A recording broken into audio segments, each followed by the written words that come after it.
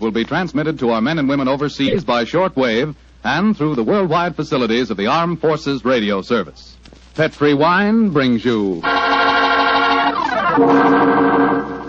Basil Rathbone and Nigel Bruce in the new adventures of Sherlock Holmes.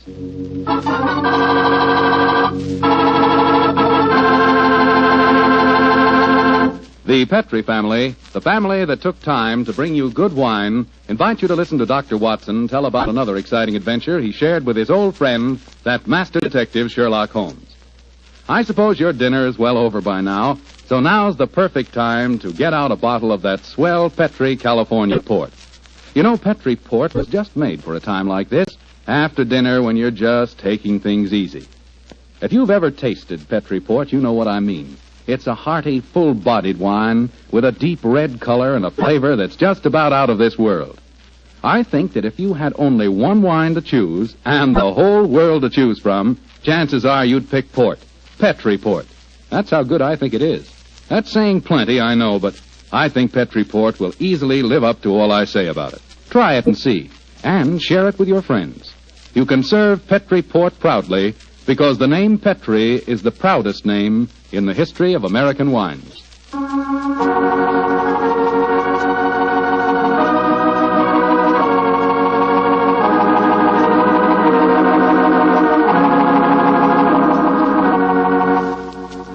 And now let's visit our old friend, Dr. Watson.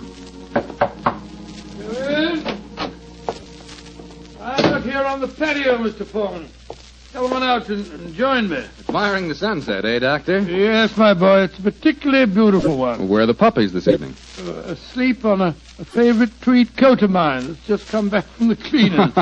And you hadn't the heart to move them, I suppose. No, I hadn't. The little fellows looked so comfortable. In fact, I sometimes wonder if these... But you haven't come here to listen to a dissertation on the behavior of dogs? Well, it is getting near story time, Doctor. Yes, of course it is. Well, just let me get my pipe properly lighted. That's it. The story I'm going to tell you tonight began in 1909. I received a telegram from my old friend telling me that he was leaving his Sussex bee farm and coming to London for a few days. I hadn't seen the great man for several months, so naturally I went to Victoria Station to meet him. As the train drew to a stop, the door of a first-class carriage swung open and Sherlock Holmes, hand outstretched, jumped down onto the platform to greet me. Watson, my dear fellow, how are you?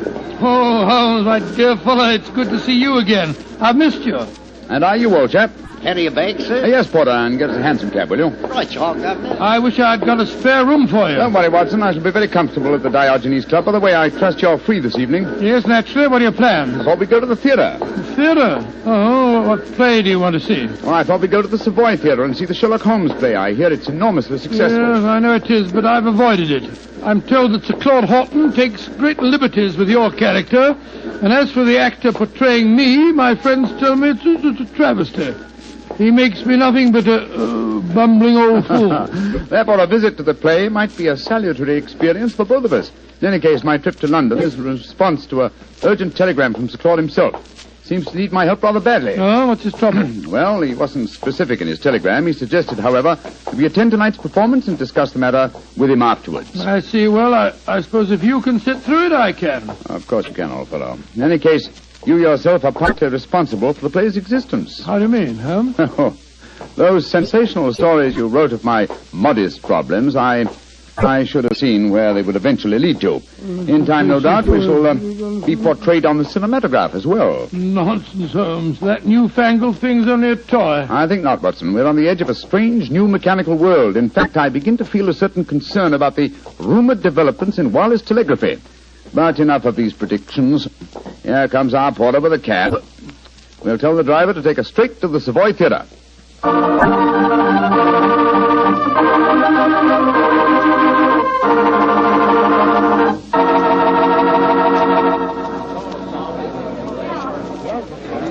Just look at that line of people at the box office, Holmes. Very flattering, old chap. Well, possibly, but I hope it doesn't mean that we've got to wait our turn and... Excuse me, gentlemen. You're Mr. Sherlock Holmes and Dr. Watson, aren't you? Yes. I thought I couldn't be mistaken. My name is Frank Ferris. How do you do, Mr. Ferris? I'm glad to meet you, sir. Sir Claude has a box reserved for you. He asked me to see that you are quite comfortable. Very considerate of him. Will you follow me, please? Thank you.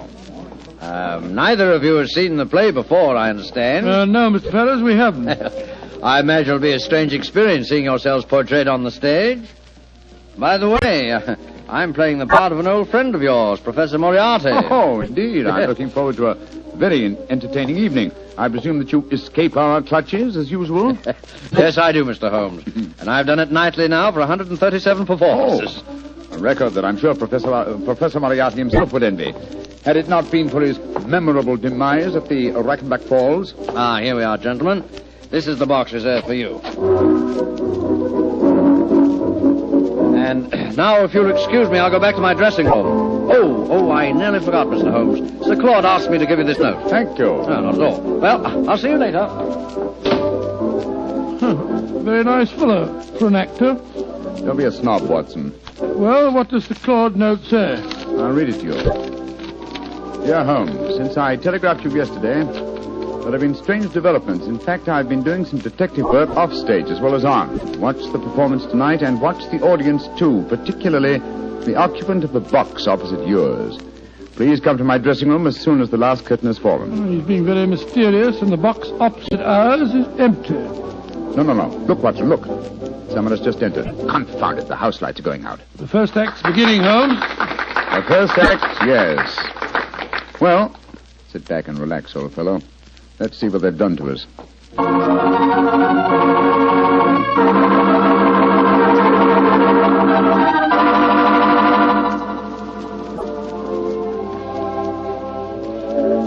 Well, and what did you think of the first act, Holmes? Huh?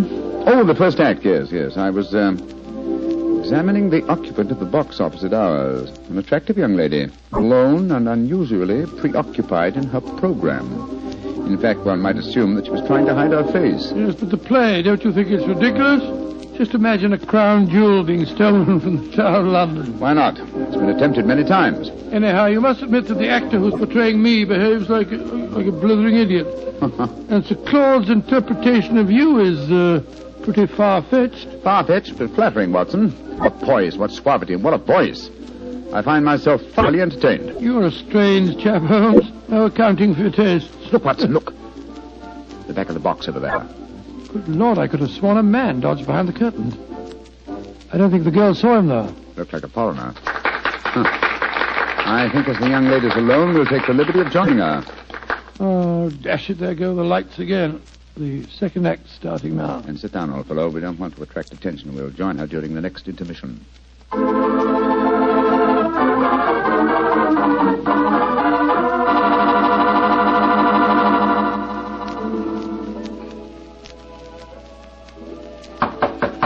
Yes, who is it?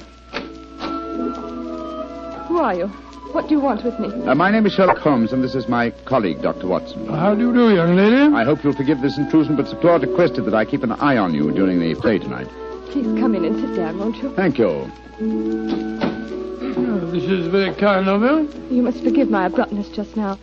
But I've just been watching Sherlock Holmes and Dr. Watson being impersonated on the stage. It's rather startling to have the real couple walk into my box. Yes, I quite understand. By the way, just before the curtain went up on the second act, I thought I noticed a man come into the back of this box and then disappear again. Were you aware of his presence? No, I didn't see him. But I know who it is. He's been following me for weeks now. Perhaps you'd like to tell us about it, Miss... Henshaw. Alicia Henshaw. Yes, I would. As a matter of fact, that's why I'm here tonight. Sir Claude Horton's an old friend of my father's. I went to ask his advice. He did some investigating himself for a few days, and then he found himself a little out of his depth, so he decided to telegraph for you, Mr. Holmes. We were going to meet in his dressing room after the performance tonight. Splendid. And now, Miss Henshaw, what is your story? It's a strange one, Mr. Holmes, though I didn't realize just how strange until I first saw this play a few nights ago. You see, my story concerns a stolen ruby. Good Lord, and tonight's play revolves around the same thing. Exactly. I might as well tell you how it all started. My brother's an officer in the British Army stationed in Egypt. Early this year, he saved the life of a very important native personage in some uprising in Cairo and was rewarded with a magnificent ruby. This jewel he sent to my Uncle Timothy and me. We're the last of the Henshaws, you see. Did your brother tell you the name of this personage? He didn't know it, Mr. Holmes. Apparently the whole affair was hushed up. I see. Please continue. Well, the trouble began shortly after Uncle Timothy and I received the ruby. A description of it was published in the papers, and a few days later a message came to us from an Egyptian, Muhammad Ali, laying claim to the stone as one stolen from his family years ago. He sent an expert to our house who examined the ruby under a lens, Mr. Holmes, and then tapped it with a hammer. It fell to pieces. It was a fraud. Gracious me, an amazing thing. I'm sure that's not the end of the story, Miss Henshaw. Oh, no, Mr. Holmes. I wrote and told my brother what had happened. He became very suspicious and suggested that I investigate the credentials of the expert that examined the stone. I think I can finish the story for you. The supposed expert was a jewel thief who substituted a paste ruby for the real one, destroyed the imitation, and walked off with the treasure. It's no trick. Of course, you haven't been able to find any trace of the supposed expert. Well, that's the funny part of it, Mr. Holmes. Uncle Timothy and I gave a description to the police, but it was a very vague one, I'm afraid. All the time, Uncle said the man reminded him of a colleague of his many years ago at the university, a professor of mathematics. He couldn't think of his name, but when we first saw the play a few nights ago, he was reminded of it. The name was Moriarty. Moriarty? But Moriarty's dead. Miss Henshaw, you say you have been shadowed for some weeks. Yes, by an Egyptian. They've stolen the ruby, Mr. Holmes. Why don't they leave me alone? That, Miss Henshaw, represents a very fascinating problem, and one that I shall be most happy to help you solve. Oh, thank you so much, Mr. Oh, Holmes. there go the lights again. The last act. Yes, the last act of this little play, but not, I fear, of Miss Henshaw's problems. Let's meet after the act in Sir Claude's dressing room, shall we?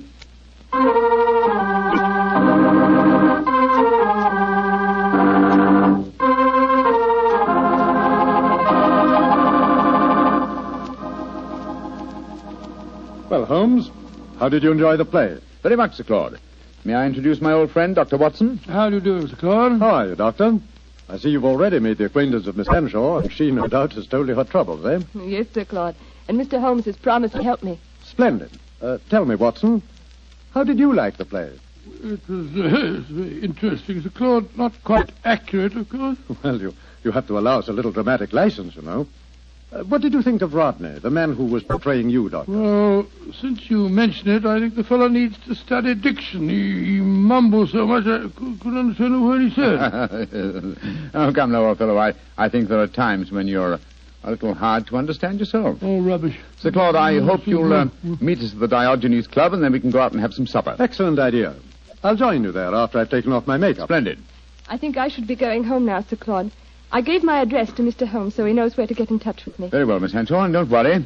I shall give your problem my undivided attention. I'll take you to your cab, my dear. Oh, there's no need to, Sir Claude. Nonsense, I insist. Goodbye. I'll be back in a moment. Right, Miss Henshaw? Good night, good night. Strange business, Holmes. What do you make of it all? Very little as yet, but it's a fascinating problem. Sir Claude really seems to have identified himself with the character of Sherlock Holmes. He gave me the impression that he feels quite capable of solving the case by himself. Oh, hello. Claude hasn't left, has he? Oh, no, Mr. Ferris. He's coming back in a moment. Oh. How'd you like the play, gentlemen? Very much. Your own performance as Moriarty was most convincing. Yes, indeed, sir. Congratulations. A couple of times there, I had a strange feeling that you really were Moriarty. Well, that's very flattering, Doctor. Oh, hello. Well, it sounds as if there's some trouble at the stage door. Hey, excuse me. Come on, Watson, let's follow him. Right. Hello, it's Sir Claude. He seems upset about something. Yes. What's happened, Sir Claude? Oh, there you are, Holmes. I'd just seen Miss Henshaw off in her cab when a foreign-looking fellow came out of a doorway and got into another cab. I heard him tell the driver to follow her. I tried to stop him, but he got away. Must be the same man that we saw in our box during the play. Sir Claude, we have her address. I think we'll drive there at once and see that she's arrived safely. We'll join you later at the Diogenes Club.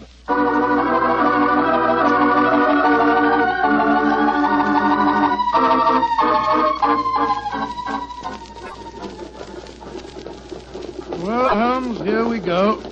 Off on another adventure. Yes, and one that may give us an opportunity of crossing swords with Moriarty once more. Oh, Moriarty's dead. He was killed when you and he fell over the precipice in 91. He was supposed to have been killed, just as I was, but his body was never found. It's impossible, or rather possible, that he returned to pour into the ears of Colonel Moran a story as unlikely and as true was the one I related to you on that April evening in 1894. One can never be sure of death, old chap, until one has touched the cold skin of a corpse.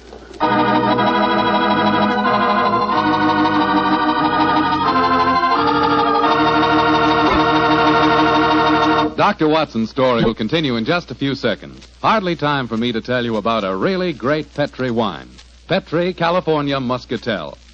Did you ever walk through a vineyard early in the morning and pick a big, juicy muscat grape right off the vine? If you've ever done that, then you know what to expect when you taste Petri Muscatel. Petri Muscatel is the color of golden sunshine with a flavor to match. Serve Petri Muscatel after dinner some evening, or serve it any time friends drop in. It's a wonderful way to express your hospitality with a wonderful wine, a Petri wine.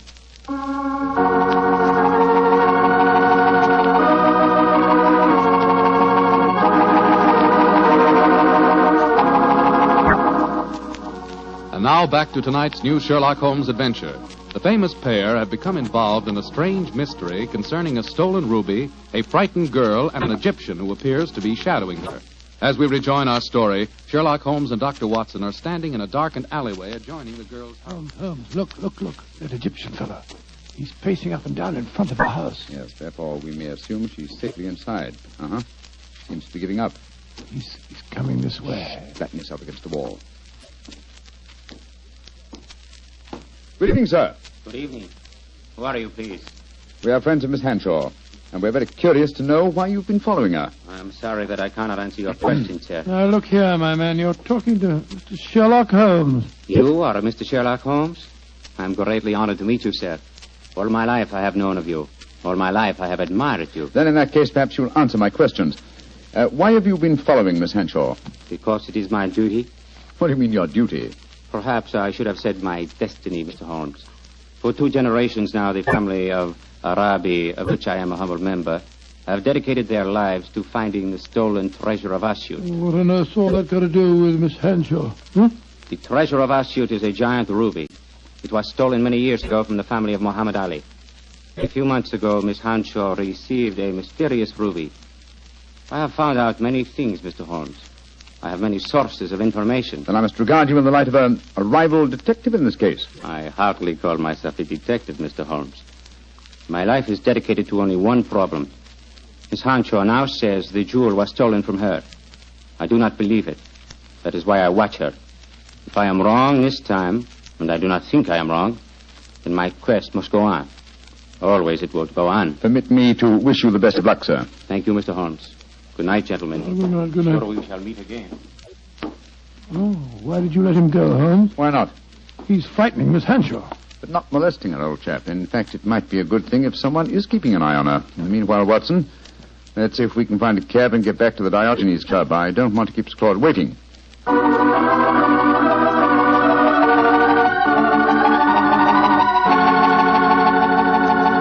Flora, has Claude Horton arrived yet? Yes, Mr. Holmes. He and another gentleman came in about 5 minutes ago. They went up to the library. The other gentleman has just left. I see. Thank you. This way, Watson.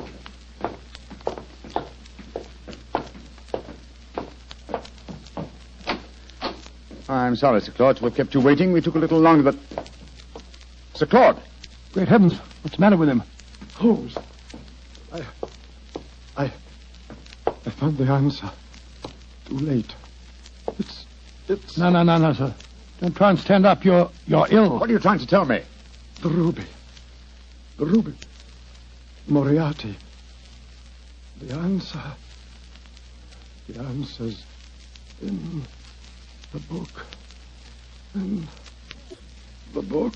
Sir Claude! Holmes! He's been stabbed. He's dead. Just as he was trying to give me a message. He was muttering something about the ruby and Moriarty.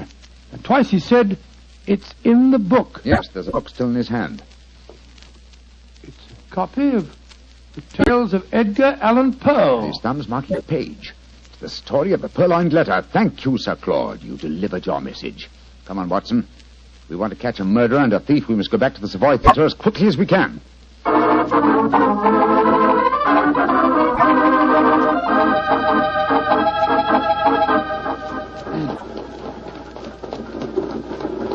Why do you suppose Sir Claude was murdered? Because I was too curious. Been investigating the problem of the stolen ruby and I found out something. Something he promised to tell me at supper, you remember? And so he was killed by a man who came with him to the club tonight. Fortunately, he gave me a clue by indicating Poe's story of the purloined letter. But I still don't see how that helps you. Well, it leads us to the ruby. The premise of Poe's story is that the most obvious hiding place is the safest. Now, what physical object was most prominent on the stage in tonight's play? By Jove. A ruby. Exactly.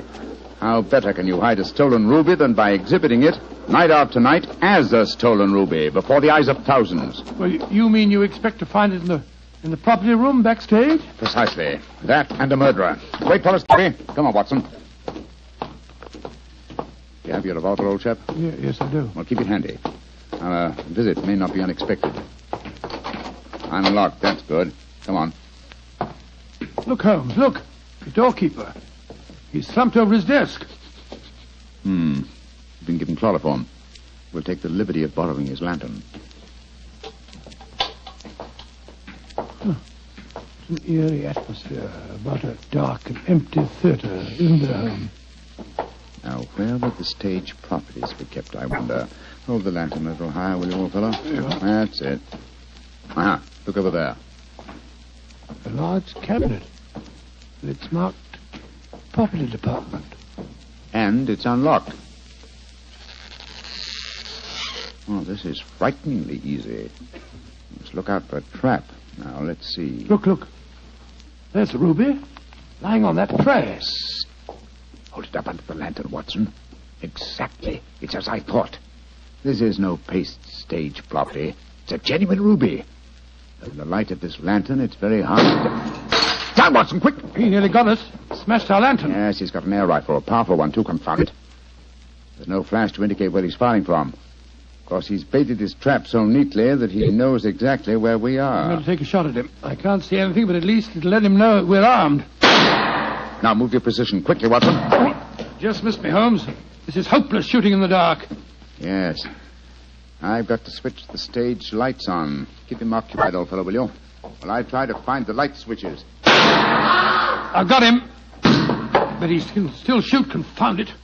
Yes, well, I found the light switch. Keep your eyes skinned, Watson. I'm turning it on. There he is, Holmes. Up in that box. Getting away. After him, Watson. You can jump over the footlights into the box.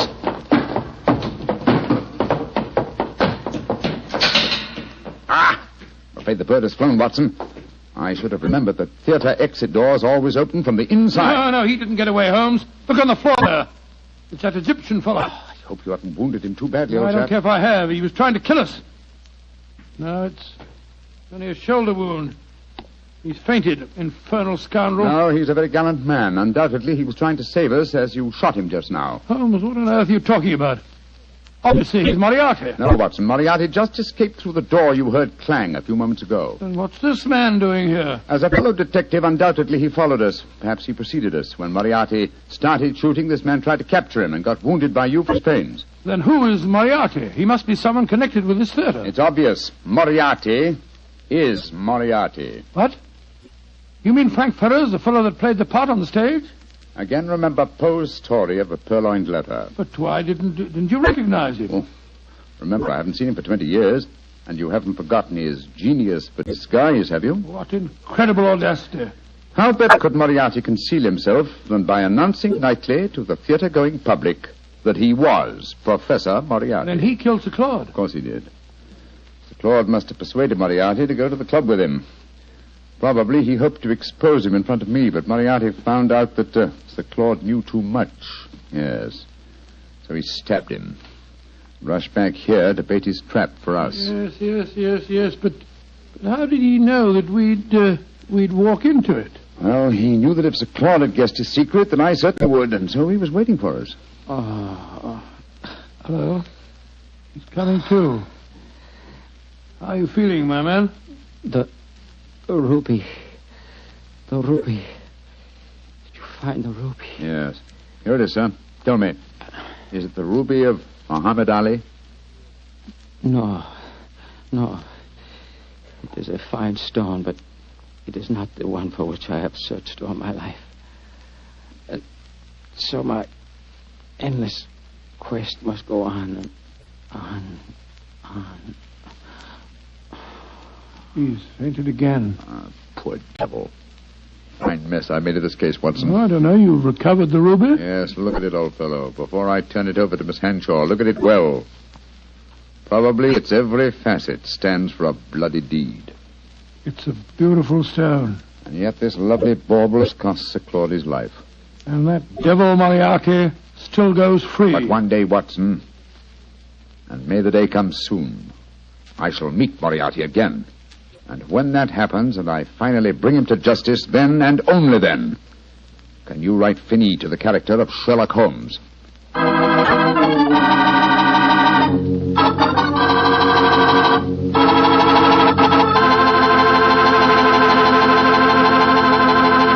Well, Doctor, that was kind of an exciting story. Tell me, did the Egyptian recover from his bullet wound? Yes, indeed he did, and rather quickly, too, Mr. Foreman. I felt very badly about shooting him, but of course I couldn't help it. Of course not. But, you know, if I had to shoot someone accidentally, I wish it could have been the actor who portrayed me on the stage. Wretched fellow mumbled all over the place. Oh, don't worry about that. After all, you did recover the ruby. Yes, and a beautiful stone it was.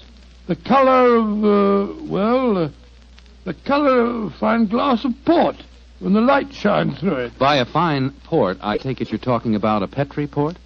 Is there any other kind? Well, all kidding aside, Doctor, Petri port, like all Petri wines, is good wine. And I can tell you why very simply. Petri took time to bring you good wine. You see, the Petri family has been making wine for a good many generations, since way back in the 1800s.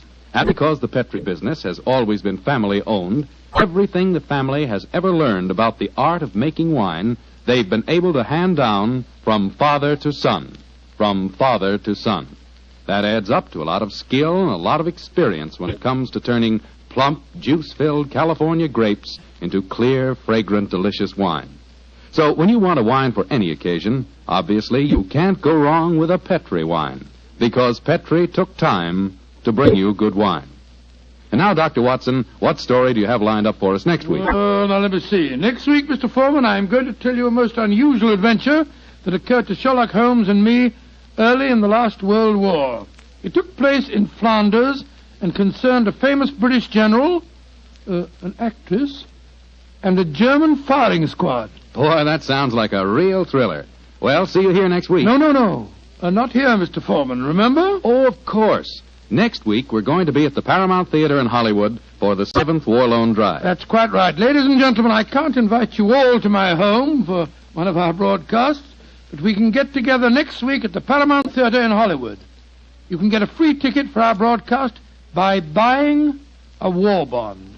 And I sincerely hope that you will do this, so that we can see you next week at this time.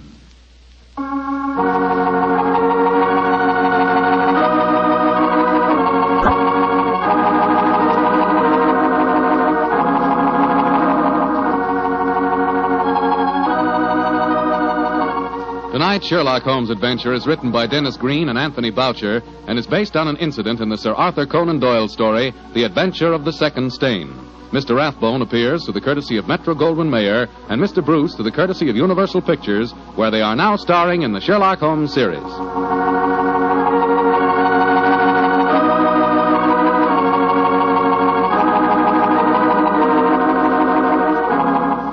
The Petri Wine Company of San Francisco, California, invites you to tune in again next week, same time, same station. Oh, the Petri family took the time to bring you such good wine. So when you eat and when you cook, remember Petri wine. To make good food taste better, remember... Petri.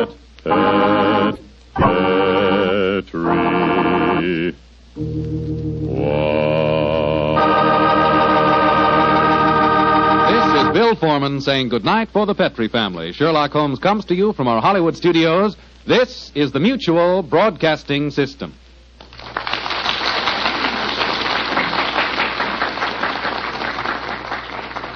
On a cold and foggy day in May of 1886, a young doctor named Arthur Conan Doyle set aside his medical practice for the afternoon, took pen in hand, and began to write a mystery novel.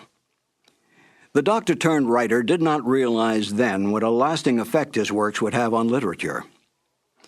Hello, and welcome to 2 more new adventures of Sherlock Holmes. My name is Harry Bartell, and I'm proud to say that I was the announcer on the Sherlock Holmes radio series starring Basil Rathbone and Nigel Bruce.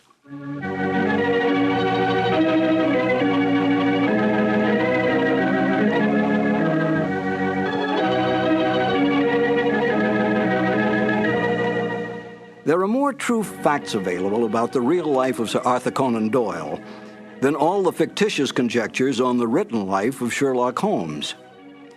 Yet it was Conan Doyle's great detective that brought the author worldwide fame. This saddened Conan Doyle, for he was really a romantic writer who wanted desperately to be recognized through his well-written historical romance novels. But it was not to be. The first short story to appear, A Scandal in Bohemia, was what made the name of Sherlock Holmes a household word. After writing but 6 short stories, Conan Doyle tired of the great detective. He wanted out. But Conan Doyle's agents, his book publisher, his reading public, and even the author's own mother continued demanding more and more Sherlock Holmes stories. Conan Doyle gave in, spending most of his time devising mystery plots for the great detective to solve, devoting only small periods of time on his other works, all of which he considered more important than Sherlock Holmes. Within months, the popularity of Sherlock Holmes spread worldwide. Conan Doyle was no fool. He knew which side his bread was buttered on, and he soon gave up his medical practice to spend all his time and energy on writing. Today, anyone can go into a bookstore and ask for a copy of Sherlock Holmes stories. Try to do that with any of Conan Doyle's other great works. Such is the power and attraction of the greatest detective of them all, Sherlock Holmes. Now, let's listen to Basil Rathbone and Nigel Bruce in one of the original Conan Doyle mysteries, The Adventure of Thor Bridge. This episode from the life of Sherlock Holmes will be transmitted to our men and women overseas by shortwave and through the worldwide facilities of the Armed Forces Radio Service. Petri Wine brings you Basil Rathbone and Nigel Bruce in the new adventures of Sherlock Holmes.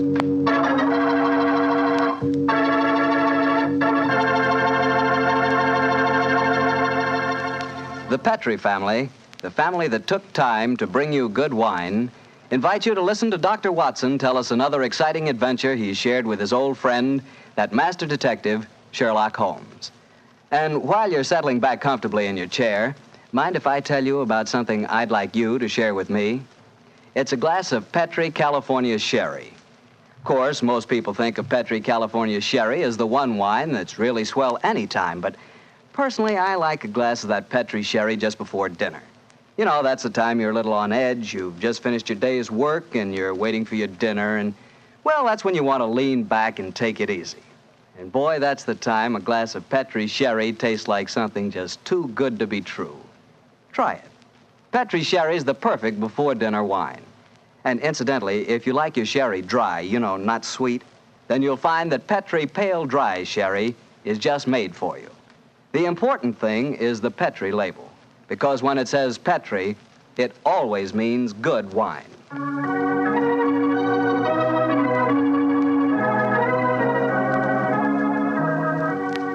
And now for our weekly visit with our good friend and host, Dr. Watson. Good evening, Doctor. Good evening, Mr. Bartell. You're a bit late. I've been keeping some dinner hot for you. Here, pull up your chair and join me. That's very nice of you. Thanks, Doctor. Are you all set with tonight's story? Yes, my boy, I'm all set, as you call it. As a matter of fact, I was going over my notes on the case just before you arrived. Last week, you hinted that a beautiful girl figured prominently in your adventure. That's quite right, Mr. Bartell. An extremely beautiful girl. In fact, I often used to say to Sherlock Holmes that if I'd been a little younger at the time, I might... Oh, well, you haven't come here to listen to my personal reminiscences. You want to hear the story that I called The Problem of Tor Bridge. That's what you promised us, Doctor. How did it begin? On a windy morning in October... In the 1890s it was. As I was dressing, I observed how the last remaining leaves were being whirled away from the solitary plane tree which graced the yard behind our Baker Street house. I descended to breakfast, prepared to find my companion in depressed spirits, for, like all great artists, he was easily impressed by his surroundings. But, to my surprise, he was in an unusually gay mood. As I entered the room, he looked up at me and, with a smile, and spoke. Good morning, my dear fellow. Hope you slept well. Splendidly, thank you, sir. I'm so glad. Well, you're very solicitous this morning.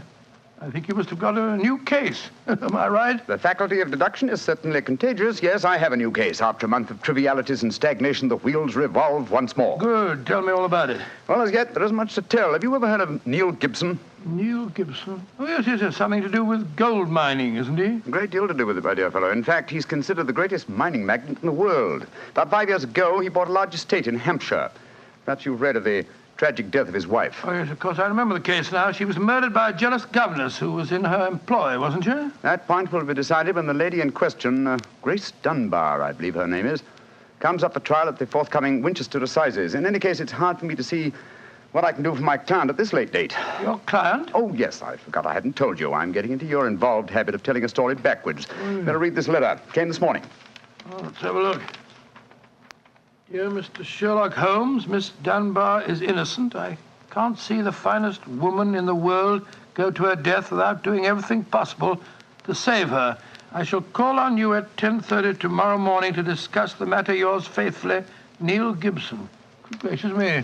There you have it, Watson. That is the gentleman I await. Do you know anything about his dead wife? Only what I've been reading in the papers. Apparently she was past her prime, which was the more unfortunate as this Miss Dunbar, who superintended the education of the two young children, is reputed to be a very attractive young lady. The eternal triangle, eh? Well, where did the murder take place? On Gibson's estate in Hampshire. His wife was found in the grounds nearly half a mile from the manor house, late at night, clad in her dinner dress with a shawl over her shoulders and a revolver bullet through her brain. Any weapon found near her? No, there were no clues found at the scene of the crime. What made them suspect the governess? Well, in the first place, there was some very incriminating evidence. A revolver with one discharged chamber, the caliber corresponding with a bullet in the dead woman's head, was found on the floor in Miss Dunbar's wardrobe. Oh, was it? Pretty damaging evidence, Holmes. So the coroner thought.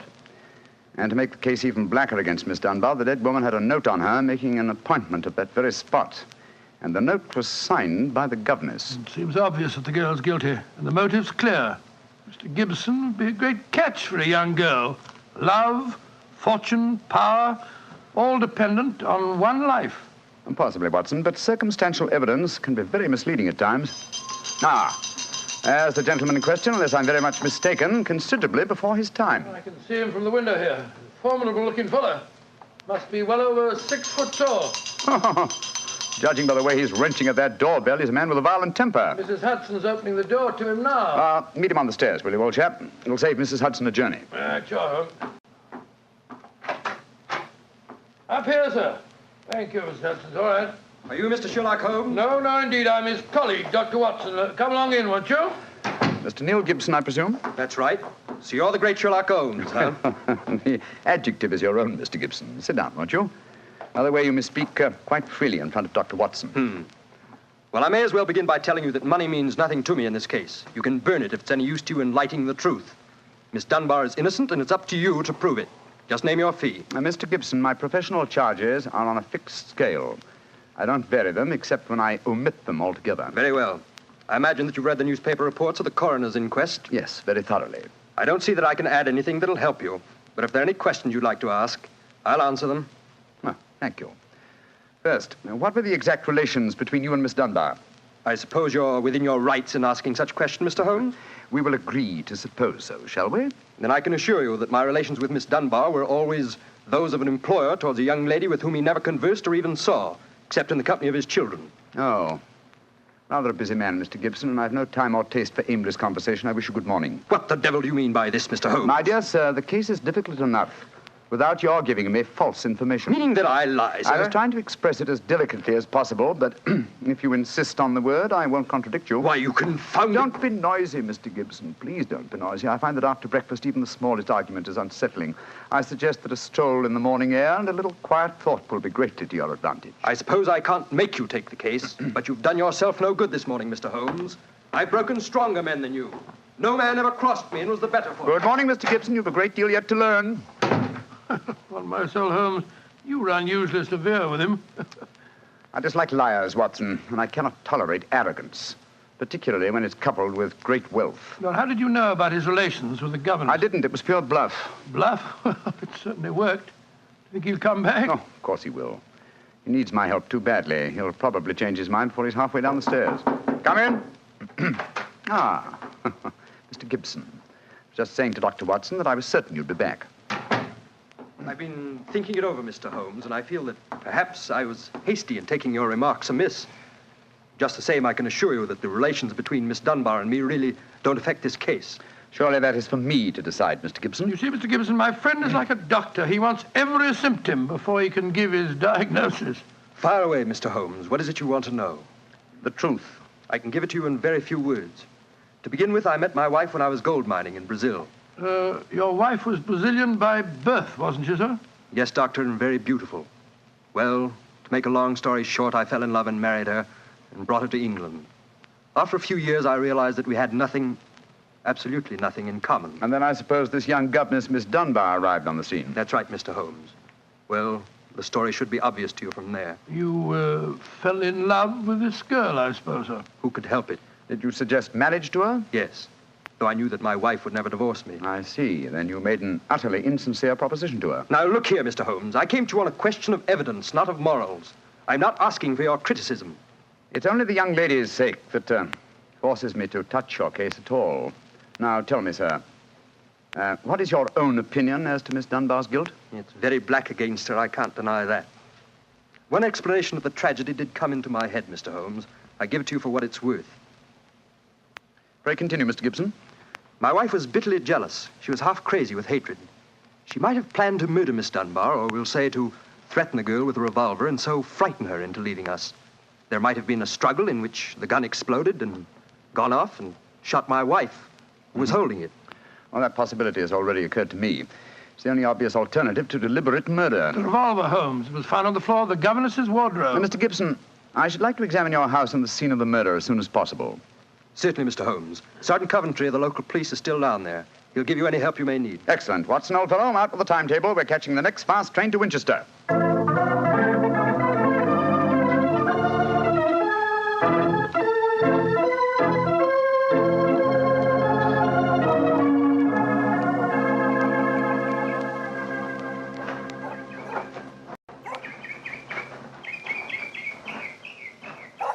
So if I have to have someone else on the case, I'd rather have you, Mr. Holmes. The yard gets called in, then we local police loses all credit for success. Generally gets blamed for the failures. Now I've heard that you play straight. I do not appear in the matter at all, Sergeant Coventry. If I can clear it up, I don't ask to even have my name mentioned. Well, that's handsome of you, I'm sure. And I know your friend Dr. Watson can be trusted, too. Oh, don't worry, my dear fellow. We won't steal any of your thunder. Well, that's nice and friendly of you, Doctor. Well, come on, gentlemen. I'll walk you down to the bridge. That's where we found Mrs. Gibson's body. It's not far from the house here.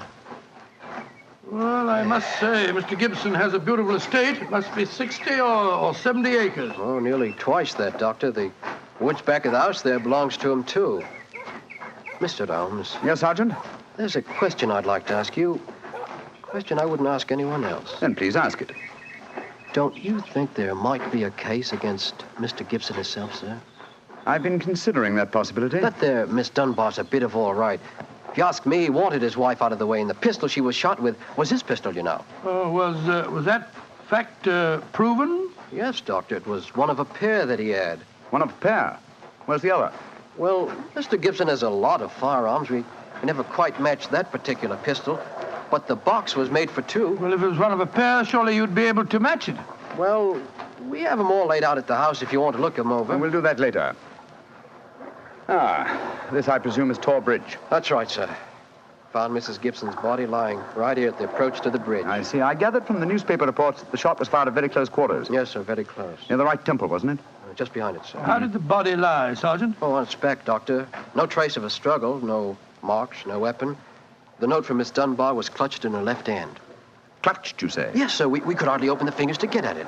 That's of greatest importance. It excludes the idea that anyone could have placed the note there after death in order to furnish a false clue. What did the note say, Sergeant? Little enough, Doctor. It just said, I will be at Tor Bridge at 9 o'clock, and it was signed Grace Dunbar. Did Miss Dunbar admit writing it? Oh, yes, sir. What was her explanation? She wouldn't say nothing. Said she was saving her defense for the trial.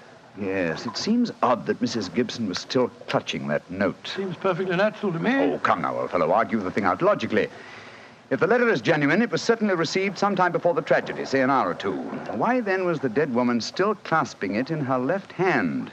Why should she carry it so carefully?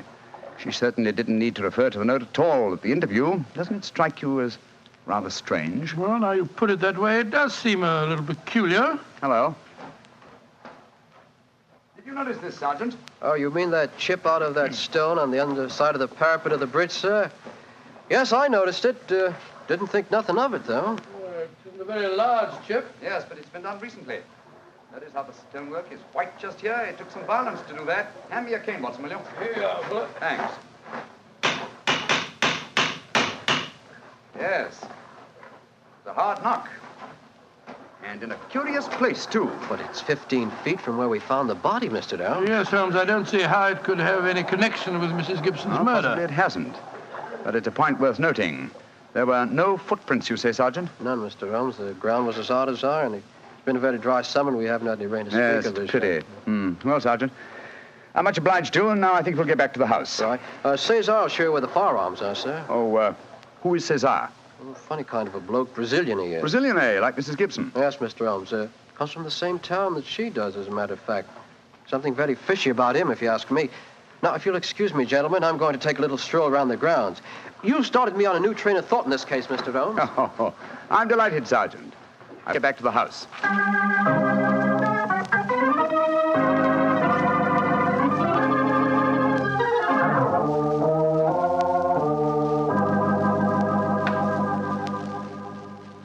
I see. And these are all the firearms in Mr. Gibson's possession, eh, Cesar? Except for the revolver that is missing from the case. Yes, so I say I see him. I've never seen such a collection of guns and revolvers in my life. Mr. Gibson had many enemies, senor. He always sleep with a loaded pistol beside his bed. He's a man of great violence. There have been times when all of us were afraid of him. Did you ever witness physical violence towards Mrs. Gibson? No, senor. I cannot say that I have. But I have heard him say many terrible things to her. She would taunt her in front of we servants. I have heard him do it many times. Thank you, Cesar. That will be all. Muito bem, senor. You know, Holmes, I still think the case against Miss Dunbar looks very black. I should agree with you if it were not for one fact. The finding of the revolver in her wardrobe. On the soul, Holmes, that seems to me the strongest evidence of all. I think not, old chap. Huh? We must look for consistency. Where there is a want of it, we must suspect deception. I don't quite follow you. Suppose for a moment that we visualize you in the character of a woman who in cold, premeditated fashion is about to murder a rival. You've planned it. A note has been written. The victim has come. You have a weapon. The crime is well done. It has been workmanlike and complete. Do you mean to tell me that after carrying out so crafty a crime, you'd be so stupid as to forget to fling the incriminating revolver to the bottom of the stream? Or perhaps in the dense reeds that border it? Would you carefully carry it home and put it in the first place that would be searched? Your wardrobe? Well, perhaps in the excitement of the moment, one... No, my dear chap, I won't admit that's even possible. When a crime is coolly premeditated, then the means of covering it are coolly premeditated also. Well, then if Miss Dunbar didn't shoot Mrs. Gibson, who the devil did? I hope I can give you the answer to that question, Watson, when we've made one further visit. Oh, Lord. Where are we going now? To prison, old chap. Prison? Yes, we're going to Winchester Prison to call on Miss Dunbar. I'm certain that the key to this strange mystery lies in her hands.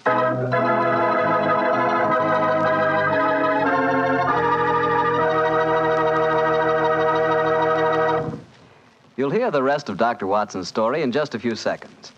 Just time enough for me to remind you that the easiest way to make good food taste better is to serve that good food with a good Petri wine. If you like a red wine, well, you want a Petri California Burgundy. If you'd rather have a white wine, then you want a Petri California Sauterne. But red or white, Petri Burgundy or Petri Sauterne, you're choosing a dinner wine that's sure to turn a simple meal into a feast. Your whole family and all your friends will love Petri, the wine that makes good food taste better.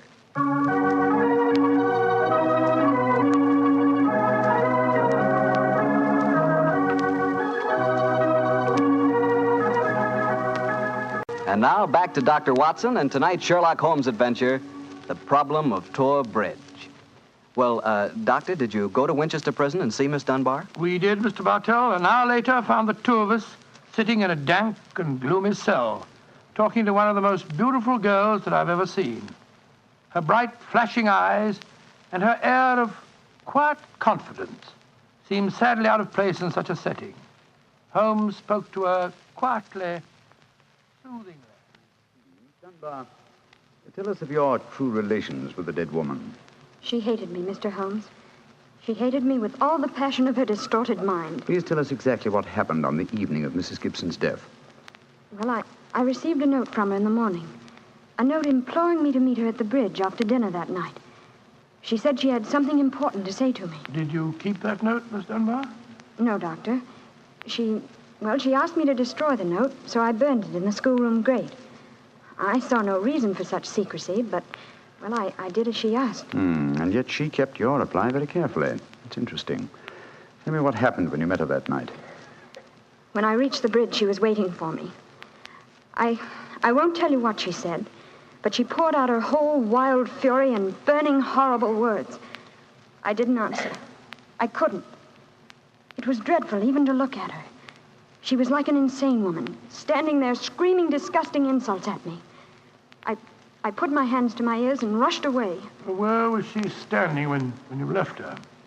Within a few yards of the spot where her body was found later.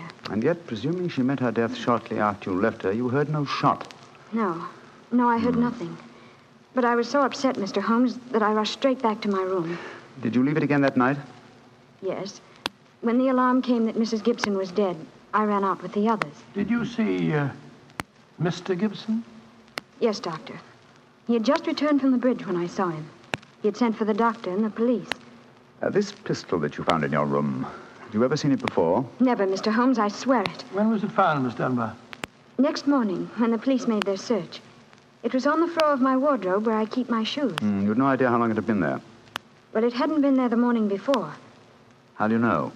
Because I had tidied up the wardrobe that day. I see. Then someone must have come into your room and placed the pistol there in order to incriminate you. I'm certain of it. Oh, when could they have done that? Well, it could have been at meal times, or when I was in the schoolroom with the children. Yes. Miss Dunbar, on examining the scene of Mrs. Gibson's death, I noticed that a piece of stonework on the underside of the parapet of the bridge had been broken away. Can you suggest any possible explanation for that? Oh, surely it must have been a mere coincidence, Mr. Holmes. Possibly. But why should it appear at the very time of the tragedy and to the very place? Could it possibly be that... Why, yes, of course. Idiot. Why didn't I think of it before? Come along, Watson. Where are we going, Holmes? Back to Thor Bridge, old fellow. As fast as we can get there. What have you found out, Mr. Holmes? The answer to this mystery, I hope, my dear young lady. You will get news before the day is out. And meanwhile, take my assurance that the clouds are lifting and that the light of truth is breaking through.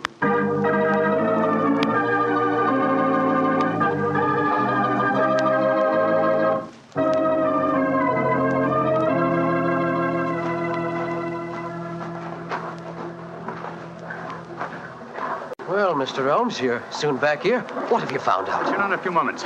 You got my message? Oh, yes, sir. Here you are. Ball of twine. What you wanted for, I can't imagine.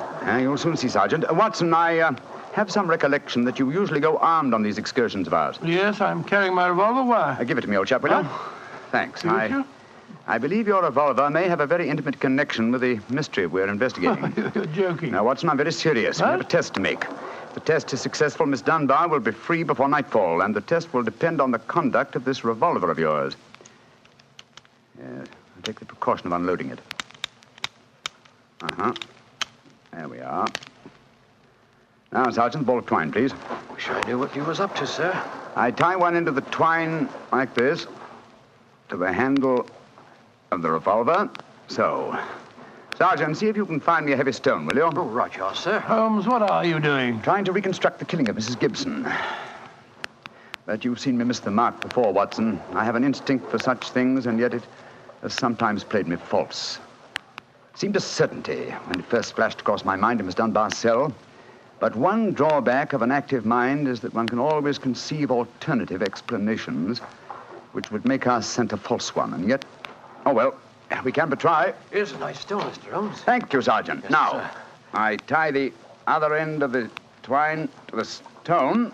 Wait a minute. Like that. Splendid.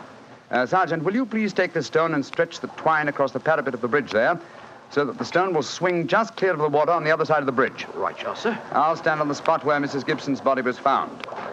That's it, Sergeant. Over the parapet. How's that, Mr. Holmes? The stone swinging about 8 feet above the water. Splendid.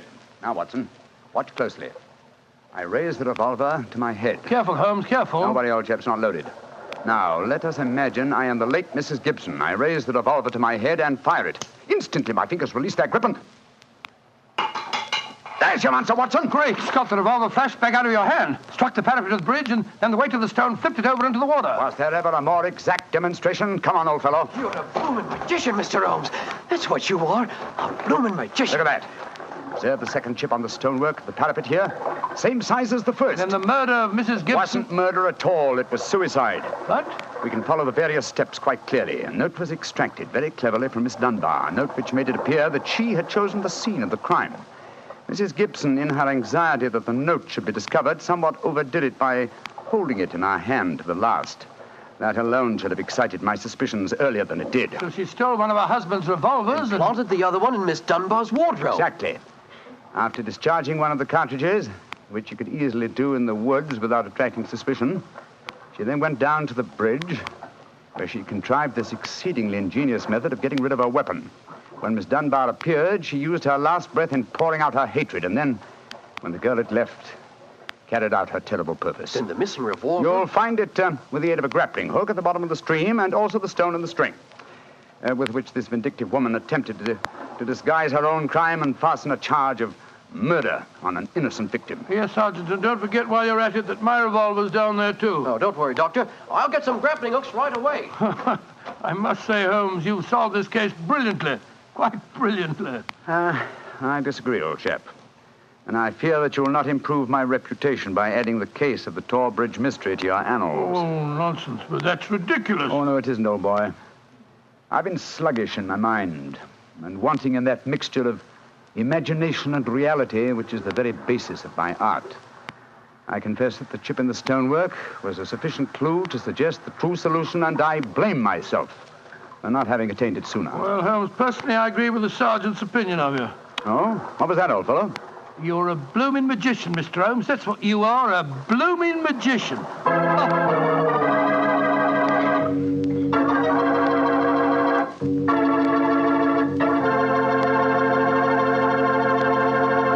Well, Doctor, Holmes really was a magician. That is, if you did find Mrs. Gibson's revolver and your own in the string. Oh, we found them all right. You don't think I'd tell you the story otherwise, do you? What do you take me for, anyway? Well, now that you ask, I'll tell you. I take you for a very charming gentleman, a wonderful storyteller, and a fine host. Oh, that's very nice. Really, Well, you are a gentleman of the old school. And you do tell a fine story. You flatter me, you... And you are a perfect host. That meal we had tonight was wonderful. Oh, it was, eh? And, that wine, what kind was it? It was Petri wine, and you know it. And I should have known that you were leading up to something. Mr. Bartell, you should be ashamed of yourself. You will do anything to get a chance to talk about Petri wine. Oh, I can't say I don't blame you. Well, honestly, Doctor, I meant everything I said. But you don't really want me to stop talking about Petri wine, do you? After all, it's worth talking about, isn't it? What other wine is made with the loving care that goes into Petri wine? Don't forget, Petri wine is made by the Petri family. Winemaking is their business. Why, they've been making wine for generations, handing down from father to son, all their skill and knowledge and experience. You can be sure the Petri family really knows plenty about the fine art of turning luscious grapes into delicious wine. That's why, whether you want a wine for before dinner, with dinner, or for any time, you can't go wrong with a Petri wine, because Petri took time to bring you good wine. And now, Dr. Watson, what new story are you planning to tell us next week? Well, next week, Mr. Bartell, I'm going to tell an adventure that Holmes and I had amid the oriental magnificence of a Maharaja's palace in India. India? Sounds intriguing.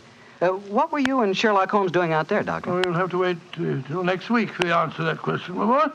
But I can tell you that it was one of the weirdest problems that we ever had to solve. I call the story The Vanishing Elephant.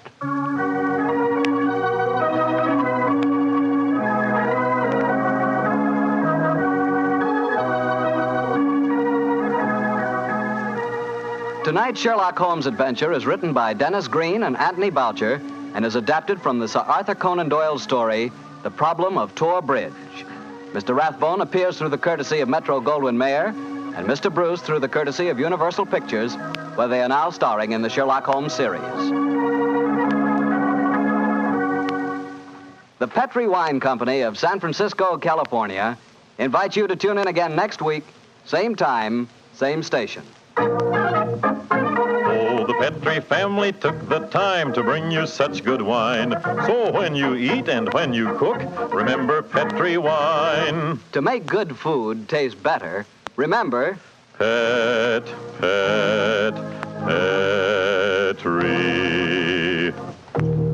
wine.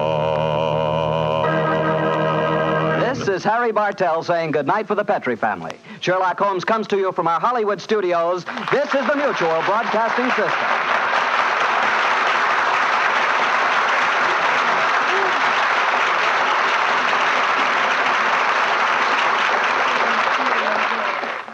Of course, many of you are already familiar with this intriguing mystery story, but this is the first time in over 40 years that Basil Rathbone and Nigel Bruce have had the pleasure of once again entertaining you with Sir Arthur Conan Doyle's original story, The Adventure of Tor Bridge.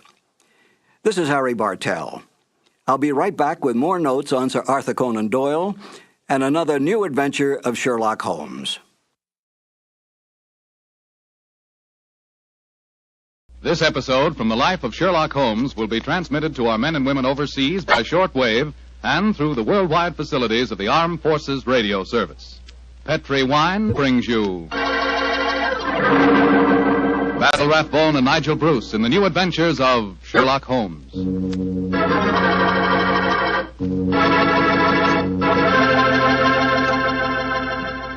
The Petri family, the family that took time to bring you good wine, invite you to listen to Dr. Watson tell us about an exciting adventure he shared with his old friend, that master detective Sherlock Holmes. And so while you're getting comfortable, I'd like to tell you about an old American custom. The custom of serving a glass of sherry wine before dinner. Petri, California sherry. You know, Petri sherry is to a good meal what the overture is to a good musical comedy or an opera. Before you sit down at the dinner table, just pour yourself a little glass of Petri sherry and sip it slowly. Look at that beautiful amber color. Smell the fragrance of those sun-ripened grapes. And taste that fine sherry flavor. You'll agree with me, I'm sure, that Petri sherry is the best beginning a good meal ever had. And say, if you happen to like your sherry dry, as I do, you'll really like Petri Pale Dry Sherry. Believe me, you can't go wrong with any wine that bears the name Petri, the proudest name in the history of American wines.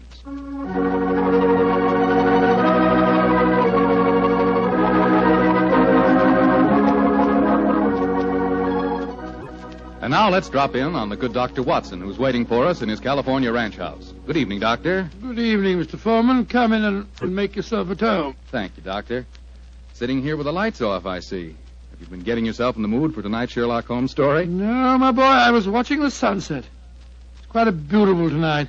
Aye, Doctor, the sun set over an hour ago. Yes, I know that, young fellow, my lad. I know that. But at my age, a fellow's entitled to take a little snooze after dinner, isn't he? Of course he is, Doctor. And now that we've settled that, how about tonight's story? Well, a very beautiful girl figured prominently in this adventure, Mr. Foreman. Her name was Jasmine Lafleur. Huh? You say that again, Doctor, please? I know, my boy, but that was her stage name. When she was a magician's assistant, unfortunately, I never had the opportunity of seeing Jasmine Lafleur in the theater. But I'm told that she was a fascinating figure in tights and spangles.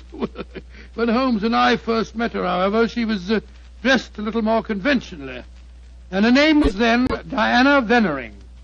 Lady Vennering. Lady Vennering? Say, those tights and spangles really paid off, didn't they?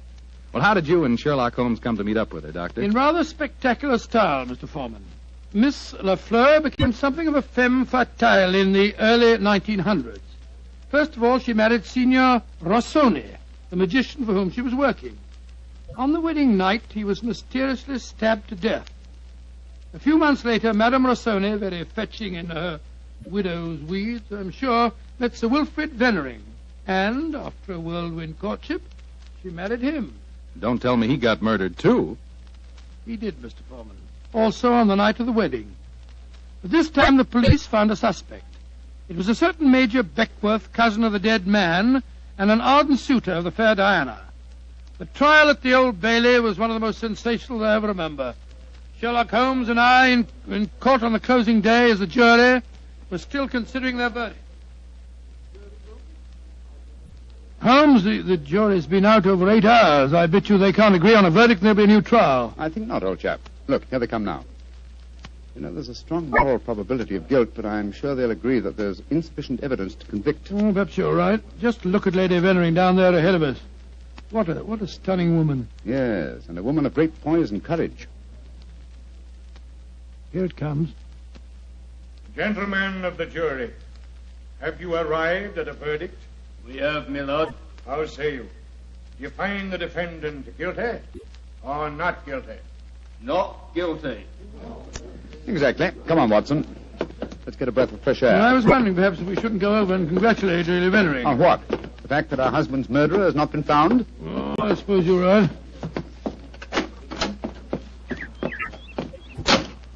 You ever read the book of Tobit, Watson? Tobit? I don't think so. When was it published? Oh, a little before our time, old chap. It's an Old Testament story. Whatever made you think of it at this moment? Well, it's so remarkably apposite with the case of Lady Vennering. It deals with a highly peculiar series of murders, 7 of them, if I remember correctly. Who was the murderer? A jealous demon by the name of Asmodeus, who strangled husbands on their wedding nights. Well, judging by the verdict just now, Major Beckworth isn't the Asmodeus, or whatever you call him in this case.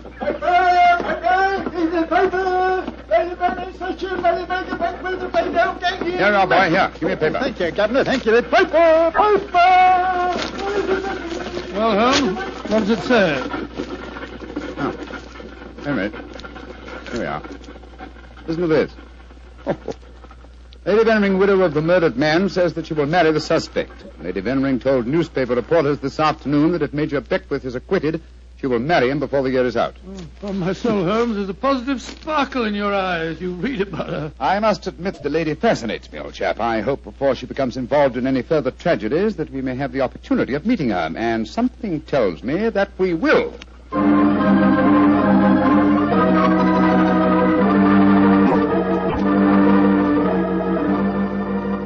The Sunday papers are certainly having a field day over the Vennering case, Holmes. Did you read them? No, I didn't, Watson. There's a complete life history of Lady Vennering, and one of them with photographs. It's rather interesting. Really? What are you doing over there, Holmes? Looking out of the window. Ah, yes. You expecting anybody home? No, come over here, old fellow. Oh, it's a clergyman. Yes, a very agitated one. Look at the way he's pacing up and down, and looking up at our window, too. By Jove. What eyes? Yes, there's a fanatical look about him, which suggests either the martyr at the stake or the inquisitor lighting the faggots. Mrs. Hudson's letting him in now. Well, I'll be interested to know what he's come to us about. I can hear footsteps on the stairs here. I'll go and have a look. How do you do, sir? Come along in, won't you? It's all right, thank you, Mrs. Hudson. You're Mr. Sherlock Holmes? I am, sir, and this is my colleague, Dr. Watson. My name is Whalen, the Reverend Arthur Whalen. How do you do, sir? How do you do, sir? Sit down, won't you, and tell me what I can do for you. Thank you. Mr. Holmes, this is a very difficult subject to broach. In fact, it's only after intense personal conflict that I've been able to force myself to come to you. May I ask you, are you familiar with the Book of Tobit? Book of Tobit? Gracious me. You were talking about that yesterday, Holmes. I see that you've come to consult me about the Vennering case. But that's amazing. How did you know?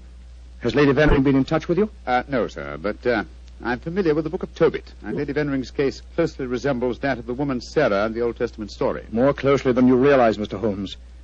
Did you know that before each one of Lady Vennering's husbands was killed, They received a threatening note? Yes, I recall that from the trial. Signed in some sort of gibberish, weren't they, sir? No, Doctor. Yesterday I was permitted for the first time to examine one of these notes. The apparent gibberish was in reality ancient Hebrew writing. Indeed.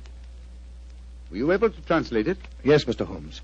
In effect, it said, "If you go through with this marriage, your hours are numbered." And it was signed Asmodeus. Oh. The name of the jealous demon who strangled husbands in the Book of Tobit. Exactly. Just why have you come to me, sir? I want you to talk to Diana, to Lady Vennering, to tell her she must not go through with this new marriage. Murder is stalking her, Mr. Holmes. I have argued with her, prayed with her, implored her to realize her danger. But she is adamant.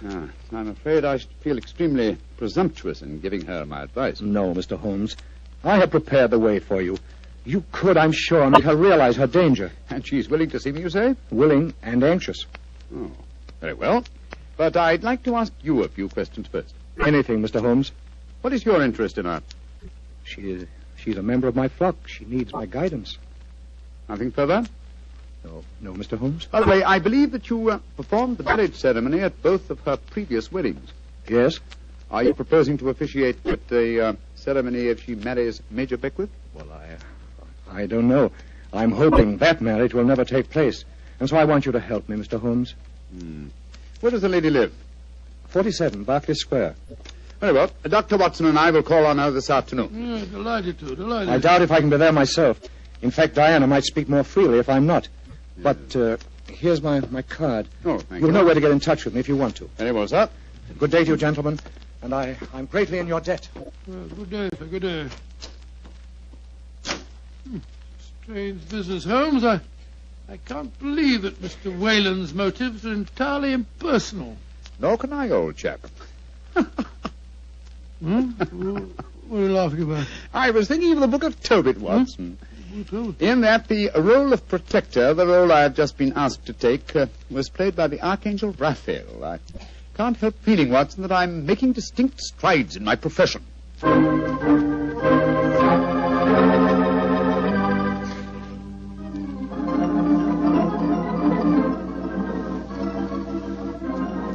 Mr. Sherlock Holmes, I'm so glad to meet you.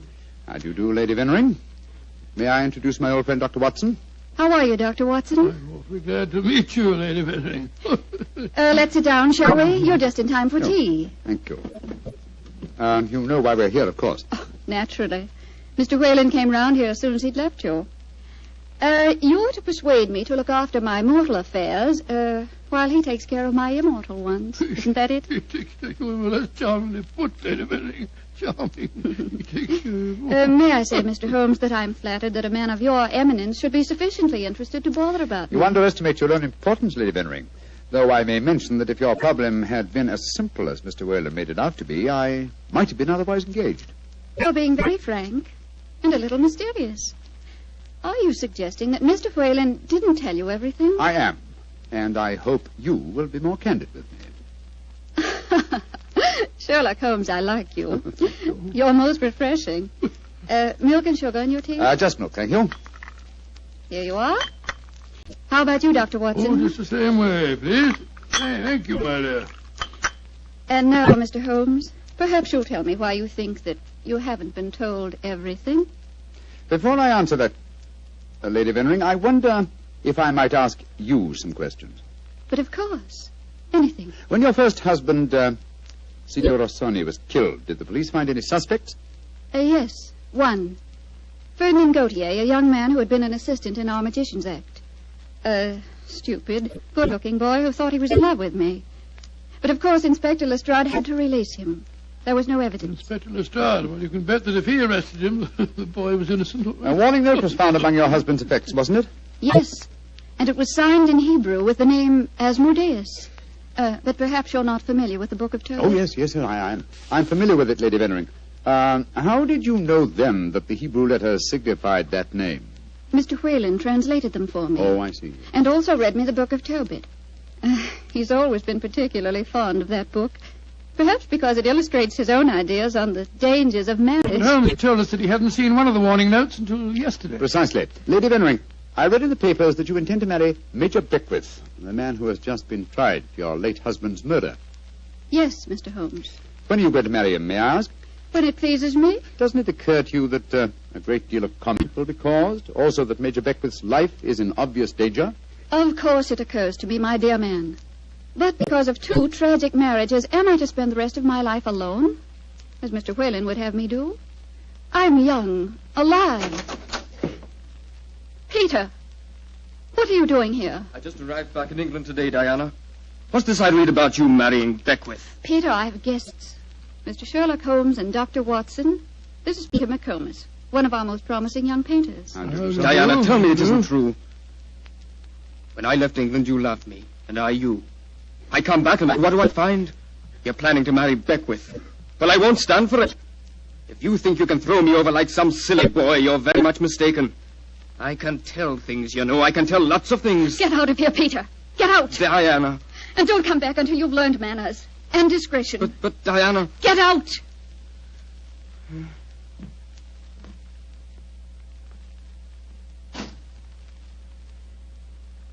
I'm sorry, gentlemen. Were there any more questions you wanted to ask me, Mr. Holmes? One, Lady Bennering. Where is your fiancé, Major Beckwith? He's upstairs. I'm letting him stay here until the scandal of the trial has died down. I must see him at once. At once? Why, Holmes? He's in no danger until the marriage takes place? The marriage has taken place, Watson, unless I'm very much mistaken. What makes you think so, Mr. Holmes? You're much too discreet and intelligent, Lady Bennering, to let him stay here in your house unless you were already married. We were married this morning. But we planned to keep the fact a secret for a few months until the scandal had died down. May I talk to him, please? Of course. I'll ring for the butler and ask him to come down. May I ask, madam, who married you? The Reverend Arthur Whalen, of course. Oh, and all the time he talked to us today, he knew perfectly well this marriage had taken place. He must have just come from it. I don't trust that man, Holmes. Oh, there you are, Hudson. I just rang for you. Will you ask Major Beckwith? Excuse me, milady. I was just on my way to telephone the police. The police? What do you mean? It's Major Beckwith, milady. He's been stabbed to death in his bath. Mr. Beckwith murdered, too. Hudson, I'll telephone the police. By now, I'm rather well acquainted with Inspector Lestrade. Excuse me, gentlemen. What a dreadful business, Holmes. A third husband murdered on his wedding day. But what a woman, Watson. She's superb, magnificent. What on earth do you mean, Holmes? What courage. What unconquerable spirit in the face of a fresh tragedy. Watson, she fascinates me. I haven't seen such a splendid female since we solved that case for the King of Bohemia.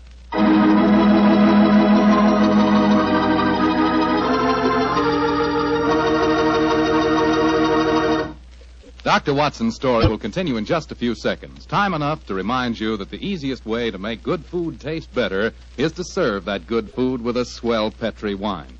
And there are 2 Petri wines in particular just made to go with food. Petri California Sauterne, a delicate white wine with a subtle flavor that's perfect with chicken and fish. And Petri California Burgundy, a hearty, rich red wine that's out of this world with any meat or meat dish. So if you want to know just how good a cook you are, serve your good food with Petri wine made to go with it. A Petri Burgundy or a Petri Sauterne.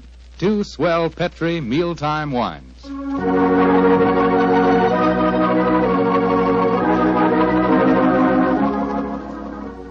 And now back to tonight's new Sherlock Holmes adventure. The famous detective and his old friend Dr. Watson have become involved in the affairs of thrice-married Diana, one-time magician's assistant. Each of her husbands has been mysteriously murdered on his wedding day, the latest murder occurring on the same day that Sherlock Holmes and Dr. Watson are brought into the case. As we rejoin our story, it's a month later, and for some obscure reason, Sherlock Holmes seems to have lost interest in the case, though not in the beautiful Diana. Mr. Holmes. Yes, Lestrade? It's over a month now since Major Beckwith was murdered, and we haven't found a single clue to work. Do you expect me to supply the deficiencies of Scotland Yard? Well, it's unlike you not to help us, Mr. Holmes. And after all, you and Dr. Watson were in the house when it happened. If you ask me, the murderer's either McComas, that Irish painter, or the clergyman Whalen. What do you think, sir? As far as I'm concerned, the case is closed, Lestrade, and I wish you'd stop bothering me. What do you think I am? Nothing but a detecting machine? Mr. Holmes, whatever's come over you?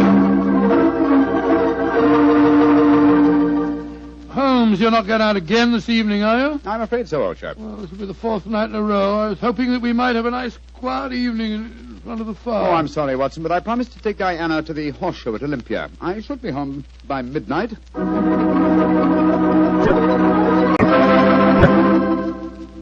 Mr. Holmes. Yes, Mr. Whalen? You're seeing altogether too much of Diana. She seems to be completely under your spell. But you introduced me to her in the first place, with the request that I keep an eye on her. I made a great mistake. As her spiritual protector, I'm afraid I must ask you to stop seeing her. I'm afraid I must ask you, sir, to mind your own business. I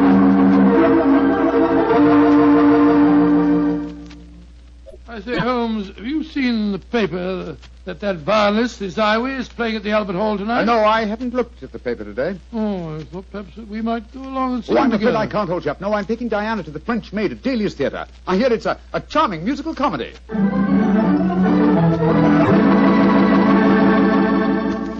Look here, Holmes. We've been friends for a good many years now. Very true, old fellow. And I think I'm entitled to speak to you straight from the shoulder. Of course you are, Watson. Very well, then. This Diana Beckworth. Oh. Yes, it's your own business, I suppose, but I can't bear to see her making such a fool of you. You've neglected your work entirely since you met her. You get about as though you were a young fellow of 20. What's come over you, Holmes? Stop pacing about, old chap, will you, and sit down. In fact, it might be a good idea if you fortified yourself with a nip of brandy from the Tantalus there. What I'm about to tell you may be something of a shock. Watson, Diana and I are getting married tomorrow. What did you say, Holmes? I'm getting married tomorrow. But, you're insane. Oh, that's not very flattering, Watson. Anyway, I don't see why you should be so surprised. You yourself married and left Baker Street once, didn't you? For you, Holmes, a confirmed woman hater. No, my dear Watson. No, indeed, no.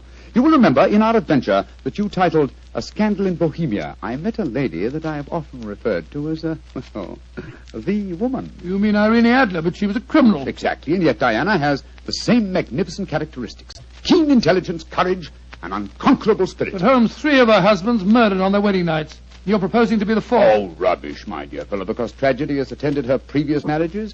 Is she to go through life alone? Holmes, you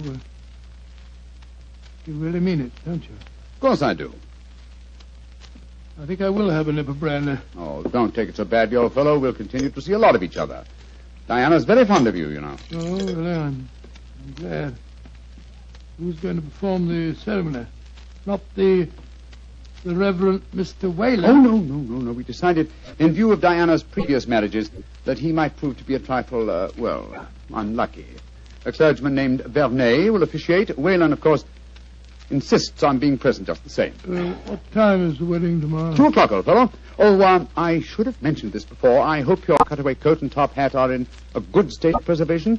You'll be a pretty prominent figure at the ceremony, you know. You mean that... Well, I mean that if Sherlock Holmes gets married, who else could be his best man but his old friend, Dr. Watson? It's elementary, my dear fellow, elementary.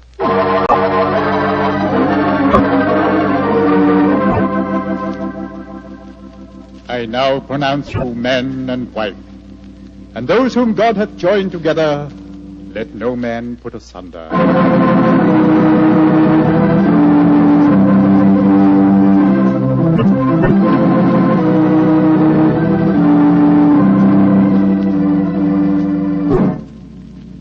Diana, I'm going to claim the privilege of the best man and give you a kiss. Of course you shall, Doctor. It's you, Holmes. You're Miss Lucky Fuller. Of course I am, old chap. Sherlock, I'm going upstairs to change my dress now. Very well, Diana. I'll be up shortly. I'll see you later, Dr. Watson. Very well, Mrs. Holmes. Holmes, I never thought I'd live to say that. Watson, old fellow, I'm worried. Worried today? Oh, my dear fellow, what's the matter? Well, just before the ceremony, I received one of those warning notes signed by Asmodeus. Oh, you better be careful, Holmes. I think I'll slip out and have a pipe or two on the matter. Yes. Look after my guests for me, will you? And keep your eyes open. And your ears. Yes, I will indeed. There you are, Mr. Whalen. Would you care for a glass of champagne or punch or something or other? Thank you, no, Doctor. I'm in no mood for celebration. I'm certain that Diana has made a shocking mistake. Well, really, sir, I don't think... I only came here in a last-minute attempt to dissuade her. Now that I've failed, I shall leave. Good day, sir. Bless your soul. Dr. Watson? Oh, hello, McComas. Where's Mr. Holmes? We'll be back in a few minutes. Would you care for a glass of champagne, sir? Well, thank you. I should like to drink a toast to the pair. I've been in love with Diana for years, you know, but she wouldn't marry me, and well, I suppose I might as well make the best of it. I must say your friend Sherlock Holmes seems like a splendid fellow. He is indeed, McComas. In fact, I may say... Excuse me, sir. All right, Holmes, I'm coming. Up here. What is the matter, Holmes? Follow me, lock the door behind you. Allow me to introduce you to the demon Asmodeus, Watson. Unfortunately, at the moment, she's in a faint.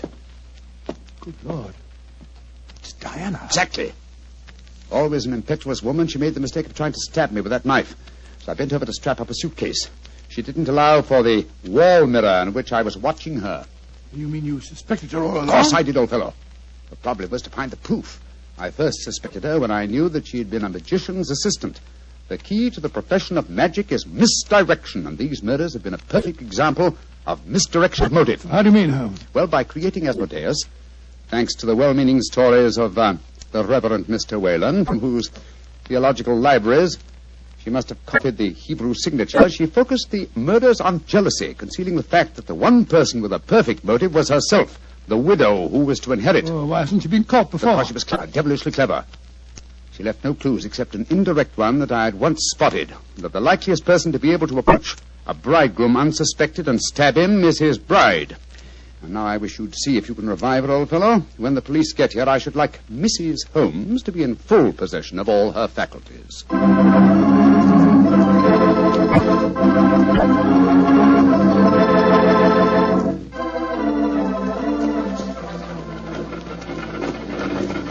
Well, Holmes, I must say I never expected to be driving back with you to Baker Street on your wedding day. I can't tell you how happy I feel. Dear old Watson, you really thought that I deserted you, didn't you? Oh, naturally. I wish you'd told me the truth. Why couldn't tell anyone? Not even you.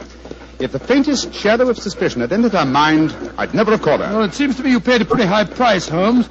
You told me you made a will in her favor. Supposing something happens to you before her trial, she'd get the money, you know. Oh, the will? Oh, no, that was worthless. I told Diana that it was a holographic will and perfectly valid. Well, what on earth is a holographic will? A will drawn up in one's own handwriting on a piece of perfectly plain paper.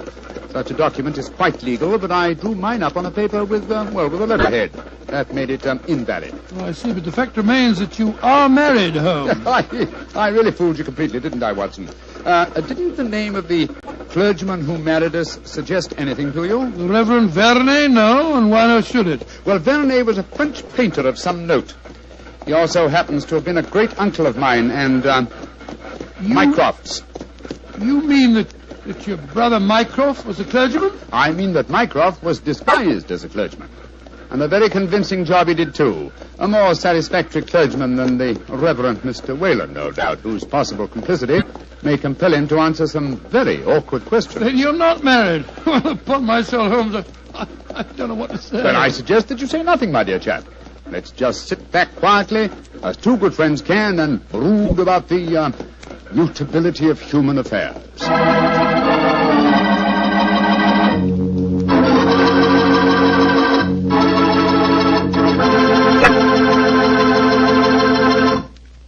Well, Doctor, tonight's adventure was really a little extraordinary, to say the least. Holmes sure had a narrow escape. Doubly narrow, Mr. Foreman, doubly narrow. He not only escaped the jaws of death, but he also escaped the clutches of matrimony.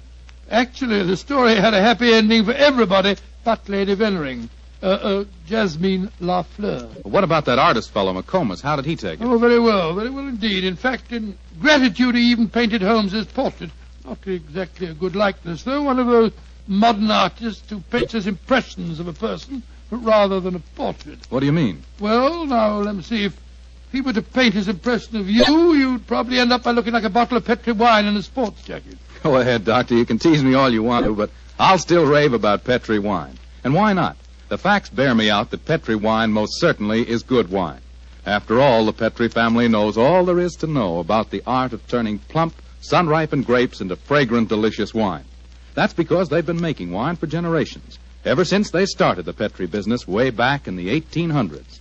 And because the making of Petri wine is a family affair, the family has been able to hand down from father to son, all their skill and knowledge and experience. And believe me, that adds up to plenty. So, no matter what type of wine you prefer, one to serve with meals or a wine for any special occasion, choose one of the fine Petri wines. You can't miss, because Petri took time to bring you good wine. And now, Dr. Watson, what story do you have lined up for us next week? Well, now, let me see, Mr. Foreman. I'm going to tell you about a strange adventure that began by my taking a wild cab ride through the moonlit streets of London and ended with Holmes and me being trapped in a luxuriously furnished cellar below a furniture warehouse down by the waterfront.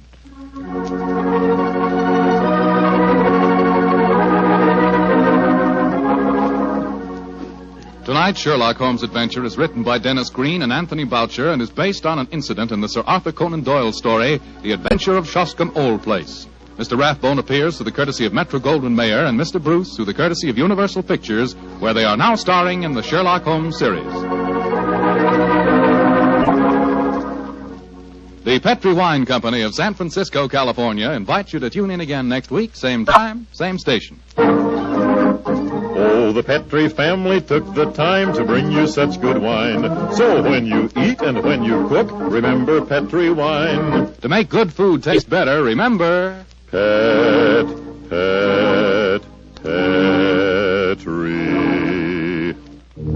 wine. This is Bill Foreman saying goodnight for the Petri family. Sherlock Holmes comes to you from our Hollywood studios. This is the Mutual Broadcasting System.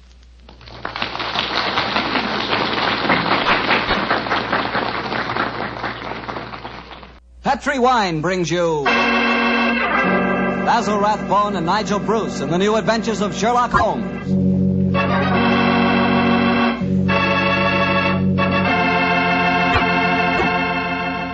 The Petri family, the family that took time to bring you good wine, invite you to listen to Dr. Watson tell us another exciting adventure he shared with his good friend, that master detective, Sherlock Holmes. And I'd like to tell you about my favorite time of day. It's just before dinner. You know, when the family's all sitting around in the living room and wonderful things are cooking in the kitchen? Ah, that's for me. And boy, that's the time for a glass of sherry. Because Petri California sherry really makes waiting for dinner a pleasure. That Petri sherry is the perfect before-dinner wine. Just look at its beautiful amber color. And then taste that wonderful Petri sherry. What a flavor. Petri sherry has a rich, nutty flavor that's right from the heart of sun-ripened grapes. And if you like your sherry dry, you know, not sweet, you'll want to get Petri Pale Dry Sherry. Or better yet, taste them both. Don't buy one, buy two. Those letters P-E-T-R-I on the label are the personal assurance of the Petri family that Petri sherry is truly good wine.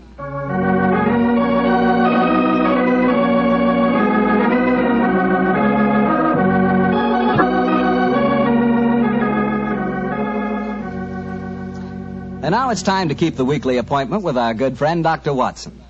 How are you this evening, Doctor? I never felt better, thank you, Mr. Bartell. Draw up your usual chair and make yourself comfortable. Thanks. That's it. Oh, I see you've had the old tin dispatch box out again. I suppose you've been going through your notes on tonight's new Sherlock Holmes adventure? Yes, Mr. Bartell, and I think you'll find it as pretty a little problem as we ever encountered. The story began in 1887, a very busy year for us, my boy. It was the same year that Holmes solved the case of the Amateur Mendicant Society, who held their meetings in a luxuriously furnished vault below a furniture warehouse. Oh, I remember that story, Doctor. And wasn't 87 the year you both escaped from death in the Paradol chamber? It was indeed. You've got a very good memory, Mr. Bartell. The story I'm going to tell you tonight topped off this unusually exciting year. It was late in October, and the equinoctial gales had set in with exceptional violence. All day the wind had howled and the rain had beaten against the windows of our Baker Street lodgings. Finally, it was nearly midnight, as far as I remember. The storm grew higher and louder, and the wind in the chimney sobbed like a child. Suddenly, much to our surprise, the doorbell jangled, and a few moments later, our midnight visitor stood before us. He was a man of about 45, and as he looked about him anxiously in the glare of the lamp, I could see that his face was pale and that his eyes heavy, like those of a man who was weighed down with some great anxiety. And yet when he spoke, his tone was businesslike and almost aggressive. I've come to you for advice, Mr. Holmes. That's easily obtained. And help. That is not always so easy. Help the gentleman off with his coat, will you, Watson? Yes, indeed. Here you are, sir. Let me hang it up for you. Thank you, sir. I heard of you, Mr. Holmes, from Major Prendergast. Oh, yes. He said that you could solve anything. Oh, I'm afraid he said too much. But you've never been beaten. I've been beaten 4 times, sir. 3 times by men and once by a woman. But supposing you sit down and introduce yourself. My friend's name is Watson, Dr. Watson. How do you do, sir? How do you do, Doctor? My name is Lovelace, Edmund Lovelace. And what brings you to me at this hour of the night, Mr. Lovelace? I'm in terrible trouble, Mr. Holmes. You don't know anything about me, but if you'll accept my case, you can save 4 lives. I wouldn't say that I know nothing about you, sir, though it's true that I know little beyond the somewhat obvious fact that, you're single, that you keep a dog, but not a manservant, and that you are much preoccupied with your business, which I take to be some form of insurance. Oh, come. Oh, steady. Now, what is this? Well, magic? I'll wager that my friend's right, though. Isn't he, Mr. Lovelace? Perfectly. But I'll be hanged if I can see how he knows it. It's a practical application of logic, sir. The briefcase that you carry might at first indicate a barrister or some other professional man, but your brusque, businesslike manner counteracts that suggestion. An insurance broker who must visit clients at odd hours is the likeliest man to combine that manner with a briefcase at midnight. But the wife and the manservant, and the fact that I'm preoccupied with my business. Your cufflinks don't match, sir. Each is from a different pair. That would suggest preoccupation, and it's a mistake that neither a wife nor a manservant would have allowed to pass. Yes, but how about the dog? Oh, surely that's obvious, Watson. Well, I can't see it. I shall let you ponder on that matter while Mr. Lovelace tells us his problem. Mr. Holmes, are you as interested in preventing a murder as in solving one? Well, naturally I am, Mr. Lovelace. Even more so. But please tell me your story. I live with 4 cousins of mine in an old house in Camberwell. My grandfather left the house and a sizable fortune to the 5 of us on condition that we lived together and maintained the family unity. It probably won't surprise you to know that we've grown to get pretty much on each other's nerves. Well, what happens if one of you dies, Mr. Lovelace? His share is divided among the others, Doctor. Oh, yes. The wonder to me is, sir, that not that a murder may take place, but that it has not happened long ago. Who's responsible for the administration of the estate? My cousin Gerald. He's much older than the rest of us, and he's a thoroughly unpleasant, cantankerous man. Yeah. He gets an extra share in the estate as administrator, and in consequence he doesn't work. We feel, of course, that he lives off us, and we're continually quarrelling with him about it. Well, sounds like a jolly household, I must say. There's going to be trouble, Mr. Holmes, I know it. Gerald hates us, and he's jealous of our share in the estate. You spoke of preventing murder just now.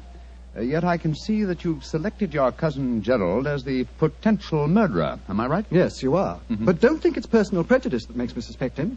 I have good reason for doing so. Oh, what reason? This evening, just before dinner, I helped Gerald off with his top coat and went to hang it up for him. As I did so, I heard a strange metallic clink in one of his pockets. I slipped my hand inside it and found a hypodermic syringe and a small phial of liquid. I opened the phial and smelled it. Gentlemen, it reeked of bitter almonds. Bitter cyanide, eh? And what did you do? I thought of destroying it, but I realized that would put him on his guard, so I replaced it in his pocket. Of course, I warned the others, and we decided that I'd come to you. I had to see a most important client tonight, or I'd have been here earlier. Yes, it seems odd that you didn't come directly to Mr. Holmes as soon as you'd made the discovery, Mr. Lovelace. After all, if a potential murderer is walking about with a pocket full of cyanide, I should have thought that itself was more important than business. Well, Yes, I suppose it might seem so to you, Doctor. Now, that's a most interesting stick you carry, sir. May I examine it? Of course. Here. Oh, thank you. Now I see how you've deduced that Mr. Lovelace had a dog, Holmes. There are the marks of the dog's teeth on the stick. Yes, my dear Watson, but these marks under scrutiny give us even more specific information. He's a large dog. You've had him for some years, Mr. Lovelace, and he's now old and feeble. Well, you're perfectly right, but I'll be hanged if I can see how you can tell that from looking at a walking stick. This stick is covered with teeth marks, therefore it has been carried many times by the dog. Now, it's a heavy stick, so only a large dog could have carried it. And the teeth marks also indicate a large jaw. The older marks are deep sunk. Look here. The fresh ones, where the wood has not yet darkened, are shallow. Yes, it's obvious that the jaws are losing their strength. That's very clever of you, Mr. Holmes, but I don't see what it has to do with the case in hand. Oh, neither do I, Holmes, I must confess. No, surely it tells us that your story, Mr. Lovelace, may bear a less terrifying implication than you think. On the other hand, its implication may be even more terrifying. Though it's late at night, I feel that any further delay in this matter would be extremely dangerous. I suggest that you get a cab and come to your house in Camberwell at once.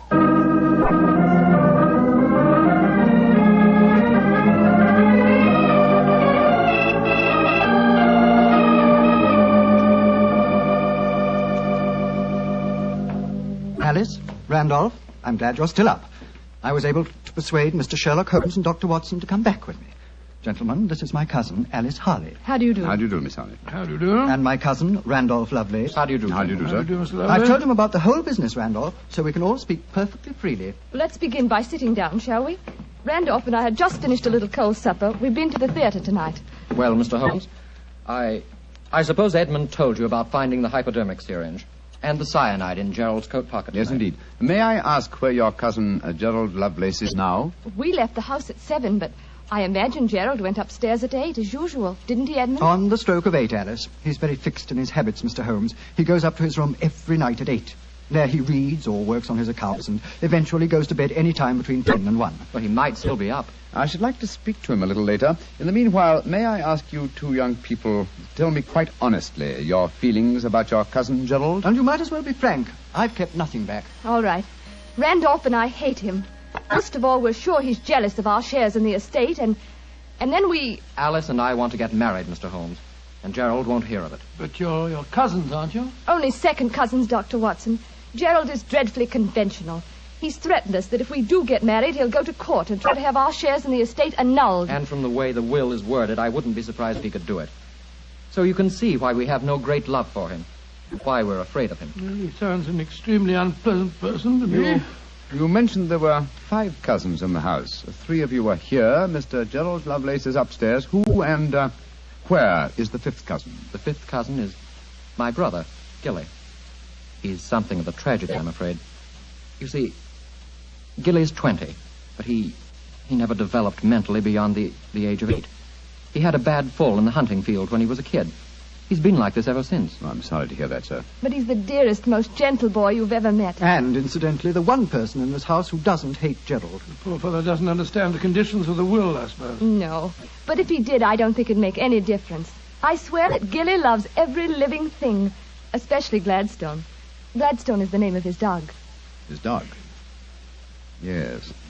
The dog may be the key to this whole matter. The dog? What makes you say that, Holmes? When a man brings a quick and painless poison home to a household containing an old and feeble dog, it's more than possible that he has obtained that poison, quite legitimately, to give the dog a merciful death. To kill Gladstone? Oh, no! After all, Alice, dear, he is old and almost blind But, now. Mr. Holmes, if you think Gerald brought home the poison to put Gladstone out of the way, well, and I admit it sounds perfectly logical, what made you decide to come here tonight? Because I dare not even guess what you may have done by including the thought of murder in this situation. Where is your brother Gilly?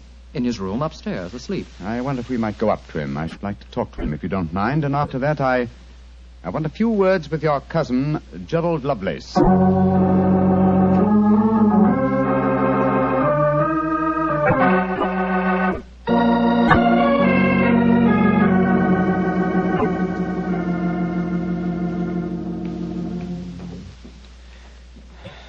He's asleep, Mr. Holmes. Yes, with a dog in his arm. I'm afraid we'll have to waken him. Gilly? Gilly? That's all right, Gladstone. We're not going to hurt him. Gilly? Who is it? Oh, hello, Alice. Who are these men? They've come to take Gladstone away. No, Gilly, we haven't. Oh, of course not, Gilly. We've just come to admire him. Your brother's been telling us what a fine dog he is. Oh, that's different. Isn't he beautiful? I just had such a wonderful dream about him. Such a wonderful dream. What was it, Gilly? Well, he was all young again. Just a puppy. He was chasing a rabbit across a cliff top. And I was running with him. Oh, Gladstone looked so beautiful. Didn't you, old boy? Of course you did. And you know, the rabbit went down a hole, and Gladstone went down after him. And I went down after Gladstone. And we all had tea with the rabbits. Oh, it was so funny. They all had little green hats on. Hats with feathers. I wanted Gladstone to try one on, but he wouldn't. So sleepy. Come on, Gladstone. Let's go back to the tea party. Poor kid. His world may be a great deal more pleasant than ours, Watson. That's what I'd like to think, Mr. Holmes. Now I'd like to have a few words with your cousin Gerald. His room's at the end of this corridor. I'm afraid Gilly wasn't much help to you, Mr. Holmes. On the contrary, young lady, he told me exactly what I wanted to know. Here we are. This is Gerald's room. There's no light under the door. He must have gone to sleep. And I'm afraid we must waken him, too. Must be a heavy sleeper. But he isn't. He's a remarkably light one. Come on, let's go in. Strike a match, will you, old fellow? Sure. The gas mantle's at the head of his bed, Dr. Watson. Yeah. Well, he's lying on the outside of his bed. He must be... There's blood on the pillow. Great Scott, Holmes. The back of his skull smashed in. He's been murdered. Oh, no! Horrible! Yes, Watson, but not from the blows on his head. Look here on the table by his bed. A hypodermic syringe and a broken file. Yes, a broken file. Reeking of bitter almonds. Poor devil. Well, I won't pretend I liked him. But what a ghastly way to die. All they that take the sword shall perish with the sword. So the scriptures say, Mr. Lovelace. The very suspicion of the killing has brought murder to pass. Well, it's too late to prevent it. Our job now is to find the killer and see that he's brought to justice.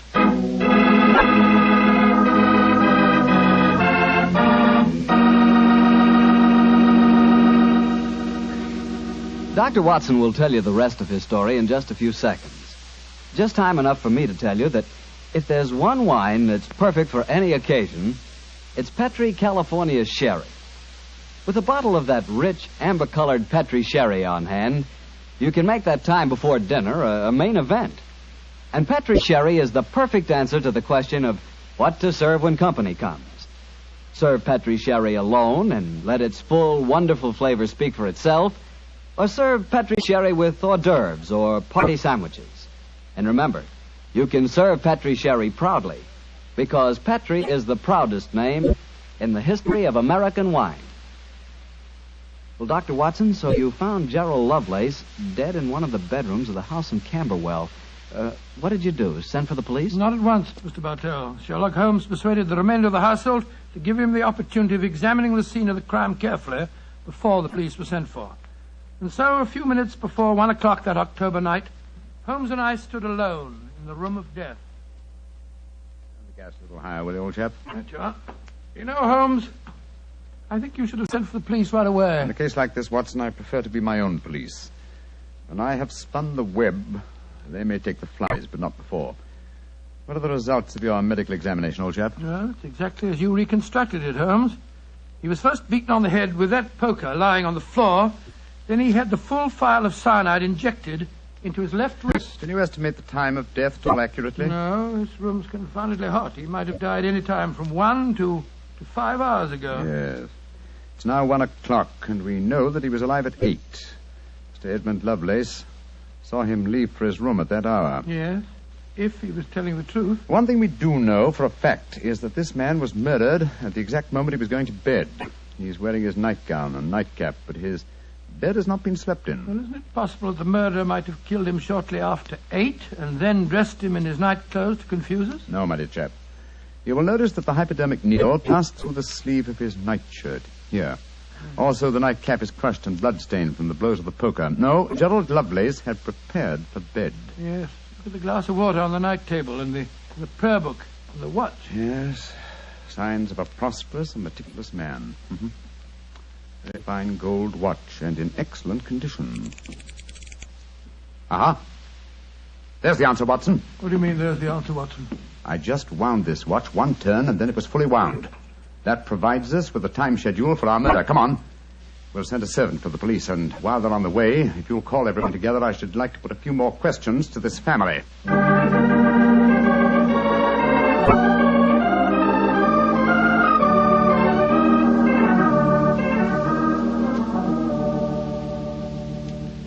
Before the police arrive, I should like to hear your statements again very carefully, if you don't mind.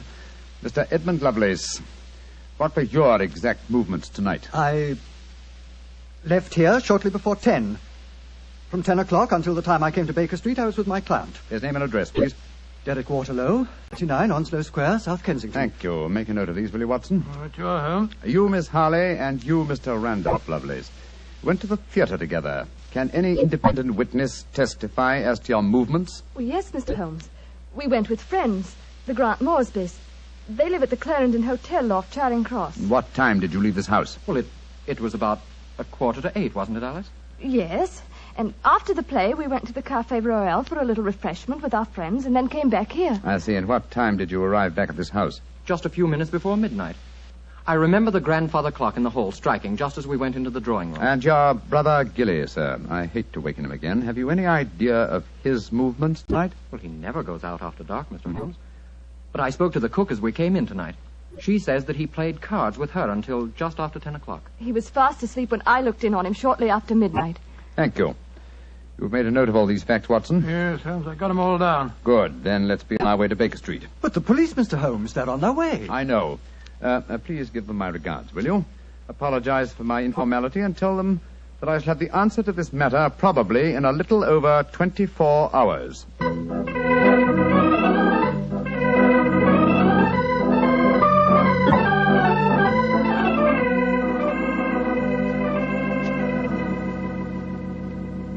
Holmes, here it is well after midnight. You haven't done a thing on the Camberwell case. No, but you have, old chap. You've checked on all the time alibis and found them valid. I'm much obliged to you. Yes, Inspector Lestrade was here tonight, you know, and he made some pretty caustic remarks, I can tell you. Oh, didn't you inform him that I'll have the answer to the problem before many hours have passed? Yes, I did, but you know, Lestrade, he wanted action. He shall have it. Is the watch still running? Yes, there's another thing. What'll Lestrade say when he finds that you took the dead man's watch? I've no idea. Oh, why did you take it anyway? You sound sleepy, old chap. Yes, I am confoundedly sleepy. Well, why don't you go to bed? What are you going to do? Continue my vigil with my pipe and the watch of a dead man.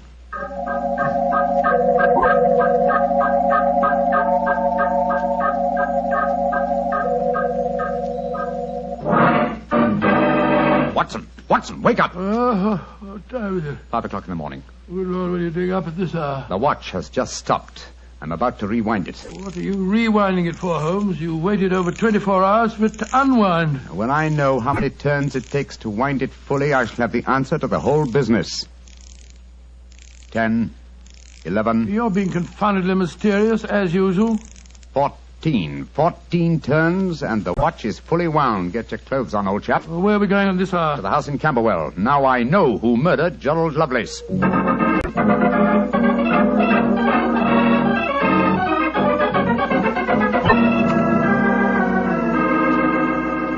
Mr. Edmund Lovelace, I'm glad you let us in. Please take us up to your young cousin's room at once. Gilly? What do you want with him? I'll explain in a moment. Please take us up to him. Oh, of course, but what brings you here at this hour of the morning? Mr. Holmes knows who murdered your cousin. Well, I'm glad to hear it. It's more than the police seem to know. They were here half the night cross-examining us. Here we are. I don't think we'll bother to knock.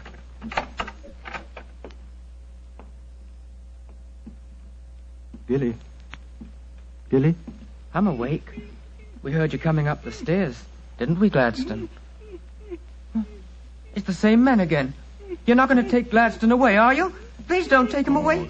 Don't worry, Gilly. We're not going to touch him. Oh, all right, then. Oh, Gilly.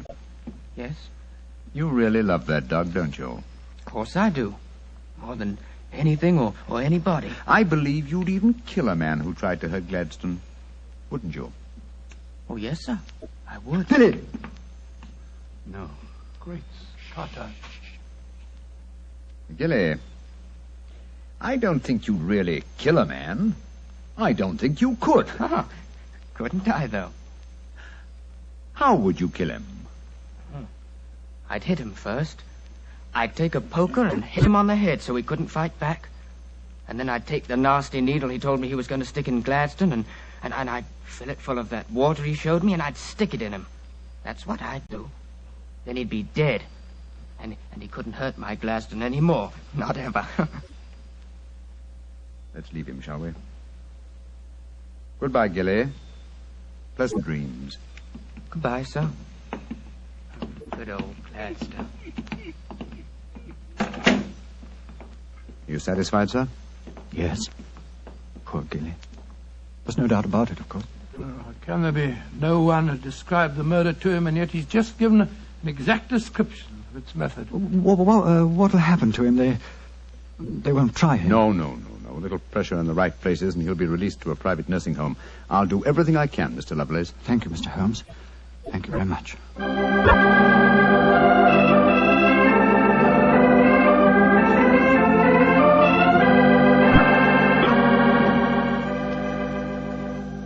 Well, Holmes, now that we're back in Baker Street and the whole depressing case is finished with, perhaps you'll tell me how you knew that Gilly had committed the murder. Well, consider the time schedules, old fellow. You checked the alibis of the other cousins and found them satisfactory. That meant that Alice Harley and Randolph Lovelace could have committed the crime only at midnight.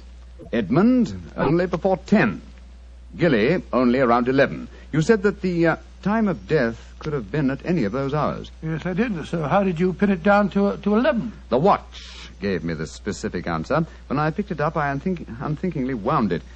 Made one turn and was then fully wound. Now, when does a methodical, precise man like Gerald Lovelace wind his watch? Just as he's going to bed. Exactly, old fellow. So that it was obvious that he was killed precisely one watch stem turn before I wound his watch. Now I'm beginning to see daylight, Holmes. So you let the watch run down? That's what I did. It took 28 hours, from 1 o'clock the night before last until 5 this morning. Now, how many turns did it take to rewind it? 14, wasn't it? That's right. Therefore, one turn of the watch stem equaled 2 hours, proving that Gerald Lovelace had been murdered 2 hours before 1 o'clock at 11 p.m. When Gilly was the only one who could have done it. You know, Holmes, I still find it hard to believe that boy was capable of such a ghastly crime. He seemed so gentle. Oh, he is. Except when his beloved dog's life was at stake, probably out of some mistaken notion of kindness. Gerald Lovelace warned the boy of his intentions regarding the dog. It's a sad business, Watson, a sad business. I hate to think of that boy spending the rest of his life in a mental home. I have one prayer for his future. What's that, Holmes? The dog Gladstone can't live very long. I pray that Gilly does not long outlive him.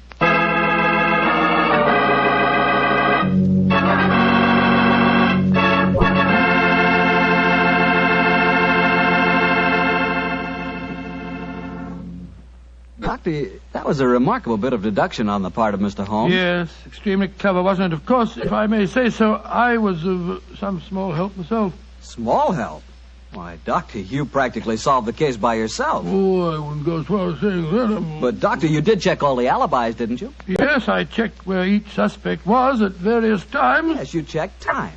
And what's more important than time? Well, Why, Doctor, time is even vitally important when it comes to wine. I was wondering how you were going to bring that in. And one thing we do know, Petrie took time to bring you good wine.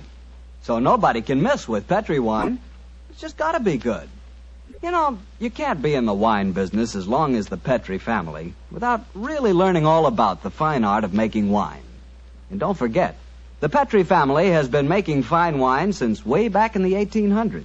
So, naturally, they've been able to hand on down, from father to son, the result of generations of experience at turning luscious, sun-ripened grapes into fragrant, delicious wine. No matter what type of wine you prefer, you'll like it more if it's a Petrie wine, because Petrie took time to bring you good wine.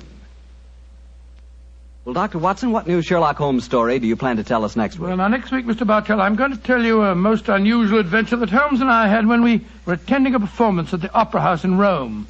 It concerns a famous singer who lost her voice, an understudy who was nearly lynched, and a murder that baffled the police. I call it The Adventure of the Terrifying Cat. Well, that's a story we've got to hear. Thank you, Mr. Bartell. And before you go, I want to talk to our friends about their war bonds. You know, during the war, the best investment we could find was the United States war bond. And for my money, they're still a great investment. They're called United States savings bonds now, and only the name is changed. Savings bonds are sold in the same denominations and give you all the same advantages. And you can buy savings bonds at the same places, at your bank or your post office or through the payroll savings plan. So invest all you can in United States savings bonds, because you cannot find a better or a safer investment.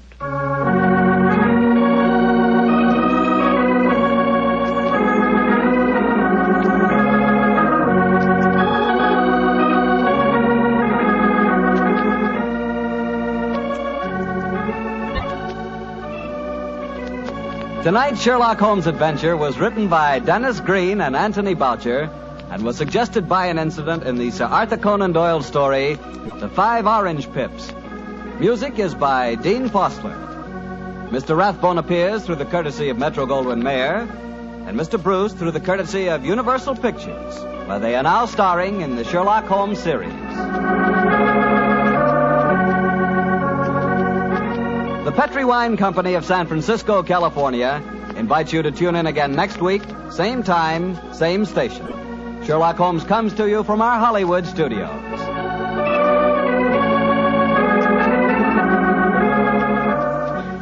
This is Harry Bartell saying good night for the Petri family. Listen every Monday on most of these same stations at 8 o'clock to Michael Shayne, followed immediately by Sherlock Holmes. This is the Mutual Broadcasting.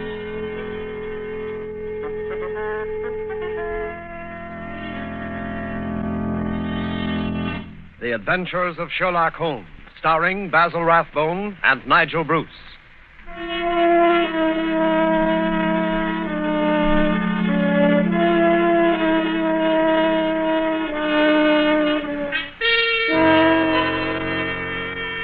The makers of Grove's bromoquinine tablets bring you another adventure of Sherlock Holmes with Basil Rathbone as Sherlock Holmes and Nigel Bruce as Dr. Watson. A cold is a miserable thing. A cold may become a dangerous thing. Even a so-called light cold can take a serious turn. Be prompt, be decisive in your treatment of a cold. At the very first sign of a cold, take Grove's bromoquinine tablets. Bromoquinine tablets quickly check the symptoms of a cold, quickly relieve the distress of a cold. They give you speedy results, which are very important. Don't monkey around when you can get such a dependable preparation as Grove's bromoquinine tablets. And now, here we are again on our usual visit to Dr. Watson. He's waiting for us in his study, a cheerful blaze crackling on the hearth. I'm very relieved to see you, Mr. Manning. Hasn't the weather been atrocious today? I was beginning to wonder if you'd be able to get here tonight through all this fog. Yes, it certainly is what you Londoners call a regular pea souper. Yes, indeed. It reminds me of the adventure of the missing submarine plans. A case that was solved in the underground. Underground? What you Americans call a subway. Yes, but what has a solution in a subway got to do with a foggy night? Well, you see, the affair started in weather exactly like this. It was the third week in November, the year 1895, to be exact. On Monday, a dense yellow fog had settled down upon London. On Thursday, it was still there, thicker and murkier than ever. At first, Holmes had turned his nervous energy to cross-indexing his huge reference books. But when, after pushing our breakfast chairs back for the fourth morning, we saw the greasy brown swirl still drifting past the windows, Holmes's patience snapped.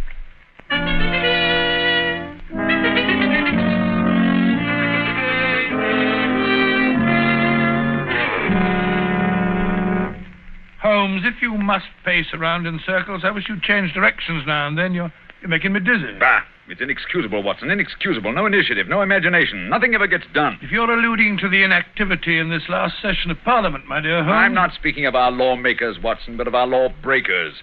The London criminal is certainly a dull fellow. What makes you say that? Well, look out of the window. Ideal weather for committing a crime. The criminal advances on his intended victim practically unseen. He pounces and disappears into thin air. There have been numerous petty thefts, I believe. Petty thefts, pickpockets, ragamuffins. What's the country coming to? Now, if I were a criminal, Watson... Well, I, for one, would move to America. Oh, hello. Mrs. Hudson's knocking. Excited. What's up, I wonder? Yes, Mrs. Hudson, what is it? Oh, a telegram for me. Yes, sir. Very well, thank you. Oh, well, what's it say? Well, wait until I open it, can't you? Ah, dear me, what next? Most unusual, Watson, most unusual. What's most unusual, Watson? What's it say? Well, it's from my brother, Mycroft. You remember him. He helped us solve the case of the Greek interpreter. He's coming here. Why not? What's so phenomenal about that? Why not? Why not, indeed? It's as startling as it would be to meet a tram car coming down a country lane. Yes, now I come to think of it. Mycroft is rather like a tram car. His rails lead from his Pall Mall lodgings to the Diogenes Club in Whitehall. That's his circle. I wonder what upheaval could have derailed him. Doesn't the telegram explain? It says, must see you about Cadogan West, coming at once. Cadogan West? Cadogan West? Why, that's the young chap who's found dead in the underground on Tuesday morning. I remember reading about it in the papers. Oh? The young man had apparently fallen out of a train and killed himself. He hadn't been robbed, and there was no reason to suspect violence.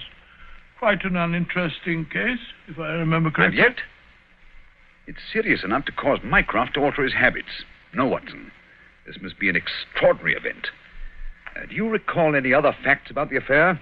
Yes, I come to think of it, there was one unusual bit came out at the inquest. They were unable to ascertain at what point he entered the train, because his ticket was missing. Strange. What articles were found on the body? Oh, £2.15, I believe it was, a checkbook, and... Oh, yes, 2 dress circle tickets for the Woolwich Theatre, dated for that evening. Theatre tickets, eh? Then it wasn't suicide. A man doesn't procure theatre tickets for the evening on which he intends to end his life. Anything else? A small packet of technical papers. Technical papers? What kind of technical papers? The newspapers didn't say. Ah, as serious as that. What did the young man do? Where was he employed? He was a clerk at Woolwich Arsenal. Ah, government employ. There we have it, Watson. British government, Woolwich Arsenal, technical papers. That's why Mycroft is involved in this affair. I don't understand. No, I suppose not. Watson, have I ever told you what Mycroft is? Your brother, of course. Oh, no, Watson. Do you have to be so dense? I mean, do you know what he does? I seem to have some vague recollection that you once told me that he'd held some small office under the British government. It would be more accurate to say, in a way, that he is the British government. What? His position is unique. He made it for himself. As the tidiest and most orderly brain of any man alive, with a great capacity for storing facts and giving them the proper interpretation. The conclusions of every government department are passed on to him. He's the central exchange, the clearinghouse. Again and again, his word has decided the national policy. He thinks of nothing else. Nothing else can lure him from his contemplations. And yet he's coming here. Yes, Jupiter is descending on us today. What on earth can happen? Watson, that sounds suspiciously like a bad pun. Ah, here he is, if I'm not mistaken, to speak for himself. Come in. Hello, Mycroft. What's up? You look flustered. Most annoying business, Sherlock, most annoying. You know how I dislike altering my habits. Extremely awkward for me to come away from the office, particularly with Siam in its present state. Oh, dear me. Yeah, sit down, Mycroft, sit down. You know Watson, of course. Yes, of course. I'm trying to find a chair that I can trust to hold me. I'd better take the sofa. You certainly haven't got any thinner. I've never seen the Prime Minister so upset. As for the Admiralty, it's buzzing like an upset beehive. You know anything about the case? Watson's just been telling me what was in the newspapers. Just what were the technical papers found on the body? Sherlock, for the love of heaven, not so loud. Those papers which the wretched youth had in his pocket were none other than the plans of the Bruce Partington submarine. Oh? A submarine which will completely revolutionize naval warfare. The most important papers in our government archives. Under no circumstances could they be removed from the office. Even the chief constructor of the Navy was forced to go to Woolwich if he desired to consult them. And yet we find them in the pockets of a dead junior clerk in the heart of London. Yeah, from an official point of view, it's deplorable, my dear Mycroft. Simply deplorable. You may laugh, Sherlock, but this country won't be safe until they're recovered. But I thought you said that they were found in the pocket of this chap, Cadogan West. 10 papers taken from Woolwich. 7 were found in the pockets of Cadogan West. 3 are still missing, the 3 essential ones. To recover those 3 papers is imperative. The peace of Europe depends on them. Nice little problem, eh, Watson? Why did Cadogan West take the papers? How did he die? How did his body reach the place where it was found? And where are the missing papers? Find the answer to those questions, Sherlock, and you'll have done your country an invaluable service. Why don't you solve it yourself, Mycroft? I believe you could. Possibly. But it's a question of digging out details. Give me the details, and I can give you the solution from an armchair. No, when it comes to running about and cross-questioning railway guards and lying on one's face with a lens to one's eye, no, that's not my métier. Besides, your figure prevents your taking such an undignified position, eh? Very well. Leave that part of it was, eh, Watson? Right you are. Good. I've got a cab waiting outside to take the place where the body was found. I can give you the details on the way.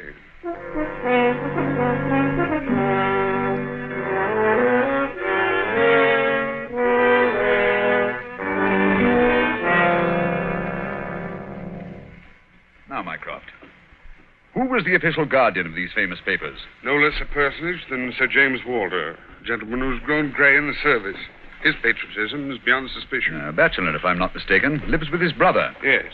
He was at the house of Admiral Sinclair at Berkeley Square during the whole of the evening when this accident occurred. The Admiral vouches for him. He's one of the two who have the only keys to the safe. And his key was with him all evening? Right. His key, the key to the building, the key to the room. Who was the man with the other key? The senior clerk, Mr. Sidney Johnson. Man of 40, married, silent, morose, with an excellent service record. Any alibi? He, too, had his key with him. Seems to have spent the evening playing a game of drafts with the green grocer around the corner from his lodgings. Of course, he has only the word of this green grocer to back him up. Oh, come, my dear Mycroft. No class discriminations, please. The word of a greengrocer is often just as good as that of an admiral. What about Cadogan West? He had a good reputation. A bit hot-headed, but straight and honest. At least, everyone thought so. He was next to Sidney Johnson at the office. His duties brought him into daily personal contact with the plans. No one else ever had the handling of them. Oh, it's perfectly clear. He must have taken... Not so fast, Watson, not so fast. Who locked them up that night? Mr. Sidney Johnson. They were of value, commercially, I mean. Oh, yes. There's no doubt that West could have got several thousands for them very easily. And yet, only a small amount of money was found on the body. Perhaps the buyer took it back after he'd murdered West. What puzzles me is, how did West obtain possession of those papers? To do so, he must have had a false key. Several false keys, Sherlock. He had to open the building and the room as well. Oh, well. Several false keys, then. Let me see. Suppose West did take the papers and went into town. And on the way back to Woolwich, where he is hoping to replace the papers, he's killed and thrown from the train. But the spot where the body was found is considerably past the station for London Bridge, which is the route to Woolwich. It's interesting. Also, if young West did make an appointment with some foreign agent to sell the papers that night, why didn't he keep the evening clear? Why buy 2 theater tickets? Exactly. Furthermore, he actually escorted his fiancée halfway there before he disappeared. Blind. That's what it looks like to me. Why did he take the papers at all? Why not copy them out in the office and sell the copies? He certainly had plenty of opportunity to do so. And why the absence of his underground ticket? Perhaps the ticket would have shown us which station was near the agent's house. So the murderer destroyed it. Good, Watson. Very good. And yet, I wonder. Well, here's the underground station. The railway authorities have sent a man round to show the exact place where the body was found. You won't change your mind and come with us? Well, crawling round that black hole on my hands and knees, not very likely. Well, I shall expect a report on your efforts this evening. Never expect too much, Mycroft. Never expect too much.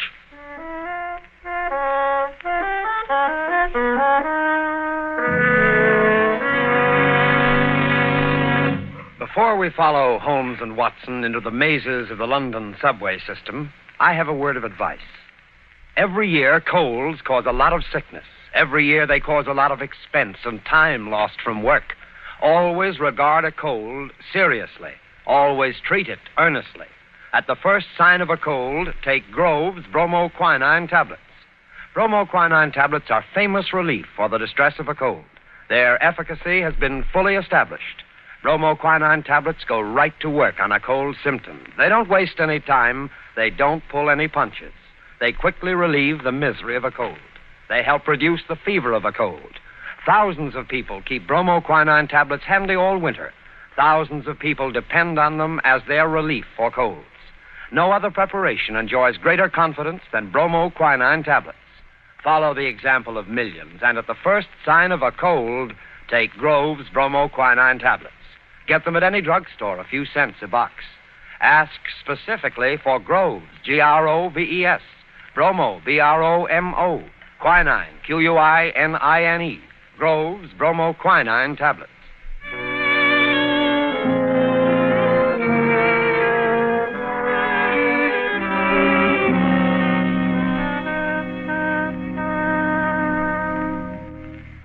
This way, sir. Step right along the tracks. But it isn't safe. Supposing a train should come shooting round that curve. Oh, that's all right, sir. There won't be another for 5 minutes anyway. Here we are, sir. This is where they found the body. Right here alongside the rails. Lying on its face it was. Spooky old place, eh, Holmes? Like the catacombs, only without the skeletons. Yeah. Anything in his hands when they found him? No, sir. Were they clenched or spread out as if he were protecting himself? No, sir. They was what you might call relaxed. What time did all this happen? Well, sir, the train he was hoisted out of, as near as we can figure, passed along here about midnight on Monday. All the carriages have been examined for signs of violence, I suppose. They didn't find nothing, not even the missing ticket. There was a passenger to Aldgate on the ordinary train, about 11:40 it was. He said he'd heard a heavy thud, like something striking the line, just before the train reached this station. But it was so foggy, he said he was blessed if he could see what it was. Holmes, what's the matter? What are you staring at? The curve, Watson. What curve of of the rails. What of it? What do you mean? I suppose there aren't many curves as abrupt as this. No, sir, I can't say as there is. What have curves got to do with it? Oh, an indication, Watson. Merely an indication. Unique. Perfectly unique. And yet, why not? I don't see any indications of bleeding on the line. No, sir, there wasn't any to speak of. But I understand there was a considerable wound. The bone was crashed right enough. Holmes, you hear that? It's a train. It's coming this way. Run, sir. Run for your life. Yes, but where?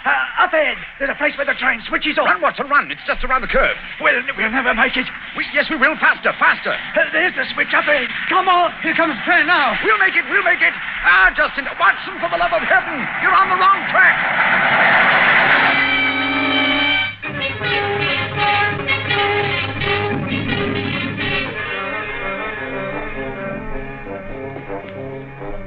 Well, that was a narrow escape, Holmes. I must say my knees are still shaking. Look at the shoulder of my coat where you pulled at me. Lucky thing for you that I did. Where are we off to now in this fog? Yes, it's a nice afternoon. Suppose we pay a few calls. I think Sir James Walter claims our first attention. After that, we might drop in on Miss Westbury. Miss Westbury? Who's she? She is Cadogan West's fiancée and the last person to see him alive. Holmes, we seem to be going around in circles. We've accomplished absolutely nothing so far except to get ourselves nearly annihilated in the underground. After all, it's perfectly obvious that the young man had a quarrel with someone, in all probability the agent, to whom he sold the papers, and got himself thrown out of the railway carriage for his pay. I disagree with you, my dear Watson. His body fell from the roof of the carriage where it had been placed. Cadogan West met his death elsewhere. The roof of the train? Consider the facts, Watson. A, the curve in the tracks. The body is found at a spot where the train pitches and sways as it comes around the points. B, there was no ticket. C, there were no signs of bleeding on the line because the body had bled elsewhere. Of course. Everything fits together, but where was the body placed on the train? I think I can make a fair guess at that, my dear Watson. Here we are. This is the famous official villa of Sir James Walter. And that, if I'm not mistaken, is his brother, Colonel Valentine, just coming out of the house. What's the matter with the man? He looks positively haunted. Oh, pardon me, Colonel Valentine, but can you tell me if Sir James is at home? Sir James, sir? Sir James is dead. Good heavens, dead? He died this morning. It's terrible. Terrible. How did he die? Oh, it's this horrible scandal. My brother, sir, was very sensitive of his honor. He couldn't survive the disgrace to his department. It broke his heart. Pardon me, gentlemen, I must go. It broke his heart. Most appalling development. Eh, Holmes? I wonder if his death was natural, or if the poor fellow killed himself.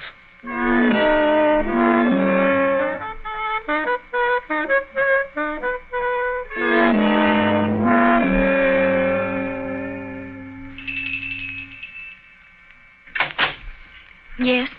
Will you tell Miss Westbury that Mr. Sherlock Holmes would like to see her? Oh, please come in, gentlemen. I'm Violet Westbury, Mr. Holmes. I've been expecting you ever since I heard you had taken the case. Please be seated. Well, thank you. Oh, Mr. Holmes, we must save his good name. He couldn't have done it. Cadogan was the most chivalrous, patriotic gentleman on earth. He couldn't have done it. He would have cut his right hand off rather than sell a state secret. But the facts, my dear Miss Westbury. I admit I can't explain them. Was he in need of money? No, Mr. Holmes. His needs were simple and his salary very good. He'd saved several £100. We were to be married at the new year. I see. Had you noticed any signs of mental excitement? Why, well, that is... Come, Miss Westbury, be frank with us. Yes, Mr. Holmes. That night, I had a feeling that there was something on his mind. Mm-hmm. Tell us about it, will you? We were on the way to the theater. It was a foggy night, you remember? We were walking slowly. Our way took us close to his office. Cadogan seemed thoughtful and worried.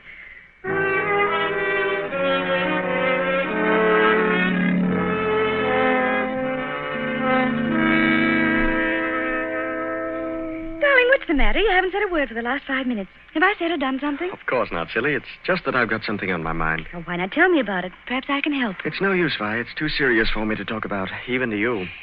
You know, sometimes, Caddy, I feel just the least little bit jealous of that old job of yours when you're cooped up in that building all day. Oh, now you're not going to be jealous of the building. Well, not really. But it is funny to think of a husband having secrets he can't tell his wife. Mighty important secrets, I can promise you. There's one in particular that any foreign spy would pay good money to get hold of. How thrilling. Well, I don't know. They're awfully slack about some things over there in that building, Violet. What's too slack? It would be too confounded easy for a traitor to get his hands on those plans. What plans? Never mind, darling. I guess I'm getting a bit melodramatic. But there's something been worrying me. Hello, what's that? What's what? Over there, that shadow moving along the side of the building.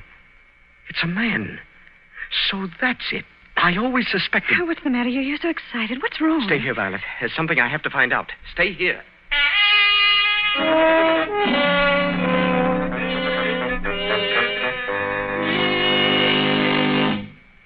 I waited and waited, but he never returned. Oh, Mr. Holmes, if you could only save his honor, it meant so much to him. We shall do our best, Miss Westbury. This shadow, this man moving along the building. Did you see it, too? I think I did, Mr. Holmes. But the night was so foggy, I can't be sure. But there must have been a man. Another man. It couldn't have been Cadogan. Surely character goes for something. Let us hope so. Come along, Watson. We must return home. I'm expecting an answer to some telegrams I sent Mycroft early this afternoon. We've done enough for one day.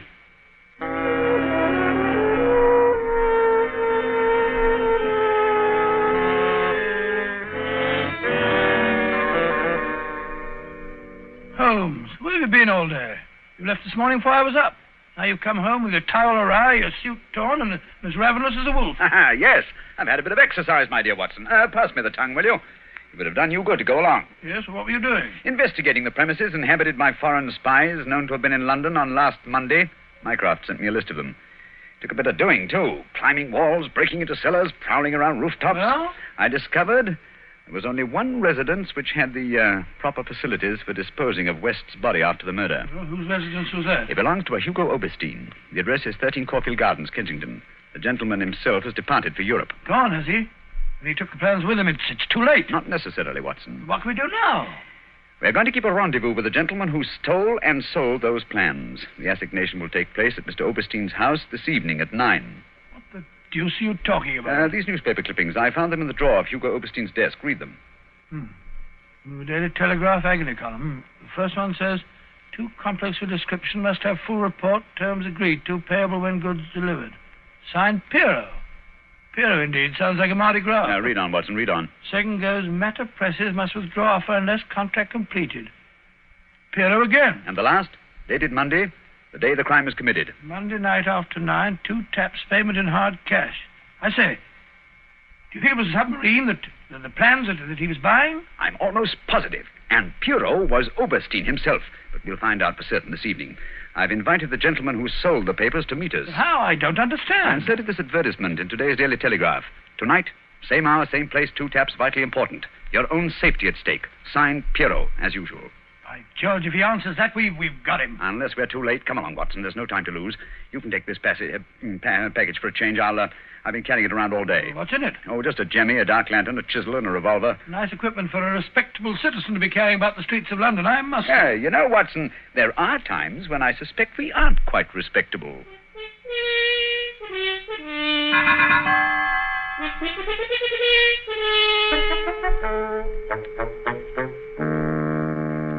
Here we are. This is Caulfield Gardens. Thank heavens, it's still foggy.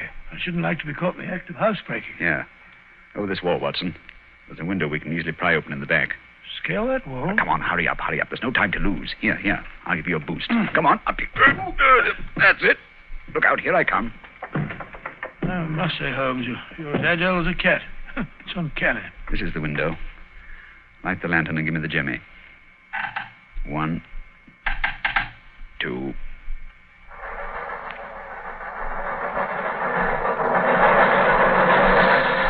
Mr. Holmes, the underground runs right past here, almost on the level of these windows. I could have reached out and touched it. Yes, quite convenient, wasn't it? It was here the body was placed on the roof of the train.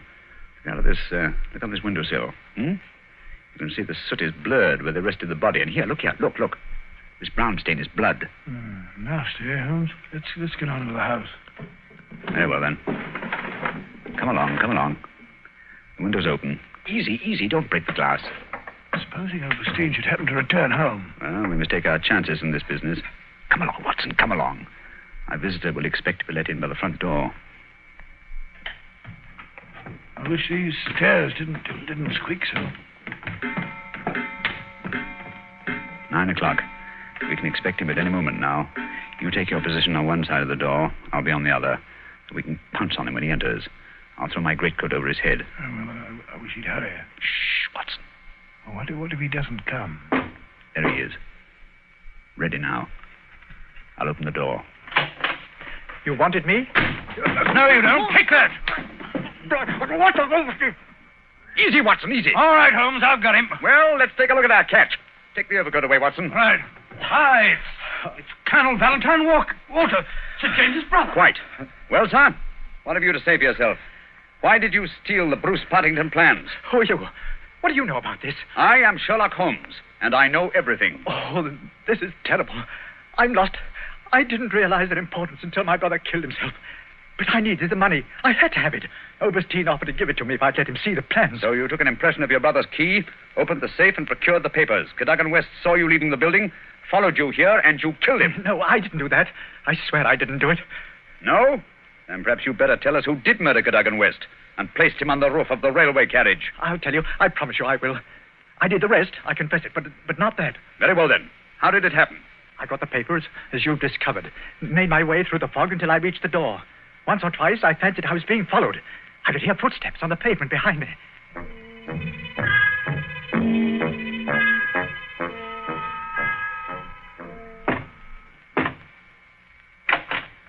Colonel Walter? Yes? You have the papers? Yes. Let me in, quick. I think someone's been following me. Yes, it's me. You can't do this, Valentine. It's treason. All right, do you hear? No, you can't sell the papers. Papa Overstein, he knows how to use a blackjack, eh? You've killed him. So? It's murder. I'm going to get out of this. Oh, no. I think different. You will come in here if you do not wish to taste a blackjack, too. But That is better. Oh, what can we do? They'll find the body. I have an idea. First, I look at those papers. I take the ones I want, and the rest we put in the pocket of this foolish young man. And then we give him a nice ride on top of the underground train, no? He will be the guilty one. Who will ever know?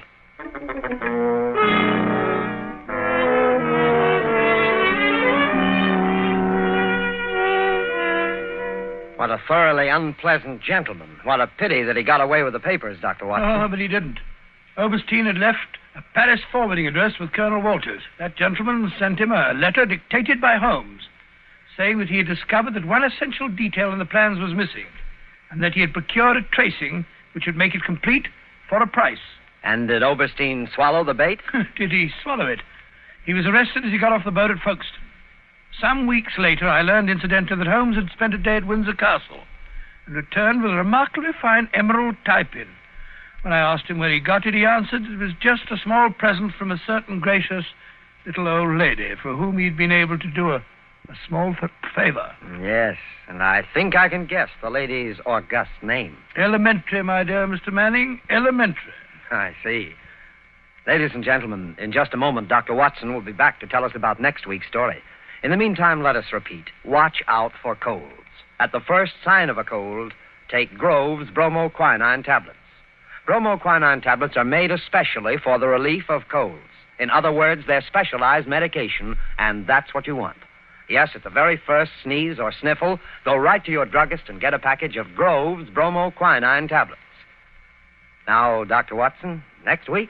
Next week, I think I'll tell you the story of the lion's mane. The lion's mane? What was that, Dr. Watson? Well, the answer to that question, Mr. Manning, almost stumped Sherlock Holmes himself. Suffice it to say that they were the last words gasped out by a dying man as he lay writhing in agony on the sands of the Sussex coast.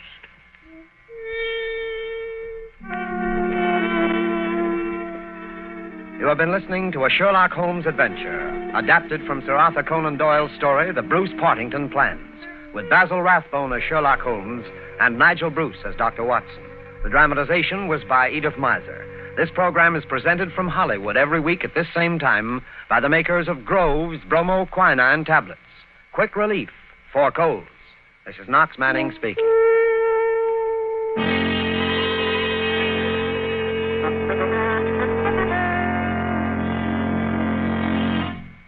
This is the National Broadcasting Company.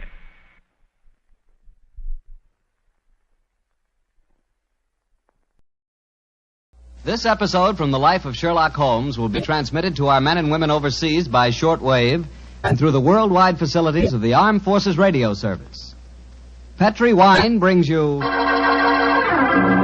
Basil Rathbone and Nigel Bruce in the new adventures of Sherlock Holmes.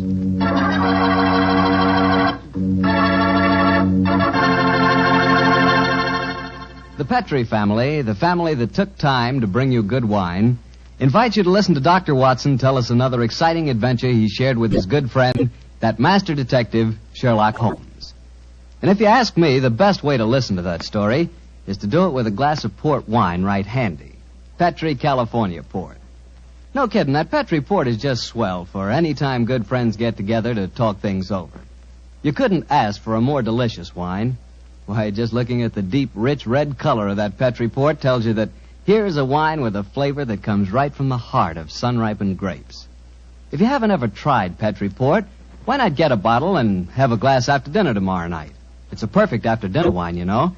And share that port with your family and your friends. And don't forget, when you serve Petri port, you can serve it proudly. Because after all, the name Petri is the proudest name in the history of American wines.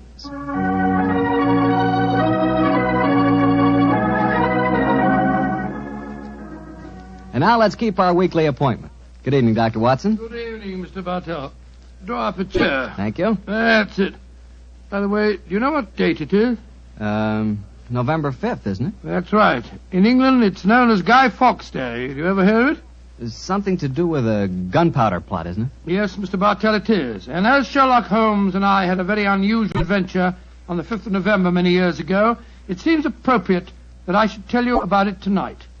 Before I begin, I think it might help you to appreciate the true flavor of the story if I tell you a little about the origin and the customs of Guy Fawkes Day. It's a swell idea, Dr. Watson. Well, my boy, on November the 5th, 1605, exactly 340 years ago today, King James I was about to attend the opening of Parliament when a plot was discovered to blow up the House of Lords during the ceremony. And the chief conspirator was Guy Fawkes, I suppose? Yes, he was. He was captured in a vault immediately below the House of Lords. A vault full of barrels of gunpowder. Of course, he and his fellow conspirators were executed. And ever since then, November the 5th has been known as Guy Fawkes Day. Well, how's it celebrated, Doctor? Well, it's a great time for the youngsters, Mr. Bartell. They black their faces, throng the streets, begging for pennies, and build bonfires in which to burn effigies of Guy Fawkes. These effigies are life-size dummies, stuffed with straw and dressed in old clothes. The children parade them in the streets chanting rhymes. Well, now, let me see. Pleased to remember the 5th of November. Guy Fawkes Guy, hit him in the eye. The kids must have quite a time. Sort of like Halloween, huh, Doctor? Yes, not unlike it, my boy. Well, now that I've told you something about the customs of Guy Fawkes Day, I'll get on with my story. It began just before lunch, I remember, on November the 5th, 1899. The day was foggy and cold, and Holmes and I were seated each side of a blazing fire in our Baker Street rooms. From outside, we could hear the sound of voices laughing and singing. Suddenly, Holmes rose and crossed to the window, opened it, and looked out.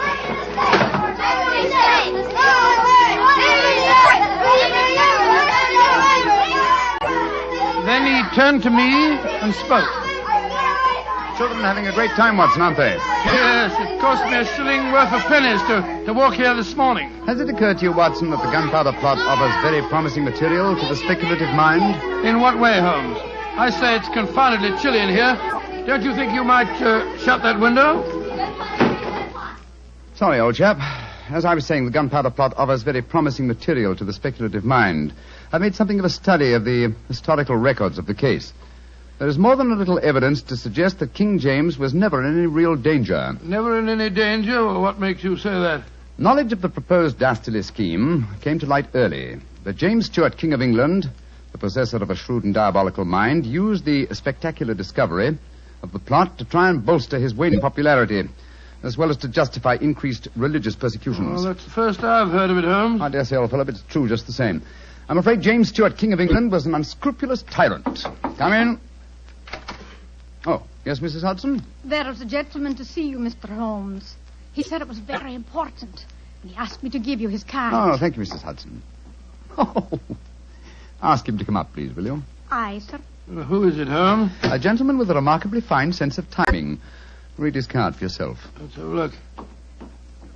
Mr. James Stuart. Great Scott, that's an extraordinary coincidence that he should arrive just as we're talking about James Stuart, King of England. Come in.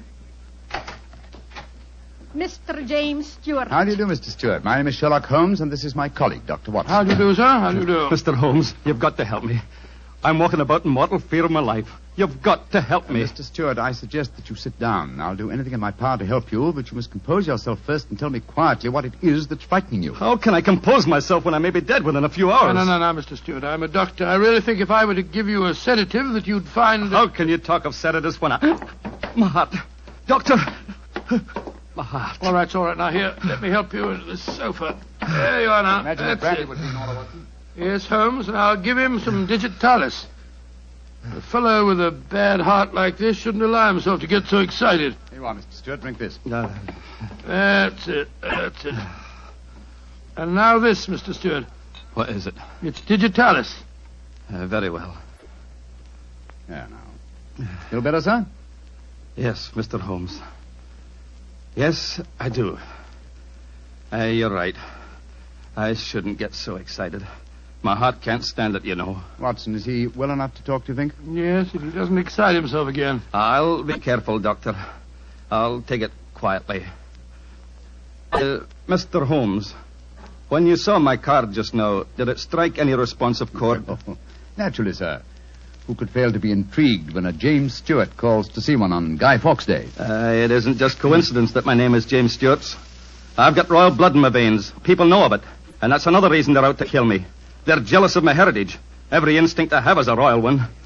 Now, you gentlemen know that falconry is a king's sport. And my greatest hobby is the breeding and the training of falcons. Mr. Stuart, please, Mr. Stuart.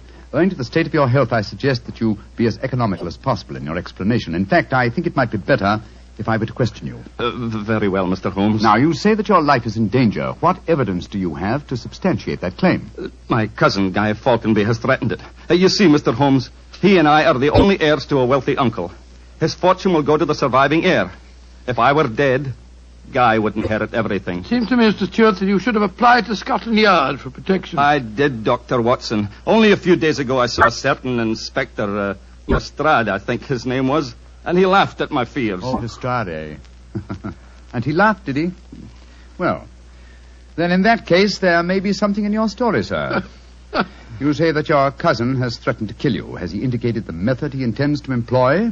He has. And it's a devilish plot.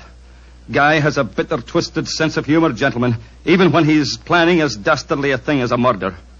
I am James Stuart. He is Guy Falconby, which is near enough to Guy Fawkes.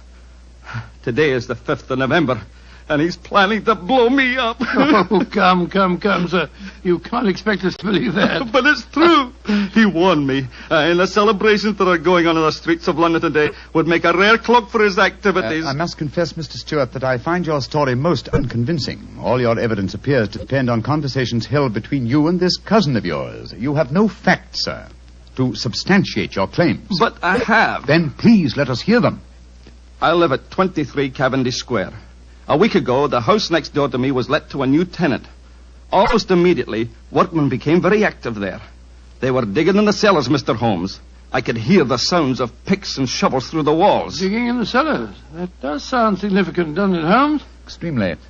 Did you observe any other activities of the workmen, Mr. Stuart? Mr. Holmes, vans have been delivering large packing cases to the basement during the last 2 days. Mm-hmm. I know what's in them, too. It's gunpowder. I tell you, they're planning to blow me up today. No. Steady. You mustn't excite yourself again. What shall I do, Mr. Holmes? I think, sir, it would be better for you to rest here for a while and then go to a nearby hotel. I would suggest the Shaftesbury. and wait there until you hear from us. And where are you gentlemen going? Watson and I, after donning suitable disguises, will visit the house adjoining yours in Cavendish Square. I think an examination of the cellar there might prove most illuminating.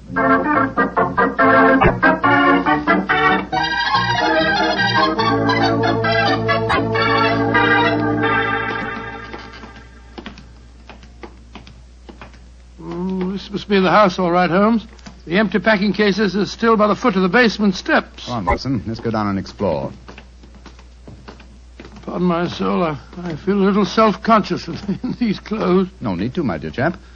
You look a most authentic inspector of plumbing. Well, if anyone challenges us, you'd better let me do the talking, though. I think my accent might be a little more convincing. Shh. Listen. I can't hear anything. Exactly. Then we may reasonably assume that either the workmen are observing the Guy Fawkes holiday or that their work is done. Come on, let's try this door. It's unlocked. Yes. Oh, this is too easy, Watson. We must be prepared for a trap. Come on. I've got my revolver handy if there's any trouble. I don't use it until I tell you to. Remember, we're supposed to be plumbing inspectors. It's pitch black in here. I can't see a thing. Strike a match. See if you can find a gas jet. Strike a match when the cellar may be full of gunpowder? Can't take the risk, old chap. Oh, here's a gas jet. I'll light it. That's better. Now we can see a little. Uh-huh. I think the workmen have completed their job. See that new wood forming a crude door in the corner over there? Where does it lead to, do you suppose? Let's find out.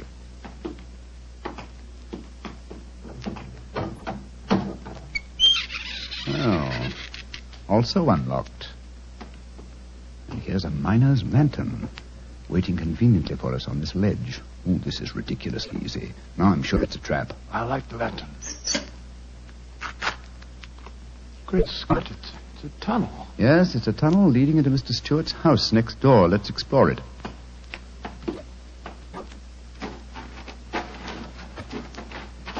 Look, Holmes. Look at the barrels. I bet they're full of gunpowder. Undoubtedly. We'll observe the fuses as well. Yes, the complete equipment for another gunpowder plot. I can't believe my eyes. What a fantastic plan, but how could the murderer be certain that Stewart would be killed in the explosion? I think that's easily answered, Watson. Remember Mr. Stewart's bad heart? In his present state of apprehension, an exploding firecracker would be enough to kill him. I suppose so. Hello? Hello? What's this lying on the floor? Curious. It's a funny strip of silk with a little ring on the end. Let me see it, Watson. Aha. This seems to be familiar. By Jove. I believe it's a Jess. A Jess? What on earth's that? The last piece of evidence necessary to confirm the conclusion Come is... out of there! And keep your hands above your heads! I've got a revolver! Right, you are, Governor. We ain't doing no harm. Now, remember, Watson, I'll do the talking.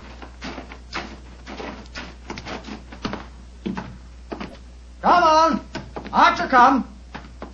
Well, well. You're a comical-looking pair. What are you doing in there? Me and my mate got a message to come over here and see to the plumbing, mister. Plumbers, eh? Do you have any identification? Yes, sir. Here's my badge. We're inspectors for the London County Council. Oh, that's all right, my man. I saw the basement door open and I thought burglars might be here. You're the owner of this house, sir? Yes, but my agent let it recently to some tenants who've been behaving rather queerly, I'm told. So I came round here to see what was happening. If you're the owner, sir, perhaps you can give me some facts for me records. I want to film me records, you know. What do you want to know? Well, your name, please, sir. Falconby. Guy Falconby. Look here. Alfie, hold your nose. What did he say? Nothing, sir, nothing. He's got bad hiccups. I've had him for months now. Can't stop him. Alfie, here, give me a pencil, will you? Thank you, Alf. Now, sir, your name is Guy Falconby. What's the name of the tenant this house is let to? There are three of them. Oh, do you know their names, sir? Got to have them for me records, you see. Yes, the names are Winter, Rokewood, and Keynes. Oh, yes. Winter, Rokewood, and Keynes. That's right, sir. Sounds as if they might be a firm of solicitors, don't they, sir? Well, perhaps they are. I haven't met them. Just one more question, sir, and then I needn't bother you no more. Well, what is it? My religion or my grandmother's maiden name? No, sir. No, nothing like that. I just wondered who lived in the house next door on that side. We've had a complaint from there, too. Their pipes is bunged up. My cousin lives there. His name's James Stewart. Mr. James Stewart, eh? Not much obliged, sir. Me and my mate will be going next door then. Come on, Alfie. I'm not surprised his pipes are bunged up, as you so graphically put it. He's a great one for practical jokes about the house. As a matter of fact, he's planning one of them tonight. Well, that's no concern of yours. By the way, my man, what's your name? Nivitt, sir. Tom Nivitt. Come on, Alfie. We got work to do.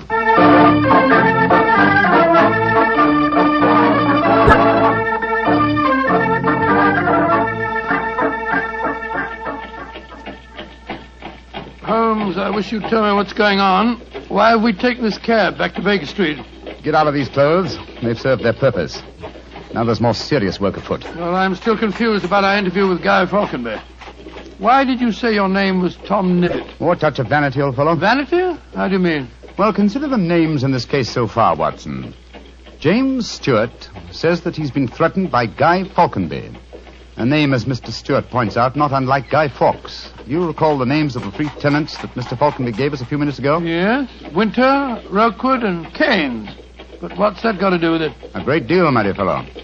Thomas Winter, Ambrose Rookwood, and Robert Keynes were the three men executed with Guy Fawkes in the original gunpowder plot in 1605. Good Lord. Where does Tom Nivitt, the name you gave yourself, fit into the picture? Thomas Nivitt was the Westminster magistrate who arrested the conspirators. Since the would-be murderer has such an academic knowledge of the original plot, I thought I'd let him know that he was up against an opponent worthy of his steel.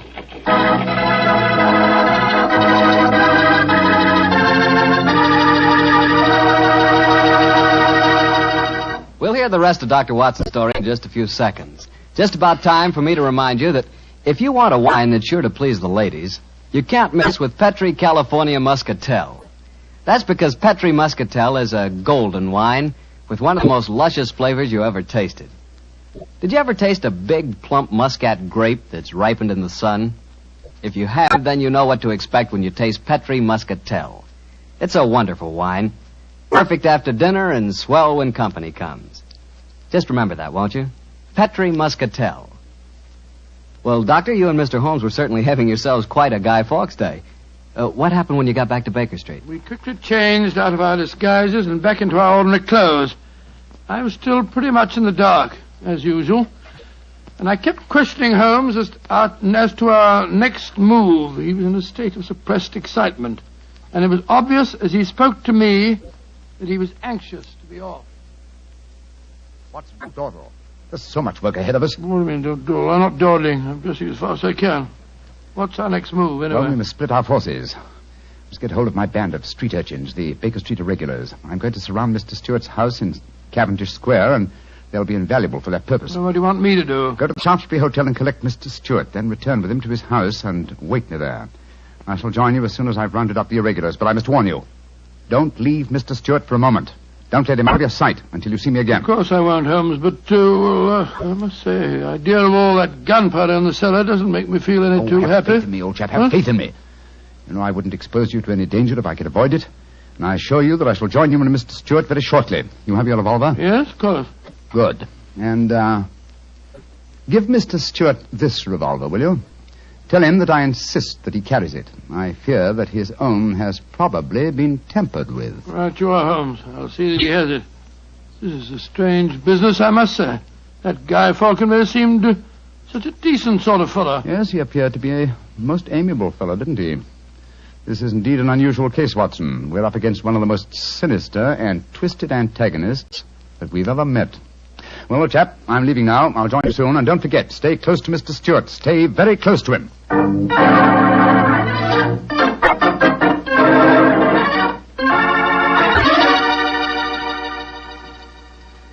Dr. Watson, I wish your friend were here. No, don't get so excited, Mr. Stewart. You'll be here any moment now. You've still got the revolver that I gave you? Yes, it's in my pocket. But what's the good of a revolver if there should be an explosion? Answer me that if you can. No, you must have faith in Mr. Holmes, sir. He's arranging now to have this house of yours surrounded by his band of street urchins. They'll see that no one gets to the cellar next door to light the fuses. A bunch of children. How can they do anything? You don't know the Baker Street irregulars, Mr. Stewart. And it's a perfect day for them to operate. As black-faced boys begging for pennies, they'd pass unnoticed anywhere. I hope you're right. But I have a premonition, Doctor. There's going to be a tragedy. I know it. Now, take it easy, sir. Remember your heart. You're in splendid hands when Sherlock Holmes is on the case. Here he is now. Holmes, I say, I'm glad to see you. You received your visitor yet? Visitor? We've seen no one. Then be on the alert. I've just been questioning the boys surrounding this house. A few moments ago, some children pulled a small cart up to the back door. A cart containing a life-size dummy. My irregulars thought that it was an effigy on its way to a bonfire. Oh, why shouldn't it be, Holmes? I have reason to believe that it's someone visiting you in disguise, Mr. Stewart. A visitor who is mounting the back stairs at this very moment. You've got to stand by me, Holmes. You've got to protect me. Don't worry, sir. Come in. Look at that apparition. Great Scott, Guy Fawkes' dummy. A dark lantern in his hand, and it's walking. And also talking, I trust. Keep away from me. I got a revolver. For Victoria's sake. If you won't give me one, I'll take two. The better for me and the worse for you. It's Guy Falkenberg. Keep away from me, do you hear? The better for me and the worse for you. All right, then. I'm going to fire. Dear me, Mr. Stewart, the revolver I provided for you seems to be unloaded. How very odd. Well, what in thunder is all this about? You've just witnessed an attempted murder, Watson. Murder? What are you talking about? This is a game. James and I had it arranged, the whole thing. You may have thought it was a game, Mr. Falconby, but I assure you that your cousin... Grab Mr. Stewart, Watson. He seems to be leaving us. Leave me alone. Take your hands off me. My heart. Here, help me put him on the sofa. That's it. I'll get him some digitalis. Look, I don't want to appear unnecessarily stupid, but will someone tell me what this is all about? With pleasure, Mr. Falconby. Your cousin had planned one of the most fantastic murder plots that I've ever encountered. He came to us with the story that you had threatened his life. But that's ridiculous. I'm very fond of him. Of course it's ridiculous. The whole plot was ridiculous. He leased the house next door, had a tunnel dug, and gunpowder and fuses planted there. Even entered the name of the tenants as Winter, Rokewood, and Keynes, to give the apparent plot a further authenticity. You mean my cousin was the real tenant? Certainly he was. However, he was clumsy enough to drop that piece of silk with the wire ring on the end that you found in the cellar, Watson. The thing you called a jess. And what's a jess? It's a strap that goes round a falcon's leg to which its leash is fastened. You will remember that Mr. Stewart informed us that falconry is his hobby, and it therefore indicated that he had been in the cellar and consequently must have known about the whole plot. And all he was trying to do was to build up in our minds the belief that his cousin was trying to kill him. Exactly, my dear fellow. Had we believed him, of course he could have shot you just now, Mr. Falconby, in apparent self-defense. Good Lord, what a fantastic plot. I still can't quite believe Mr. Falconby, why are you dressed as a Guy Fawkes dummy? Well, it was James's idea. He said that he was going to dress up too, and that we were to go round the bonfires tonight and frighten people by appearing as live dummies. But the last message he sent told me to come up here, that we'd play a practical joke on a couple of friends of his. And did he provide you with the costume that you're wearing? Yes, as a matter of fact, he did. Have you searched the pockets for any weapons? No, but I will. All right, and while you're doing that, I'll examine this dark lantern. How's your patient, Watson? Well, I've given him some digitalis, and now I'll get him some brandy. I can't find anything in the pockets. Here's the answer, my friends. Look here. Inside the lantern is a dagger. Your cousin planted it there to substantiate the claim that you were trying to kill him. Had his plans worked, you would have been dead, Mr. Falconby, before you could have told us the truth. Here, come back here, Mr. Stewart. James! He slipped out of the door. Confound it! He's faking the heart attack. Come on, Watson, after him.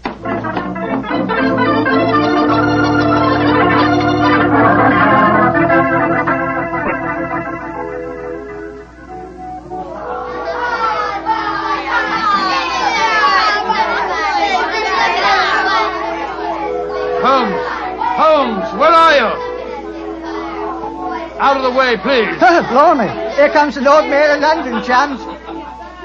Excuse me, please. I'm trying to find a friend of mine. Most important. Holmes, where are you? Get out here, Watson. I hear you calling me. Out of the way, please. I'm coming, Holmes. Why don't you send him a postcard? You got away from me in the crowd. I'm afraid Mr. Stewart got away from us. Well, we'll never find him in this mark. Not to old fellow. He's a dangerous man. There's no knowing what he may do. Where are the irregulars? There's Wiggins. Wiggins? Hello, Mr. Holmes. Wiggins. Dr. Watson. Did you see a man run out of that house a few minutes ago? No, Governor. Perhaps Charlie did. Hey, Charlie, come over here a minute. It's Mr. Holmes. All right. I bet Charlie didn't see anything, though. He's got some savvy girl with him. Hello, Mr. Holmes and Dr. Watson. Hello, Charlie. Hello, Charlie. Did you see a man run through this crowd a few minutes ago? A tallish man with a gray moustache? Yes, I did. A man came running out of the house over there. That's the house. Where'd he go? He ran down toward where the shops are. And he stole our dummy, he did? The one we were going to burn on the bonfire. I tried to stop it, but he got away. Holmes, look up there on the roof. There's a figure. By Jove, I believe it's James Stewart. That's the man. He's the one that stole our dummy. He's standing up on the roof. He's going to jump. If he does, he's going to land on the bonfire. There he goes. He is jumping. Right into the middle of the fire. It's awful. He'll be burned to death. Don't worry, Wiggins. There wasn't a man who fell into the bonfire. What do you mean? From the gyrations that the figure performed as it fell, my dear Watson, I'm convinced that Mr. Stewart threw the stolen dummy to try and put us off the track. Then Stewart's still up there. He is, Watson. Come along, old boy. It's up on the rooftops for us. Up on the rooftops.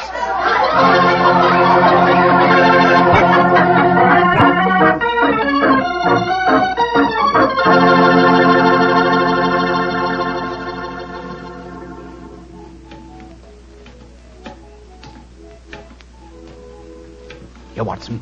Let me help you up. Can you reach my hand? Yeah, I got it. All right, then. Up you come. Come on. That's it. Phew. Seems to me that fire escapes must be designed for giants. Keep your eyes skinned, old fellow. Stewart's a dangerous man. Might be hiding behind those chimney stacks. Come on. Upon my soul, this is a strange place to be on Guy Fawkes night. Yes, a comprehensive case, Watson. Starts in a cellar and ends on a rooftop. Look, Holmes. By the parapet there. The crumpled body of Mr. Stewart. Looks to me as if it... Yes. He's dead, Holmes. Well, it's not surprising. The effort of carrying the dummy up here and throwing it, combined with his own state of excitement, were too much for him. Well, quite frankly, I can't say that I'm sorry. No, he planned a murder. If it hadn't been for you, he would have succeeded. An extraordinary case, Holmes. Yes, old chap, and one that should long make us remember the 5th of November. By Jove, yes. Please to remember the 5th of November. Gunpowder treason and plot. I see no reason why gunpowder treason should ever be forgot.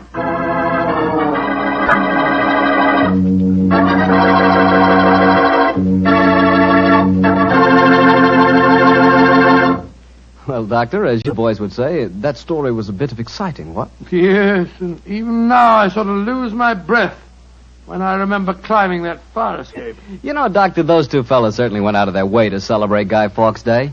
Now, take me. When I got a little celebrating to do, I like to do it quietly. Some friends, a glass of port. Yeah, Petri port, of course. What else? Leave it to you.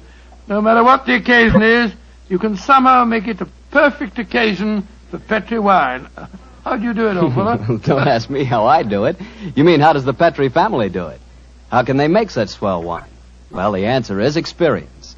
The Petri family has been making fine wine for generations. And ever since they first established the Petri business way back in the 1800s, they've handed on down from father to son, the fine art of turning luscious, sun-ripened California grapes into fragrant, delicious wine. That's why when you want a wine for any occasion, before dinner, with your meals, or after dinner, you can't go wrong with a Petri wine, because Petri took time to bring you good wine. And now, Dr. Watson, what Sherlock Holmes adventure are you going to tell us next week? An old favorite, Mr. Bartell, a story that concerns strange music that was heard in a lonely house in the English countryside, and of the living death that stalked there. I call it The Adventure of the Speckled Band.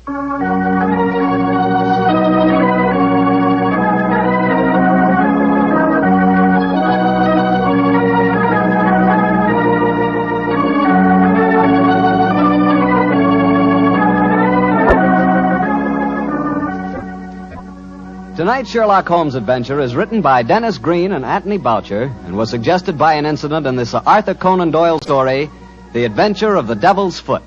Music was by Dean Fossler. Mr. Rathbone appears through the courtesy of Metro-Goldwyn-Mayer, and Mr. Bruce through the courtesy of Universal Pictures, where they are now starring in the Sherlock Holmes series.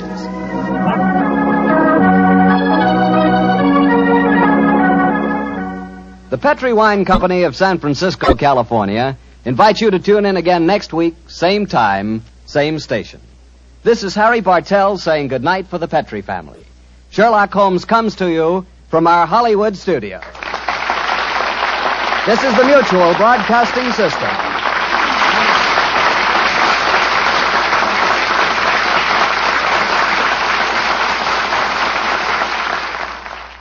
Sherlock Holmes considered himself as the only unofficial consulting detective, and rightly so.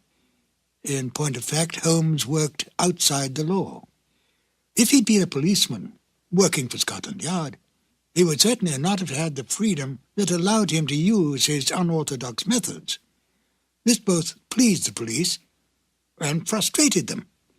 Pleased them because he almost invariably let such men as Inspector Lestrade and Inspector Gregson take the public recognition for a case that he had solved. Frustrated them because he could literally work on a case using his own specialized abilities while they had to stay within prescribed limits. Yet Holmes did respect the law, for he was in fact an amateur and felt it best to have a healthy relationship with the professional police. This encouraged such men as Lestrade and Gregson to bring various unsolved crimes to him for his solution. His freedom outside the restraints of the law allowed him to assume many roles in disguise and to work with Watson as his accomplice. Excellent examples of this kind of work can be found in such original stories as A Scandal in Bohemia, The Man with the Twisted Lip, and The Illustrious Client, to name but a few. He often broke open safes to get information, set fires to force some action out of an individual, such as Irene Adler, or broke into homes in order to gain access to information that would lead to the solving of the crime. Any admonitions by the police were soon dropped when Holmes produced the criminal or solved the crime. Most of this work was done by Holmes and Watson in London or various other parts of England. In The Waltz of Death, Holmes and Watson find themselves in Vienna on a case. Now here, on foreign territory, and completely outside the orthodox methods of the English police, Holmes had even more free rein. He still used his brilliant sense of deductive logic, but now he did not have to worry about reprimands from Scotland Yard. And besides, there was new excitement for Holmes when he could deal with murder from other than the English criminal. Join me now as we present Sherlock Holmes and Dr. Watson in The Waltz of Death. Petri Wine brings you Basil Rathbone and Nigel Bruce in the new adventures of Sherlock Holmes.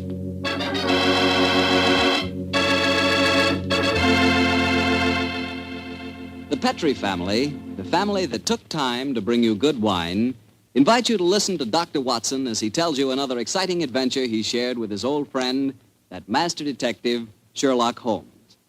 And as for me, well, I'm going to tell you about a swell idea. The idea of serving Petri California sherry before dinner. Tomorrow night, just before dinner, instead of that last-minute rush, take it easy. Pour yourself a glass of Petri sherry. Now, if you'll do that just once, I wouldn't have to say another word about Petri sherry. You'd be a customer for life. Because Petri sherry is good wine with a capital good. Judge that Petri sherry any way you like. By its beautiful amber color, its heart-of-the-grape aroma, or by the best test of all, its flavor. Petri sherry is delicious. And you have a choice of two kinds, Petri regular and Petri pale dry sherry. If you're not sure which you'll like better, try them both. Don't buy one, buy two. But remember, always buy Petri.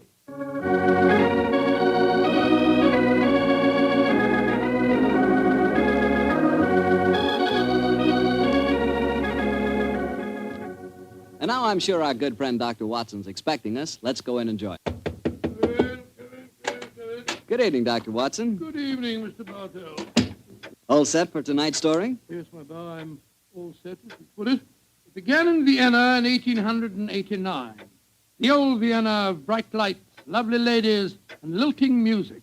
What were you and the great Sherlock Holmes doing there, Doctor? Mr. Bartell, what were we doing there? Yes, sir. Were you just taking a trip? Oh, in those early days of our association, we didn't have either the time or the money for trips. No, we were in Vienna at the express command of the Emperor Franz Joseph. It was in October, I remember, that we arrived in the city, and for several days we were forced to cool our heels awaiting the imperial pleasure. On one of those idle evenings that the good services of our friend the Chief of Police, Count Frano, secured us an invitation to a resplendent ball that was being held at the palace of Princess Stephanie von Kram. It was an incredibly colorful spectacle, Mr. Bartell. A string orchestra high in the gallery of the palace ballroom played a haunting Strauss waltz, while on the floor below, the cream of Viennese aristocracy swayed and glided gaily to the lilting music. I can remember the picture so well, Mr. Bartell, as Holmes and I stood there talking to the Chief of Police, Count Frano.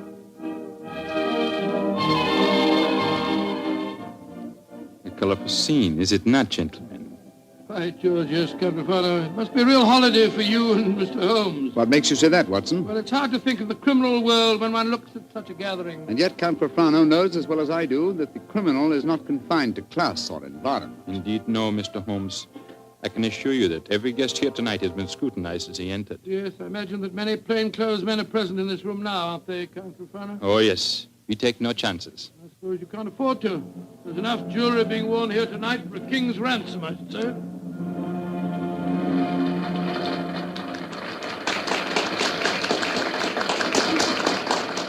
The waltz is finished. Now I can present you to our hostess, Princess von Kram. Stephanie, my pigeon. My pigeon must know the princess pretty well. Yes, I'm glad to see that in Vienna the profession of criminal detection carries no social stigma. Allow me to present you Mr. Sherlock Holmes, Dr. Watson, the Princess Stephanie von Kram. I'm very honored to meet you, Your Highness. I'm most happy to meet you, gentlemen. Permit me to introduce my protege, Janos Horvat, the Hungarian composer. How do you do, sir? This ball tonight, Mr. Holmes, will mark a rare occasion. A signal honor is to be conferred on Herr Horvath and myself before tonight is through. The next waltz is a new composition of his. Tonight will be its debut. Indeed, how very interesting. It is a great honor the princess has conferred on me. A new composition could not possibly be presented under more auspicious circumstances. Count Frano, you spoke of an honor in connection with yourself. May I tell them our secret, Stephanie? No, I will tell them myself, Anatole. After your waltz has been played, Janusz, and Anatole and I shall be the first to have the privilege of dancing to it, my father is to make a public announcement. He is to announce my engagement to Count Anatole Rathbone. Oh, indeed, my congratulations to you both. Very lucky fellow. Am I not the luckiest of men? Is she not exquisite? I, the gay man of Vienna, the cavalier who swore that no one woman would ever capture him. I confess it, gentlemen, I'm in love. Oh, but I pity you. Even the great waltzes of old Vienna could hardly be worthy of this moment. Oh, Anatole, you are a born flatterer. Oh, come, the waltz is about to begin. I shall see you gentlemen later. Auf Wiedersehen. Auf Wiedersehen. The orchestra is tuning up, Herr Horvath. I imagine this is a great moment for you. A very frightening one, I assure you, my friend. In a few minutes, I shall know whether my new work is to be crowned with success or failure. Count Frano is leading the princess to the center of the floor. The conductor is raising his bell. This is your moment, Herr Horvath. Good luck. Pray for me, gentlemen. Pray for me. There they go, the princess and Count Frano. They're starting the waltz. Ah, they make a striking pair, don't they? Here come the other couples out on the floor. Charming. Quite charming. It reminds me of... Great Scott, that was a revolver shot. It's the princess. She's been shot. Come on, Watson. Out of the way, please. Out of the way.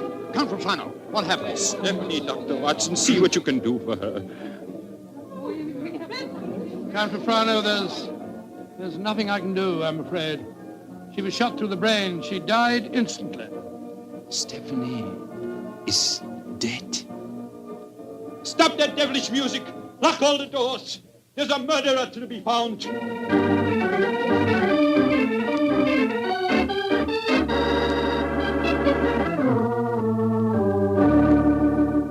Count Frano, have you found any clues? One of my men found a revolver. It had been tossed into the earth of a potted palm. May I see it, please? Of course, here. Rammed into the soft earth. Confound it. Count Frano, your fiancée was an extremely beautiful woman. You must have had rivals? Yes, several, but none of them are present tonight. Who will inherit her estate? Her 6-month-old nephew. Who's his guardian? The Emperor Franz Joseph himself. No, Mr. Holmes, I know of no obvious motive for someone wishing poor Stephanie dead. Well, perhaps it was a political crime. She was a wealthy aristocrat and a very prominent one. Yes, it's very possible. Many nihilist assassins have been active in my country recently. Meanwhile, we have a ballroom full of suspects waiting for us. I was just going to suggest we went back there. We can't find out very much by staying here in the library. It's a delicate matter. Almost everyone present tonight is known to me personally. May I suggest that you go back to the ballroom and have the male guests file past you? Detain for questioning anyone whose evening clothes do not fit perfectly. Clothes don't fit? What's the cut of a man's clothes got to do with this? Anyone invited to such a ball as this would naturally have his own tailor. I think, Count Profano, if you found a man who had to hire his costume, he might be an imposter and may well prove to be your assassin. Well,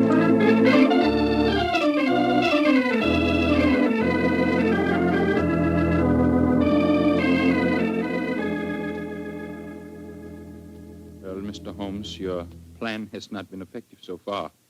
We find one Englishman who is unusually badly dressed, and what do we discover? He's an English milord whose luggage was lost on the train. Yes, and the second suspect proved to be a perfectly respectable Viennese doctor whose nasty little child had taken a last-minute snip at his tailcoat with a pair of scissors. And the third was poor Horvath, the composer, who cannot yet afford a good dress suit, eh? Well, Count Profano, why not have the next suspect shown in? Yes, of course. Schober, bring in the next man. Ja, Herr Count. Kommen Sie herein, bitte. Einbitter, what a frightful-looking fellow. Your name, please. My name is Gruning. What do you wish with me? Gruning? Your name was not on the list of invitations. One moment, please. Let me see your right hand, Herr Gruning. You have no right to touch me. Where did you get these fresh earth stains? Your right thumb is pitted and the nail is full of dirt. What does that prove, policeman? Not a short while ago, you tried to hide your revolver by ramming it into an earth-filled flower pot. Give me that revolver, please, Count Profano. It will be easy to compare the samples of earth. It will not be necessary. Well, you admit that you murdered the princess tonight, then? Certainly, I admit it. Why did you kill her? She was an aristocrat. She was an oppressor of the poor. I'm glad I killed her. One day, I and my party will kill all of you filthy aristocrats. Count Profano, put down that revolver. Shoot him like the dark he is. No, Count Profano, even you can't take the law into your own hands. Why do you not shoot me? I'm not afraid to die. Have him taken away, Schober. Nehmt den Hund ins Gefängnis. Thank you for stopping my hand just now, Doctor. But when he spoke of Stephanie that way, I could have killed him just as he killed her. Very understandable impulse, sir, but one that would have ruined your life. My life? Now that she is dead, my life is empty. What right do love and beauty have to exist in a world that no longer holds Stephanie? She was all light and life, loveliness. And now... But I am hardly displaying my Viennese blood, am I? The murder is caught, thanks to you, Mr. Holmes, and my life, such as it is, must go on. Somehow. That's how the story began, Mr. Bartell. Began? It sounds like the end of a story to me, Doctor. Far from it, my boy. The next day, Holmes and I had our interview with His Imperial Majesty and learned the nature of the services expected of us. Services that required our leaving the city. And that's why, my boy, we were gone from Vienna for some weeks. We didn't know that during our absence, Herr Holbert's waltz, which had had such a tragic debut, was beginning to make a sort of morbid history. Yes, Herr Baron, the Horvath waltz. We have had many requests for it. Gladly, we will play it, Herr Baron.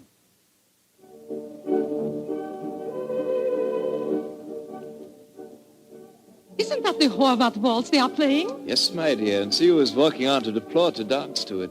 Leah Mollenstein, the actress. A beautiful creature. Are you trying to make me jealous, Hans? Gott in Himmel, it's Leah Mollenstein! She's been shot!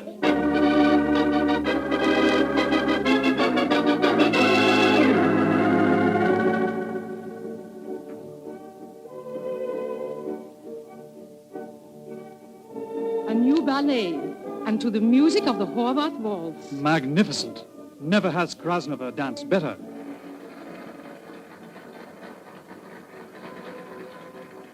Have you ever seen such exquisite pirouettes?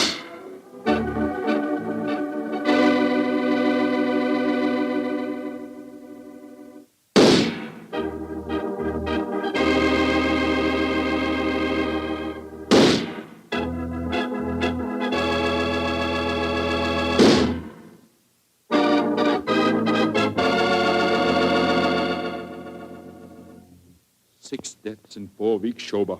All beautiful women and all killed to the music of the Horvath waltz. There's a homicidal madman at large in Vienna. There's only one thing to be done. We must forbid absolutely the playing of that waltz by imperial decree. Hear all of this, Mr. Bartell, until we return to Vienna. And then, I suppose, Sherlock Holmes was drawn into the case again, Doctor. Yes, my boy. Holmes immediately made a close study of the newspaper reports on the tragedies, and it was with great difficulty that I tore him away from his investigations to attend the reception at which the Emperor was to thank us for our services on the mission that we just completed. As we arrived at the Imperial Palace, almost the first person we ran into was the Hungarian composer, Janos Horvath. Dr. Watson, you have heard of the tragedies connected with my waltz? Yes, we have indeed, sir, we have indeed. I was making a close study of the newspaper reports on them just before I came here. You must do something, Mr. Holmes. People will hardly listen to other music. They want my waltz. But that is forbidden. I'm losing a reputation and a fortune while that waltz remains unplayed. Or perhaps, Herr Horvath, you are laying an excellent foundation for a later reputation and fortune. What do you mean? All this publicity, however distasteful to you at the moment, must in the long run prove invaluable. Ah, there you are, my dear Count Rufano. Mr. Holmes, Dr. Watson, I'm glad to see you back in Vienna. You've heard of the murders? Yes, Count, we were just discussing them. I need your help again, my good friend. For over a month now, the murder has been at large, and I cannot seem to get on the trail. But I'm Gruning, the first killer. What have you done with him? Released him. What? Released him? Great Scott, why? At the hearing, it was obvious the man was an egomaniac. He boasted of the murder of Stephanie, apparently out of pure vanity. The liberal newspaper editors made quite an issue of the case. They brought pressure to bear, and we had to let him go. Confound it. I wish I hadn't left Vienna. Well, if the fellow's at large again, Count Rufano, it's pretty obvious that he's the murderer of the other women, too. On the contrary, Doctor, he was in prison until yesterday. The last of the murders was committed 3 days ago. Oh, here comes His Imperial Highness Franz Joseph. Good evening, gentlemen. Your Highness. Good evening. Your Highness. Well, I see we have very distinguished company tonight. Not only the masterful Sherlock Holmes and his colleague, Dr. Watson, our English friends that we are honoring, but I see that we have a distinguished representative from our Hungarian Empire, Janos Horvath. A worthy successor, I'm told, to the breed of composers for whom Vienna is famous. Your Imperial Highness is most kind. The pipe organ in here is in excellent condition, I am told. Will you not play us one of your compositions, Herr Horvath? I shall be most honored, Your Highness. Sit down, gentlemen, sit down. Thank you. What shall I play, Your Imperial Highness? Anything you wish, young man. Anything you wish. Thank you, Your Highness. With your permission, I choose to play... Great heavens! He's playing the death waltz. On your guard, Watson. Even in the Imperial Palace itself, this twirling tune may invoke murder.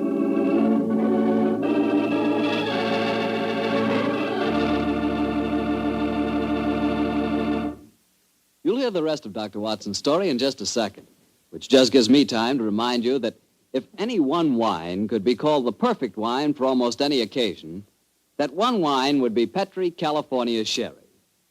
Petri Sherry is not only a fine before-dinner wine, but it's wonderful after dinner, too. And, of course, when you're entertaining or when guests drop in, whether in the afternoon or evening, there's nothing better than a glass of Petri Sherry. And it's comforting to know that you can serve Petri Sherry proudly, because the name Petri is the proudest name in the history of American wines. Dr. Watson, you certainly left me hanging on a cliff that time. You broke off your story just as the Hungarian composer started to play his ill-fated waltz to the Emperor Franz Joseph. What happened? At the time, my boy, fortunately, nothing happened. Herr Horvath completed his composition without apparent incident, and shortly afterwards we attended a banquet that was given in our honor, a banquet that concluded with a rather curious ceremony at which the Emperor presented Sherlock Holmes with a medal to commemorate his services. But everything was... never mind about that. Finally, it was shortly after 10 o'clock, I remember.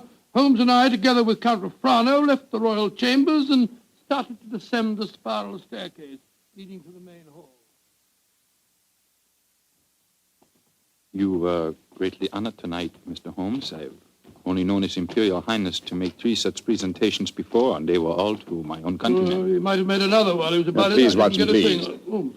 The Emperor was most kind. I can't help feeling that he over-evaluated my services. You're being unusually modest, Holmes. Perhaps because I feel that my visit here is incomplete until I've solved the death waltz murders. I hope you'll be able to stay in Vienna long enough to do that. I confess I am at my wit's end. I've been giving the matter a great deal of thought, Count Rafano. I have a plan for trapping the killer. It's in rather an embryonic stage at the moment, but over a few pipes at the hotel tonight, I expect to develop it thoroughly. I shall call at your office in the morning and explain it to you. I shall be awaiting your visit eagerly. One more of these murders and the newspaper outcry might become so loud that I should have to resign my post as chief of police. Well, when Hobart made that daring gesture and played the death waltz tonight, it proved one thing. It's not infallible. The death of a beautiful woman doesn't always follow the playing of the melody. Very true, Doctor, but... Watson. Yes, Holmes? Strike a match, will you? Huh? There's a figure here slumped on the landing. Great Scott, it's the body of a girl. And a very beautiful girl, too. Shot through the forehead. You were wrong, Watson. The death waltz is infallible, but I swear to you that the killer has struck for the last time.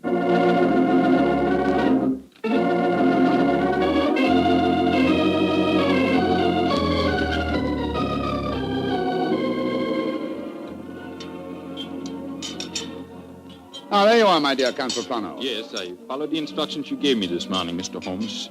Schenbaum's is at the moment the smartest restaurant in Vienna. I've reserved the best table for you, and I've invited the guests that you named. A strangely assorted couple, I must say. Janos Horvath, composer, and that grinning fellow, the one that admitted shooting your fiancée, Count Rafano. It's as much as I could do to keep my hands off him when he arrived here, Doctor. But Mr. Holmes insisted that I ask him. Just the same, I wish you would tell me his plan. I'm completely in the dark. Completely in the dark. I can sympathize with you, Count Rafano. Holmes never tells me a thing either. Let's join our guest, shall we? In a very few minutes, I'm sure that my plan will be perfectly apparent. Good evening, Herr Horvath. Oh, good evening, Mr. Holmes. Dr. Watson. How do you do, Herr Horvath? And how are you tonight, Herr Gröning? Angry at having to come here against my will. My party does not approve of these aristocratic, padded pigsties. But Count Rafano informed me that if I did not come here tonight, I could expect to find myself back in prison.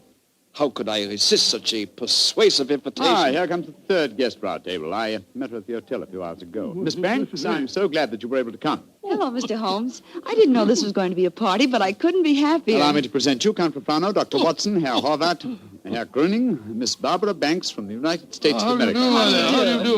Holmes, I wish I knew what you're up to. And how can a young American girl afford to come to Vienna, may I ask? Of course you can ask. My father made a lot of money, and he wanted me to have the advantages he never had. Your father made money because he ground the faces of the poor. Oh, my father never ground a poor face in his life. He was a capitalist. I spit on him. Oh, that's rather unfriendly. And also, geographically speaking, something of a problem. You see, he's living in Wyoming. You make fun of me. Only because you made fun of me. Mr. Holmes, I did as you asked me. I'm very grateful, Miss Banks. The orchestra leader didn't want to play it. He seemed scared. But I waved a lot of money in front of him, and I promised to pay the fine as well. Splendid. Great Scott, I see it all now. So do I. You persuaded Miss Banks to bribe the orchestra leader to play. My waltz. My forbidden waltz? Yes, Herr Horvath.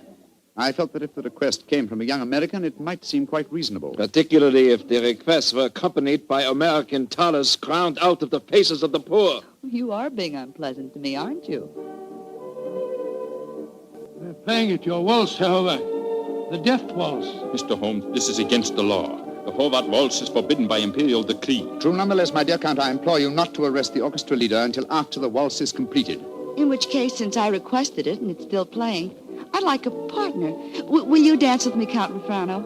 I'm sorry, Miss Banks, but to this melody I shall never dance again. Oh. Well, how about you, Dr. Watson? Oh, I like you very much, my dear, but I'm afraid I'm not as light on my feet as I used to be. In any case, I was never much of a hand at the waltz. The polka's more in my line. Dear me, I'm getting an inferiority complex. Oh, please do not, Miss Banks. You'll observe that the general public seems singularly unwilling to dance, too. Not one couple has ventured onto the floor. How can you blame them? The waltz with Horvath may mean death. How can you blame them? I'm not afraid. After all, Herr Horvath, it's your own music. I'll dance with you. You're most kind, Miss Banks, and courageous. But to be a partner of the only woman on the floor would mean ruin. An admission of failure. My third refusal. I'm a wallflower. No, my dear Miss Banks, the aristocrats, they're afraid. But I, plain, simple Gröning, I will dance with you, Miss Millions. Oh, bless you, Herr Gröning. And I assure you my father does not grind the faces of the poor. He does grind the faces of the poor, this I know. Stop her, it's suicide. I think not, Herr Horvath. I think so. And I'll not stay here to watch it. Where the devil's he off to? Do not worry, Doctor. I shall keep an eye on him. Yes, and we'll keep an eye on both of them. Come on, Watson. Horvath is leaving the room. Whereas Count Rolfrano has deserted his trail and has slipped behind one of those pillars. Good Lord, he's drawing a revolver. Exactly, Watson. He's our man. Put down that revolver, Count Rolfrano. Put it down, I say. He's turning it on himself. Count Rolfrano!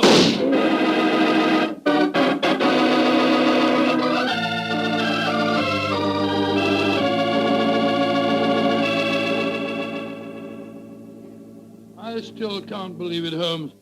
Not the fact that Count Rolfrano blew his brains out, but the fact that he was a murderer. Yes, I was slow to believe it too, old chap, and I blame myself in consequence.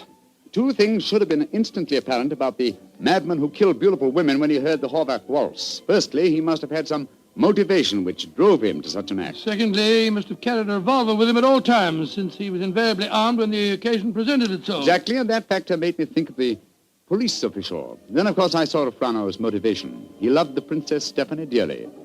Her death in his arms was a psychological shock that was more than his mentality could stand. And when he heard that music, it reminded him of the dead princess and forced him to kill. That's right, old fellow.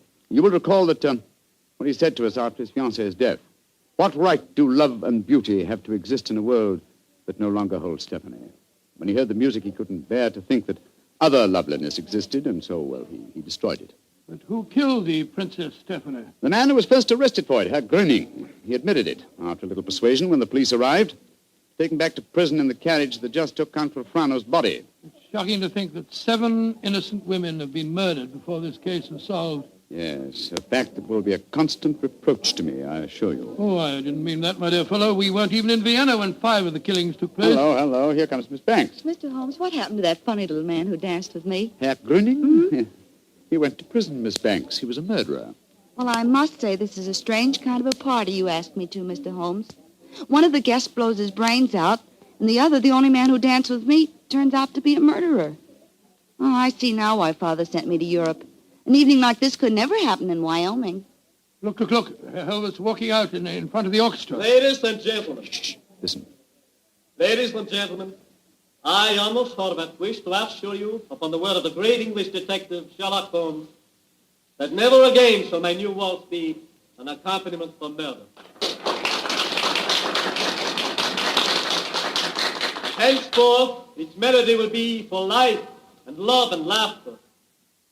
I have ordered a bottle of the finest Tokay sent to each of your tables. Raise your glasses and pledge me as I now conduct my waltz. Free at last from the kiss of death.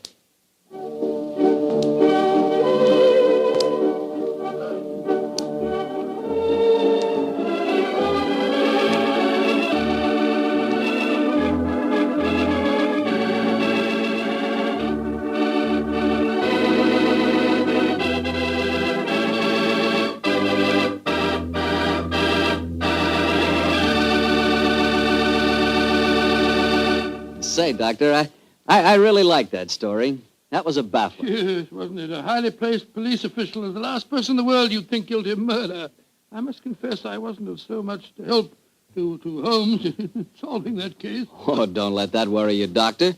After all, Holmes almost missed solving it himself. Oh, thank you, my boy. Nice of you, thank you. But it certainly was one of the most interesting cases that I was ever connected with. I know what you mean.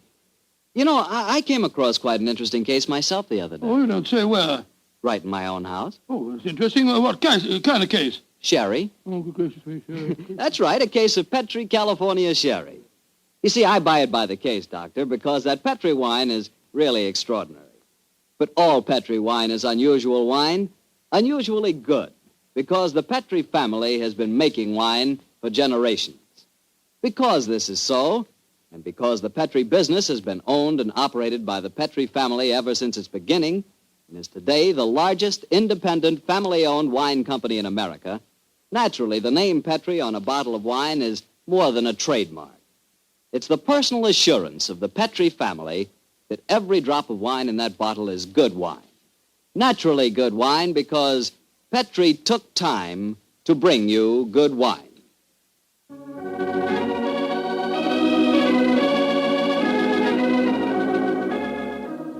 Tonight's Sherlock Holmes adventure was written by Dennis Green and Anthony Boucher and was suggested by an incident in Sir Arthur Conan Doyle's story, The Adventure of the Illustrious Client. Music is by Dean Fostler.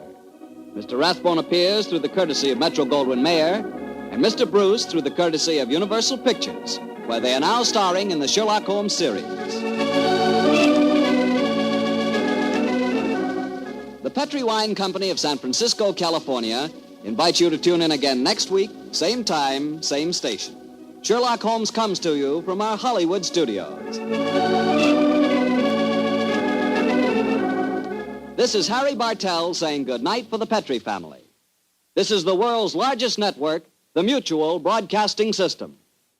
At first, when Herr Gruning confessed to the killing of the Princess von Kran, I didn't believe it.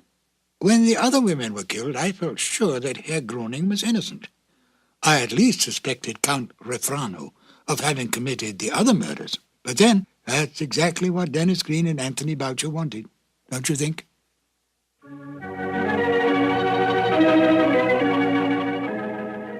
The two episodes you have just heard, The Out-of-Date Murder and The Waltz of Death, are part of the new adventures of Sherlock Holmes, starring Basil Rathbone and Nigel Bruce, and are a 1988 copyrighted production of 221A Baker Street Associates.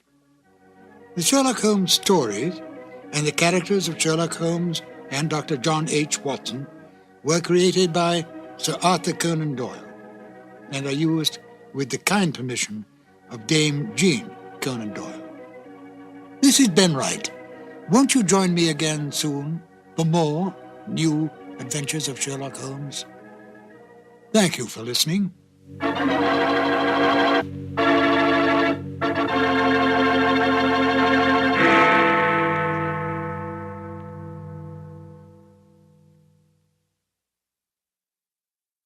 Petri Wine brings you Basil Rathbone and Nigel Bruce in the new adventures of Sherlock Holmes.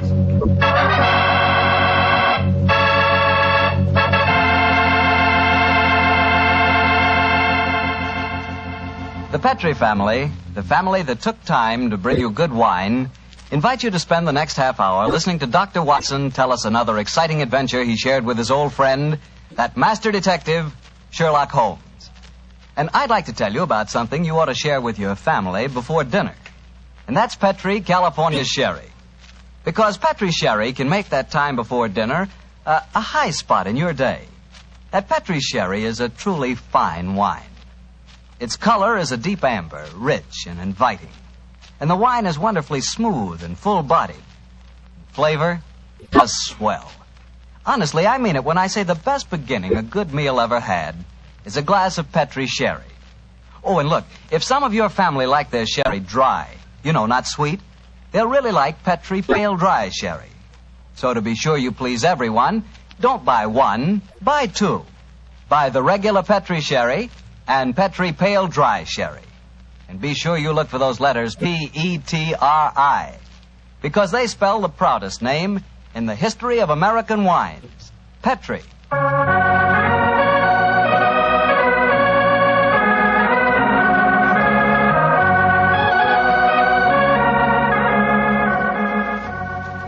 And now I know our good friend Dr. Watson's expecting us. Let's go in and join him.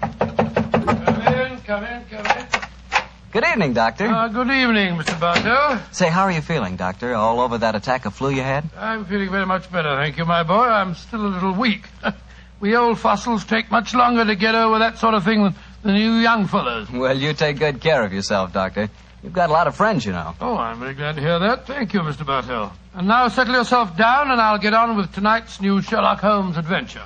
Where did it take place? You may not be familiar with the names of Jersey, Guernsey, Alderney, and Sark, but those are the four principal islands that make up the group known as the Channel Islands. Oh, yes, Doctor, I have heard of them. Somewhere in the English Channel, aren't they? Between the southern coast of England and the northern coast of France? That's quite right, my boy, though I very much doubt if you ever heard of the tiny island on which this story happened. It was the island of Garth, a minute but self-contained spot with a population of just under 1,000 inhabitants, subsisting, and from what I saw of the island in those days, subsisting very well on its dairy products. Was it under the rule of the British government, Doctor? No, Mr. Bartell, not exactly. You see, the island belonged to a family by the name of Horn. The head of the family, who was known as the Seigneur of Garth, was an independent ruler owing nominal allegiance to the King of England. That allegiance was expressed by one of those traditional ceremonies in which the Seigneur annually presented 1 pound of freshly churned butter to a representative of the British Crown. Times haven't changed much, have they, Doctor? Pound of butter is still worth a king's ransom. But tell me, what were you and the great Sherlock Holmes doing on the island of Garth? Well, I just coming to that, my boy, if you'll give me a minute. It was in the summer of 1896 when, to my utter amazement, Holmes informed me that we were going to the island of Garth as the official representatives of the British Crown to accept the annual presentation of butter. At the time, I must confess, I couldn't see why Holmes wanted to accept such a ridiculous mission. It was only as we approached the island in a small fishing boat that he told me a great deal more was at stake than a pound of butter. Unfortunately, Mr. Bartell, I'm not much of a sailor, and as the wind was blowing hard and the sea racing, I'm afraid I wasn't a very intelligent companion.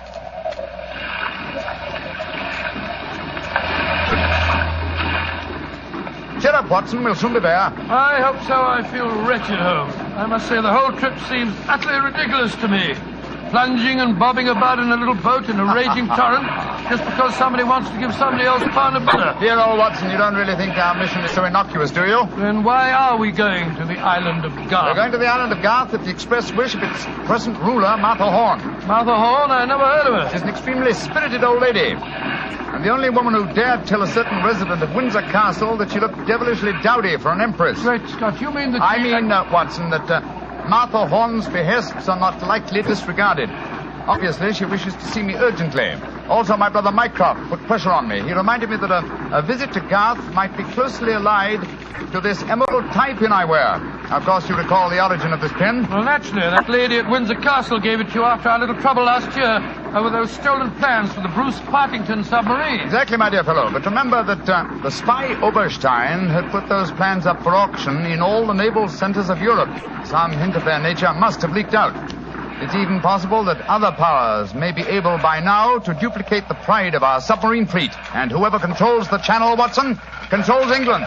Well, they're dropping anchor, and yet we're still a quarter of a mile out from the island. Why do you think they're doing that? Here comes the skipper. He'll tell us. Here is as close to the island as we may approach, monsieur. We have already sent signals. A smaller boat is putting out for you. It will be here in a little while. Thank you. A smaller boat? Good Lord. Holmes, you were hinting at the naval significance of the island of Garth. Yes, old chap, I was. Well, what good would it be as a port if even a small boat like this can only come within half a mile of it? For a surface vessel, no. But we were speaking of submarines. Garth, I learned from the encyclopedia, boasts a magnificent interior cavern accessible only through underwater channels. Great Scott, an ideal natural harbor and dry dock for a submarine fleet. Precisely. And on the control of the island of Garth, Watson, may well rest the fate of the British Isles. Now, old chap, perhaps you see why Mycroft was so anxious for us to collect a pound of butter.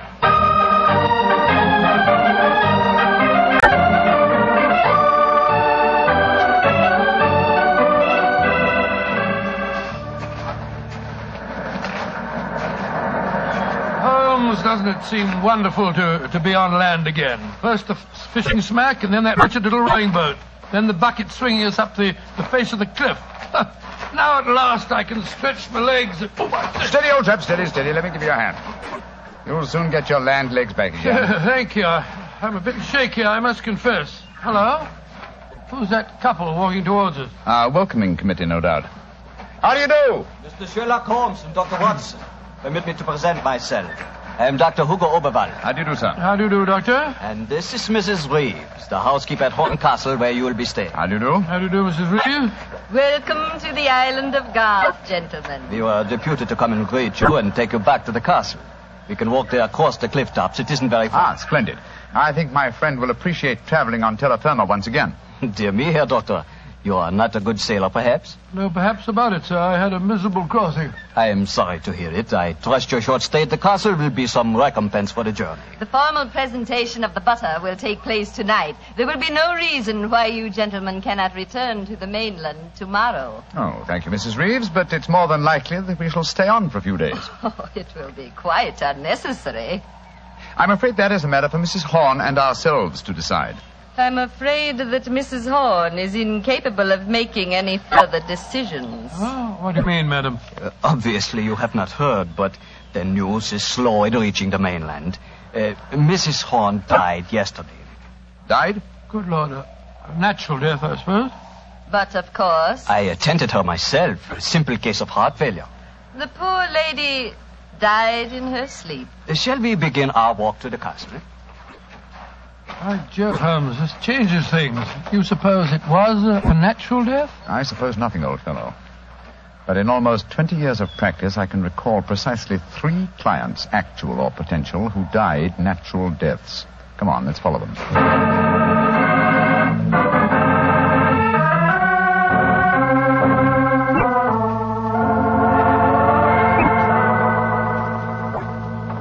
Mr. Sherlock Holmes, Dr. Watson, this is Mr. Christopher Horn, grandson of Mrs. Horn and the new ruler of Gar. How do you do? Hello. How do you do, sir? Very nice of you fellows to come over here.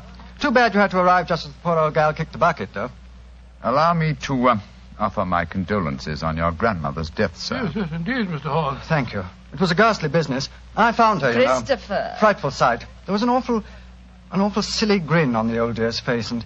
Don't you think it would be more to the point if you were to explain the ceremony in connection with tonight's presentation? You're right, Reevy. Reevy's a terrible tyrant, but she is efficient.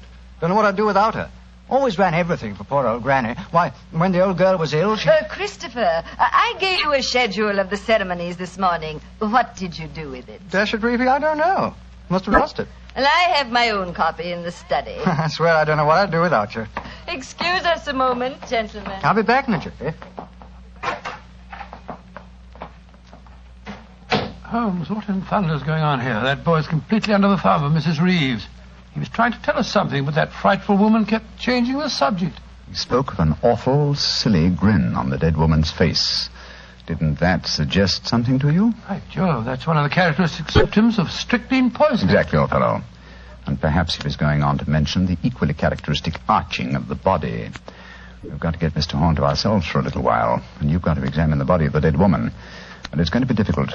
Is that a balcony outside the window? Yes, it is. Come along. Let's see what it leads to.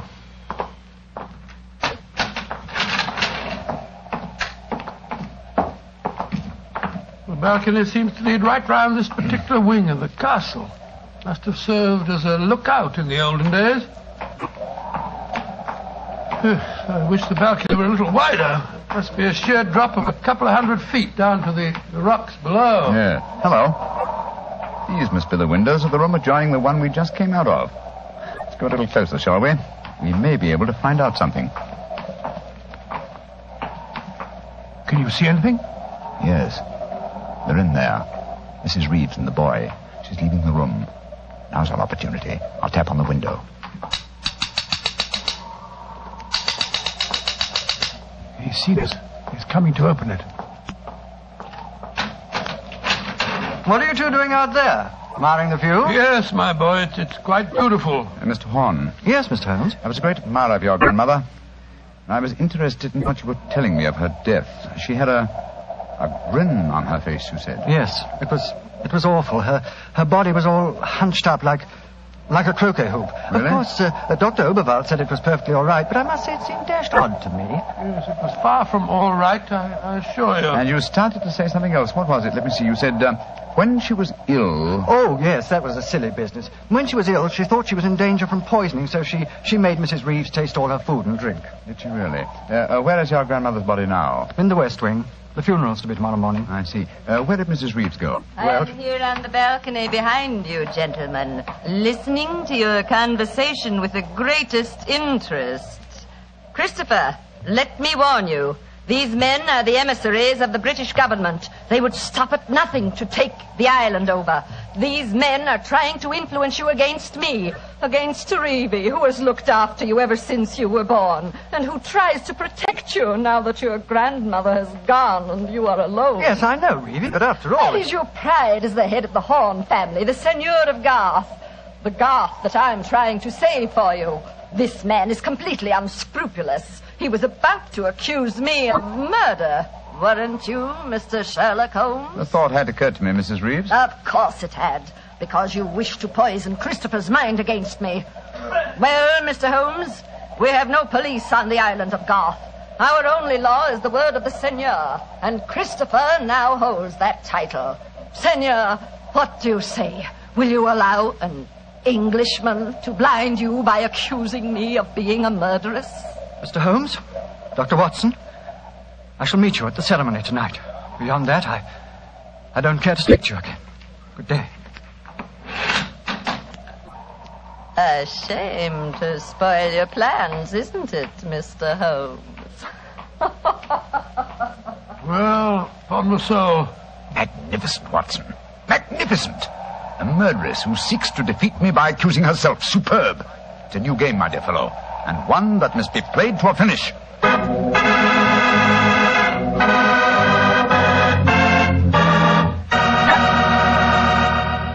We'll hear the rest of Dr. Watson's story in just a second, so I'm just going to remind you that right now is one time you'd really enjoy a glass of Petri California Port. You couldn't ask for a more delicious wine. Petri Port, with its deep, rich red color and its heart-of-the-grape flavor, is one of America's all-time favorite wines. Petri Port is wonderful after dinner and perfect to serve when company comes. Try it. But just remember that when you want the kind of port I'm talking about, you've got to make sure it's Petri Port, because all Petri wines are good wines. Dr. Watson, this is certainly an unusual story you're telling us tonight. What happened after Mrs. Reeves left you and Sherlock Holmes standing on the balcony? We retired to our rooms and had a quiet and lonely lunch. Though the great man said little, I could see that he was deeply excited and that his keen brain was evolving some plan that would enable us to solve the mystery of Mrs. Horn's death. After lunch, we started to descend the stairs leading to the main hall of Garth Castle. As we did so, Holmes said... Watson, we're in no danger ourselves. Mrs. Reeves knows that we're here as emissaries of the British government. Yes, and if we didn't return with the butter within a few days, there'd be a British dreadnought here looking for us. However, I am in danger of one of my worst defeats. My professional pride is piqued. If only I could... Watson. Yes, Holmes? If at any time today I slip you a note, don't read it at once, but... Shh. Here comes Mrs. Reeves.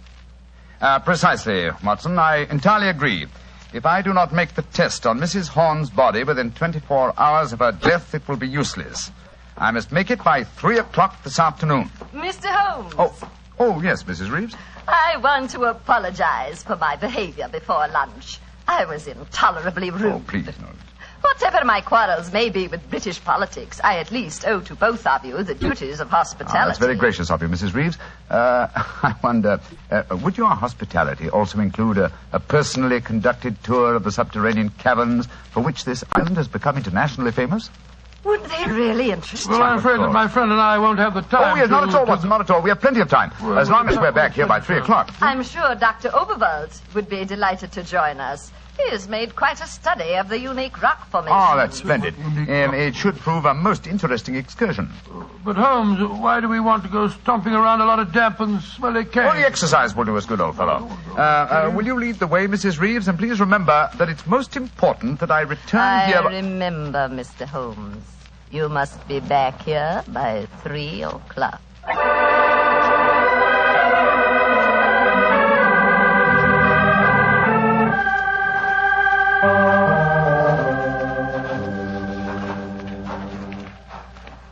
A little further, Mr. Holmes, and we shall reach the giant cavern. Most interesting.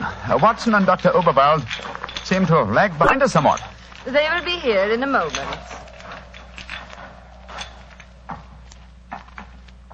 There. This is the giant cavern. Magnificent. Truly a miracle of nature. It's a natural submarine dry dock hewn out of the rocks.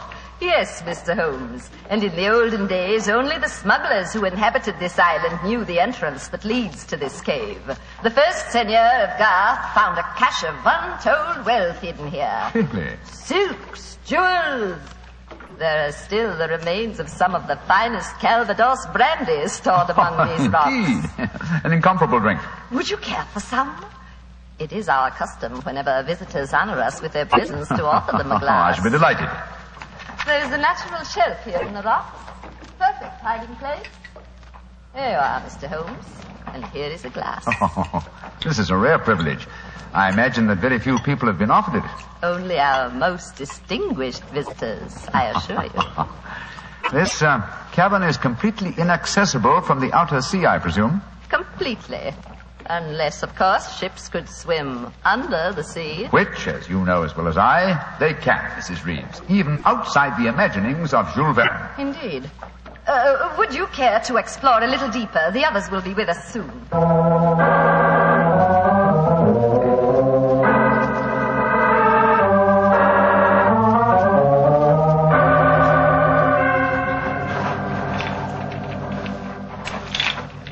Dr. Overveld, the others seem to be some way ahead of us. Yes, they do, don't they, Doctor? Holmes!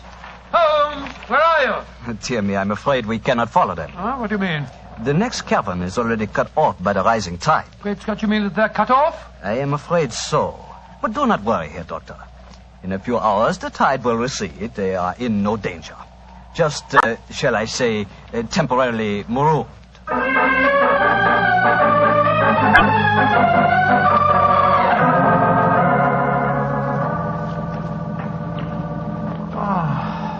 I can't understand it. I'm getting confoundedly sleepy. I'm so sorry. I'm afraid that we stayed here longer than I intended. I fear that we are cut off by the tides. Cut off? For the tide? We're in no danger. In a few hours, we should be able to return. But I'm afraid I cannot get you back at 3 o'clock, which was the time I promised. But it's vital. Absolutely vital that I get back. I'm so sleepy. But please keep talking. I must keep awake.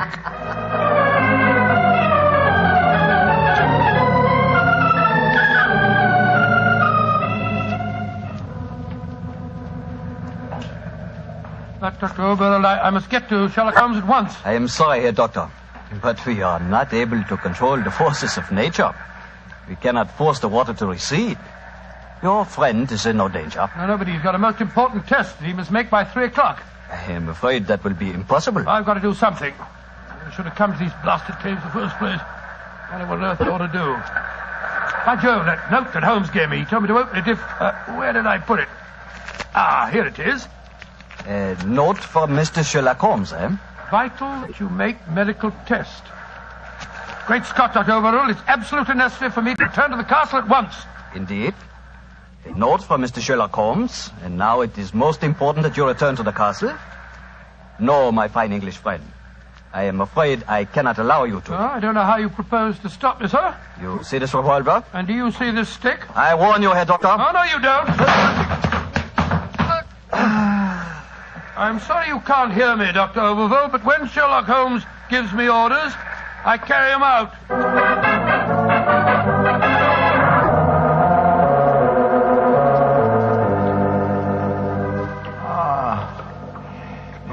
Mrs. Reeves, are we still trapped by the tide? What time is it? 5 o'clock. I'm afraid that you will be a trifle late for your important appointment. What a pity. You deliberately trapped me here. You drugged the brandy and kept me a prisoner. Did I? Now, why should I do that, Mr. Holmes? Because you're greedy for power. That's obvious in your domination of that pleasant though weak young man who is now Seigneur of Garth. I'm sure your beliefs would find support in certain ideologies now arising in Germany. Your choice of a German doctor as an accomplice in your plans would support that theory. And what might my plans be? I should say that you're determined to give Garth as a submarine base to Germany. With this island in their power, they could control the channel. Very interesting. And I suppose, as well as being a spy, I'm responsible for Mrs. Horn's murder? You and Dr. Overveld between you. She was too strong for you. You had to get her out of the way. You probably made subtle attempts on her life at first, the origin of which you did not realize, but which caused her eventually to send for me. My arrival forced your hand, and so you and Dr. Oberwald resorted to the quite unsubtle expedient of poisoning her. All pure supposition, Mr. Holmes. The only law on this island is Christopher Horn. Do you suppose he'll believe you? No, I suppose he won't. You've outwitted me, Mrs. Reeves. I walked into your trap just as you intended me to.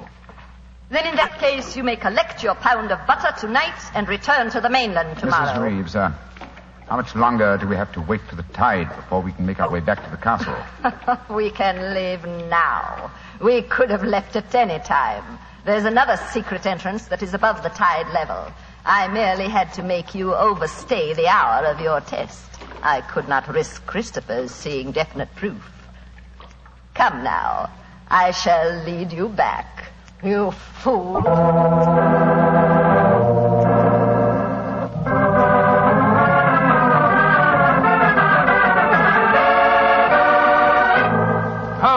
Holmes, where have you been all this time? Mind that, Watson. Did you open the note? Yes.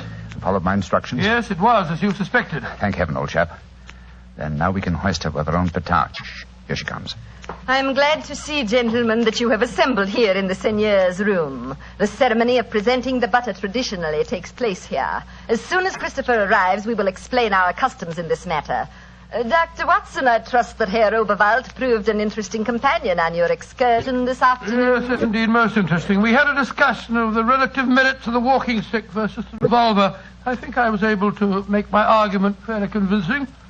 Where is Dr. Oberwald now? I imagine he's lying down. He had all the symptoms of impending headache when I saw him last.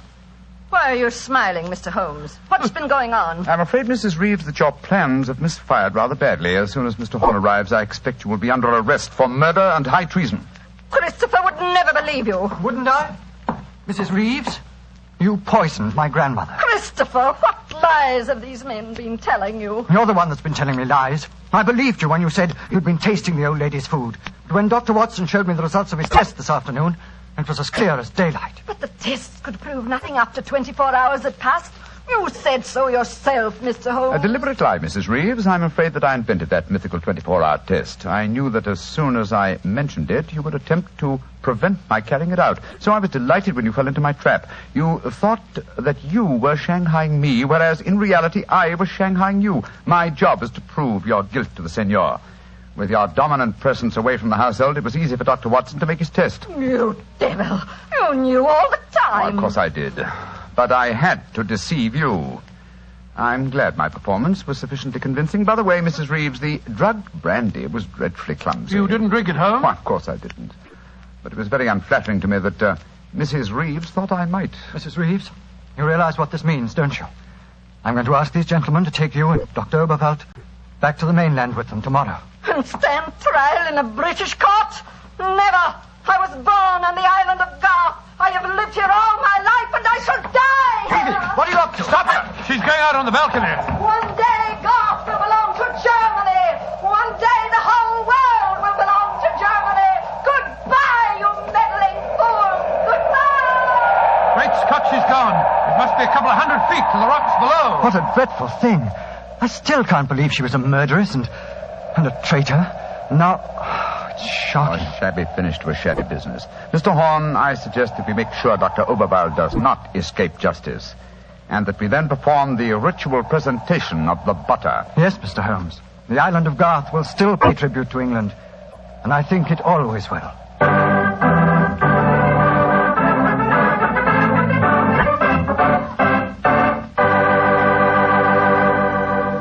Well, Doctor, that was some story.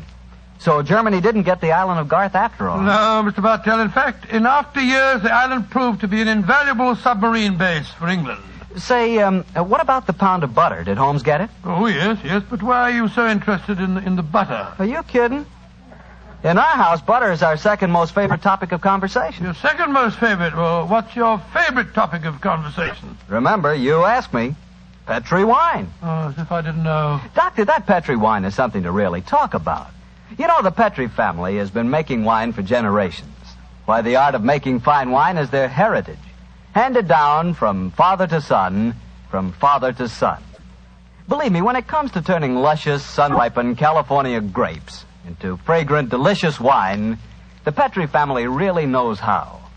And they're proud of their wine, too. That's why the name Petri on a bottle of wine really means something. It's the personal assurance of the Petri family that every drop of that wine is good wine. It ought to be, because Petri took time to bring you good wine. Well, Dr. Watson, what new Sherlock Holmes adventure do you have lined up for us next week? Next week, Mr. Bartell, I'm going to tell you a story that took place on the Sussex Downs many, many years ago. It concerns a young girl, a painter in watercolors, and a very wise old lady. I call it The Adventure of the Living Doll.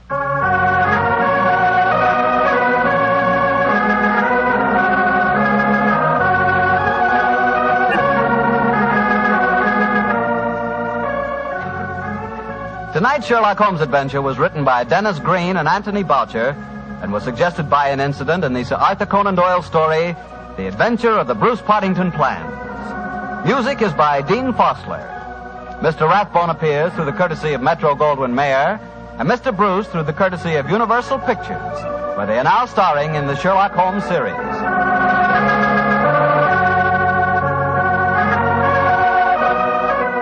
The Petri Wine Company of San Francisco, California, invite you to tune in again next week, same time, same station. Sherlock Holmes comes to you from our Hollywood studios.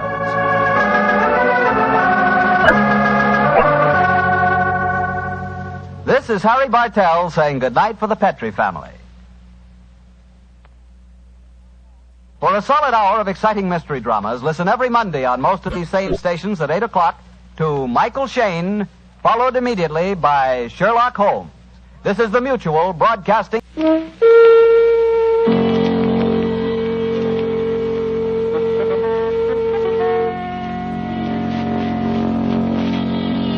The Adventures of Sherlock Holmes, starring Basil Rathbone and Nigel Bruce.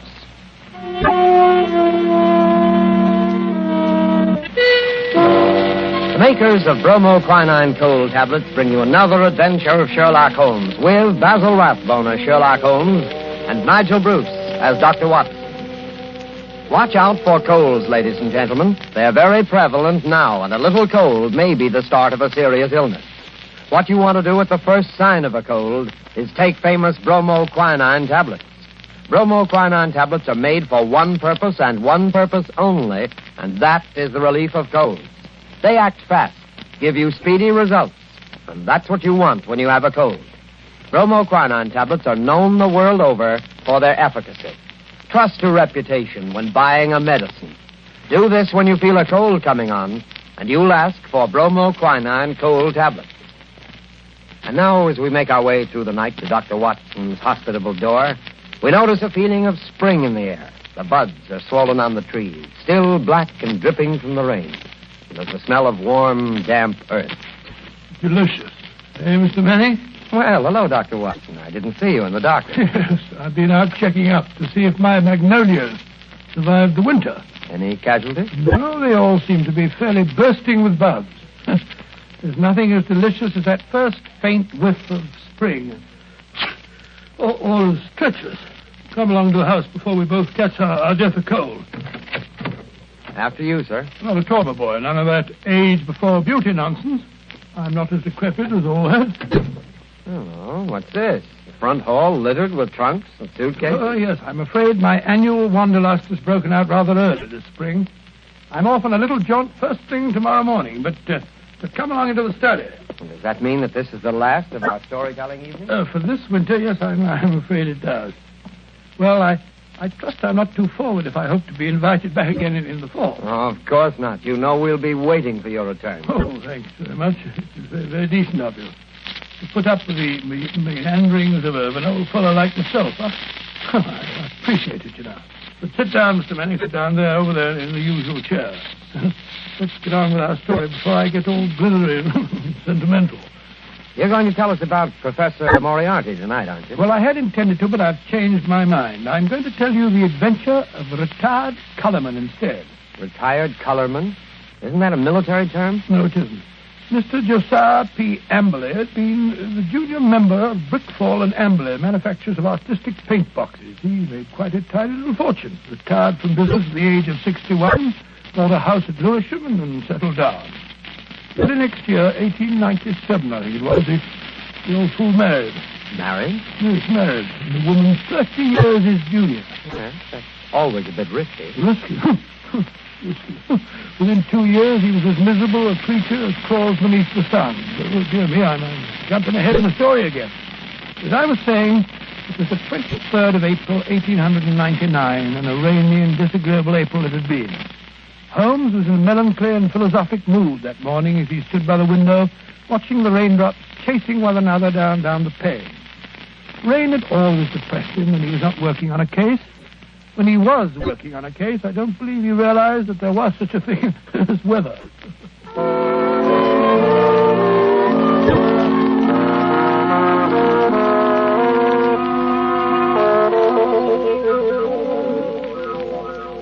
Look at that beastly rain. Hasn't stopped for 3 days.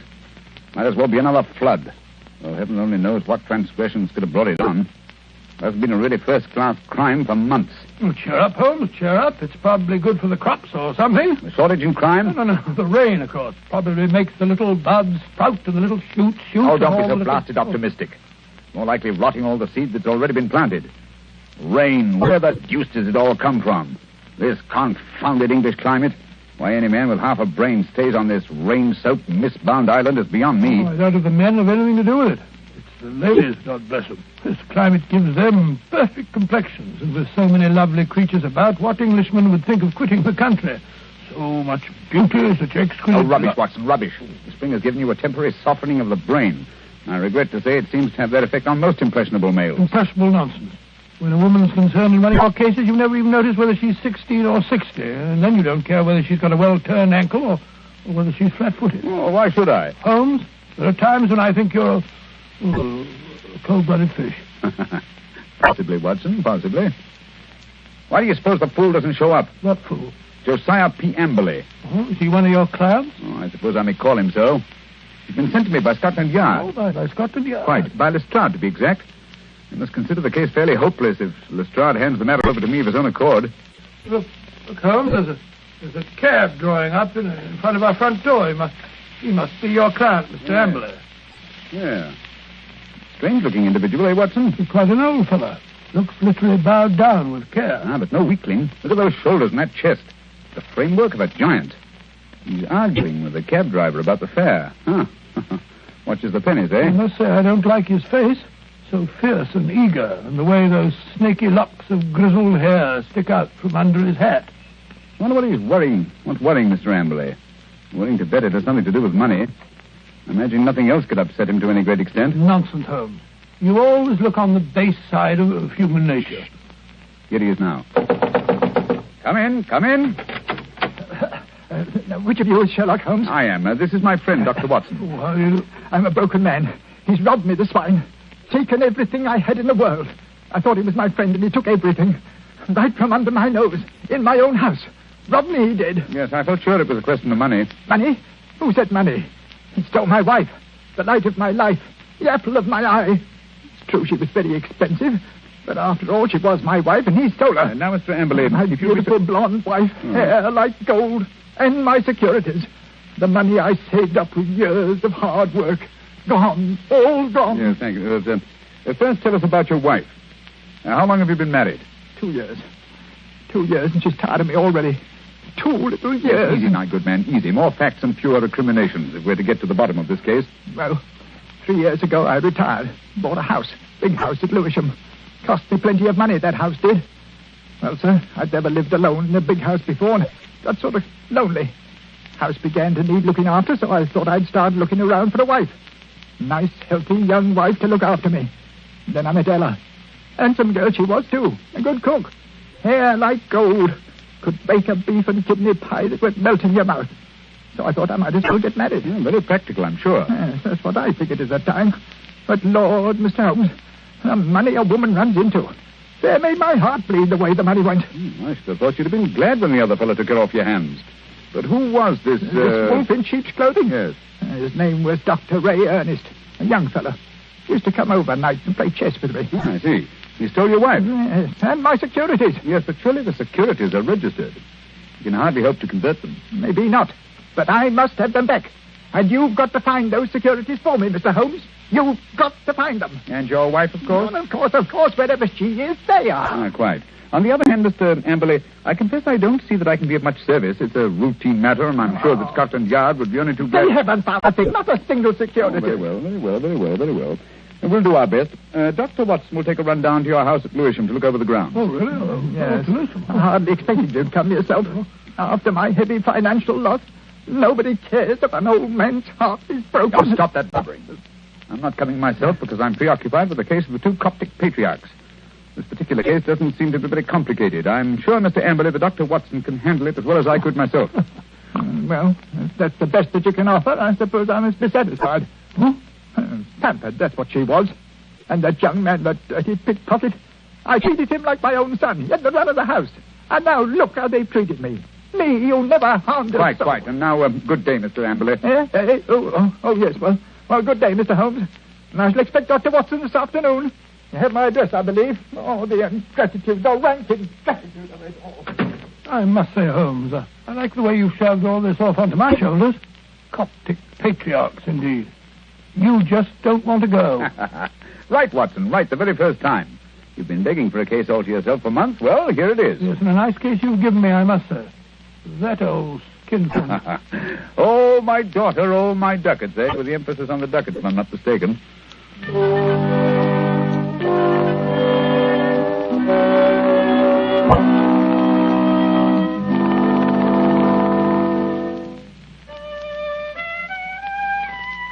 Oh, confound that passage.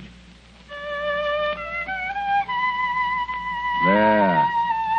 Ah, that's better. That's dash good. Hello. Steps on the stairs. Watson, if I'm not mistaken, and in a triumphant mood. Hello, Holmes. Well, I'm back. Hail the conquering hero. A successful afternoon, I take it, with the light of victory in your eye. Well, I did manage to dig up a clue or so. Good. How about Mr. Amberley's place of residence? What's it like? Well, he calls it the Haven. Oh, charming. Yes, isn't it? I think the place would interest you, Holmes. You know that particular quarter, the monotonous brick streets, the weary suburban highways. Well, right in the middle of them lies this beautiful old home, surrounded by a high sun-baked wall, mottled with lichens and topped with moss. The sort of wall... You may omit the poetry, Watson. I note that it was a high brick wall. What? I should have guessed it was the Haven, even if I hadn't asked the lounger who was smoking outside in the street. A lounger? Yes, a tall, dark, heavily moustached man with a curious look in his eye. With great tinted glasses and a Masonic type in? Good heavens. How'd you know? Oh, the fool. A child of 10 could have seen through that. I must say, Holmes, I don't see. Never mind. Continue with your story, Watson. Well, I'd hardly entered the gateway before I saw Mr. Amberley coming down the drive to meet me. He began at once, pouring out his grievances. We walked back to the house together. And, Well, once inside the wall, I must say, I've never seen a place worse kept. Garden running to weeds and in a dreadful neglect. The house, too, was slatternly to the last degree. It just goes to show what happens to a place when there's no womanly hand about to keep it in order. Yes, but Mrs. Amberley's only been missing a few days. Hardly time for so much disintegration to take place. Must have set in before she left. Oh, possibly. At any rate, Mr. Amberley seemed to be ashamed of it. He was doing his best to remedy it, though I must admit that his efforts looked a trifle ineffectual.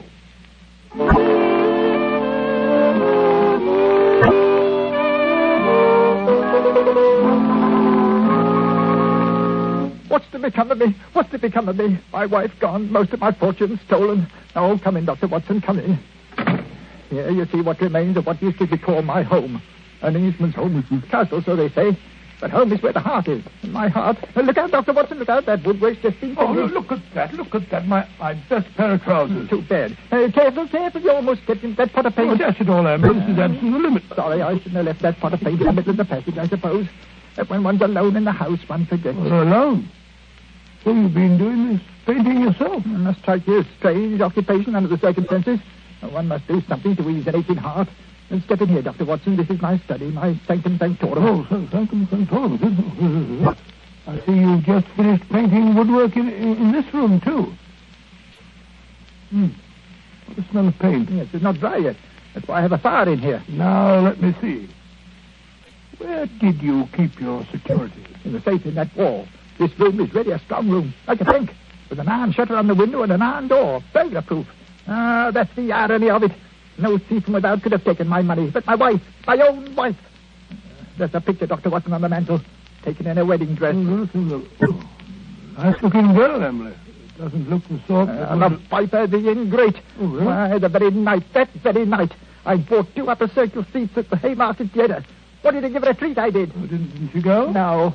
Last moment said she felt sick. Said she had a headache, she did. I believed her, went alone. When I came back, she was gone. The safe was right back. Just a minute.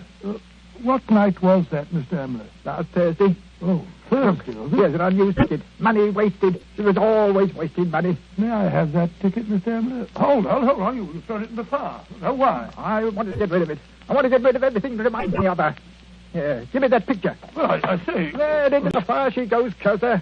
May her soul burn in torment. Their picture's burning now.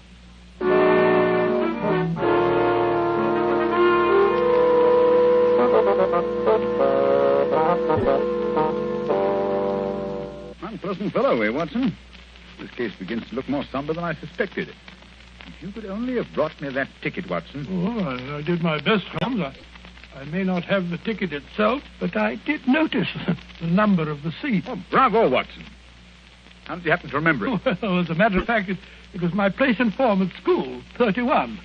See from the bottom. And so it stuck in my head. Splendid, old fellow. Then Amberley's seat must have been 30 or 32. Hear me now. Who can that be? Well, whoever it is, he's dashed impatient. Oh, yes. Here he comes up the stairs, fairly running. Come in. Well, bless my soul if it isn't our old friend, our good friend, Mr. Amberley. What's up? A telegram, Mr. Holmes. I can't make anything of it. Here, see for yourself. Uh-huh. Come at once without fail. Yes. Can give you information as to your recent loss find Elman at the vicarage. Dispatched at 2:10 from Little Purlington. Little Purlington in Essex, I believe, not far from Frinton. You will start at once, of course. Watson, look up the train. It's probably a hoax. What could anyone in Little Purlington But know it's from about a very responsible person. Where's my Crockford? Yes, here it is. We'll look up this minister of the gospel. Elman. Here it is. Yes, J.C. Elman, M.A., living of Mossmore, Little Purlington. Yes, but I still don't think... Surely, Mr. Amberley, you want to find your wife and your lost security, Of course, but it's a waste of time and money. Here we are. Here's the train from Liverpool Street at 5:20. Yes, we just have time. Mr. Amberley, you go downstairs and hail a cab. I'll help Dr. Watson throw a few things in the bag. You think I need Dr. Watson? Perhaps I'd better go alone. Oh, no. It may be a trap for all we know. I don't think I shall go. Mr. Amberley, it would make the worst possible impression on both police and on myself if you refused to follow up so obvious a clue. We should feel that you were not in earnest about this investigation. Very well, I'll go. Perhaps you'd better go with him, Holmes. What? Take your case, Watson. After the brilliant way in which you've handled it? No. Go along, Mr. Amberley, or you'll miss your train. Very well, but the expense is... Here you are, Watson. Here's your bag. It's packed. Yes, you never know when you may be called off on a case like this. I packed it for you. Holmes, I do think Quite. Now, whatever you do, see that he really does go to Little Purlington. Yes, I don't think that he's... Again, quite. Should he break away and try to return, get to the nearest telegraph station and send me the single word bolted. I will arrange to have it reach me wherever I am. What? You have something to look into at this end, then? I have, Watson. This case is beginning to take on a rather curious and sinister aspect. Above all, old man, take good care of yourself. And Mr. Amberley.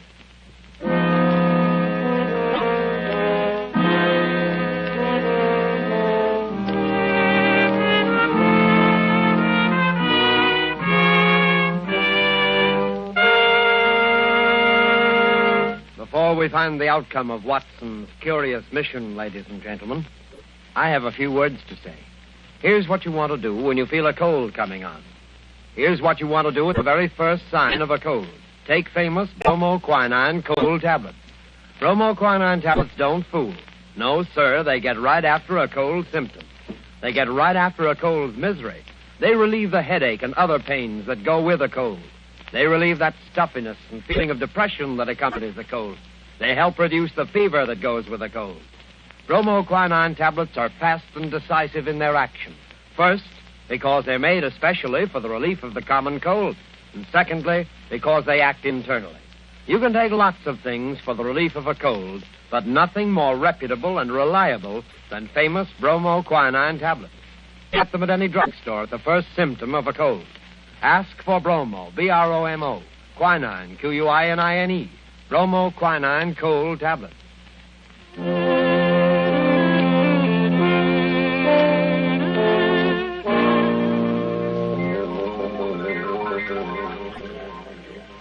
Ah, confound this rain.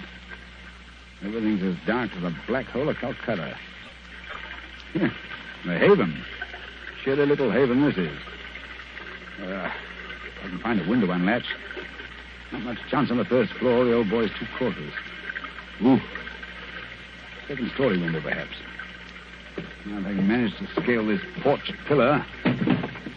Ah, this confounded rain. Just slippery as a greased pole. Come on. Hey, there we are. Yeah. There's the window that's unlatched. Easy. Now. 1 foot over the sill. Now up with your hands. Up with them, I tell you. Thought I wouldn't see you prowling around down below, eh? Well, I've caught you red-handed.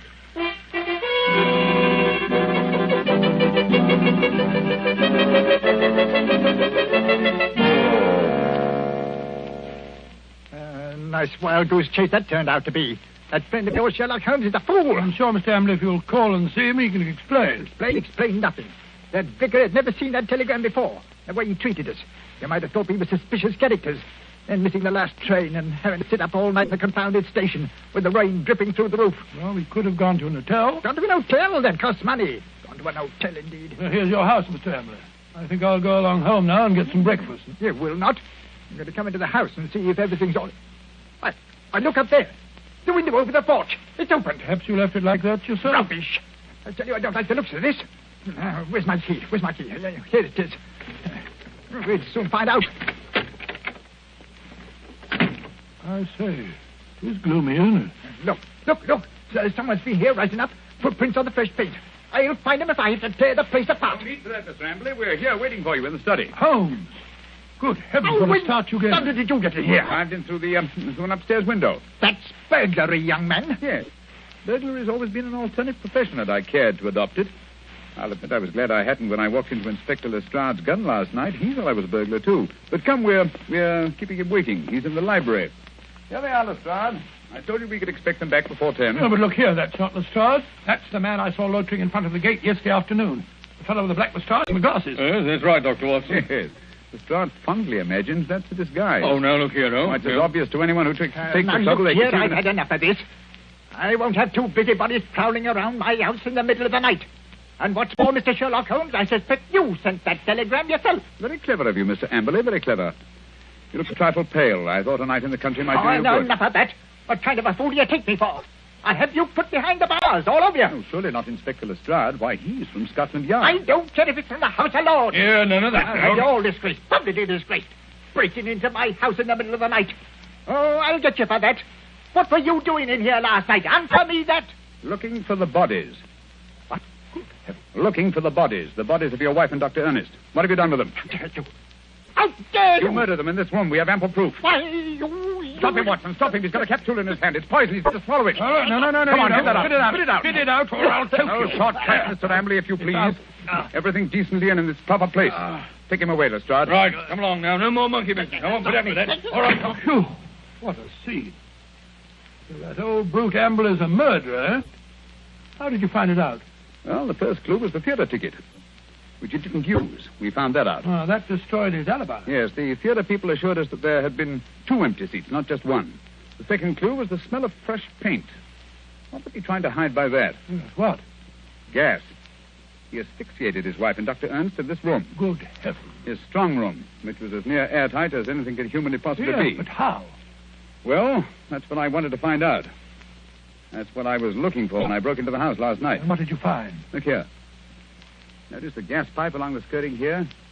It rises in the wall, in the angle there, and ends in that plaster rose in the center of the ceiling where it's concealed by that ornamentation. The end's wide open. How horrible. Yes, and look here. Look, near the floor. What do you make out? 2 words written on the wall. We were. Then a scroll. We were. What does that mean? The poor devil was trying to write, "We were murdered." I can see the whole ghastly scene. It was last Thursday night. Amberley had lured his wife and Dr. Ernest into this room.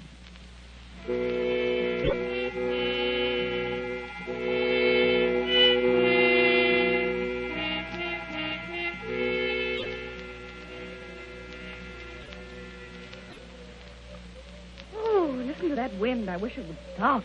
It's not so bad in this room. Let's have a little game in here, eh, Dr. Ernest? Just you sit here, there. Entertain the doctor while I go and look for the chessmen. Excuse me for a minute, Dr. Ernest. Certainly. And if you don't mind, I'll close the door. There's such a draught. It'll be much cozier in here with the door closed. Much cozier. If that wind only wouldn't howl. I feel so depressed. Is there something terrible we're going to happen? Oh, nonsense, my dear Mrs. Amberley. This house is getting on your nerves.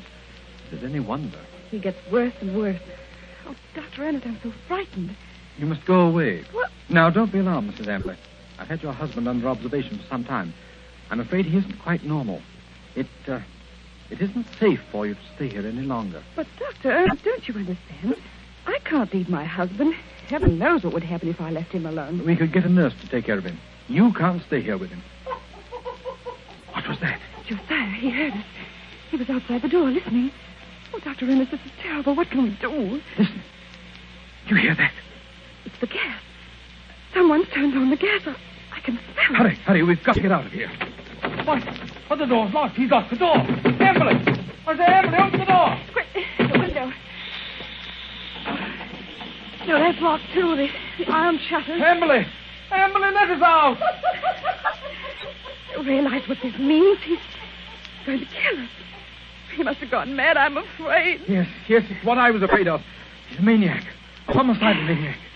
Oh, this is horrible. We're trapped. What a fool I was. What can we do? I feel so faint. I can hardly breathe. Here.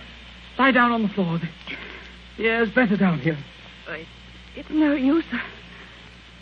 I can't stay awake. I don't mind anymore. I'm quite all right. Really. Mrs. Amberley. Mrs. Amberley. Don't give up. I feel faint, too. I must warn people. It's dangerous. I can't think. God, I can't breathe. I can't think.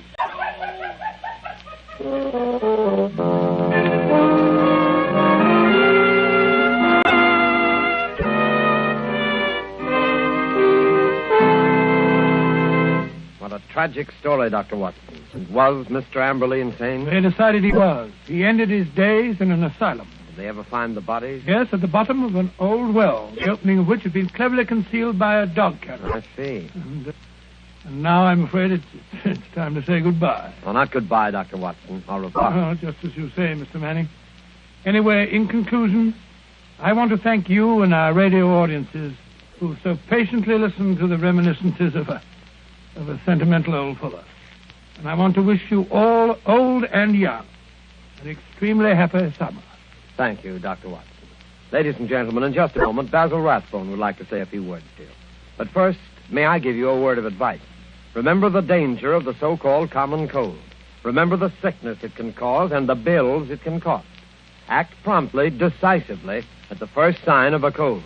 Take famous bromoquinine tablets. Bromoquinine tablets have a reputation. Their fame extends to all quarters of the globe. Their merit is an assured fact. Reliability is the one thing you want in any medicine, especially the medicine for the relief of cold. Don't wait. Don't procrastinate when you feel a cold coming on. Go right to your druggist and get a box of bromoquinine tablets. The small cost may save you a lot in grief and expense. Ask clearly for bromoquinine cold tablets. And now, here's Basil Rathbone. Ladies and gentlemen, to me, Sherlock Holmes has always been one of the greatest characters ever created. Tonight, as our present series ends, I'd like to thank our sponsor, the makers of bromoquinine, for giving me the opportunity of playing Holmes on the air, especially with such an inspired Dr. Watson as Nigel Bruce. Oh, Basil, Quiet, please. Oh, sorry, what? Speaking to myself and Mr. Bruce, may I express our gratitude to our radio audience for the many letters of interest and encouragement that we received. And finally, a word of appreciation to all the performers and others concerned with this program who have helped so immeasurably in making the Baker Street days live again. And now, until fall, it's time for me too to say au revoir and good luck.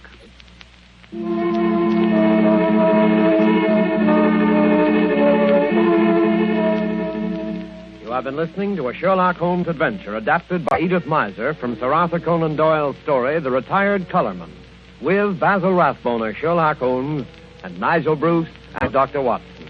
The Sherlock Holmes series was produced by Tom McKnight.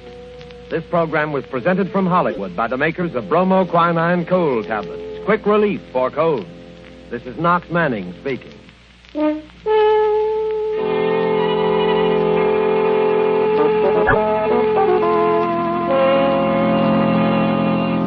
This is the National Broadcasting Company. It was tragic to me, the death of radio.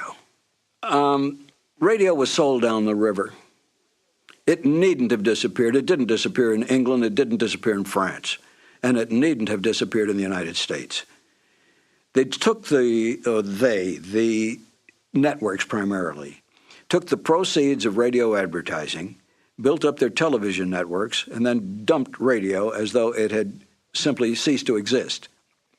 Radio could have and should have survived. And the fact that there's as much interest in it as there is now, I think is proof of that. I did a show once on Armed Forces Radio Service with John Anderson. We did a 13-week series on Lewis and Clark. It was an excellently produced and directed show, very well written, historically accurate. And I've played those records for my children and other children at times, and they're fascinated. The idea that they create the scenery, they create the action. They think this is great, and we don't even have to sit down and watch television. Petri Wine brings you Basil Rathbone and Nigel Bruce in the new Adventures of Sherlock Holmes.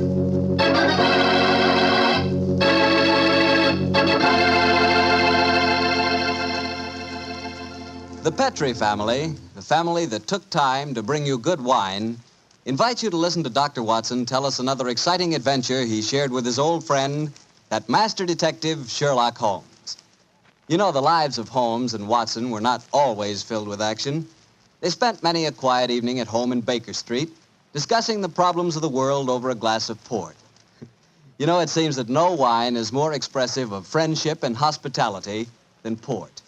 And I'm sure there's no port wine more enjoyable than Petri California port. Try a good glass of Petri port after dinner some evening, or any time you get together with your friends. You'll love the rich, ruby red color of that Petri port. You'll love its smoothness and full body, its remarkable and wonderful flavor, a flavor that comes straight from the heart of luscious, hand-picked grapes. Serve that Petri port alone, or serve it together with cake or cookies or with fruit. Yes, and serve it proudly. You can, because the name Petri is the proudest name in the history of American wines.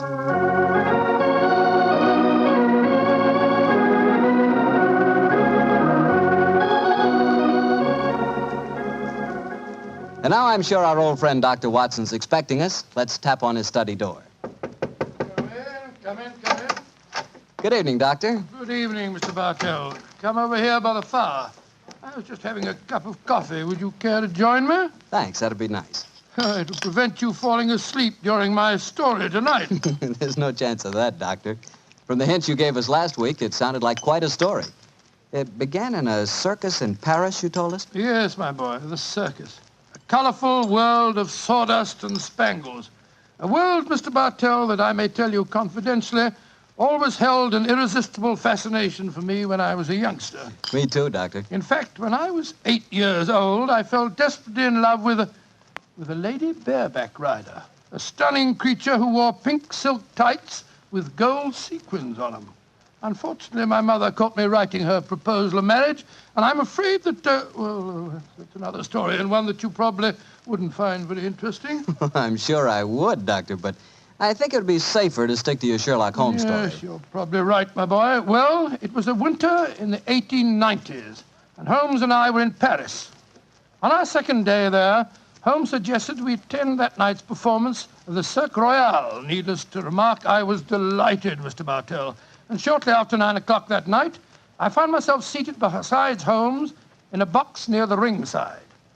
It was an incredibly vivid scene, even for that city of color and light. The gay costumes of the women and the gaudy trappings of the ringmasters and clowns looked like a giant kaleidoscope under the blazing glare of the arc lamps. As we sat there, a brass band nearby blared forth some popular music of the day, and yet he didn't appear to be enjoying himself, and so I leaned across and touched his arm.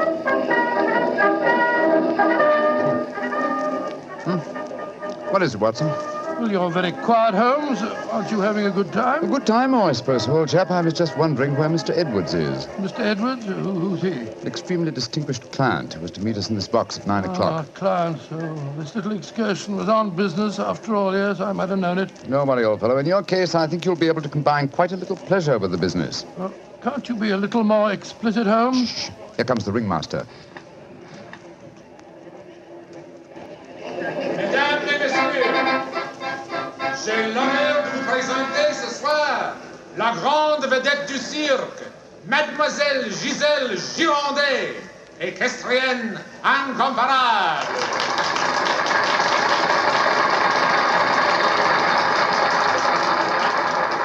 Giselle Girondet, yes, I've heard of her. She's a bareback rider, isn't she, Holmes? Honest in France, old fellow. She also has quite a reputation as a femme fatale. 3 duels have been fought over her.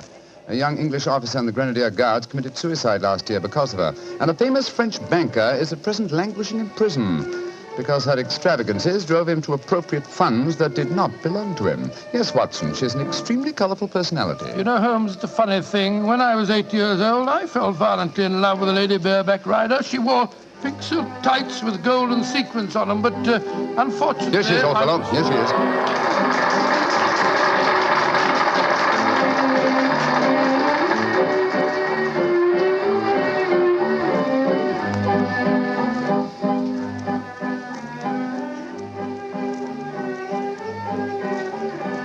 Holmes, she's exquisite. Look at the way she's jumping from the back of one horse to the other.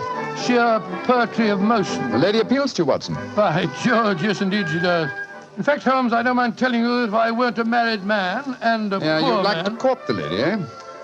Yes, I should excellent, indeed. Old fellow, excellent. That's the very reason for our attendance at the circus. What in heaven's name are you talking about, Holmes? Ah, there you are. Good evening, Mr. Edwards. Holmes, my dear fellow, how are you? I haven't seen you since that little affair at Windsor Castle when Mother... Excuse me, sir. I am Mr. Mycroft, and this is my friend, Sir William Nigel. Sir William Nigel? Of course. And I am Mr. Edwards. We must respect each other's incognitos, eh? How do you do, Sir William? Well, I'm extremely honored to meet you, Your Royal, Mr. Edwards. How'd you like Giselle? Isn't she a stunning creature? Yes, indeed she is, sir. The four of us to have supper together after the performance tonight, I understand, Mr. Edwards. Well, unfortunately, I can't be there, Mycroft.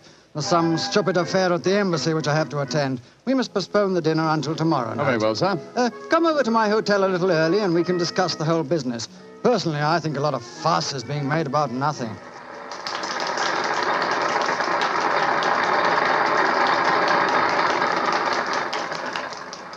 Now, if you'll excuse me, gentlemen, I must go back and see Giselle for a moment and tell her that I can't keep our appointment for tonight. I'll see you tomorrow, Mycroft. Good night, Sir William. Good night. Good night, good night, sir. Et maintenant, pour votre plaisir, les frères Salini, les jongleurs internationaux. Holmes, what's all this mystery? That wasn't Mr. Edwards, it was the Prince of... Shh, Watson, please. Discretion, old fellow. Mr. Edwards, as you know, is extremely democratic. Too much so, possibly, when one considers his position and responsibilities. He's become quite seriously involved with Mademoiselle Giselle, the lady bareback rider who has just left the ring. Oh, so that's it. The Foreign Office, quite naturally, I suppose, is deeply concerned over the matter, and I've been entrusted with the delicate mission of protecting Mr. Edwards. Does Giselle Gironde know that his true identity, do you suppose? That's the first thing that we have to find out. It's possible that she is simply captivated by having a rich Englishman at her feet. If, on the other hand, she knows who Mr. Edwards is, then we may be in for a great deal of trouble. Yes, but how are you going to find that out? By tempting her with a richer Englishman.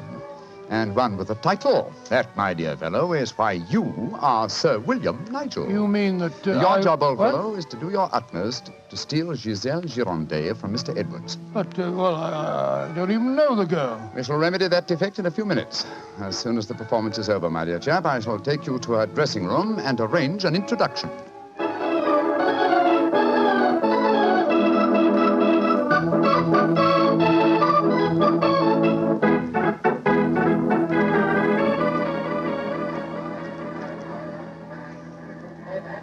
I must say, Holmes, the backstage life at a circus is even more colorful than in the ring. What makes you say that, old fellow? Well, I just saw a pinhead having tea with a bearded lady while a sword swallower was standing behind him practicing his act. Oh, hello.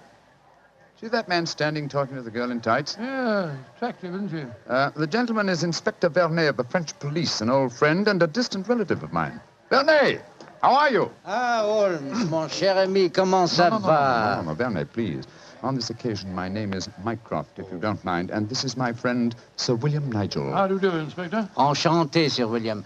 Permit me to introduce Mademoiselle Yvette Marat. How you do? How do you do, madame? How do you do? What brings you behind the scenes at the circus, may I ask, mon cher Mycroft? My friend Sir William is most anxious to make the acquaintance of Mademoiselle Gironde. But of course, every man wishes to meet Giselle Gironde. Why not ask Vernet? He will present you to her. Ha! He knows her well. Oh, now, Yvette, chérie, do not begin that all over again. You're in love with her. You've always been in love with her. I wish you were dead. Sometimes I think I could kill her myself. Upon my soul, Inspector, she's a fiery little thing, isn't she? Ah, ça c'est vrai, ça, Sir William. Many times I've told her that Giselle Gironde would never waste her time with a simple police inspector. She prefers a wealthy foreigner. But Yvette ne comprend pas. She does not understand and she does not believe. Mademoiselle Marat was dressed in tights, Vernet. And what does she do in the circus? She walks the tightrope. Oh, She's yes, queen of the high wire. A charming and a talented girl, but a most jealous one. Vernet, my distinguished friend Sir William Nigel is most anxious to meet Giselle Gironde. Will you introduce him? I should prefer not to appear on the matter at this stage. Oh, mais certainement. I will take you to her dressing room. Please come with me, Sir William. Yeah, right. I'll see you later, Holmes. I'll be waiting for you, old chap. Good luck. You're a lucky man, Sir William. Giselle has quite a penchant for the Englishmen. And when they are rich and have a title, I am sure she finds them irresistible. You really think so? Oh, but of course. Ah, quel dommage that I'm only a poor policeman. Here we are. Entrez. Giselle, mon chou, permit me to present to you Sir William Nigel. He's a great admirer of yours. Yes, indeed, madam. Ah, Sir William Nigel. Come and sit here beside me, Sir William. I shall leave you. Au revoir. Sit closer. There.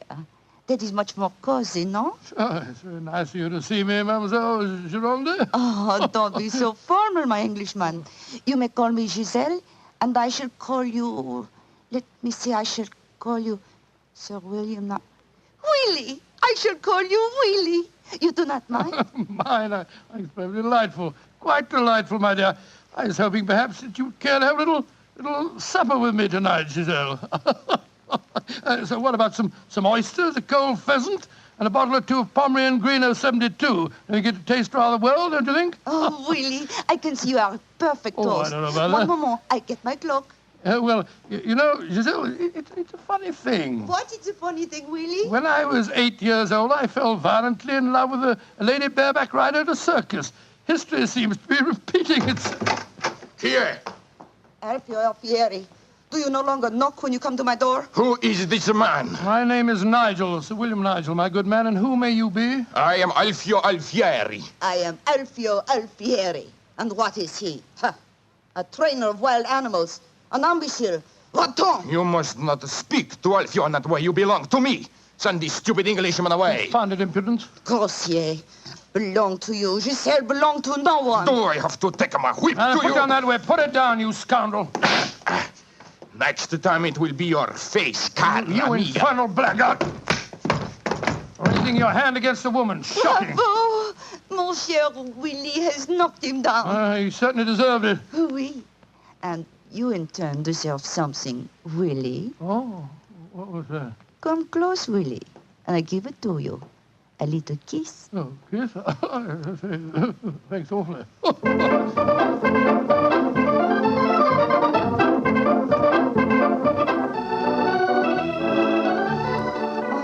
Willie, you are so strong, so resolute, so brave. Oh, it was nothing, my dear Giselle. Nothing at all. Here, more champagne, Gus. More champagne. Oh, Willie!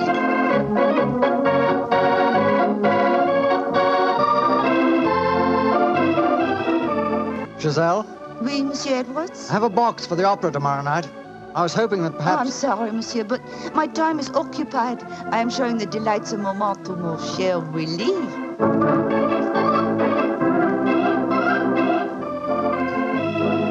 Mademoiselle aime mieux le collier de perles à 5 rangs ou celui à 3 rangs? He says, which do I prefer, the 5-string color pearls or the 3-string color pearls? What does my Willie think? So that you can't hang too many pearls on a pretty neck like yours. I'll take the 5-string collar, my good fellow. You're doing splendidly, Watson, splendidly. Yes, but Holmes, I felt such a blasted fool handing that jeweler fellow a check signed by Sir William Nigel. Are you quite sure that it'll be honoured? Don't worry, old fellow. Remember who our client is. Money is the least important concern in this matter. On with the masquerade, old fellow. On with the masquerade.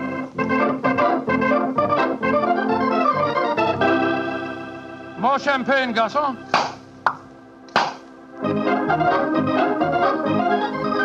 Willie, you are such a headstrong boy. More champagne.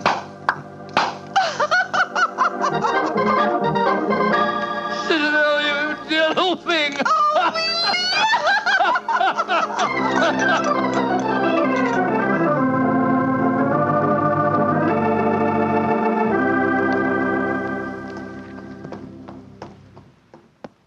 Good evening, Vernet. Has Mademoiselle Girondet come in for the evening performance yet? Yes, Monsieur Holmes. I escorted her to her dressing room half an hour ago. Monsieur Edwards is in there with her now. At last, it seems, she has use for a poor policeman. Last night, she found a threatening letter on her makeup table. Since then, she has been most grateful for my company. A threatening letter, eh? Any idea who might have sent it? Oh, yes, of course. I'm afraid I have, Monsieur Holmes. I told her to pay no attention. By the perfume of the notepaper, I recognized the sender. A jealous tightrope walker called Yvette Marat. Oh. Poor Yvette. She would make a very inferior criminal, I'm afraid. Still, Giselle asked me to stay outside her dressing room till the performance starts. You wish to see her? Yes. Oh, good evening, Mr. Edwards. Evening, Mycroft. Evening, Inspector Vernet. Comment ça va, Monsieur Edwards? Look here, Mycroft. I think this little game's gone far enough. Giselle has just refused another invitation of mine. Now, I know who Sir William Nigel is, and I swear I'll tell her. Don't you think, sir, that the lady is hardly worth bothering about? Surely this whole incident with Sir William proves that she's a scheming little adventuress. A fictitious title and an apparently bottomless purse have shown her up in her true colors. I could have told you the same thing without such an experiment, my friend. Well, I suppose you're right, Mycroft. I've been a fool. An idiot who lets a pretty ankle turn his head. A conceited dope. Let us just say, monsieur, that you have been a man. Good evening, sir. Good evening. Good evening. Just going back to see Giselle for a moment, I brought us these flowers for her. I'll be back in a jiffy. Just a minute, Watson. I hate to dampen your ardor, old chap, but the masquerade is ended. Ended? What do you mean it's It is no ended? longer necessary for you to impersonate Sir William Nigel or to pay court to Giselle. Oh, really? Really? Well, that's a great relief, sir, great relief. I've hated the whole business. Oh, yes, I'm sure you have. We appreciate the sacrifices that you've made, don't we, Sir Edward? Yes, indeed. Well, I must go back and see her once more, though. We had a rendezvous for tonight, and I must cancel it. A gentlemanly thing to do, you know. I won't be a minute. Never have I seen a man more downcast. Obviously, with him, my dear Holmes, business was a pleasure. Alfieri, where are you going? That Englishman. I just saw him go into Giselle's room. To whom are you referring? That man that call himself Sir William Nigel. Yes. 2 days ago he strike me. I have to settle with him. No man may strike Alfieri. Do not cause any more trouble, Alfieri. From what I've been told, you thoroughly deserved what happened to you. Here he come now. You, English, you. Alfieri challenge you to a duel. Holmes! Holmes! What's no, chap? What is it? You're as white as a ghost. It's Giselle. What's wrong with her? She's dead. She's lying there in her dressing room. Strangled. Strangled? And only half an hour ago I spoke with her myself. Since then I've been standing in this corridor, guarding her door at her own request. Only 2 men have entered Giselle's dressing room since then. You, Monsieur Edwards, and you, Sir William Nigel. What are you suggesting, Vergenay? I am suggesting nothing. I am stating that these 2 gentlemen are under arrest for suspicion of murder.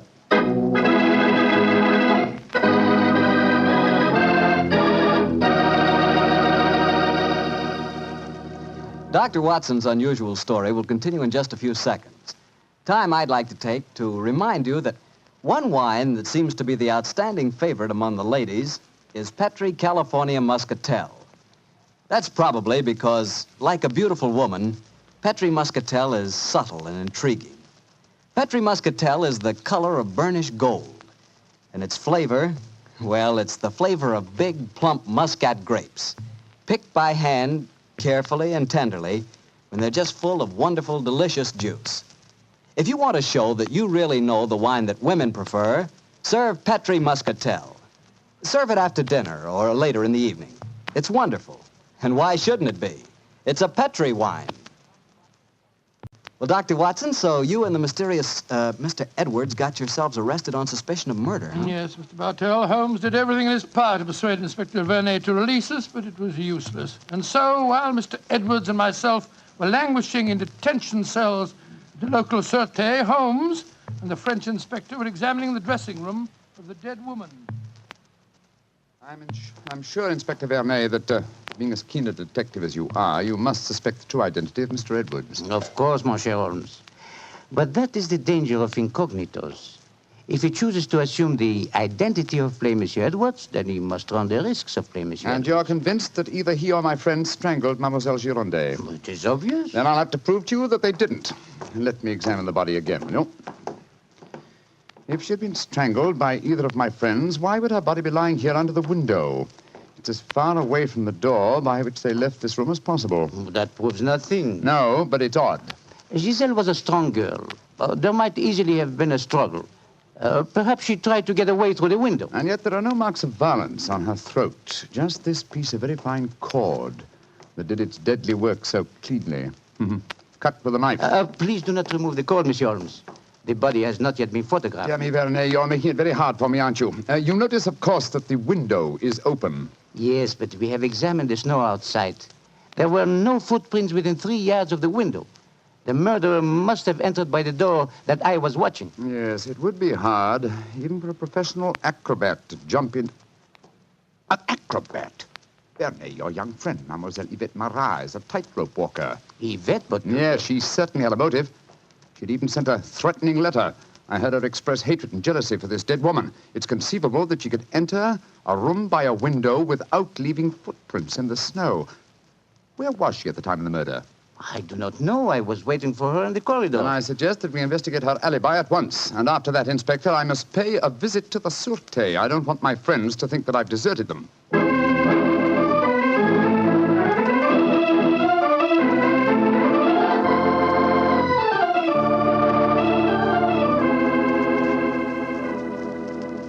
Excuse me, sir. Yes, Holmes. I'm afraid it looks rather black. As I was telling you, Yvette Marat, the tightrope walker, was able to establish a completely satisfactory alibi. Vernet still suspects you or Dr. Watson. Well, that's ridiculous. May I ask you a very straightforward question, sir? Of course. I can well understand that if you had gone into the dressing room and found the woman already murdered, you might easily be tempted to conceal the fact, to avoid a scandal involving your person. Will you swear to me, sir, on your true identity, that Giselle was alive when you left her? She was, Holmes. I swear it. Thank you, sir. That's all I wanted to know.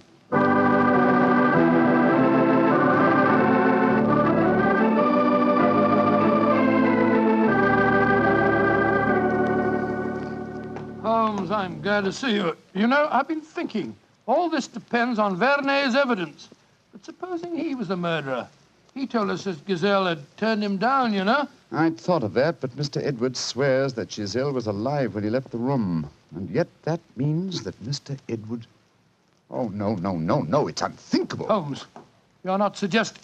Holmes, if I thought that were possible, I'd confess to the murder myself. My life wouldn't matter if it'd save a scandal like that. Great Scott, it'd shatter the empire. Dear old Watson, you shall not sacrifice yourself. You're as valuable a British institution as the Lion himself. No, my dear fellow. We shall never sacrifice you, not while my mind is still capable of... My mind? That's it. Thank you, Watson. You've given me the answer. Holmes, what are you burbling Be about patient, now? old fellow. In half an hour, you'll be out of this cell, and the real murderer will be in it.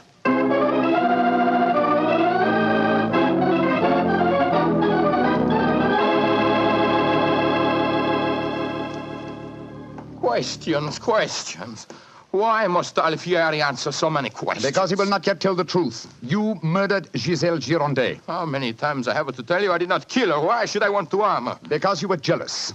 Because she humiliated and tormented you. But I was not in her dressing room. I've already proved that fact. Am I a magician that I can kill somebody without entering a room? Alfieri, I know how you killed Giselle Girondet without its necessitating your entering this room. And you're a smart man. Please to tell me. I don't need to tell you. With the aid of Vernet, I'll show you. Open the window, Alfieri. What game is this? Very well, then. I'll open the window myself. Put your head out. Come on. So. Who do you see? Inspector Vernet, standing 3 yards away, where you stood, and he's got your long training whip. No! Don't move! Stand there. The inspector hasn't your skill with a whip, but he wants to try a little experiment. No, leave him alone! All right, Vernet. I'm holding him.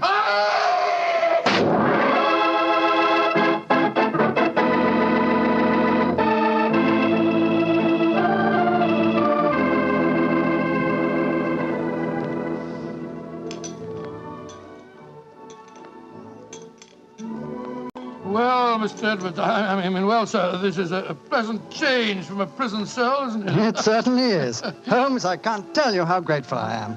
I still don't quite understand how you did it. Watson, in rather a roundabout way, was responsible for giving me the clue. Oh, how was that, Holmes? Well, on more than one occasion, old chap, I've had cause to deplore your rather florid style of writing. Tonight, I was very thankful for it.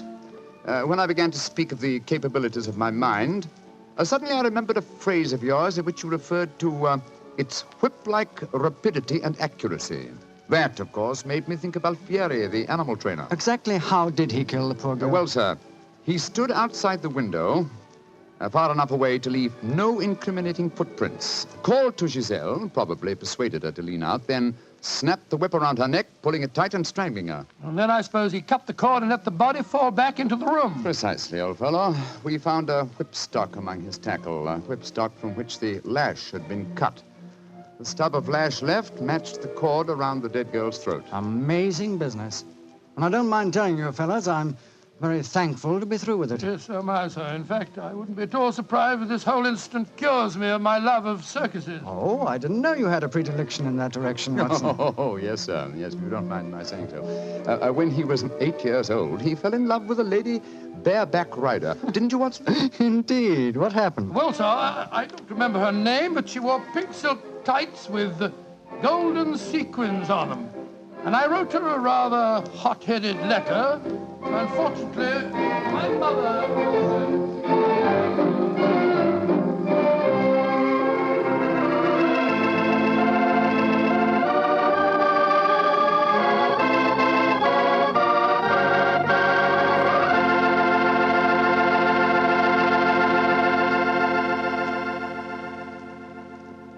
Well, Doctor, that was one of the most unusual stories you've ever told. And I might say you played a very prominent part in that case yourself. Oh, I suppose I did it. That, Mr. Bartell. Giselle was a beautiful girl. Beautiful. Boy, I sure love that nickname she gave you. Wheelie. Yes, I thought it rather nice myself. Well, that is, I mean... Don't get embarrassed over a nickname, Doctor. You should hear the nickname I had. When I went to school, all the girls called me Bottles. Bottles? Oh, I see, from Bartell. Bartell? Oh, some nickname, like a prophecy. What do you mean? Well, they called me Bottles, and now that's what I like to talk about most. Bottles. Bottles of Petri wine. Oh, I should have known. And I'd like to talk about Petri wine because As far as I'm concerned, it's the swellest wine that ever poured from a bottle. That's because the Petri family really knows how to make good wine. Well, they ought to. They've been making good wine ever since they started the Petri business way back in the 1800s. And since the Petri family has always personally owned and operated their business, they've been able to keep that fine art of winemaking right in the family, handing it on down from father to son, from generation to generation. So it's no wonder whenever you want a good wine, you want a Petri wine, because Petri took time to bring you good wine. Well, Dr. Watson, what new Sherlock Holmes story are you going to tell us about next week? Now, next week, Mr. Bartell, I'm going to tell you of a strange adventure that Holmes and I had in the swampy fenlands of Norfolk. It concerns a gypsy encampment, a child that vanished, and a horrible death in the murky depths of a fearsome quagmire.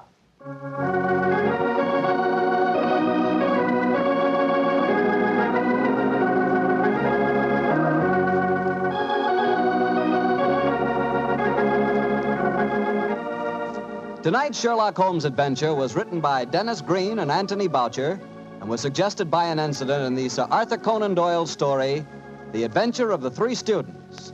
Music is by Dean Fosler. Mr. Rathbone appears through the courtesy of Metro-Goldwyn-Mayer, and Mr. Bruce through the courtesy of Universal Pictures, where they are now starring in the Sherlock Holmes series.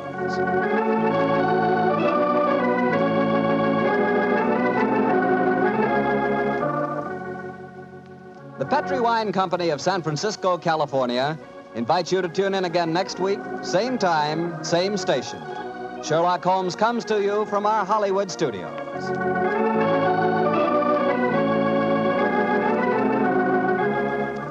This is Harry Bartell saying goodnight for the Petri family. For a solid hour of exciting mystery dramas, listen every Monday on most of these same stations at 8 o'clock to Michael Shayne, followed immediately by Sherlock Holmes. This is the Mutual Broadcasting System.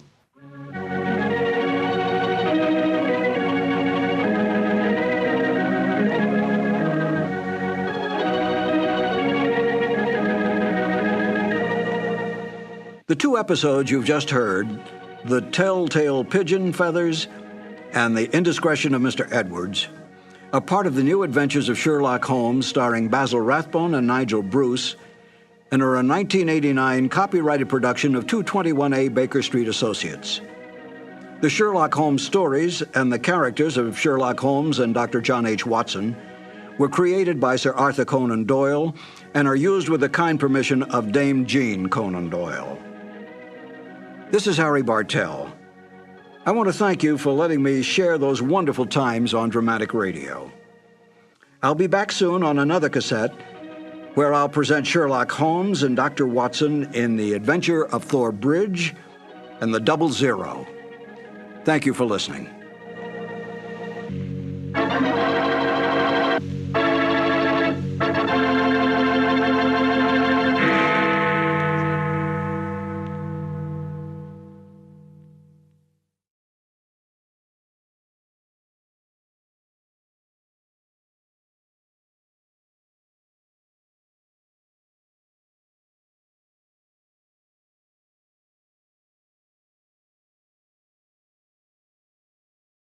As evening approaches, a thick London fog moves quietly across the still waters of the Thames River, spreading along the cobblestone streets, covering the familiar landscape of the city. In Baker Street, the lodgings of 221B are empty, for Sherlock Holmes and Dr. Watson have left long ago on another case of murder.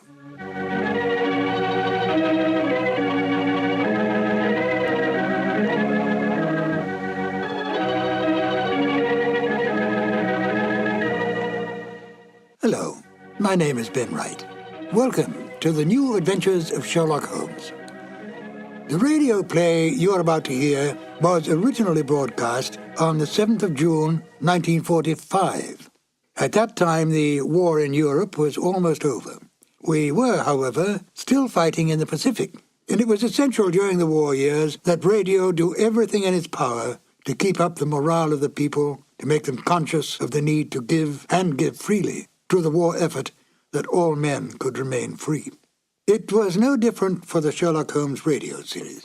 Unlike the Sherlock Holmes movies of the time, the radio series was not set during the war, but retained its original time frame of Victorian England. How then to enlist this popular series to bring across a message in wartime? Although Holmes and Watson had long retired, it was possible to involve them in, if not the Second World War, at least the First World War, for they would have been very much alive then. The Victorian era was just about gone when the First Great War broke out.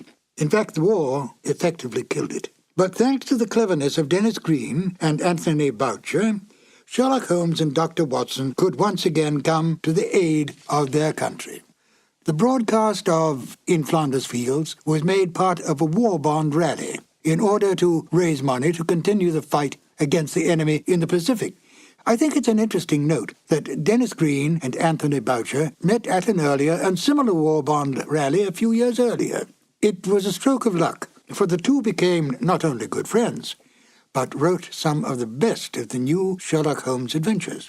Oh, yes, before we get to the show, do take careful note of Nigel Bruce's final statements at the end of the broadcast. Selling war bonds may be an amusing and quaint idea today, but during those rather dark days, it really was an important issue. And now, Sherlock Holmes and Dr. Watson in the radio drama In Flanders Fields. This episode from the life of Sherlock Holmes will be transmitted to our men and women overseas by shortwave and through the worldwide facilities of the Armed Forces Radio Service. From the stage of the Paramount Theater in Hollywood, Petri Wine brings you Basil Rathbone and Nigel Bruce in the new adventures of Sherlock Holmes.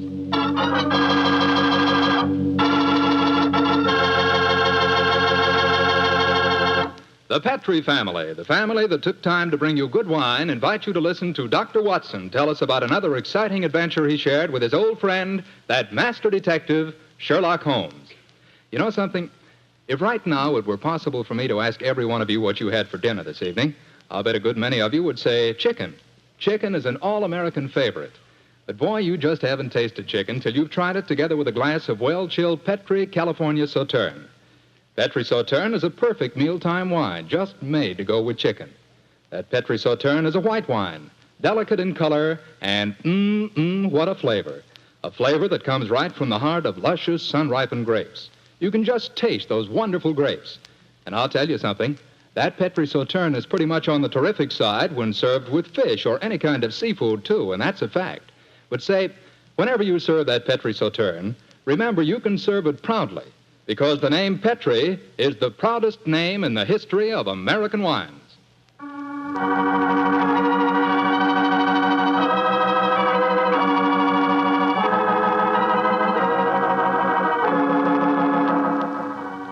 And now for our weekly doctor's appointment.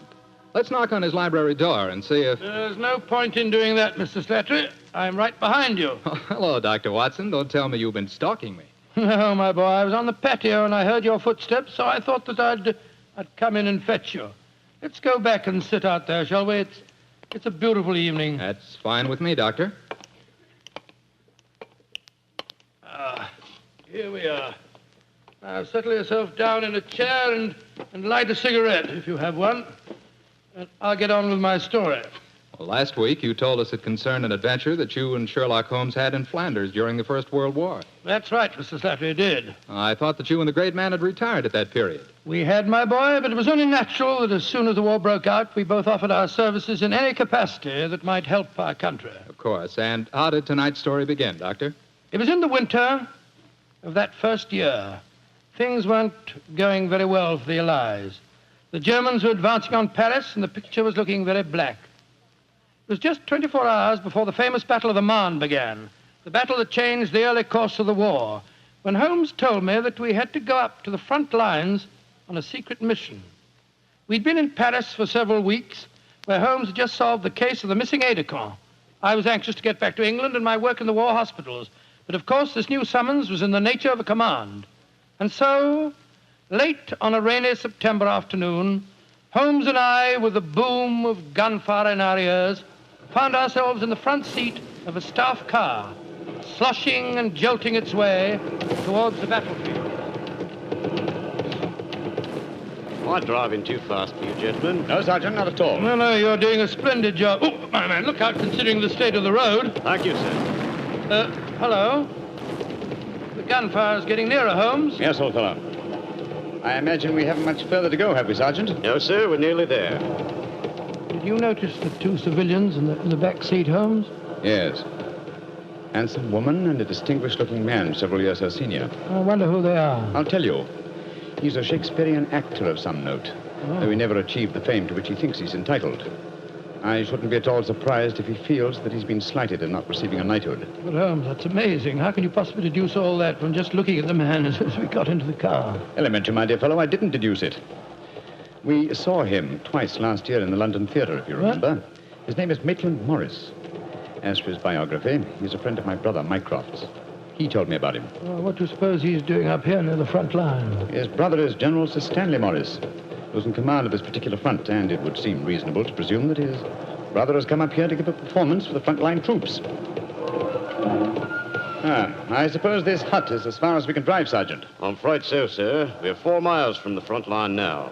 You'll have to clear your papers here. See that ruined farmhouse there, sir? Yes, Sergeant. Is that the General's headquarters? Yes, sir. Come on, Watson. Good Lord, it's pelting with rain. Yeah, let's make a dash for it.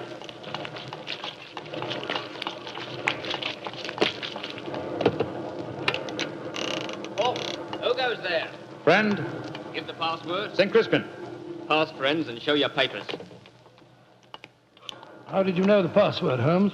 I was given it before we left Paris, old chap. Oh, it's Sherlock Holmes and Dr. Watson, isn't it? Yes, Captain. I'm Captain Maxwell, General Morris's aide-de-camp. He asked me to escort you up to his headquarters. By the way, weren't Maitland Morris and his wife in the car with you? Yes, they're just behind us. Oh, splendid. I'm afraid I'll have to ask to see your papers. Yes, of course. Here's my permit, Captain Maxwell. Thank you. I know you both, of course, but we can't afford to take any chances when they're this close to the enemy lines. Let's see. Oh, yes, that's fine, Doctor. Everything's in order. All right, yours, please, Mr. Holmes. Here you are. Thanks. Oh, who goes there? Friend. There's the rest of your party now. Oh, good. This is quite in order, Mr. Holmes. Show your papers. Oh, there you are, Captain Maxwell. Oh, hello, sir. Hello, Mrs. Morris. How are you, Captain Maxwell? Well, you've both met Mr. Sherlock Holmes and Dr. Watson, I suppose? Well, no, we haven't, even though we drove up in the same car. Natural reserve of us Britishers, I suppose. How are you, Mr. Holmes? How do you do, Sam? I know your brother Mycroft very well. How are you, Doctor? I'm glad to meet you, Mr. Morris. I saw you a couple of times in the theatre last year and enjoyed your performances very much. Well, thank you, sir. Well, then you must know my wife, my leading lady. How do you do, gentlemen? How do you do, Mr. Morris? Can I see your papers, Mr. Morris? Just a matter of form. You understand. Yes, of course. Mrs. Morris, I presume you and your husband are going to give a performance tonight for the men going up the front line. Yes, Doctor. We're very flattered. They've asked us to do some Shakespearean scenes. Oh, yes. Although I should have thought something a little lighter would have been more appropriate. The General, he's Maitland's brother, you know, seemed to think differently. Well, my dear, show Captain Maxwell your papers. Then we can all go along and see my brother Stanley. Very well, Maitland. Mr. Morris, I shall look forward to hearing your reading of Shakespeare's St. Crispin speech from Henry V tonight. Well, bless my soul, Holmes. How did you know I was planning to do it? Well, the setting is so perfect and the time so appropriate, I can't conceive an English actor who could resist the temptation. Oh. I noticed that your brother appreciated the fact in naming today's password. Yes, it's amazingly appropriate. You know, it's almost 500 years ago to the day that the Battle of Agincourt took place. Well, let's hope that the results of the forthcoming battle will be equally successful for England. Yes, indeed. Oh, by the way, Holmes, this will probably seem rather silly to you, but I'm an inveterate autograph collector, and I have my book here with me. I wonder if you'd mind signing. I should be very glad to, Mr. Morris. Give me a pen, will you, Watson? Here we are, Holmes. You'll find yourself among quite distinguished company in that book, sir. So I see. Adelina Patti, Crown Prince of Norway. Hello. Field Marshal von Tauchnitz. Oh, yes. He was one of my admirers when I played in Munich before the war. I suppose now that our countries are fighting, I should tear that page out. Do you know, I cannot help but feel that art and the appreciation of art are independent of national hatred. Quite so, sir. I myself still have a medal presented to me by the University of Leipzig for some trifling services. There you are, Mr. Morris. Oh, thank you very much, Mr. Holmes. A notable addition to my collection. I shall be very glad to sign your book for you, Mr. Morris, if you'd like me to. That's very kind of you, Doctor. Oh, Captain Maxwell, if our permits are all in order, don't you think we should be moving along? Just what I was going to suggest myself. I'll take you all straight over to General Morris's headquarters.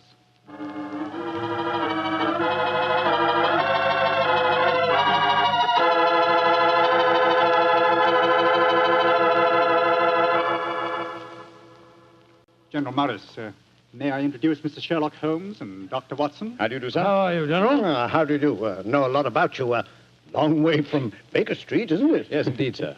Where's that brother of mine? Ah, there you are, Maitland. Cynthia, how nice to see you both. Oh, it's good to see you again, Stanley. Hello there, Stanley. The men will be glad you arrived. They're looking forward to your show tonight. We're very flattered that they want to hear us do some Shakespeare. Oh, rubbish, old boy. With you and Cynthia up there on the platform, you could read the telephone book and they'd love you. Oh, very kind. By the way, you'll find the stage very primitive, just a few trestles and a large tent and a curtain made of army blankets. And your dressing room will be even worse. Oh, don't worry about our comfort, Stanley. As long as we cheer the boys up, that's the important thing. Yes, of course. By the way, what program do you have mapped out for us? Well, I thought we'd have two shows. The tent's not large enough to hold everybody at once. Anyway, we have to keep up an alert all the time. Think you can manage two separate shows? Oh, of course I can, Stanley. I may look old, but I don't feel it. You don't even look it, you scoundrel. Thank you. Perhaps we could take a look at the stage and equipment, eh? Oh, certainly. Captain Maxwell, take them over to the tent and show them what the facilities are, will you? Right, sir. Will you follow me? Oh, yes, of course. See you later, Stanley. Come along, my dear. All right. I'm glad you're here, Holmes. I'm sure I can speak quite freely in front of Dr. Watson. Oh, yes, with perfect freedom, sir. He's my colleague, and he's an old army man himself. Really? What regiment, Doctor? 5th Northumberland Fusiliers, sir. Later attached to the Berkshires in Afghanistan and wounded in the Battle of Mainwan. Really? Oh, then I'm sure I can speak freely in front of you. Holmes, you know why you're up here so near the front line, don't you? I have a very shrewd suspicion, sir. Yeah, I thought you had. That's why I asked for you to be sent here. You asked for me to be sent here, General. Yes, I think I understand. Well, I wish I did. You will, Doctor, in due time. In the meanwhile, gentlemen, I'll have an orderly show you to your quarters. Thank you, sir. And, Holmes, take a look around, will you, and keep your ears open. We're comparatively a little distance from the German front lines, and yet there's a very puzzling silence just now. Yes, I noticed that, sir. And half an hour ago, on our way up, there's quite a lot of shelling. Exactly. It's unnatural and rather frightening at a time like this. You see, we're attacking at dawn. The enemy might be trying to infiltrate spies, and the whole success of this battle depends on a surprise attack. I quite understand, sir. Come on, Watson.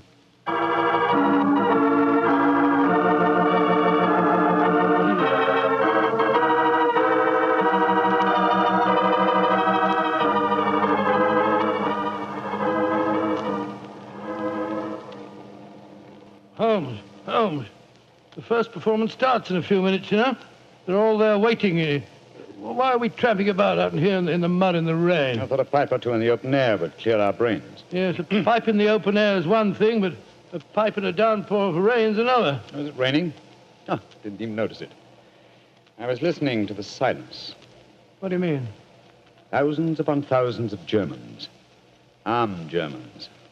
Full of a blind fanatical hatred and desire to kill. Are crouched in trenches only a mile or two from here. Surrounding us are an equal number of English boys, also armed. And with the will, if not the desire, to fight.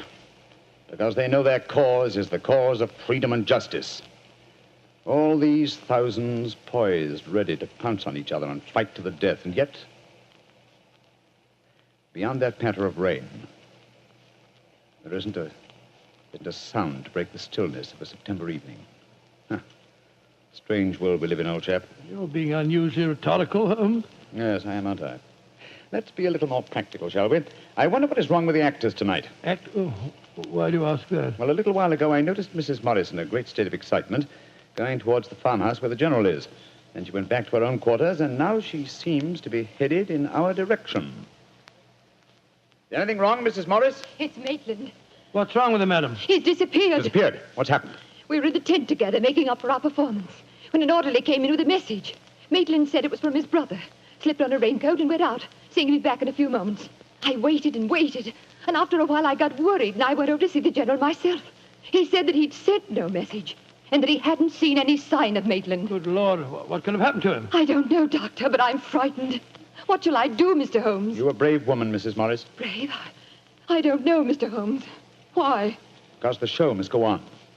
I shall take your husband's place. But Holmes, something's happened to Maitland Morris. He's in danger. He might True, be... Watson, true. Huh?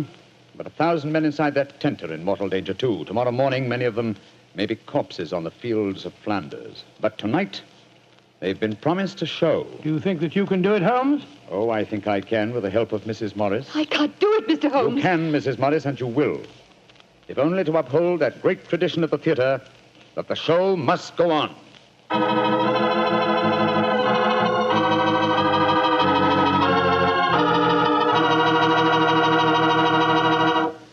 We'll hear the rest of Dr. Watson's story in just a few seconds.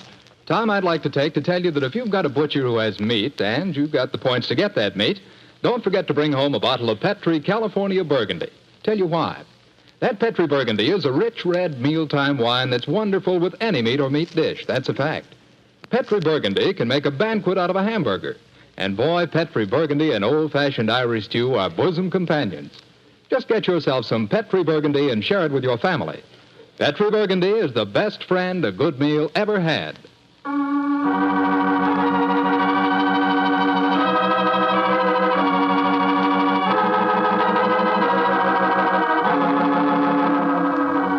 And now, back to tonight's new Sherlock Holmes adventure. It is just before the Battle of the Marne in the First World War, and Sherlock Holmes and Dr. Watson are at headquarters a few miles behind the front-line trenches. A famous Shakespearean actor who was to give a performance for the troops has mysteriously disappeared, and the great detective has taken his place at the last minute. As we rejoin our story, Sherlock Holmes, alone on the improvised stage, is delivering a Shakespearean speech before a spellbound audience. This happy breed of men, this little world, this precious stone set in a silver sea, which serves it in the office of a wall or as a moat defensive to a house against the envy of less happier lands. This blessed plot, this earth, this realm, this England.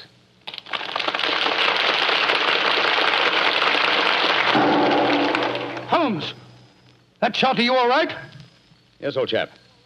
Fortunately, I started to leave the stage as the shot was fired. The bullet just missed me.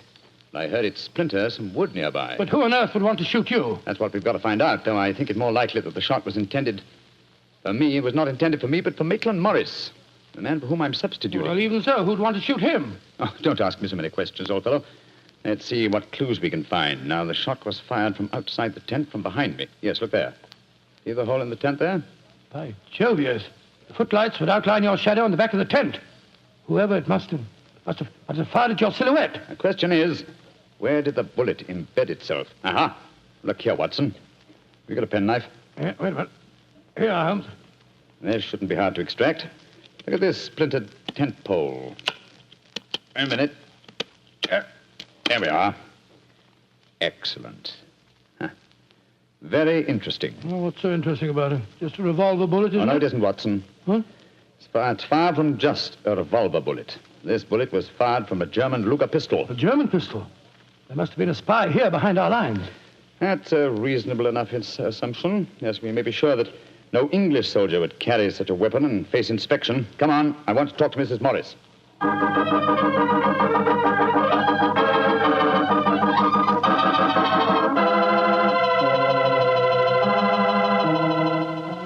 Mrs. Morris, I want you to be very frank with me. But of course, Mr. Holmes. You know why your husband's missing, don't you? No, I don't. Have you found out anything? Come, madam. Why keep up this pretense any longer? I know that your husband is a spy, or at least a great sympathizer with the German cause. The General's brother a spy? Good Lord. How dare you say that? Because it's true. Foreign Office have been suspicious of his sympathies for some time. His own brother knew it. That's why he asked to have me sent up here to keep an eye on him during his visit. It is true. Why should I keep up the pretense any longer?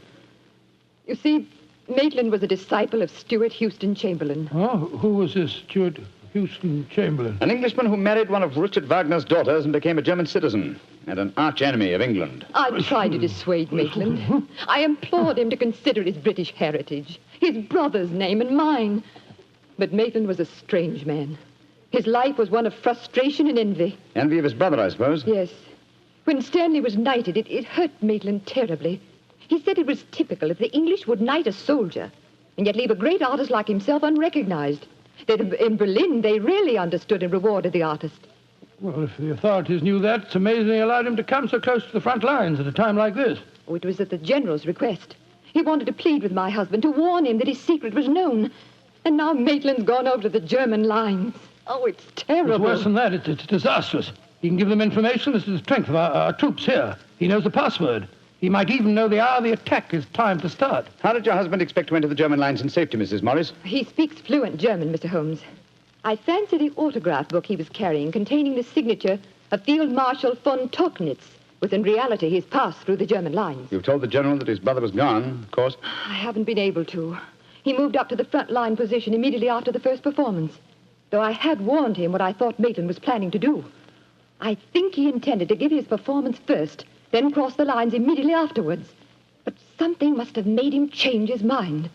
Perhaps he suspected I'd warned the general. Anyhow, as you know, when I got back to our quarters, he'd gone. Did he leave any note, madam? Yes, he did. Here it is. Thank you. I have gone, my dear. Try and understand and forgive if you can.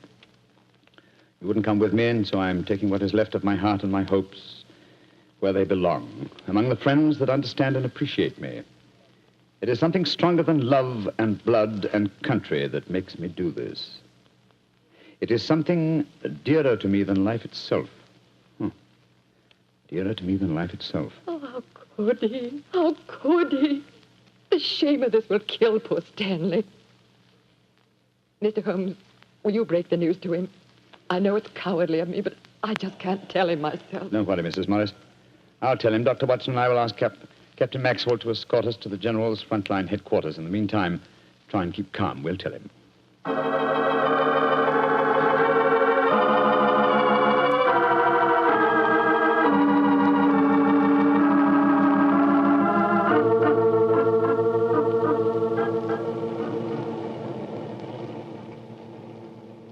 If you will wait in the dugout, Mr. Holmes, I'll tell the General that you're here. Thank you, and be sure to let him know the urgency of the matter. Yes, sir.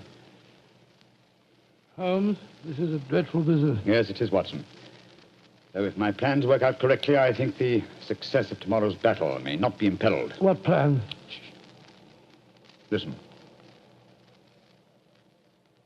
You know, Holmes, a strange silence from the German line since we came here might be accounted for by the fact that they knew Maitland was making his getaway. They wouldn't want to risk wounding such a valuable spy. Quite possibly. What I still don't understand is who shot at you with a German pistol and why. You're being very dense, old fellow. Surely it's obvious that... Here comes General Morris now. Poor devil. This is going to be a dreadful shock to him. Hello, Holmes. Dr. Watson? General Morris, I'm afraid that I've bad news for you. Your brother has gone over to the German lines. Maitland did go there. I should have put him under an armed guard as soon as he came here, but I thought I could reason with him, appeal to his sense of honor. Instead of which you tried to shoot him, sir, but fortunately for me, you missed. You see, I took his place at the first performance. But that shot was fired from a German pistol. True. That was when I first knew the general had fired the shot. But I still don't see how you could now. Only a high-ranking officer, not subject to inspection, could carry a non-regulation firearm.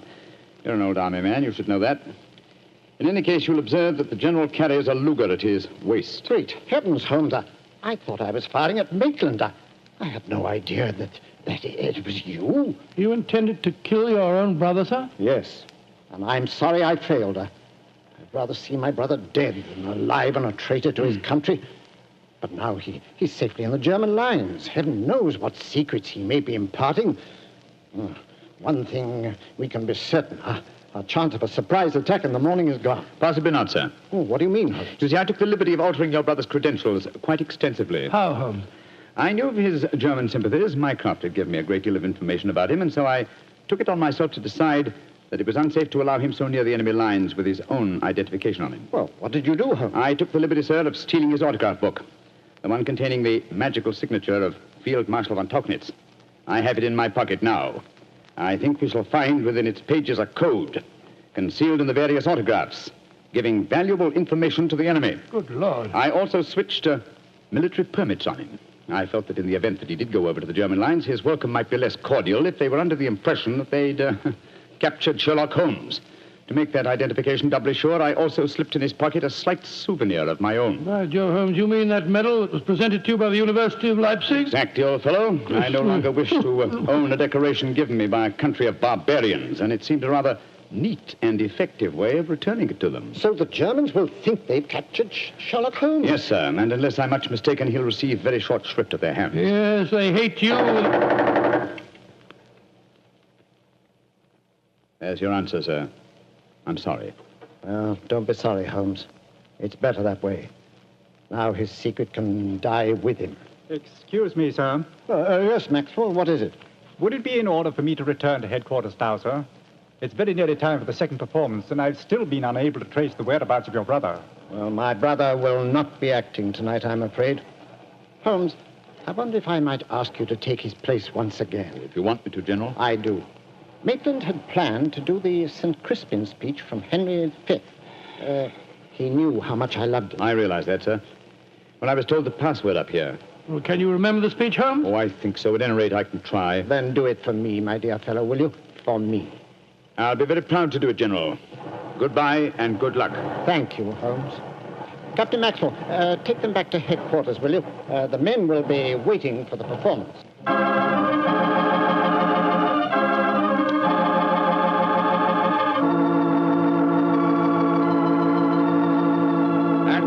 Crispian shall ne'er go by from this day to the ending of the world, but we in it shall be remembered. We few, we happy few, we band of brothers. For he today that sheds his blood with me shall be my brother. Be he ne'er so vile, this day shall gentle his condition. And gentlemen in England now abed shall think themselves accursed they were not here, and hold their manhoods cheap, while any speaks that fought with us upon St. Crispian's Day.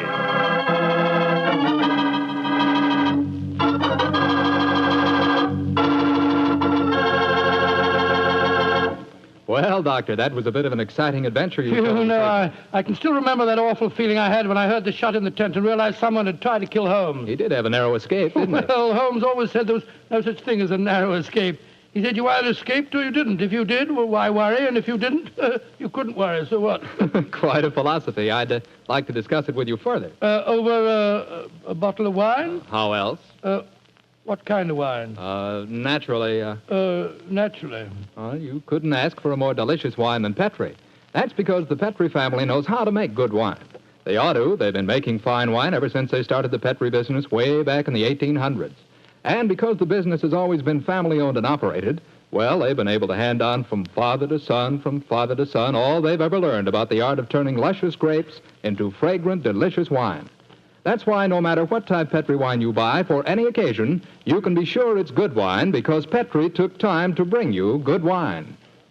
And now, Dr. Watson, how's about giving us a clue to next week's Sherlock Holmes adventure? Next week, Mr. Clatter, I'm going to tell you a most unusual adventure in which Holmes and I are trapped in an airtight metal chamber, our only companion being a murdered scientist. Well, sounds like a story we don't want to miss, Doctor. See you next week. Yes. Oh, just a second, Mr. Clatter. Before we go, I just want to tell our listeners that tonight we're broadcasting from the stage of the Paramount Theater here in Hollywood on behalf of the 7th War Loan Drive.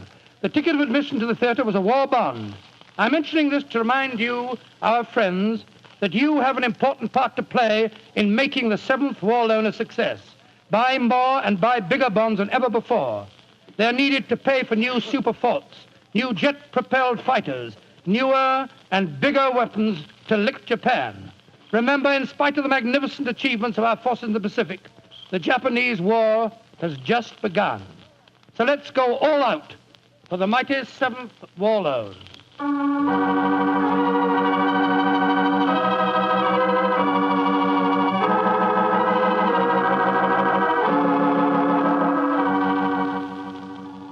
Tonight's Sherlock Holmes adventure is written by Dennis Green and Anthony Boucher and is based on an incident in the Sir Arthur Conan Doyle story, The Adventures of the Blanched Soldier. Mr. Rathbone appears through the courtesy of Metro-Goldwyn-Mayer and Mr. Bruce through the courtesy of Universal Pictures, where they are now starring in the Sherlock Holmes series.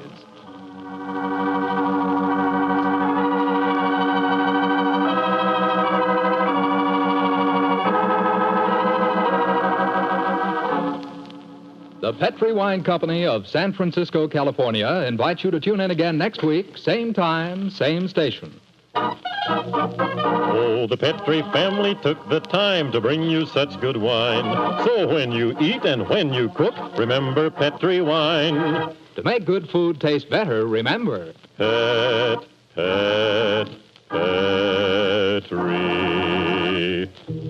wine. This is Jack Slattery saying good night for the Petri family. This is the Mutual Broadcasting System.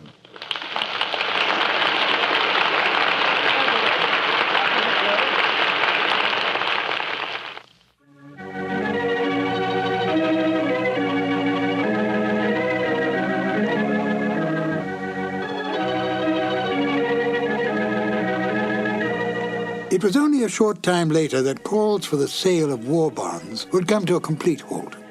The reason? The dropping of the A-bomb on Japan.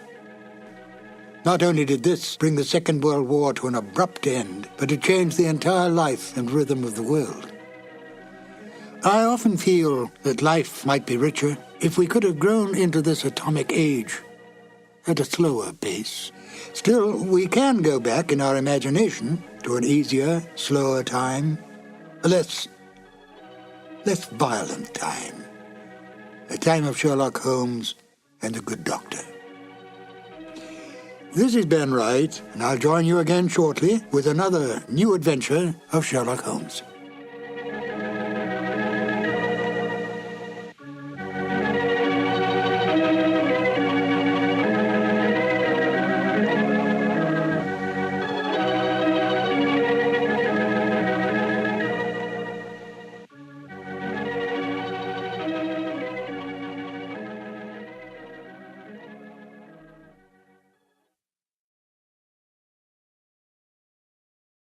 In The Eyes of Mr. Layton, the story fairly drips with atmosphere, especially with Dr. Watson's vivid descriptions of the foul alleyways and dark and dangerous smoke-filled opium dens of Limehouse.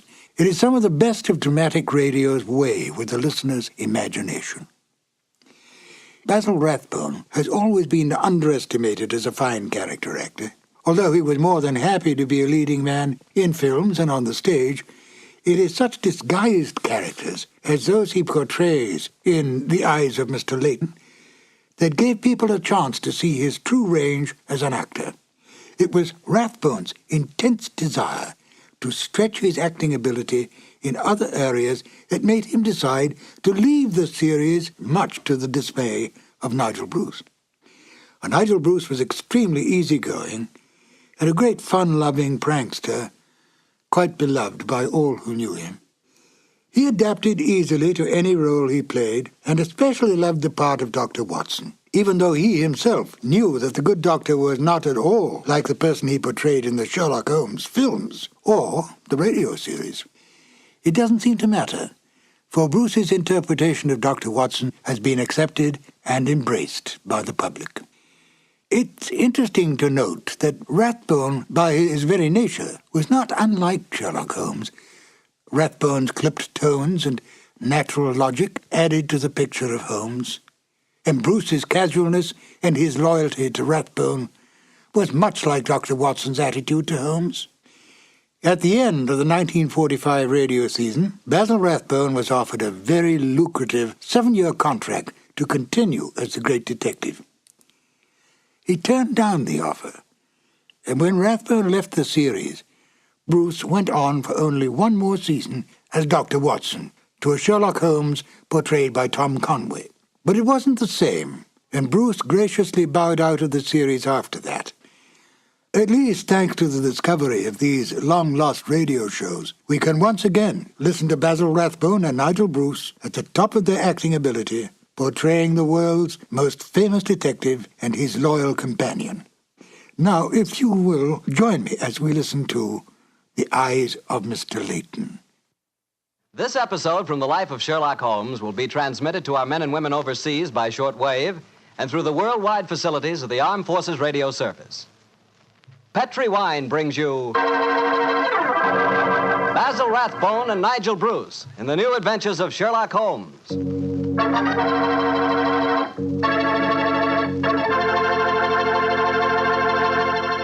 The Petrie family, the family that took time to bring you good wine, invites you to listen to Dr. Watson tell us another exciting story about his good friend, that master detective, Sherlock Holmes.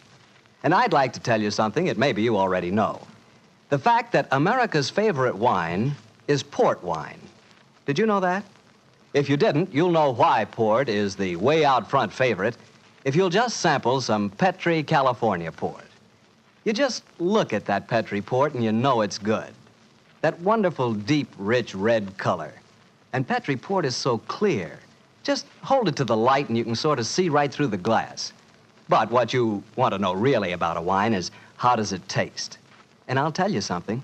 I've never yet been able to find the adjective that'll do Petrie port justice. It's wonderful, honest. You've just got to taste it for yourself and find out for yourself. You'll love that Petrie port in the evening after dinner when you're sitting around listening to the radio.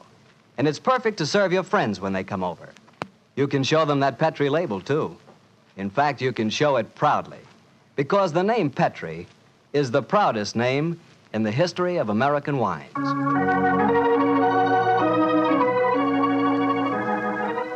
And now for our weekly doctor's visit. Let's see. No, Mr. Bartell, don't say let's see if he's expecting us. You know I always expect you at this time on Monday evenings, my boy. So draw up your usual chair and settle down. Thanks, Doctor. Ah, that's it. All alone this evening, Doctor? Where are the puppies? Out on the patio. They had a most unfortunate encounter with a dead seal on the beach this afternoon. In consequence, they're a little malodorous, shall we say.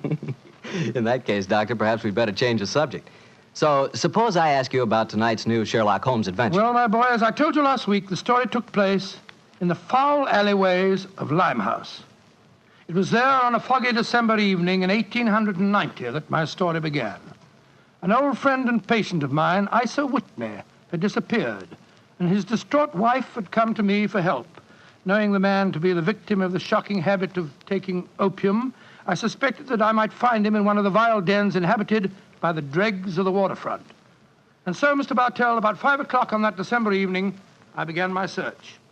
After an hour of fruitless wanderings, I found myself in a vile alley called Upper Swandam Lane.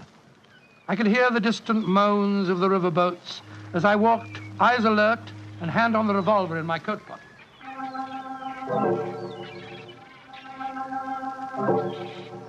Suddenly, I saw a steep flight of steps leading down to a black gap, like the mouth of a cave. I walked down them.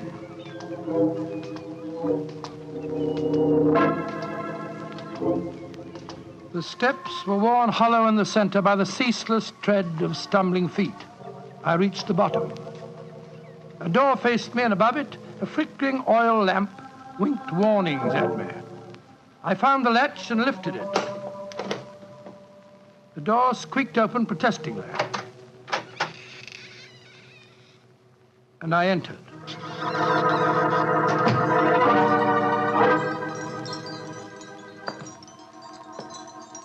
There was a tinkle of Chinese wind bells as I walked towards a long, low room. A strange sight met my eyes. Through the gloom, thick and heavy with the brown opium smoke, I saw that the room was terraced with wooden berths, like the forecastle of an emigrant ship. Out of the shadows, there glimmered little red circles of light, now bright, now faint, as the burning poison waxed or waned in the metal pipes. Bodies lay in strange, fantastic poses. Bowed shoulders, bent knees, heads thrown back. The attendant came up to me with a pipe and beckoned me to an empty berth. I haven't come here to smoke your filthy drug. I'm looking for a friend, Mr. Isa Whitney. No, Mr. Whitney here. Oh, I'm going to search the place. You must not disturb the I'm priest. carrying a revolver, so you'd better not argue with me, my good man. Out of the way. I searched that filthy den, but found no trace of my missing friend. As I was leaving in despair, a long shaking hand reached out and plucked at my sleeve. I turned, and there sprawled in a berth was the wreckage of a man, his gaunt face yellow and twitching, his clothes filthy and ragged, and the pupil of his eyes like pinpoints. He spoke to me in a thin, quavering voice. Mister, for heaven's sake, get me out of here. Now, look here, my man. Don't say you won't help me, Governor. Ain't you got an heart? Please help me, Governor. Take me out of here. Strike me pink, I'm going balmy, I tell you. Oh, what must you expect if you indulge in this filthy habit? Take me out of here, Governor. I'll go straight this time. Cross me out, I will. Oh, very well. Come along with me. I suppose it's my duty to help you. Ah, bless you, Governor. Here you are. Here, now, give me your arm. You cannot take him away. He owe me money. That's a bleeding lie. I paid him when I come in, I did. He cannot go with you, mister. You remember what I said about my revolver, you blackguard? If I have any more trouble with you, I'll fetch the police. Come along. He owe me money. He owe me money. Infernal scoundrel, owe me money. Tell him off proper, Governor. I'd hope you didn't.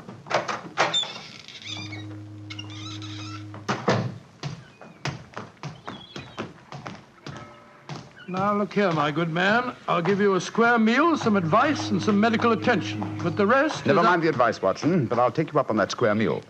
Holmes. Yes, I'm very glad to see you, old fellow. What brought you to that filthy den of iniquity? Oh, gracious me, I went to find a friend. And I, an enemy. Your disguise is wonderful. It completely fooled me. But I'm afraid the proprietor was beginning to penetrate it. That's why I staged the little rescue scene. Had I been recognized, my life wouldn't have been worth an hour's purchase. Well, how long had you been there? Why were you there? Come on, Holmes. Tell me all about it. With pleasure, old chap. But first, let's find a chop house. I want that square meal you promised me.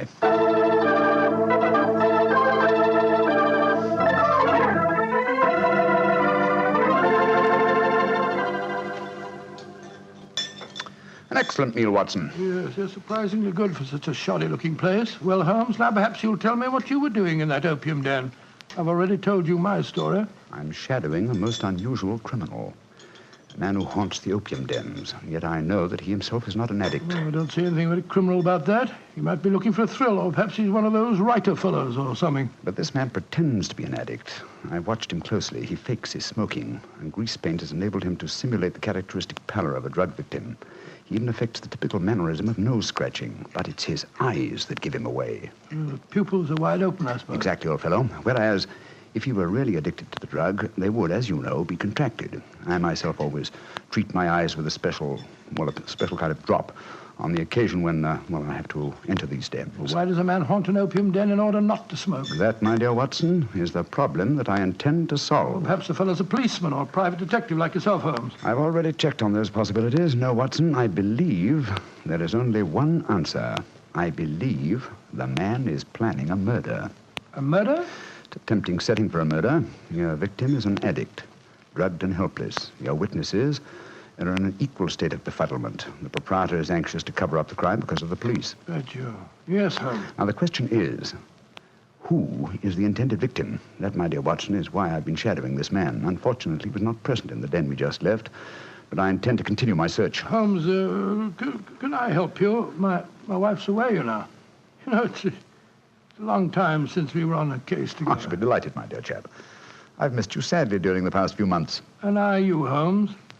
What's the next move? Back to Baker Street, old fellow. My disguise is wearing thin, and I must contrive a new one.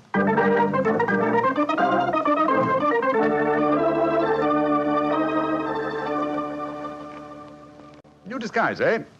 Well, which one shall it be, Watson? Well, how about the old flour cellar? I love that one. Well, it's pretty fresh, Yes, Barnett. that's well. Oh, no, my dear fellow, no. Hardly appropriate for an opium den. In any case, the clothes are so wretchedly uncomfortable. Well, how about the music hall singer? Oh, that chap, yes. Oh, I don't want to be beside the seaside. Oh, I don't want to be beside the sea. I don't want to stroll along the prom, where the brass band plays tiddly-um. Oh, confound it. Who can that be? You weren't expecting anyone, were you? No. So this is just like the old days. The doorbell ringing, Mrs. Hudson toddling off and bringing up some poor devil in trouble and... You say that rather wistfully, old fellow. Don't tell me that you repent of marriage. No, of course not, Holmes. Mary's a perfect darling, and I couldn't be happier. Just the same, it is rather fun to be back here again. Come in. Yes, Mrs. Hudson? It's a gentleman, sir. He gave me this card. Says he's very anxious to see you. Wayne J. Layton, President, Layton Corporation, Chicago, United States. Ask him to come up, will you, Mrs. Hudson? Aye, sir. Well, it's quite like old times to see you back here, Dr. Watson. That's just what I was saying myself, Mrs. Hudson. Mr. Layton has scribbled a message on the back of this card. If £1,000 for a week's work interests you, you'll see me. £1,000? Big fish, Watson. Very big fish. This way, sir. Thank you. Oh. How do you do, Mr. Layton? I guess you're Sherlock Holmes. You guessed correctly, sir. Excuse me. Oh, Mrs. Hudson, just a moment, Mrs. Hudson. Aye, Mr. Holmes. Sit down, won't you, Miss Layton? My name's Watson, Dr. Watson. I'm Sherlock Holmes's colleague. Yes, I've heard about you, too. Like a cigar, Doctor? It's a good one. Set me back 3 shillings. Oh, 3 shillings? Oh, thank you. That's very nice. Just a good one. Oh, no, I see you introduced yourself. Splendid. And now, Mr. Layton, may I ask what brings you here? I'll talk fast and to the point. I'm a businessman. I like to do things in a business way. I have a chance to control the guano deposits of the Republic of San Pedro. Their minister will be in London tomorrow, and if it weren't for one thing, I know that I could swing the deal and get the concession. And what is that one thing, Mr. Layton? The deal is secret, see? I thought no one knew about it, but when I got here, I found out that my biggest business rival has gotten wind of what's going on. He's an Englishman. I've never met him, but he's right here in London. Now, I'm not going to tell you his name, not until you give me your word that you'll work for me. Just what you wish me to do, Mr. Layton. Get this rival of mine and keep him out of circulation for a week. I don't care how you do it, and I won't ask. In a week's time, I'll give you the other half of this £500 I brought with me. Oh, good Scott. What kind of Watson, detective give Mr. Layton his hat and gloves. That's it. Thanks, old fellow. Goodbye, sir. What are you doing, throwing me out? I can't think where you gathered the impression that I indulged in kidnapping. Once again, goodbye, sir. And here, sir, you can take back your cigar. Well, if you don't want some easy money, I'll soon find someone else that does. This is the last you'll see of me, Mr. Holmes. Life is full of little consolations. Some people seem to think that money can... Watson, the game's afoot. Mr. Layton is the man I've been seeking. The man who pretends to be an opium smoker. Why in blazes did you let him get away? Here, I'll go after him. No. Don't worry. I've already arranged for that. Oh, how? When I left the room just now to talk to Mrs. Hudson, I was intending to tell her to summon some of my band of street urchins. You know, the Baker Street irregulars. When she informed me that half a dozen of them were in the kitchen at this very moment, partaking of one of her incomparable steak and kidney pies. The rest should be obvious. You left instructions for one of them to shadow Mr. Layton when he left her. Elementary, my dear Watson. Oh, don't tell me that Layton back again. No, I think not. I should say that at the moment he's just about to walk out of the front door. No, I think we shall have another visitor. And judging by the commotion, the incoming and the outgoing visitors know each other and are not on the best of terms. Well, it sounds to me as if they're having a fight. Here comes Mrs. Hudson to tell us about it. Come in. Oh, Mr. Holmes, you've got another visitor. So I gathered. Mrs. Hudson, you gave my instructions to one of the boys? I did that, sir. Young Wiggins was going to follow the gentleman. Mrs. Hudson, what was all that commotion about downstairs just now? Oh, it was the 2 gentlemen shouting at each other. Him that was leaving and the one that was waiting on the doorstep. And who is our new visitor, Mrs. Hudson? Here's his card, sir. Oh, thank you. Linton Chumley, 9 Belgrave Square. Well, ask him to come up, will you, Mrs. Hudson? Very well, Mr. Holmes. Oh, one thing more. Yes, sir. Please instruct another of the Baker Street irregulars to follow this Linton Chumley when he leaves here and report to me. All right, sir. You're taking no chances, Holmes, eh? You're having this fellow shadowed, too. Layton is a potential murderer. Of that I'm convinced. This Mr. Chumley might possibly be his intended victim. While we're talking to him, Watson, old fellow, I want you to be sure to look at the condition of his eyes. Yeah, I certainly will. Come in.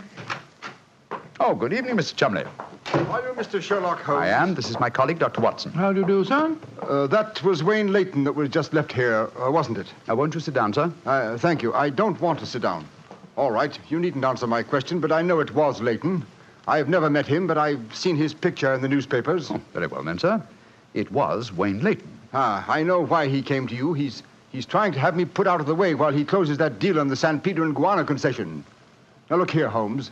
You've got to be on my side. Whatever fee he offered you to dispose of me, I'll double it if you'll take care of him for a few days. Oh, dear me, this is becoming monotonous. Watson? The hat and gloves? Thank you, old chap. That's right. Good night, Mr. Chumley. Look here, Holmes. I'll treble his fee. I'll quadruple it. My dear Mr. Chumley, I have accepted no fee from Mr. Layton. I don't propose to accept one from you. Your hat and gloves, sir? That man is out to kill me, Holmes. Well, if you won't help me, I'll go to the police. That's an excellent idea, Mr. Chumley. Again, good night.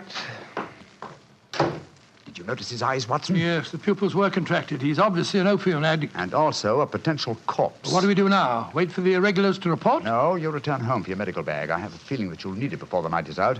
Then come back here. I've gone before your return. I'll send one of the irregulars to bring you to wherever I may be. Wait until you receive a message from me. On your way, old chap. There's work ahead of us.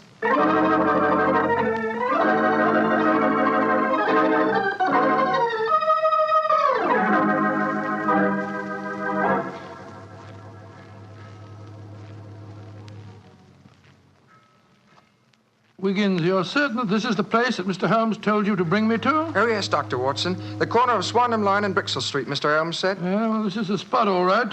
I don't see any sign of him. Hello? This old woman coming towards us. So that's the disguise he chose. Oh, spare me a few coppers, will you, mister?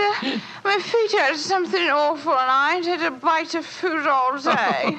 No, you don't, Holmes. You can't fool me this time. As a matter of fact, your makeup isn't very convincing. You hardly look like a woman, and nobody's nose could be quite as red as that. Don't look like a woman, don't I? My nose is too red, is it? I'll take that. No, steady, look Making here. fun of a poor old woman who's plighted me. I'm sorry, madam. I didn't mean to insult you. Well, matey, she gave you a bit of what for, all right, didn't she? Boxed your ears. No mistake about it. You mind your own business. And anyhow, why aren't you aboard your ship at this time of night? Because I'm not a sailor, Watson. It's Mr. Holmes. Great heavens, Holmes. I wish you wouldn't confuse me like this. I'd never recognized you. My dear Watson, when you're able to recognize me, it will indeed be the beginning of the end. When your eagle eye penetrates my disguise, I shall realize that my retirement is imminent. But enough of this. See that house opposite? You mean the ramshackle place with the broken tiled roof? Yes, I gave the irregulars instructions to let me know at once if our two quarries ever enter the same house at the one time. They're inside there now, and I'm going in after them. Be careful, Holmes. I better come along with you. Can't I come too, Mr. Holmes? No, certainly not. Both keep watch outside. If I need any help, I'll smash one of the windows, and then you can come in after me. Wait here for me. I don't expect I'll be very long. I'll be here, Holmes. Don't worry about me. Just take good care of yourself.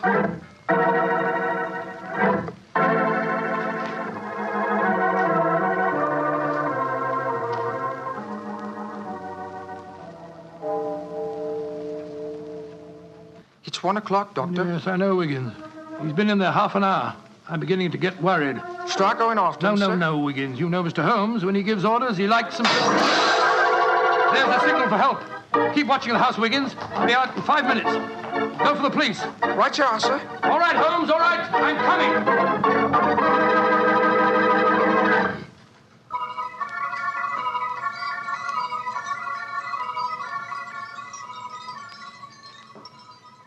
You have searched my house from basement to attic. Why do you not give up? I tell you again, there has been no one here tonight. But my friend came in here half an hour ago. I saw him, and before that, 2 other men are known to have come in here. If that is so, then where are they? 3 men cannot vanish. That's just the point, you scoundrel. Out of the way. I'm going to search this hovel again. I'm not leaving here until I find Mr. Sherlock Holmes.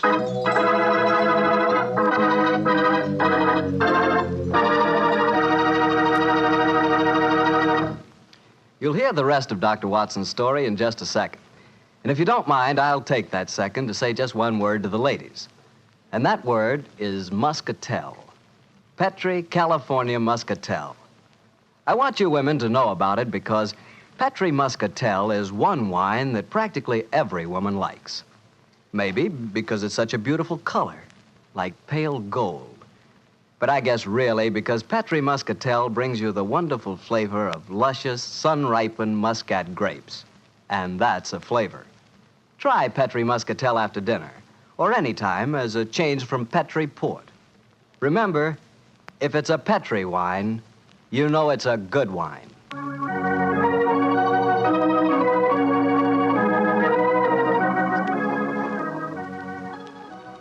And now back to Dr. Watson and tonight's story, The Eyes of Mr. Layton. Well, what happened next, Doctor? When you searched the house for the second time, did you find any trace of Sherlock Holmes or the 2 rival businessmen? No, Mr. Bartell, I'm afraid I didn't. What did you do? I told Wiggins to report the matter to the nearest police station and then rattle back to Baker Street in a hansom cab as fast as I could. When I arrived at the old familiar doorstep, I wrenched at the bell in a frenzy of anxiety. Finally, the door opened, and there stood Mrs. Hudson. Dr. Watson, what is it, sir? Why, you're as white as a ghost. Mr. Holmes, is he here? Aye, sir, came in half an hour ago. He was dressed as a sailor and was half carrying some drunken friend of his. Oh, thank heavens he's safe. I'll go up. All right, sir.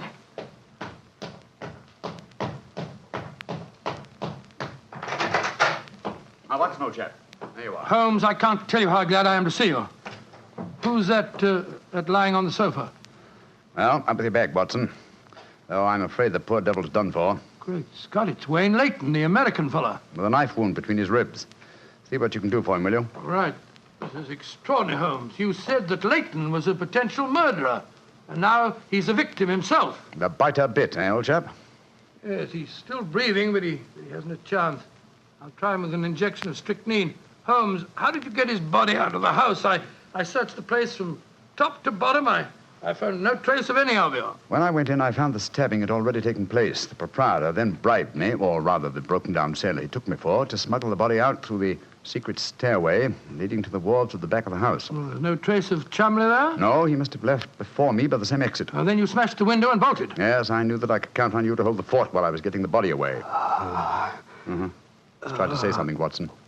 Yes, the injection's beginning to take effect. Yes, Mr. Layton? What are you trying to say? Tell us, who stabbed you, sir? Shh. Lips are moving.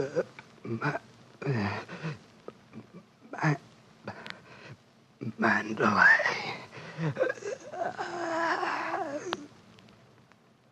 He's dead, Holmes. Yes, but he gave us the clue to the murderer's identity. How? And the word he mumbled just before he died. Well, sounded to me as if he said Mandalay. Precisely, old fellow. Never did a corpse give us a clearer instruction as to our next and final move. And that is? Back to Limehouse, Watson. Back to Limehouse.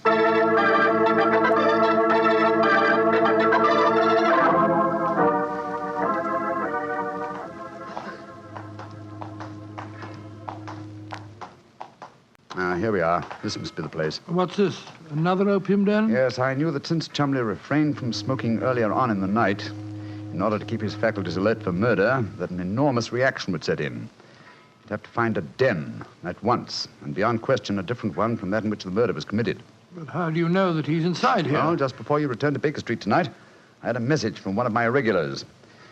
He tracked him here after he escaped from the scene of the stabbing. That was a couple of hours ago. He might have slipped away again. No, Watson, tonight he came to drown his senses with a wretched drug. He'll be here. Come on.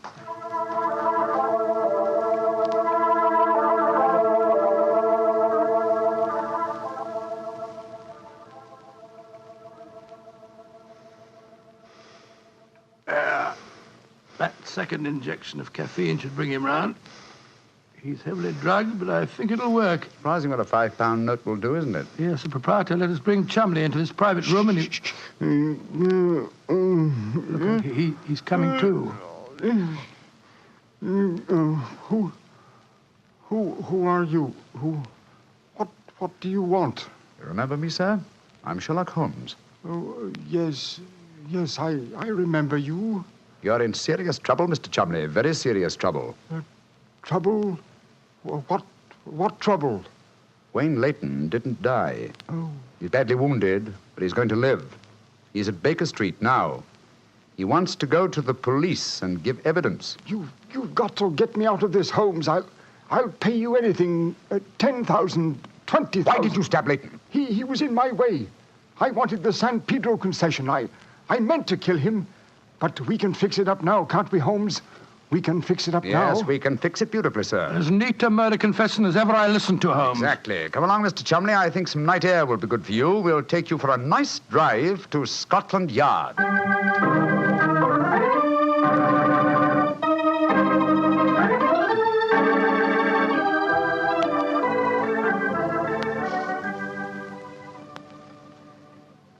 I brought you some kippers, gentlemen. You've both been up all night, and I'm sure you can do it. That's very thoughtful of you, Mrs. Hudson. Yes, indeed it is. What is Mrs. Watson going to say when she finds you've been out all night? Oh, don't you worry about that, Mrs. Hudson. She's very understanding. It's lucky for you that she is. Well, I'll go and leave you to your breakfast. Holmes. Yes, dear fellow? There's only one thing that puzzles me about this case. Oh, what's that? When Layton was dying, he muttered the word Mandalay.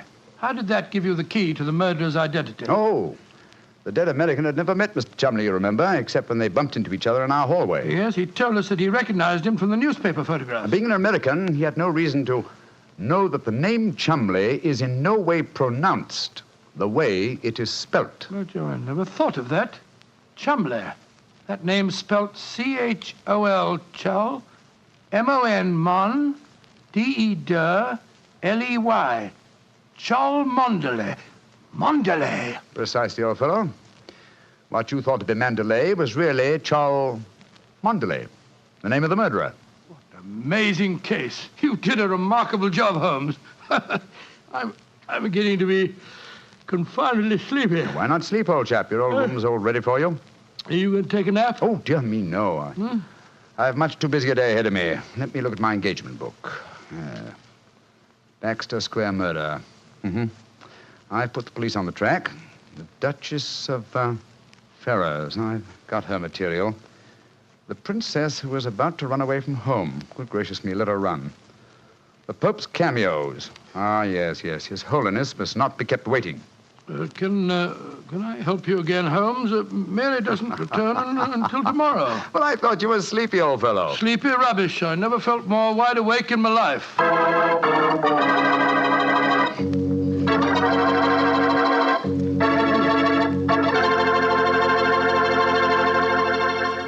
That was a swell story, Doctor. I'm glad you enjoyed it. And it was really funny when you mistook that old lady for Holmes and she slapped your face. It wasn't very funny at all. Sure it was. Come on, admit it, Doctor. Well, she did look like Holmes in disguise, and you would have made the same mistake that I did. Okay. Her nose was ridiculously red, and she did look like a man. Look, Doctor, forget I ever said anything. I won't say another word. I'll keep my mouth closed forever. Oh, come on, I wouldn't do that. Mr. Bartell? Mr. Bartell? Won't you even open your mouth to finish your wine? Your Petri wine? Okay, you win. You know I'll open my mouth for Petri wine anytime.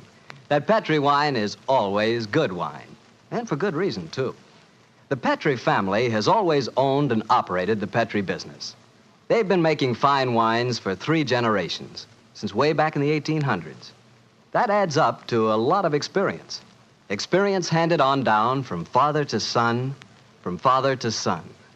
The Petri family really knows how to turn luscious California grapes into fragrant, delicious wine. And that's why, no matter what kind of wine you want, I'm sure you'll like it better if it's a Petri wine. Because Petri took time to bring you good wine. And now, Dr. Watson, what story are you going to tell us next week? Well, now, next week, Mr. Bartell, I'm going to tell you a most unusual adventure that Holmes and I had in the heart of the English countryside. It concerns a corpse, a missing revolver, and a beautiful girl who was frightened of her own shadow.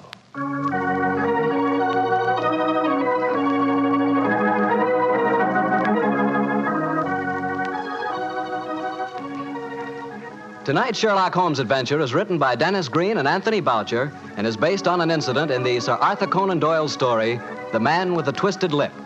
Mr. Rathbone appears through the courtesy of Metro-Goldwyn-Mayer, and Mr. Bruce through the courtesy of Universal Pictures, where they are now starring in the Sherlock Holmes series. The Petri Wine Company of San Francisco, California, invites you to tune in again next week, same time, same station. The Petri family took the time to bring you such good wine. So when you eat and when you cook, remember Petri wine. To make good food taste better, remember... Petri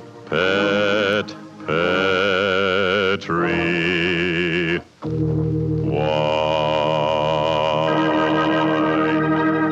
This is Harry Bartell saying good night for the Petri family.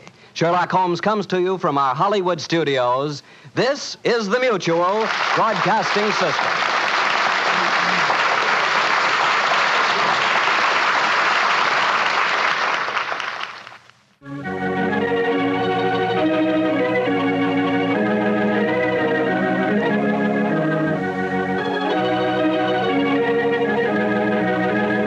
The 2 episodes you have just heard, In Flanders Fields and The Eyes of Mr. Layton, are part of the New Adventures of Sherlock Holmes, starring Basil Rathbone and Nigel Bruce, and are a 1988 copyrighted production of 221A Baker Street Associates.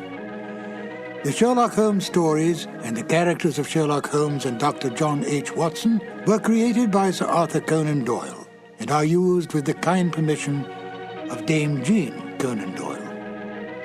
I'm Ben Wright. I hope you will join me again for more New Adventures of Sherlock Holmes. Thank you for listening.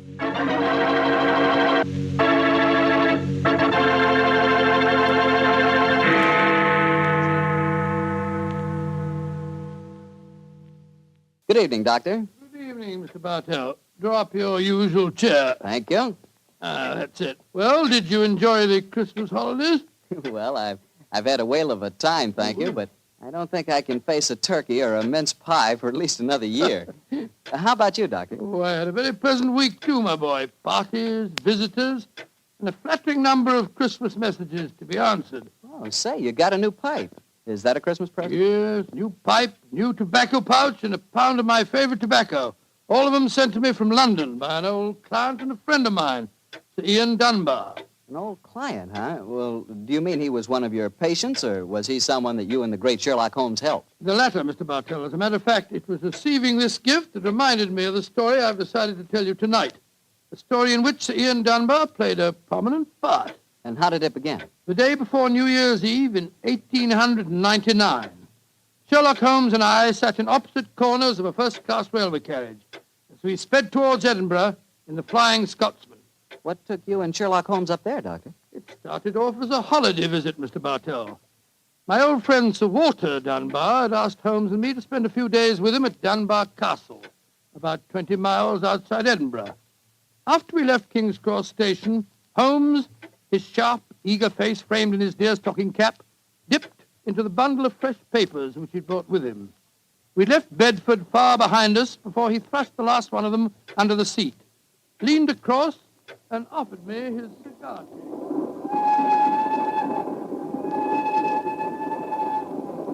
Care for a cigar, Watson? No, thanks, awful. I'll stick to my pipe. Flying Scotsman's living up to its name. We're going splendidly. Our present rate is 53.5 miles an hour. Oh, I hadn't noticed the quarter-mile post. Nor have I, but the telegraph posts on this line are 60 yards apart. With the aid of a watch, the calculation is a simple one. Watson, my dear fellow, we have several hours ahead of us. Tell me more about Sir Walter Dunbar. I have a feeling that he is in some kind of trouble, but you haven't wanted to talk about it. Well, it's not exactly trouble, Holmes, but there's a strange problem that confronts the Dunbars. A problem that'll be settled at midnight tomorrow. Oh, indeed. Night of New Year's Eve, eh? Yes, exactly. But to really appreciate the story, I have to begin by telling you of the death of old Sir Thomas Dunbar. The father of the present baronet, I suppose. Yes, he was severely wounded at Waterloo, though he managed to last out long enough to get back to Dunbar Castle. The story goes that as he lay there on his deathbed, he told his wife of his plans for their unborn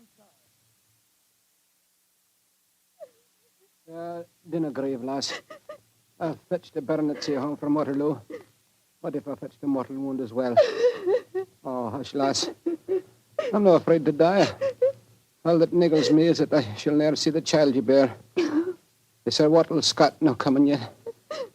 Can he visit the deathbed of his old friend? Who's there? Is that you, Sandy Murdoch? Aye, Thomas. It's me. Aye. I'm leaving an unborn son behind me when I die. Now, I don't trust women or children or banks for that matter. I put the best part of my wealth and gold in the big iron box you'll find under the bed. The money's there. Aye, and something else for a rainy day. You're to keep that box in trust for me, Sandy. You can turn it over to my boy on the New Year's Eve before his 21st birthday. And he'll be a man and wise enough to know how to use it. You understand, Sandy? Aye, Thomas. But supposing your bairn's a girl. A girl? I tell you, it'll be a boy. And we'll name him Walter after my good friend, Sir Walter Scott.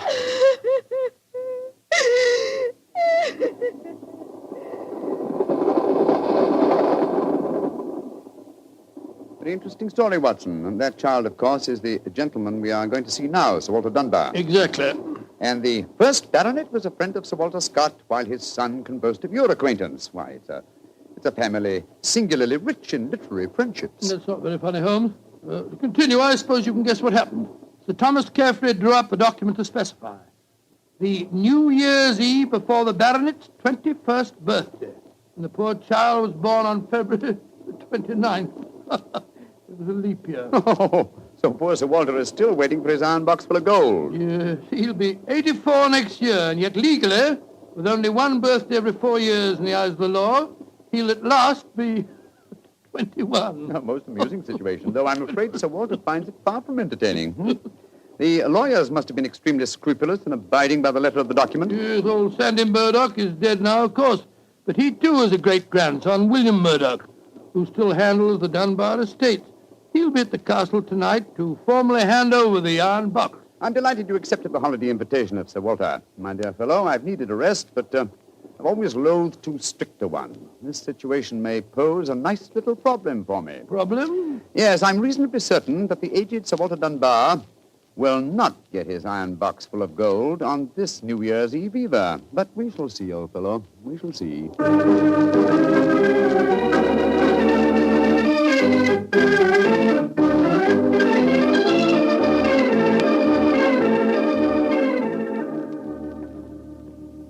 Dr. Watson, I'm glad to see you and Mr. Holmes here at the castle. Thank you, my boy. Holmes, this is Ian Dunbar, Sir Walter's grandson. How do you do, Mr. Dunbar? I'm very proud to meet you, Mr. Holmes. I've heard a lot about you. Grandfather will be down in a few moments. Let's go into the library, shall we? Well, I imagine Sir Walter's quite excited about tonight's ceremony, isn't he? Wouldn't you be, if you'd waited 63 years too long for an inheritance? Indeed, I should. Thank the Lord I had the foresight to be born on the prosaic date of August the 21st. In the event of your grandfather's death, you will be the next baronet, I take it. Yes, Mr. Holmes.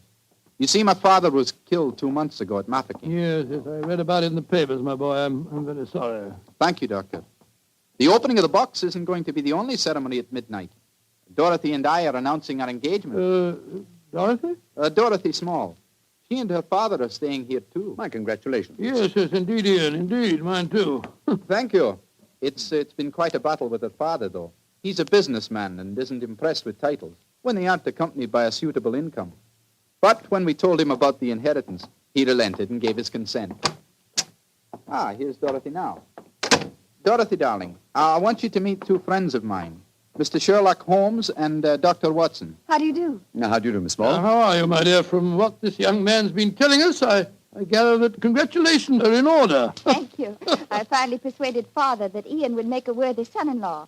For a while, I was afraid we'd have to elope to Gretna Green, live in a cottage on bread and cheese and law, but brave the parental wrath, just as they do in the storybooks. Oh, Sir Walter, there you are. Watson, my dear boy. How are you? And this must be your friend Sherlock Holmes. How do you do, Sir Walter? Very well for a young nipper who'll be 21 at midnight.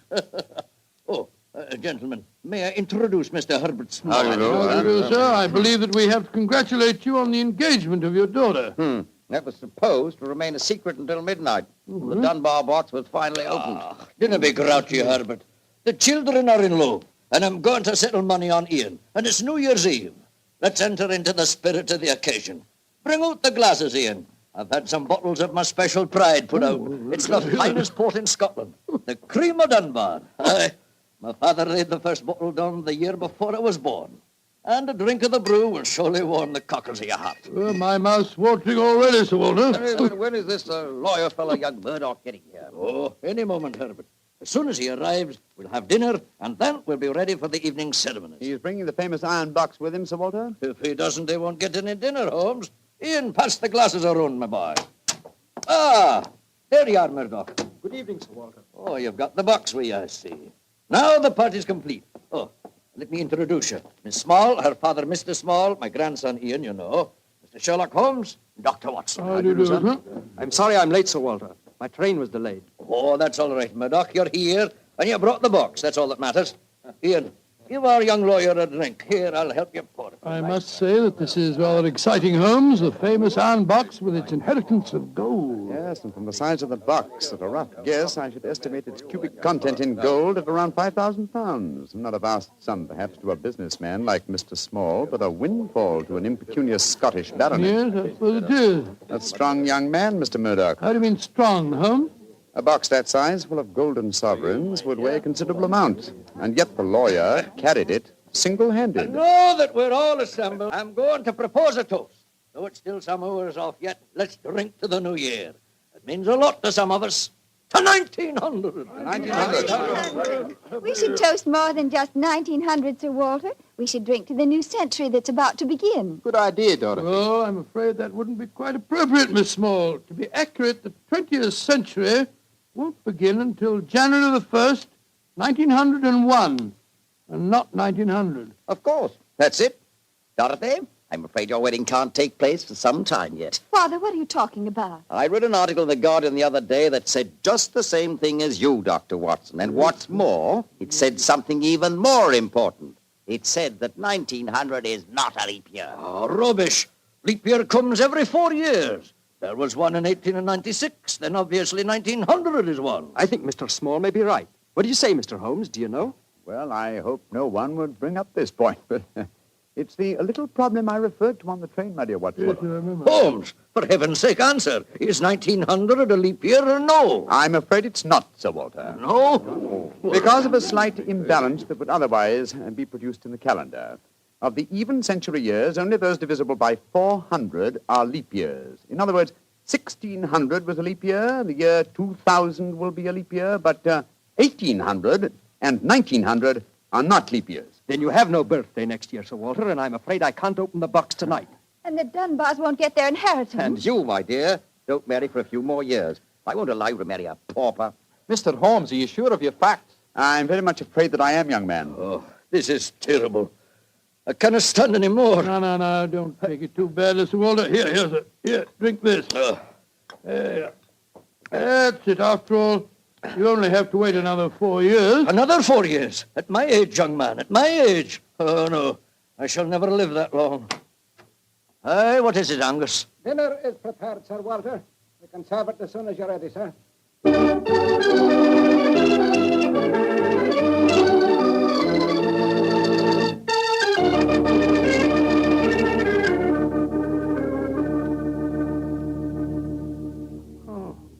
What a miserable meal, Holmes. Sir Walter's gone to his room, the young lovers are nearly in tears, and Small and the lawyer Murdoch seem to be positively gloating. Yes, a most depressing atmosphere in which to welcome the new year. But let us, at least, make the best of it. I think I'll go and have a talk with Sir Walter. And you, my dear chap, why not try and cheer up the young folks? Some of your experiences in India may make them take their minds off their trouble. Yes, quite an idea. I'll join you in the library. Call me if you want me, Holmes. Ah, there you are, my dears. Hello, Dr. Watson. All alone in front of the fire, eh? I'm afraid we're not in very good spirits, sir. Oh, nevertheless, I'll sit down here and join you, if you don't mind. Misery loves company, you know. You're very kind, Doctor. I was just trying to persuade Ian to elope with me. But he's being most ungallant. He won't even consider it. How can I, darling? I've got under 200 pounds a year in my own right. How could we live on that? I was counting on the money the grandfather was going to give us to get me started. Now, Miss Small, a little earlier you talked of Gretna Green and bread and cheese and love in a cottage. Yes, there's a lot to be said for it, you know. Well, to be said for it, yes, Doctor. But have you ever tried it? Not literally, my boy, but I may tell you that when Mary, my wife, and I were first married, I had very little money. In fact, my income was just about the sum that you mentioned. And we were very happy. But you have a profession, Doctor. Look at me. I've been trained for nothing except to be Laird of Dunbar Castle. I can't support a wife on tradition. But you're young, Ian. You can get some kind of position. I'm sure you yes, can. Yes, of course. As a matter of fact, I think that... Holmes, what is it? What's wrong? There's devil's work afoot, Watson. Come with me, old fellow. And you, Mr. Dunbar. Mr. Holmes, what's happened? It's Sir Walter. I went to his room. It was in darkness, but in the moonlight I saw two figures struggling by the open casement. One of them was Sir Walter. As I entered, he disappeared from sight. His attacker had pushed him out of the window into the moat. How dreadful. The other man got away in the darkness. We must get lanterns and go out to the moat at once. Though I'm very much afraid, Mr. Dunbar, that your grandfather is beyond our help.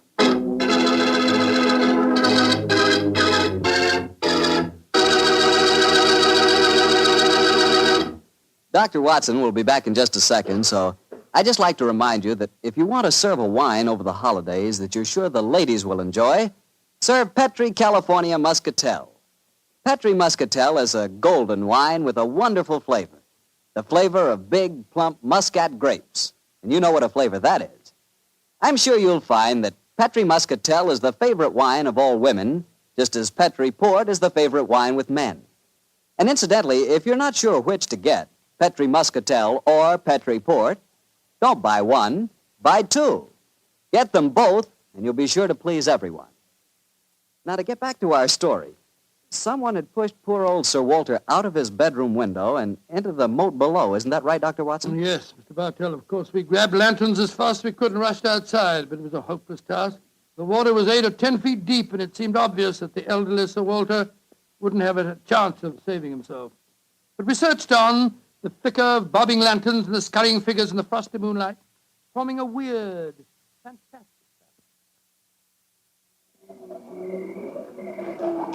Angus, bring a lantern over here. Aye, sir. Can you see anything, Holmes? Nothing. I don't see why your friend doesn't call the police, Dr. Watson. He's accomplishing nothing. We thought there might be a chance of finding the old man alive, Mr. Small. He wants to avoid a scandal, if possible, for your sake, sir, as well as the Dunbars. The scandal can't touch me or Dorothy over this. Her engagement was never announced. Thank heaven. That's a great pity, sir. I should think some new blood in your family would be a great improvement. You're being confoundedly impertinent, And Doctor. you'll be confoundedly heartless, sir. Well, Holmes, have you given up hope? I'm afraid we'll never find him without dragnets and grappling hooks. Have to call the police. What time is it? Sir Ian, you know the time? What did you call me, Mr. Holmes? Sir Ian. By Jove, yes. It does seem a bit premature, Holmes, but of course you're right. If your poor grandfather's dead, Mr. Dunbar, you're the baronet now. And the time, Sir Ian? It's 11:45, Mr. Holmes. A quarter of an hour to the new year. Sir Ian, doesn't that fact suggest something to you? Yes, it does. So I'm the new baronet, am I? Very well, then. There'll be no more talk of the police for 15 minutes. I want all of you to come back to the castle with me. As the last chime of midnight rings out, I shall have a statement to make. A statement that I want you all to hear.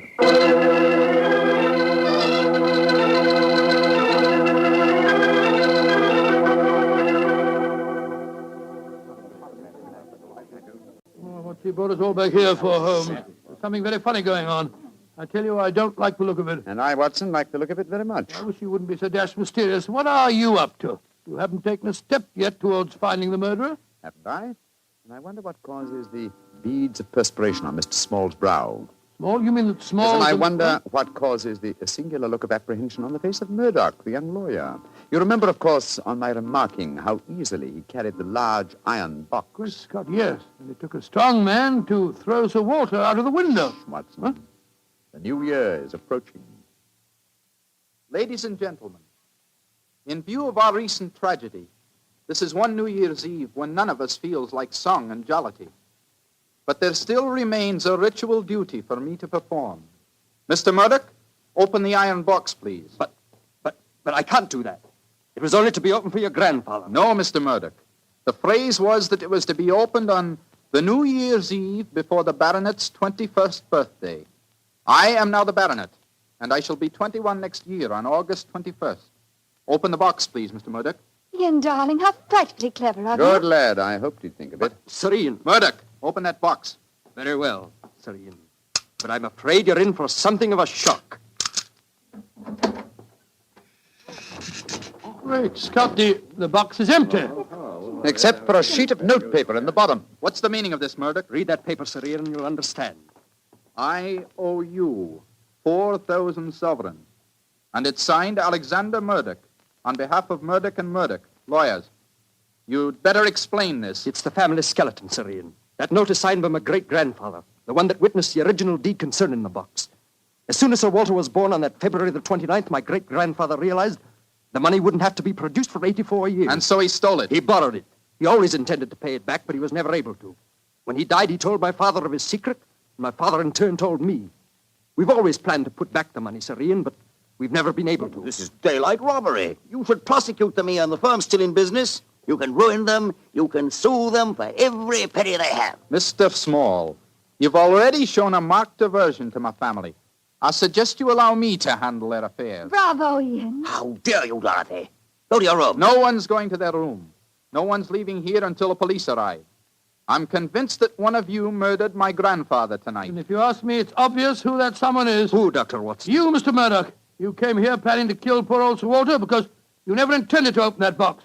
You thought that your secret would die with him. That's a lie. I was going to tell him everything and then ask for time to pay the money. I didn't kill him. Of course he didn't. There's your murderer. You yourself, Ian. Father, what are you saying? I'm saying that Ian's the murderer. He saw that the box wasn't going to be open for another 4 years. He realized out the money couldn't marry Dorothy, so he killed his grandfather and then ordered the box opened. You're trying to cover yourself. You pushed Grandfather out of that window tonight. You thought that if he died, the box would never be opened. So Dorothy couldn't marry me. You young Gentlemen, please. Upon my soul, Holmes, you seem remarkably calm. Do I, my dear Watson? I must say I'm absolutely fascinated by listening to three people accusing each other of murder, and each of them producing perfectly sound motives. It's a remarkable example of the dangers of reasoning from motive alone. We should profit by experience, Watson. Mr. Holmes, how can you be so calm? There's a murderer in this I room. suppose this game of charades is getting a little out of hand, Miss Small. Let's conclude it. You'd better come out now. That tapestry, it's moving. A happy new year to you all. Grandfather. Sir Walter, oh, am I seeing a ghost? Oh, Sir Walter, you're all right. But what kind of a game have you been playing? It's a bunny game that Holmes and I invented. You might call it forcing the issue. I was determined to have the box open before the next 4 years were out, whilst I was still alive to look inside it. But the trickery of your family, Murdoch, has made me a very unhappy man. Sir Walter, I shall pay back the money in a few years. I swear I will. It'll be too late to do me any good, but I'll take care that Ian gets it. I've half a mind to prosecute you. Grandfather, the money isn't important now that you're all right. You were counting on it just the same, my boy, so that you could marry Dorothy. I know that. She'll never marry a pauper. I won't allow it. When I'm 21, you can't stop me, Father, and I am going to marry Ian. Be quiet. Sir Walter, it's a very unsavory business. I think that you owe us an explanation of your behavior tonight. You tell him, Holmes. I fancy a wee drop of cream of Dunbar. Watching you all search for my body in the moat has made me thirsty.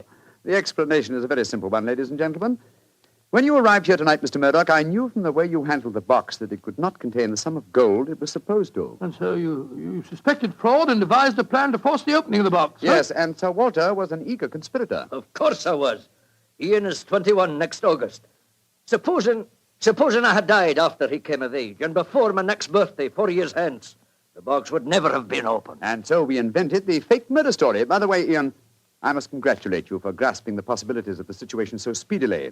If you hadn't demanded the opening of the box, the Murdoch secret might still be a secret. It was a clever plan, Holmes. It's too bad that it had to have such a miserable ending. I'm not sure that we have finished with the matter. Mr. Murdoch. Yes, Mr. Holmes? You say that your family took £4,000 from that box? Yes, Mr. Holmes. Curious.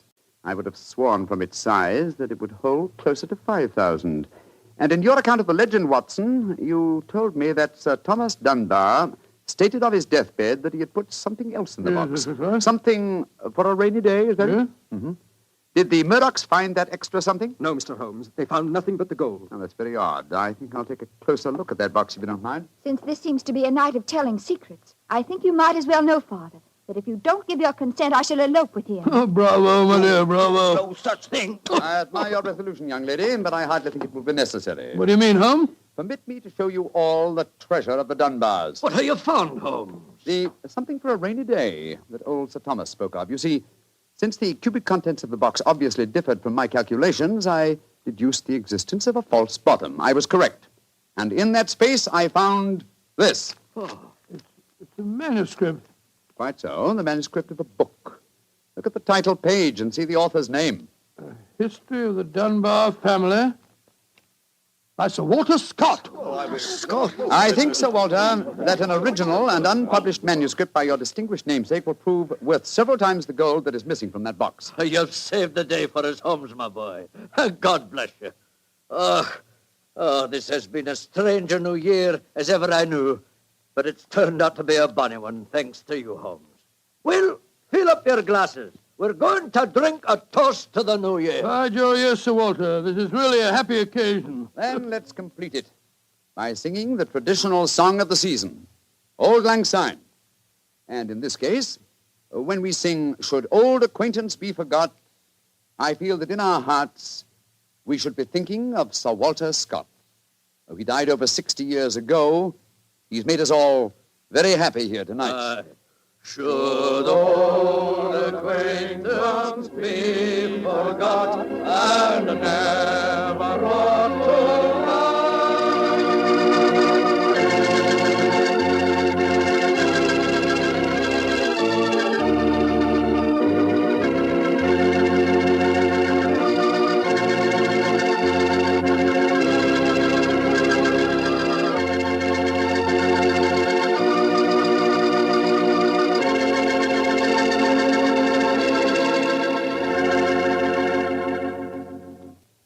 Doctor. That turned out to be a very happy new year for all concerned. Yes, that's one new year that I'll never forget.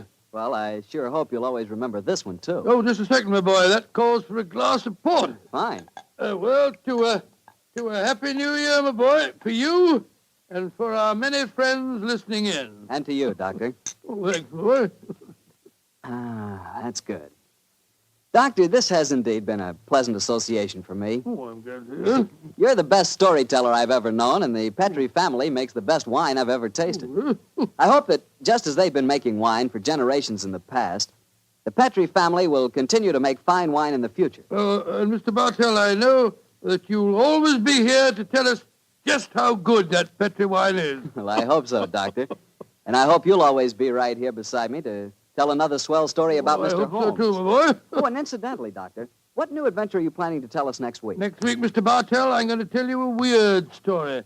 It starts with a series of murders on Hampstead Heath and ends with a battle to the death in a burning waxworks. I call it the strange case of the murderer in wax. Tonight's Sherlock Holmes adventure was written by Dennis Green and Anthony Boucher and was suggested by an incident in the Sir Arthur Conan Doyle story, The Silver Blaze. Music is by Dean Fossler. Mr. Rathbone appears through the courtesy of Metro-Goldwyn-Mayer, and Mr. Bruce through the courtesy of Universal Pictures, where they are now starring in the Sherlock Holmes series.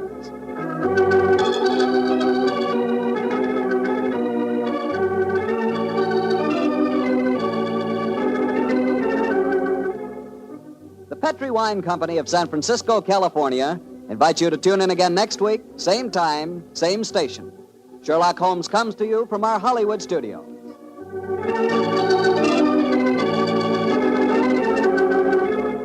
This is Harry Bartell saying goodnight for the Petrie family. For a solid hour of exciting mystery dramas, listen every Monday on most of these same stations at 8 o'clock to Michael Shayne, followed immediately by Sherlock Holmes. This is the Mutual Broadcasting System. I would like to thank Phyllis White for taking the time to tell us about her husband, Anthony Boucher, and also about Dennis Green, and those wonderful times, not so long ago, when Holmes and Watson were played by Rathbone and Bruce. The 2 episodes you have just heard are part of the New Adventures of Sherlock Holmes, starring Basil Rathbone and Nigel Bruce, and are a 1988 copyrighted production of 221A Baker Street Associates. The Sherlock Holmes stories and the characters of Sherlock Holmes and Dr. John H. Watson were created by Sir Arthur Conan Doyle and are used with the kind permission of Dame Jean Conan Doyle. This is Ben Wright. Won't you join me again sometime soon for 2 more New Adventures of Sherlock Holmes? Thank you for listening.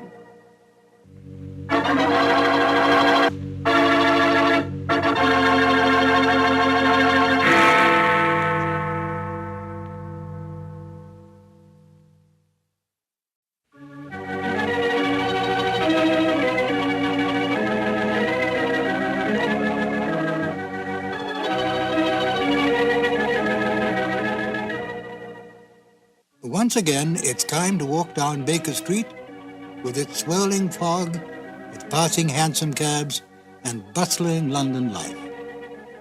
Hello, this is Ben Wright, welcoming you to 2 more New Adventures of Sherlock Holmes, starring Basil Rathbone and Nigel Bruce.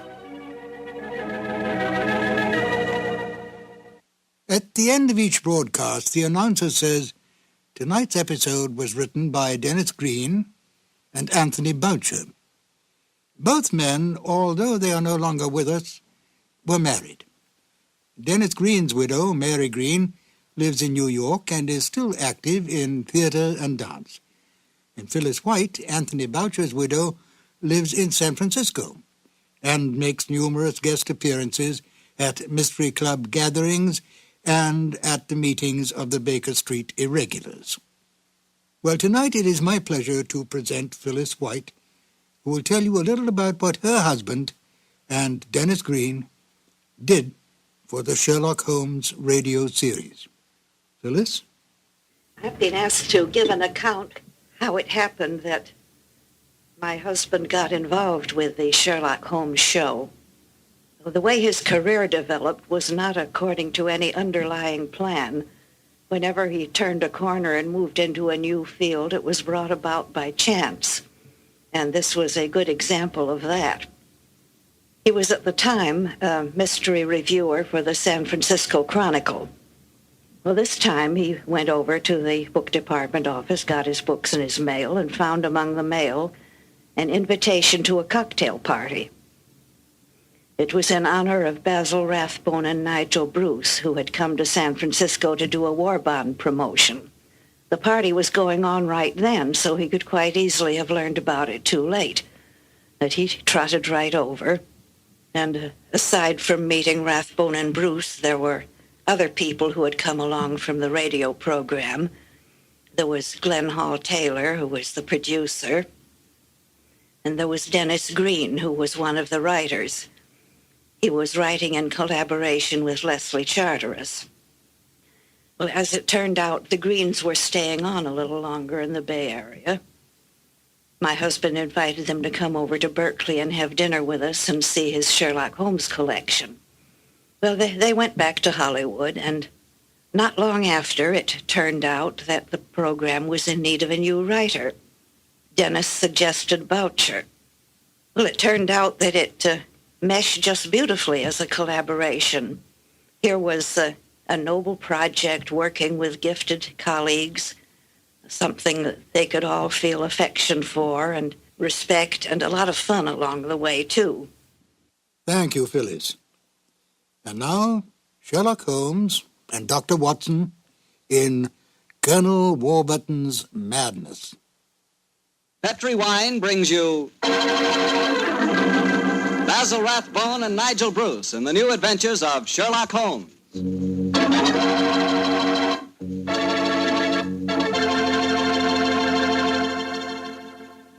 The Petri family, the family that took time to bring you good wine, invites you to listen to Dr. Watson as he tells us about another exciting adventure he shared with his old friend, that master detective, Sherlock Holmes. And you know what I wish I could share with you sometime? A bottle of Petri California sherry. Have you ever tasted Petri sherry? It's just perfect before dinner. Why, that Petri sherry can change the usual before-dinner lull into a special event, and that's a fact. Just look at the clear color of Petri sherry. It's a deep, rich amber, clear and cheerful-looking. And wait till you taste it. That's when you find out for sure just how good a wine can be. That's when you find out just what I mean when I say that the flavor of Petri sherry comes right from the heart of the grape. Try Petri sherry by itself, or with hors d'oeuvres or canopies or whatever you call those little cocktail sandwiches, and say, if you like your sherry dry, well then Petri California Pale Dry Sherry is the sherry for you. Just be sure the label says Petri, the proudest name in the history of American wines.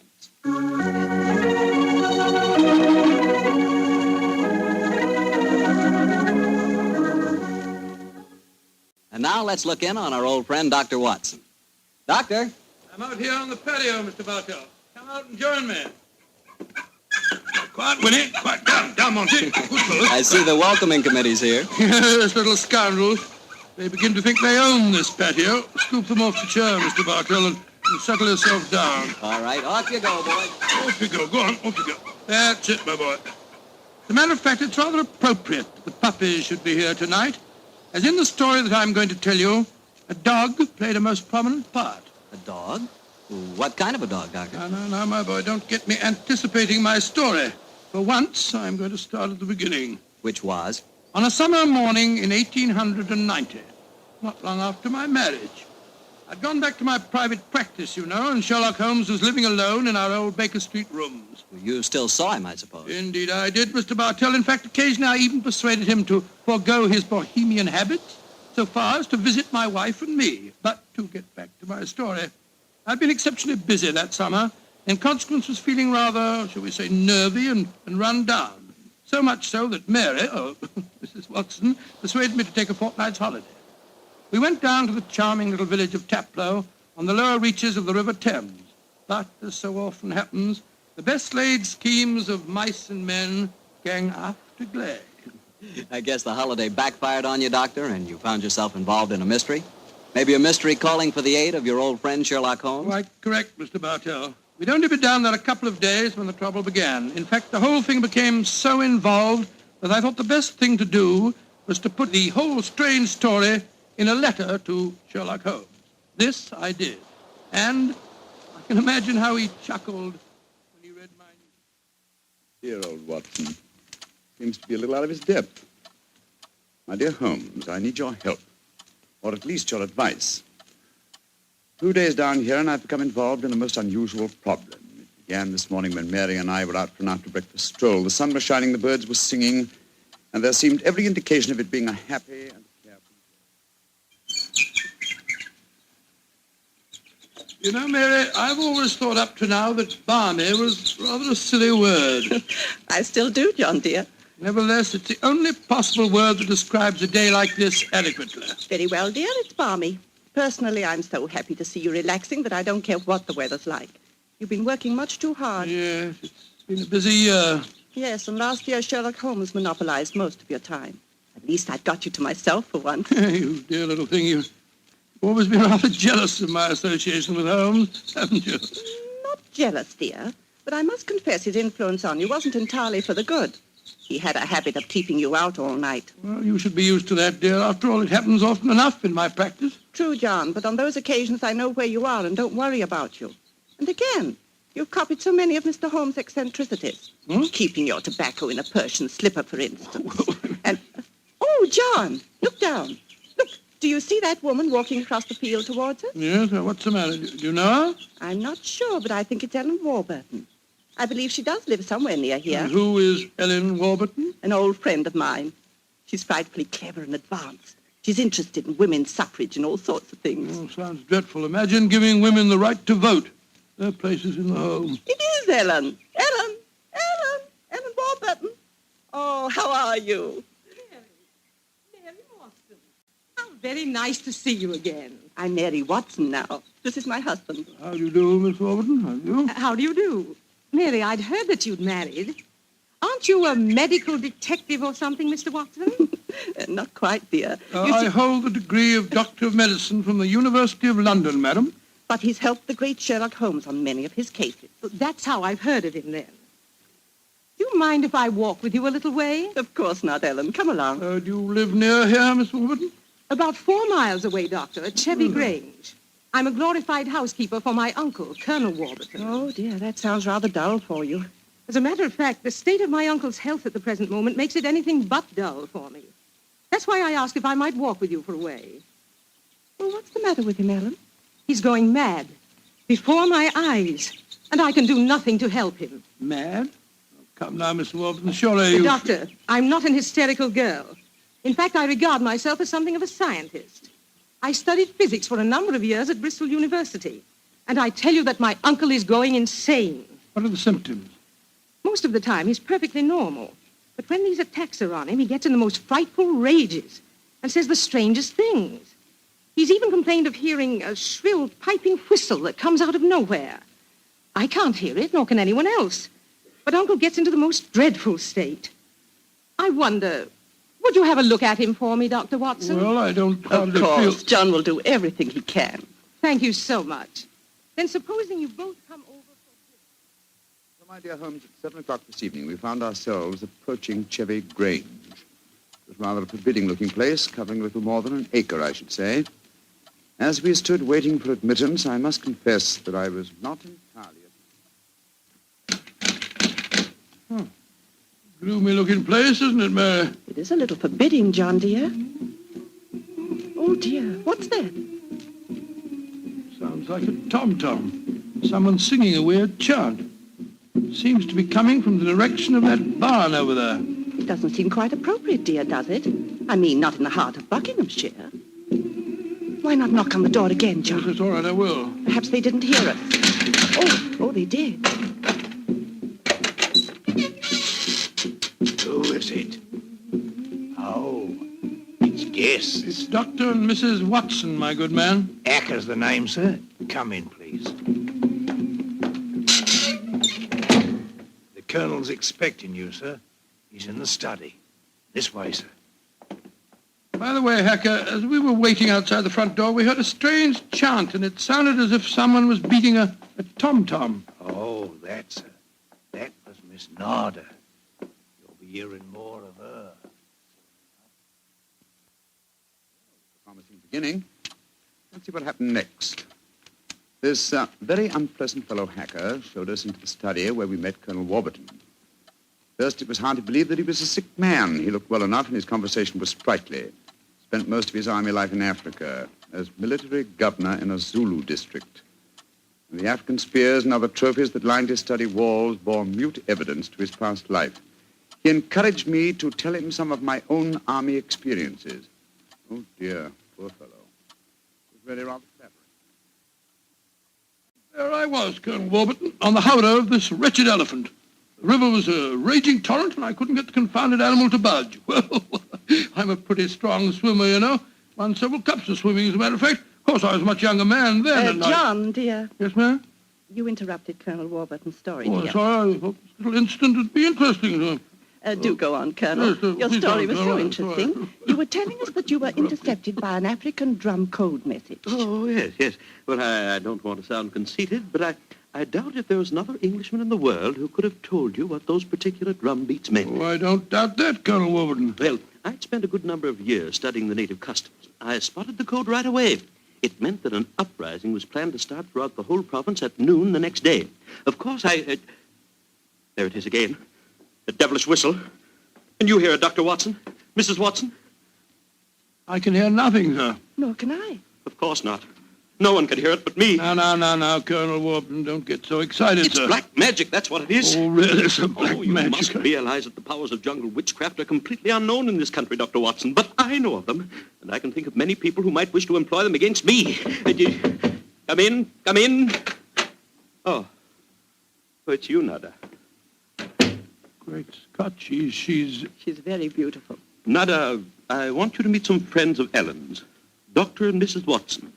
I am very pleased to meet both of you. How do you do? How do you do, Miss Nada? Nada's father was a Chagajula, one of the greatest Zulu chieftains I ever had the privilege of knowing.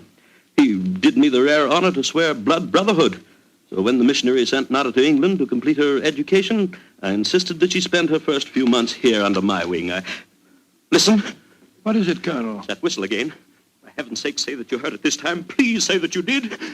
I didn't hear a thing, sir. Well, I did, and I know where that sound came from. Now, put down that spear at once, will you, Colonel Warburton? The devils are trying to kill me. I'll kill them first. No, don't throw it, sir, don't throw it.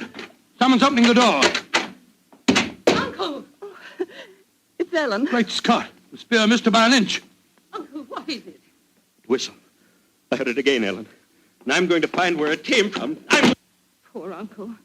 Of course, you heard no sound. Nothing, Ellen. What can we do to help him, Dr. Watson? Well, it's hard to say, Miss Warburton. I'm not sure that medical help's what she needs.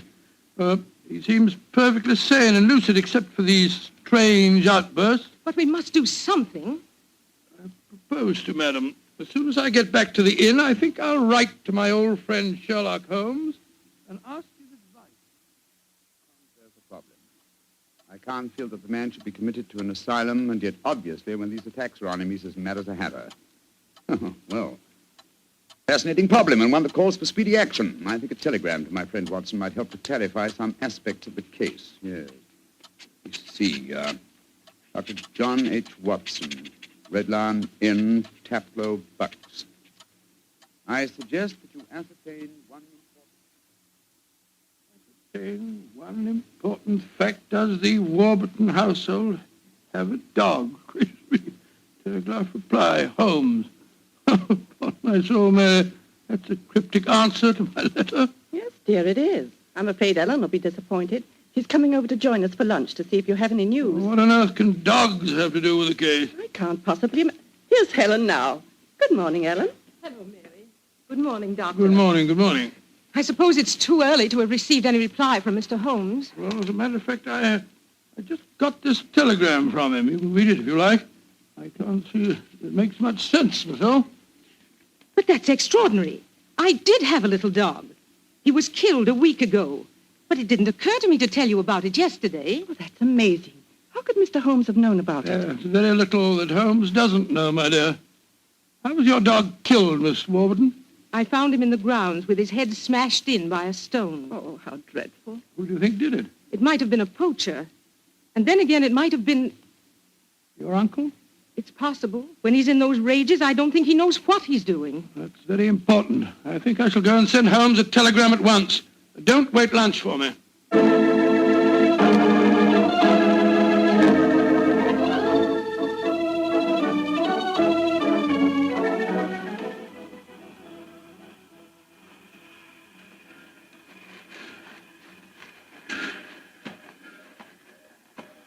Why did we have to walk over to the station, John, dear? To see if there was an answer at the station telegraph office to the wire that I sent Holmes. Oh, but it's only 4:30, dear. It's hardly possible for him to have answered as quickly as that.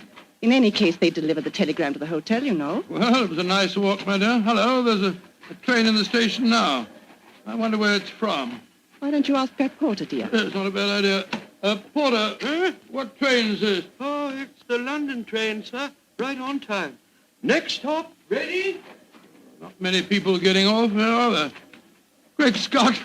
Look who's here! Oh, dear, it's Mr. Holmes. And he's got a dog on a leash. Oh, Watson, my dear fellow, how are you? Mrs. Watson, how nice to see you again.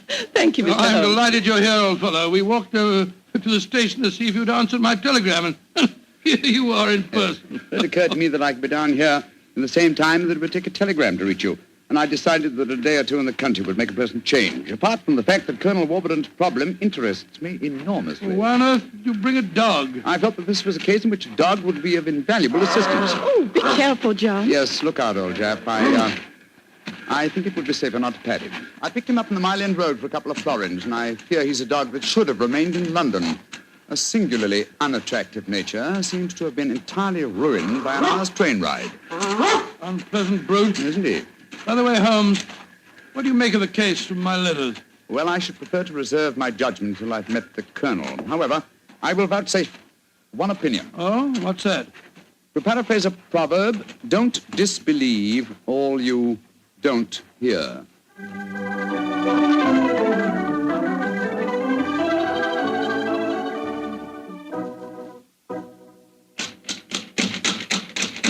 I can't think why someone doesn't answer. They can't all be out.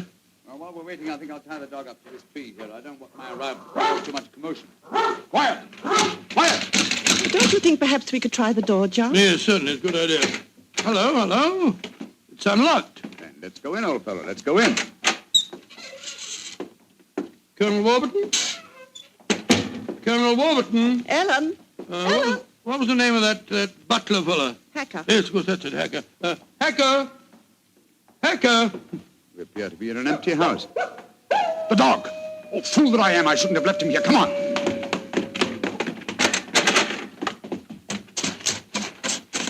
Ah. We're too late. Oh, the poor dog. He's been killed. Yes, poor brute. Stabbed to death by one of the Colonel's spears. That proves it, Holmes. The man is mad. I think not, Watson.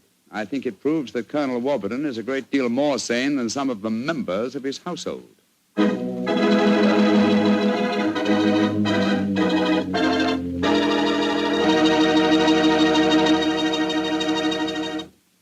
You'll hear the rest of Dr. Watson's story in just a few seconds. Time for me to remind you that there's one secret every smart woman knows. Simply, good wine makes good food taste better. And by good wine, naturally, I mean Petri wine. Try a Petri wine with your dinner. If you want a wonderful red wine, try Petri California Burgundy. If you want a perfect white wine, try Petri California Sauterne. In fact, try them both. You'll agree, I'm sure, that next to your good cooking, nothing can do more for a meal than a glass of good wine. A glass of Petri wine.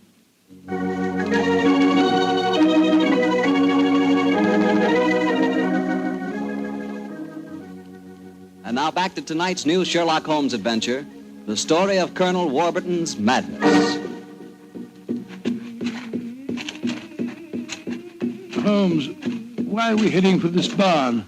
Seems to me we should be back in the house. Why, old chap? Found the house empty. Besides, I thought I heard. Shh. What is it? Listen.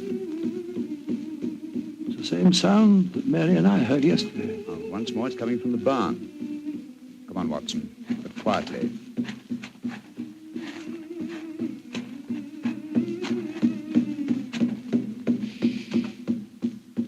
We can see through this window here.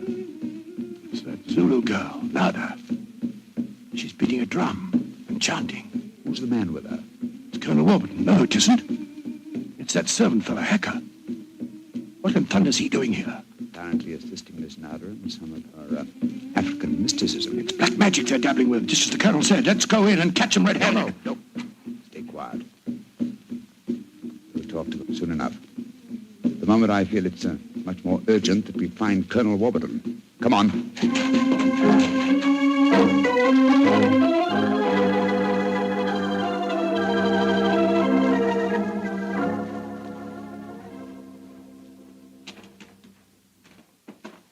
There's the Colonel pacing up and down in front of the house with Mary and his niece, Miss Warburton.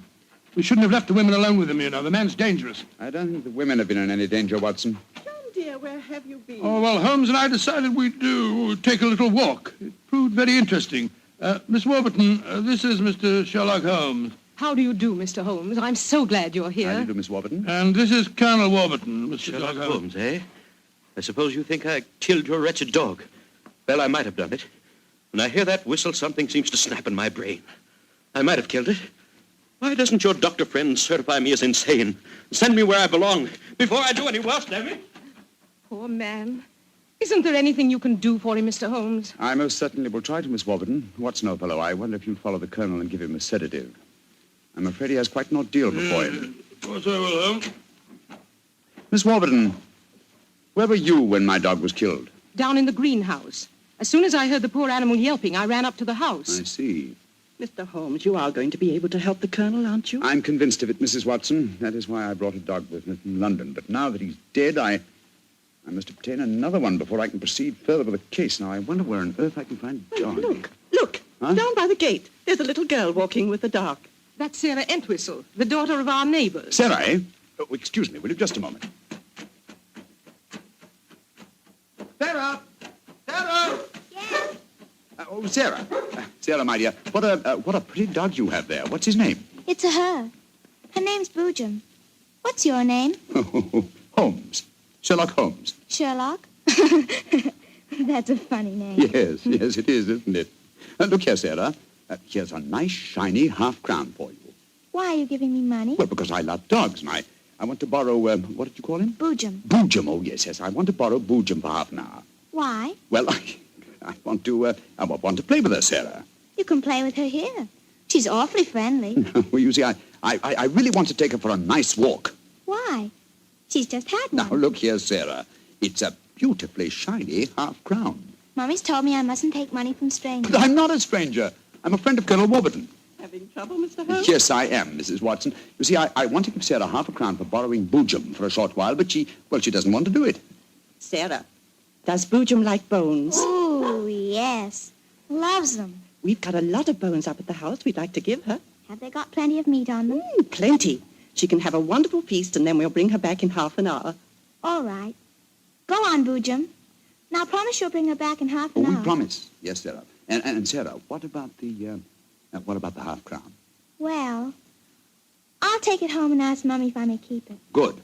Goodbye. Goodbye. And take care of Boojum. Oh, she's a sweet little girl. Mr. Holmes, you're not going to expose Boojum to any danger, are you? None, Mrs. Watson. Otherwise, I shouldn't have borrowed her. I'm convinced that Boojum will give us the clue to what appears to be Colonel Warburton's madness.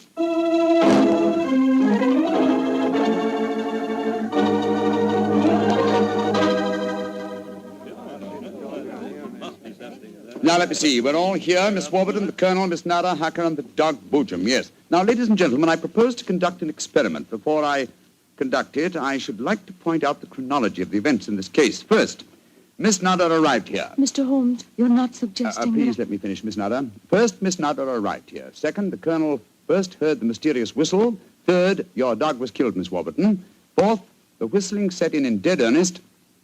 The Colonel Warburton and Miss Warburton. Doesn't that pattern suggest anything to you? No, I Can't say that it does, Mr. Holmes. I don't see what you're driving at. Nor do I, Holmes. We should be more explicit. Very well, then I will. I shall now conduct my experiment. I want you all to watch Colonel Warburton and the dog Boojum. Excuse me while I turn my back. Now. There it is again. That whistle. The dog heard it, too. Great Scott, Holmes.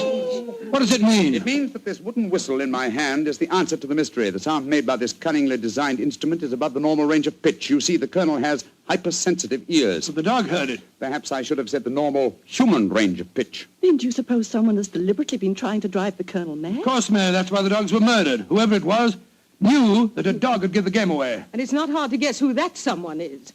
Nada, this started when you came here. Is this your gratitude for the Colonel's kindness to you? Endangering his sanity with your evil black magic? That is not true. One moment, please, Miss Warburton. Miss Nada.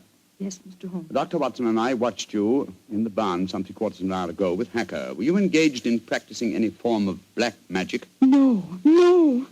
I was praying to my old gods to save the Colonel's sanity. What were you doing there, Hacker? Don't tell me you were praying to old gods, too. I used to be a chapel-going man, sir, but I don't know. No harm in trying something new, I always say. In any case, why should Miss Nada wish to persecute the Colonel? It might be for some tribal revenge. Oh, but that's ridiculous, Ellen. Her father and I were sworn blood brothers. Exactly, sir. No, it should be obvious. Who had a motive for making the Colonel appear mad is niece and heiress. What do you mean? She has studied physics, you will remember, and so could know about supersonic research. Possibly she was afraid the Colonel might leave his estate to Miss Nada, and so wished him to appear insane and thereby invalidate a new will. What? In any case, I found this whistle in a drawer in your room, Miss Warburton. Ellen, how could you? I did it for your sake, to save you from Nada.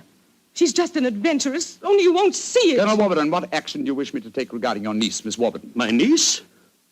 I have no niece, Mr. Holmes. Come, Nada, my dear.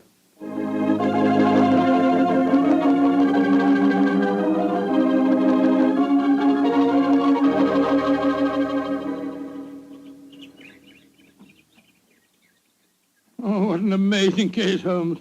Mary, wasn't it clever the way Holmes solved it? It was very interesting, dear. I was quite enthralled. Oh, now I think I shall return to London and let you two finish your holiday in peace. Before you do that, Mr. Holmes, there's one thing we should do. What, Mary?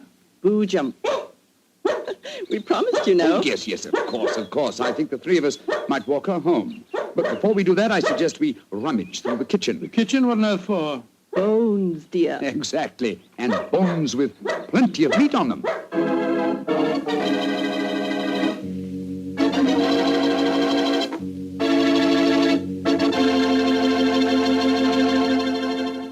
Say, Doctor, that was a swell story. And look, you mean there really is a whistle that only dogs can hear? I thought you'd ask me that question, so I've got one of those whistles to show you. There. Well, there's nothing unusual about it. Blow it, Doctor. Well, listen, Mr. Bartell, if I want you to come quickly, I don't just have to whistle. All I have to say is, would anybody like a glass of Petri wine? And hey, presto, there you are. Well, can you blame me? I know a good wine when I hear it. And Petri wine sure is good wine. It ought to be. The Petri family's been making wine for generations.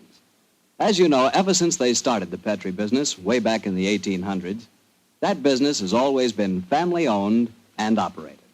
So just think of all the experience the Petri family's gained. They've been able to hand on down from father to son, all they've ever learned about the art of turning luscious California grapes into fragrant, delicious wine.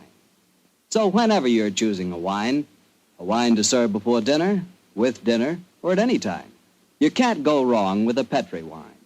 Because Petri took time to bring you good wine.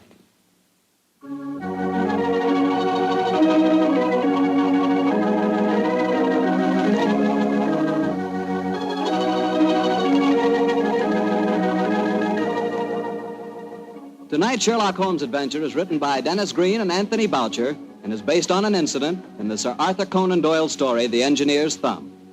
Mr. Rathbone appears through the courtesy of Metro-Goldwyn-Mayer and Mr. Bruce through the courtesy of Universal Pictures, where they are now starring in the Sherlock Holmes series.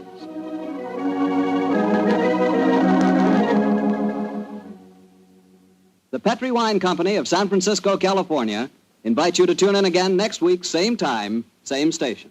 Oh, the Petri family took the time to bring you such good wine. So when you eat and when you cook, remember Petri wine. To make good food taste better, remember...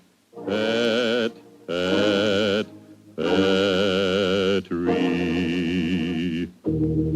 wine.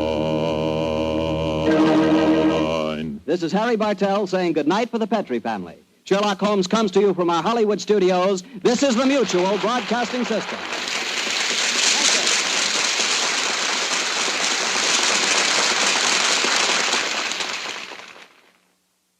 I remember one instance when the culprit was not Willie. It was really Dennis's fault. He'd been naughty about putting an in-joke in the script. Holmes and Watson had to meet someone at a hotel, and he gave the hotel a name which was recognized by all the former denizens of London as that of a house of ill repute. Well, there were various comments about that, and Edna said, oh, but it's a very high-class one. Order was restored, and the rehearsal continued. They read on. Holmes and Watson were making their way through the fog to this rendezvous, until Watson exclaimed, there it is now, I see the red light. Edna used to permit a certain amount of this, but she would clamp down firmly because it was a tight schedule. This is Ben Wright.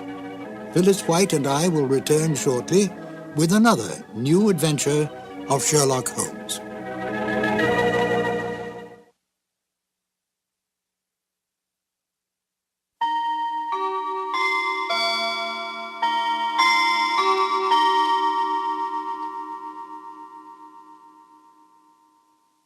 We return again to Phyllis White, who has some more delightful information about the Sherlock Holmes radio broadcasts. Phyllis? Rathbone and Bruce were making films, and they had just one day off per week for the radio work. They received the scripts a couple of days early to look over if they had time, and they would turn up at the studio early the afternoon of broadcast day. And the first reading would be rather slow and broken up as there was discussion and maybe a few changes. Then there would be a reading for timing to fit to the exact number of minutes available. It was more likely to be too long than too short. Edna would flip over a few pages and knock out a couple of words here and a couple on another page, and it would miraculously come out exact to the minute.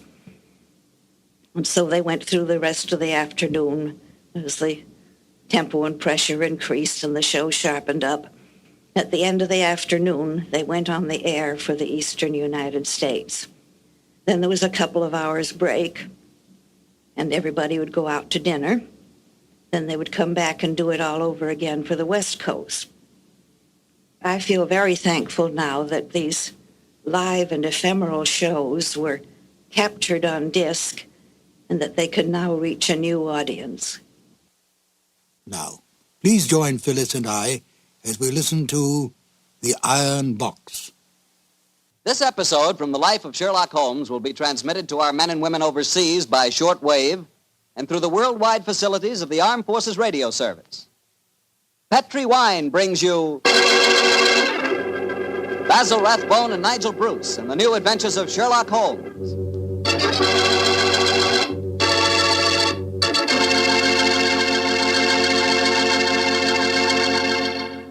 The Petri family, the family that took time to bring you good wine, invite you to listen to Dr. Watson tell us another exciting adventure he shared with his old friend, that master detective, Sherlock Holmes.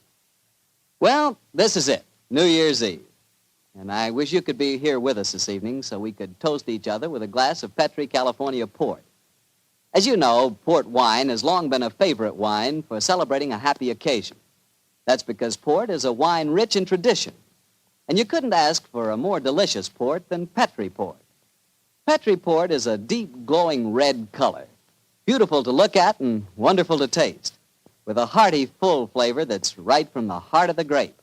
And when you serve Petri port to your friends tonight or any time, remember you can serve it proudly because the name Petri is the proudest name in the history of American wine.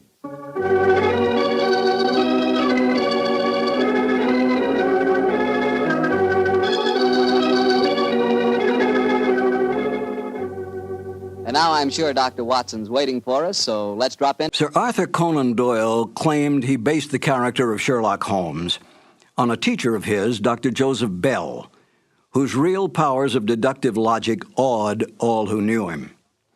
Yet Dr. Bell, in a letter to Conan Doyle, stated quite bluntly, "You are yourself Sherlock Holmes, and well you know it." Conan Doyle did not dispute this statement, for in fact Sherlock Holmes had the best characteristics of his creator. So did Dr. Watson. Highly educated, honest to the core, and one of the best writers of the Victorian age, the British public and then the world took him to their hearts. It was not long before the doctor-turned-writer found himself a well-established man of letters and friend to such countrymen as Oscar Wilde, Rudyard Kipling, and H.G. Wells. Not bad company to be with. In real life, Conan Doyle solved more than 2 actual murder mysteries, saving the lives of innocent men by his careful research, gathering of facts, and deductive reasoning. Few men in history can claim such feats. When he died in 1930, a time not so long ago, Sir Arthur Conan Doyle had this epitaph engraved on his tombstone: "Steel true, blade straight, Arthur Conan Doyle, knight, patriot, physician, and man of letters." Fitting words for such a giant of a man. And now, Basil Rathbone and Nigel Bruce in The Adventure of the 00.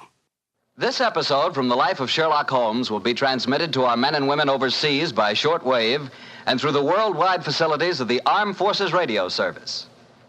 Petri Wine brings you Basil Rathbone and Nigel Bruce in the new adventures of Sherlock Holmes.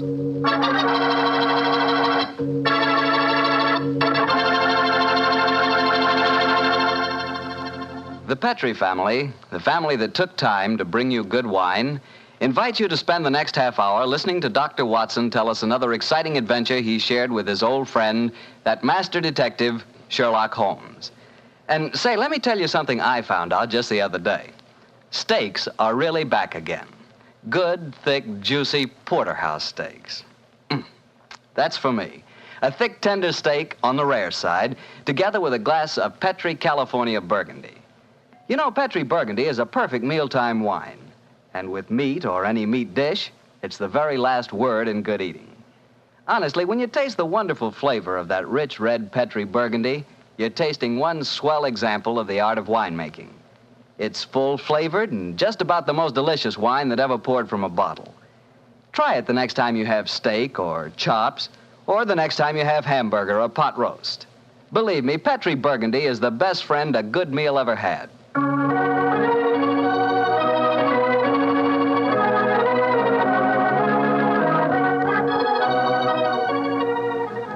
And now let's look in on our good friend and host, Dr. Watson. Come in.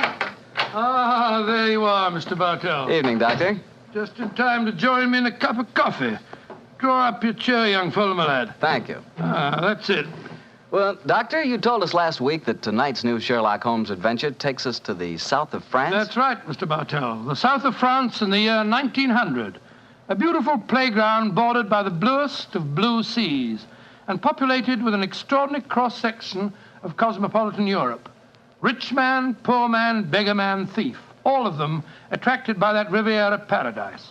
All of them drawn by the magical spell of a small white ball spinning round the rim of a roulette wheel. Now, don't tell me that you and the great Sherlock Holmes were there on a gambling spree. We were not, Mr. Bartell. At the time my story begins, we just concluded an extremely delicate mission. A mission, I may say, that concerned the safety and good name of a very prominent member of the royal family. Say, Doctor, you don't mean... One story at a time, Mr. Bartell. In any event, my boy, I'm afraid that's a case about which my lips are sealed for all time. But to return to tonight's adventure, one June evening, I persuaded Holmes to accompany me to the gambling casino at Fréjus, not far from Cannes, where we were staying. It wasn't quite as fashionable as a casino at Monte Carlo, but as I intended to do a little modest gambling myself, it seemed an establishment more suited to my means. As we stood there at the green baize-covered tables, the chatter of voices and the melodic chanting of the croupiers as they called the results of each spin of the wheel formed a background to a quiet conversation that Holmes and I were having.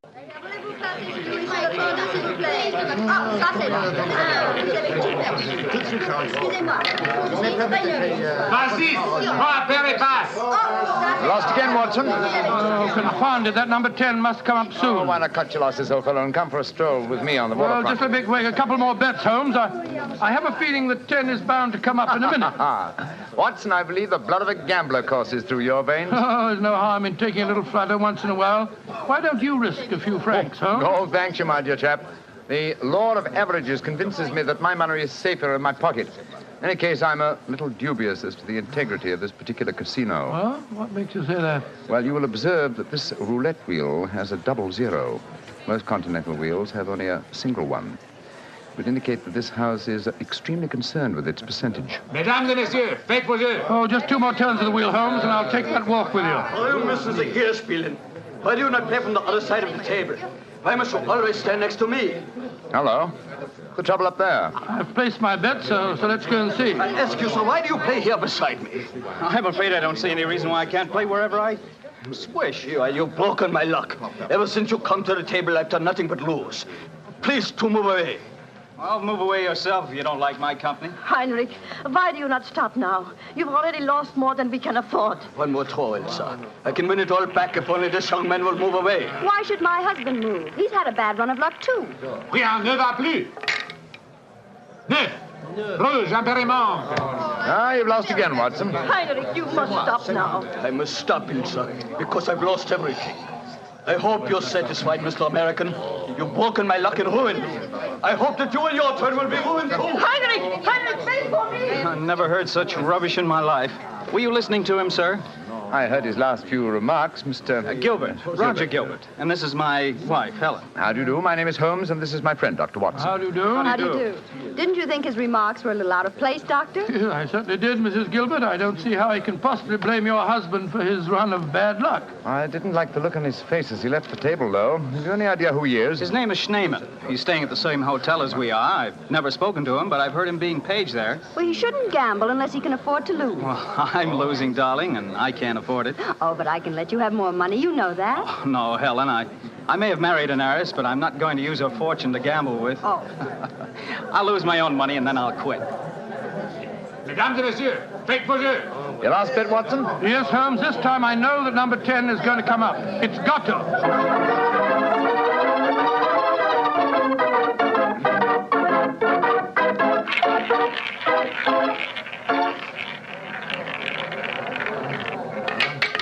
Numéro 10. 10 at last.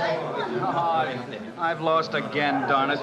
Helen, this is my bad night. Well, why don't you stop now, dear? Holmes, I've made 350 francs. On this throw of the wheel, old fellow, but as you've lost some 500 francs doing it, I can't say that your profits stagger me. Oh, Mr. Holmes, I can see that you're no gambler. I'm afraid not, Mrs. I Gilbert. wouldn't say that, Holmes. You may not like roulette. You've taken a good many chances in your life with long odds against you, too. Well, nevertheless, old chap, in the sense that Mrs. Gilbert means it, I'm not a gambler. Say,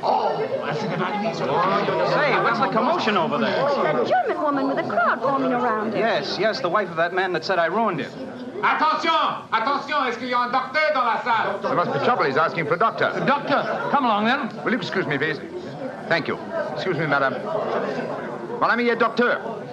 Monsieur, cette dame a besoin d'un docteur. What happened, madame? It is my husband. Is he ill? I just found him lying out in the garden. Please come with me at once, gentlemen. Of course we will, madam. What seems to be the matter with him? Herr Doctor, I think he is dead.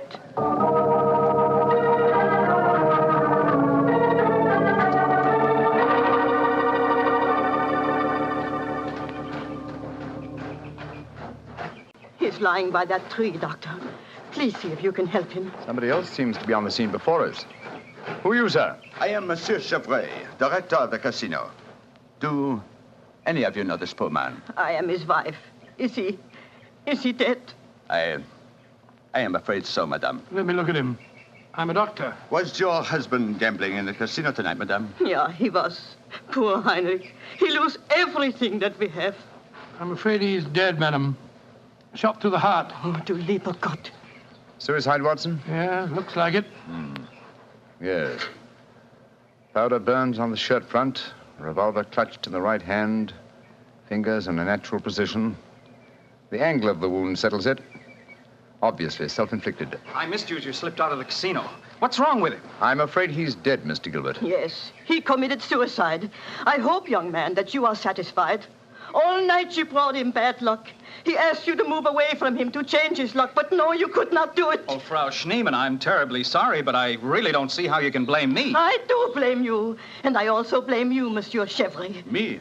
But what have I done, madame? Why do you let a man lose all his money at your tables? Is life so cheap to you, and money so important, that you cannot close the tables to someone before he's ruined? Madame, I am all sympathy for you in your tragic loss. But the casino cannot be held responsible. If your husband could not afford to gamble, then he should not come here.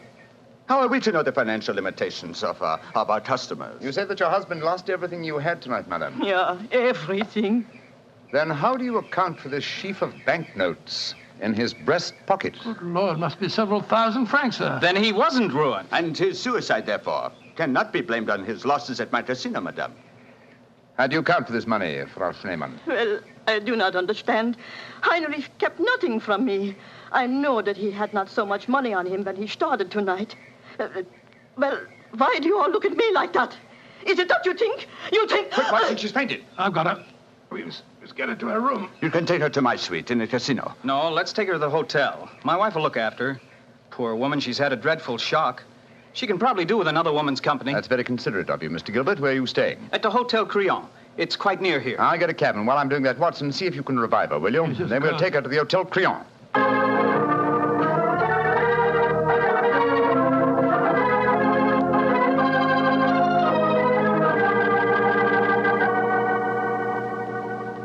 Very kind of you, Mrs. Gilbert, to let us bring the poor lady into your suite. Well, it's the least I can do, in spite of what she said about Roger bringing her husband bad luck. I'm sure she'll need your help when she wakes up, Helen. Yes, I think you'll find that she'll sleep for some hours. I gave her a strong sedative. Well, we were just about to have a drink, gentlemen. Do you care to join us? Oh, thank you, sir. Well, that'll be very nice, Mr. Gilbert. Roger was just telling me that quite a large sum of money was found on Herr Shaman's body, Mr. Holmes. Yes, Mrs. Gilbert. Several thousand francs. It's very puzzling, Holmes. Why should a man commit suicide with so much money on him? I think the answer is obvious. He didn't. What on earth do you mean? Well, the money was placed there after he had shot himself.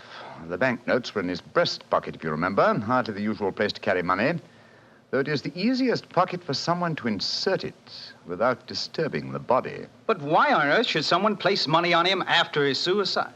To prevent the casino from getting a bad name. I've heard of it being done on several similar occasions.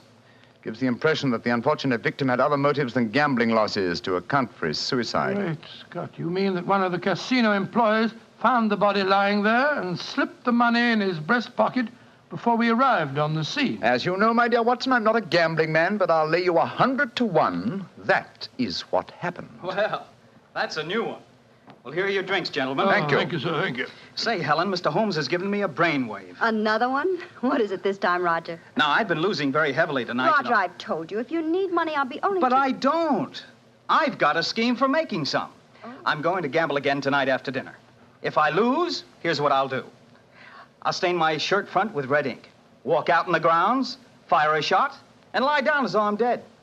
I'll wait for someone to come along and stuff my pockets full of banknotes. Not a bad idea, Mr. Gilbert. I think it's a darn good one. What do you say, Mr. Holmes? It's a whimsical one at any rate.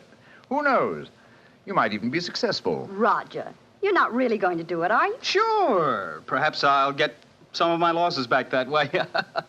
Well, let's drink to it, gentlemen. At least I may have hit upon an idea of making money.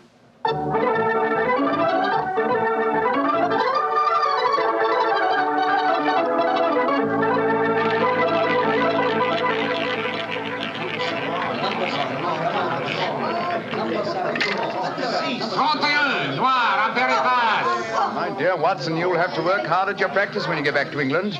Your infallible system appears to be extremely fallible. And yet the fellow who told me about it said it couldn't miss. It's just a matter of doubling the stakes each time you lose, and then... Oh, my dear fellow, I've been studying your system, but I can tell you a really infallible way of making money at roulette. You can? What is it? Well, own the gambling house and operate the tables yourself. The odds would be all in your favor. Oh, what a brilliant suggestion. Own the gambling house and operate the Enough gambling for tonight, Watson? It's nearly 11 o'clock. Yeah, I think so. Let's take a stroll round the other table, shall we? By the way, old fellow, the young American, Mr. Gilbert, was losing heavily again tonight. He was? I wonder if he'll try that trick that he threatened, the one with the red ink and the shot in the night. I shouldn't be at all surprised. As a matter of interest, I saw him leave the tables about half an hour ago. Here comes his wife, on the arm of Monsieur Chevry, the director of the casino. Good evening, Mrs. Gilbert. Monsieur? Bonsoir, monsieur. Hello, Mr. Holmes, Dr. Watson. Monsieur Chevry is giving me a personally conducted tour of the casino. It's quite fascinating. And it is quite fascinating for me to have so beautiful a woman on my arm, mademoiselle. I know that I am the envy of all the men in the room. Oh, stop flattering me so much. I'm not used to it. Mrs. Gilbert, how is Frau Schneemann? She seems much better. She wakened an hour ago and insisted on going back to her own room. I wanted her to spend the night with us in our suite, but she wouldn't hear of it. I think I should drop in and see her before I go to bed. Oh, you have finished the gambling for tonight, perhaps, Doctor? No, perhaps about it, Monsieur Chevry. I've had a bad run at the tables. Oh, I am so sorry. Has anyone seen Roger? He left the tables about half an hour ago, Mrs. Gilbert. After doing as I did and losing quite heavily. So he lost again, did he? I wonder if he'll try that new system he was talking about. We were just discussing that possibility ourselves, Mrs. Gilbert. Mrs. Gilbert! Mrs. Gilbert! Frau Schneemann, you shouldn't have left your hotel, you know. It is too late to worry for me, Herr Doctor. It is for Mrs. Gilbert now that you should worry. What do you mean, madame? Well, I went back just now to where poor Heinrich died. And there, lying in the grass, I saw another body. I was too shocked to go too close. But I am quite sure that I recognize your husband, Mrs. Gilbert. Oh, Dr. Watson, she's ruined Roger's trick. And he'll have taken fright and bolted by the time we get there. Possibly. Let's go at once and find out, shall we?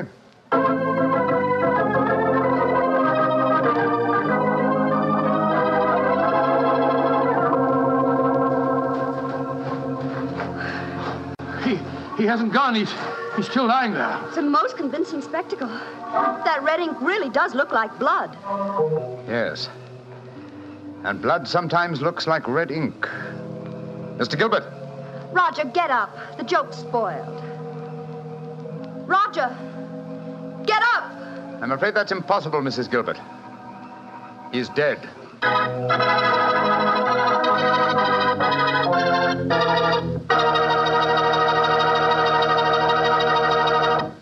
Dr. Watson's story will be continued in just a second, which is all the time I need to tell you that the easiest way I know to transform a simple meal into a feast is to serve that meal together with Petri California Sauterne. Petri Sauterne is a delicate white wine that's the perfect companion for chicken or turkey. Turkey, ah yes, turkey and Petri Sauterne. That's the heart of any Thanksgiving dinner. Look, why not make this Thanksgiving dinner the best one you ever had? Give it the air of a banquet. Serve it with Petri Sauterne. And when you buy that Sauterne or any wine for your Thanksgiving dinner, whatever you do, look for the letters P-E-T-R-I, because a Petri wine is always a good wine. Well, Doctor, so the young American's joke turned out to be another tragedy. Yes, Mr. Bartell. The poor fellow was lying there dead, with a bullet wound in the heart and a great splash of blood staining the whiteness of his shirt front. What happened next? Monsieur Chevry, director of the casino, took the distraught widow away from the scene, while Holmes and I examined the body closely. Within a few minutes, we were joined by Inspector Ganivet of the French police.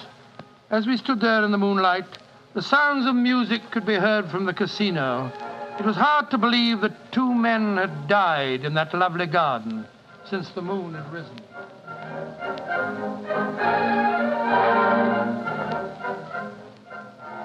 Monsieur Holmes, you and Dr. Watson have concluded your examination? Yes, Inspector Ganivet. Will you favor me with your observations? You say that you are certain that this is not another suicide? I'm sure of it, Inspector. Look at the wound. The bullet entered the body at a direct right angle, whereas a self-inflicted shot is always fired obliquely. Yes, that is so. Then you suggest that this man was shot from above as he lay on the ground pretending to be dead. I'm convinced of it. Why, Monsieur Holmes? Well, for two reasons. Though it's impossible to be sure without a laboratory test, I'm certain that beneath those blood stains are stains of red ink. Look for yourself, Inspector. Yes, indeed, it does look like it. What is your other reason for being certain that this man was shot as he lay here pretending death? Show him the banknotes, Watson. Here you are, Inspector. We found them stuffed in his breast pocket. So, banknotes with a bullet hole through the middle of them. Very illuminating. Tell me, gentlemen, how many people knew of this little plot you have told me about, this plan of the dead man's to pretend to be shot? Just 3 people, Inspector. Dr. Watson, myself, and Mrs. Gilbert. Alors, then the answer is obvious. You and your friend are innocent. It must be the wife who killed him. No one else knew of the plot. I'm not so sure of that. Frau Schneemann, the dead German's widow, was in the next room when Gilbert told us about his plan. She might have heard, though I could swear that she was asleep. I gave her a very strong sleeping draught. From what you have told me of her husband's suicide, she might easily have had a motive for murdering this man. Come, gentlemen. Surely it's obvious who murdered Mr. Gilbert? Who, Monsieur Holmes? Well, it's certainly one of the 2 widows. Since there seems to be some doubt in your minds, I suggest we return to the casino. I can promise you the answer to your question within a very few minutes.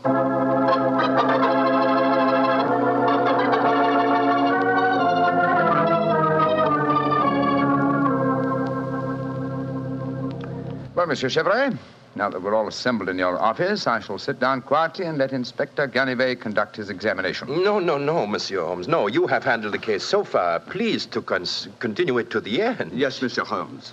I should appreciate it. On behalf of the casino. Very well, gentlemen. It won't take me long. Frau Schneemann. Ja, Herr Holmes. What time did you leave your hotel tonight? Well, I do not know what time it was. Well, what made you leave it? Well, I could not sleep. I knew that they had taken poor Heinrich's body away, but I felt that I must walk back there. It was the last place I saw him alive. How close did you come to Mr. Gilbert's body when you saw it lying there? Oh, close enough to see who it was. Then I ran into the casino to tell his wife. I knew what had happened. How did you know? You say you didn't come close to the body. I could tell by every line of the body as it lay there. I could tell because I knew that poor Heinrich's death would not be avenged. Thank you, Frau Schneemann. That will be all. You may go. Monsieur Holmes, she has no alibi. Surely you should stop her. Ganivet, if I'm to conduct this investigation, I must do it my own way. Pardon, Monsieur Holmes. Please continue. You may go, Frau Schneemann. Mrs. Gilbert? Yes, Mr. Holmes. Where were you prior to our meeting in the casino tonight, just before we discovered your husband's body? After I left the hotel, I walked over here along the seafront. Can anyone verify that statement? I suppose not. I didn't meet anyone that I knew. And what did you do when you arrived at the casino? I played a little chemin de fer. A few moments later, Monsieur Chevrolet came over to the table and asked if he might escort me over the club. 10 minutes after that, we walked into you and Dr. Watson. That is quite true, Monsieur Holmes. I can swear to it. Thank you, Mrs. Gilbert. I'm sorry to distress you with these questions. You may go. I'll wait outside, Mr. Holmes. I must know what happened. Wait for me there, madame. I shall join you in a few minutes and escort you home. Well, another suspect with a poor alibi, eh, Ganivet? I must say, Monsieur Holmes, your methods puzzle me. It seems to me that both those women should be watched. Yes, I agree with the Inspector, Holmes. Please don't worry, Inspector. I've asked 2 of your plainclothes men to keep an eye on the ladies. And now, Monsieur Chevrolet, I'd like to ask you a few questions. Ask me any questions you wish, Monsieur Holmes. Thank you. You will agree that it is the custom of the casino to put money on the bodies of suicides after their death, to give the impression that gambling losses were not responsible for the tragedy. Well, I do not think... Oh, come now, Chevrolet. I know that is a fact as well as you do. Exactly. Now, on those rather gruesome occasions, whose responsibility is it to secrete the money? Yours? Or do you entrust the matter to an underling? I do it myself. I see. Did you place the money on Herr Schneemann tonight? Yes, monsieur, I did. And did you also perform the same service on the body of Mr. Gilbert? No. I knew nothing of that death until a German lady, Frau Schneemann, come running into the casino. Excuse me interrupting, Monsieur. Of course, Inspector. What is it? I think that you are wasting time. It is obvious that Madame Gilbert committed the crime. She knew of her husband's plot, she had no alibi, and she had the motive. For is not marriage itself the greatest of all motives for murder? Oh, my dear Inspector. How very cynical. Madame Dupert did not kill her husband. I know it. And what is your opinion, Watson? Well, it's that German woman. She had no alibi either. And remember, she was half mad with grief. Monsieur Chevrolet, you say that you know Mrs. Gilbert is not guilty. How do you know? I was with her myself at the time the murder was committed. Oh, indeed. How very interesting. And what time was the murder committed? Well, it was... Our investigations have never established what time the murder was committed, Monsieur Chevrolet. I'm afraid you've walked into my trap. You've given yourself away. Great Scott, Chevrolet, it was you. Chevrolet, I've known you a good many years, and this is going to be a hard thing to do. I am going to arrest you. Oh, no, you're not, Delivery. Put down that revolver, sir. Do not be frightened, Doctor. I am not going to shoot you. Chevrolet, why did you murder Roger Gilbert tonight? Surely you know that too, Monsieur Holmes. Because I am in love with his wife. She's young, beautiful, and rich. It did not occur to me until I saw the young fool lying there tonight pretending to be dead. In my profession, it is natural that I should carry a revolver. What was simpler? Mr. Gilbert gave me the perfect opportunity. I could not resist it. Put down that revolver, Chevrolet. Why are you all so frightened? Surely you know how I am going to use it this time. I think so, monsieur. But it's a coward's way out. What an unperceptive remark for such a perceptive man. No. No, all my life I have been a gambler. I gambled tonight for the highest stakes of all, and I lost. No, I'm not afraid to pay for my losses. Au revoir, monsieur.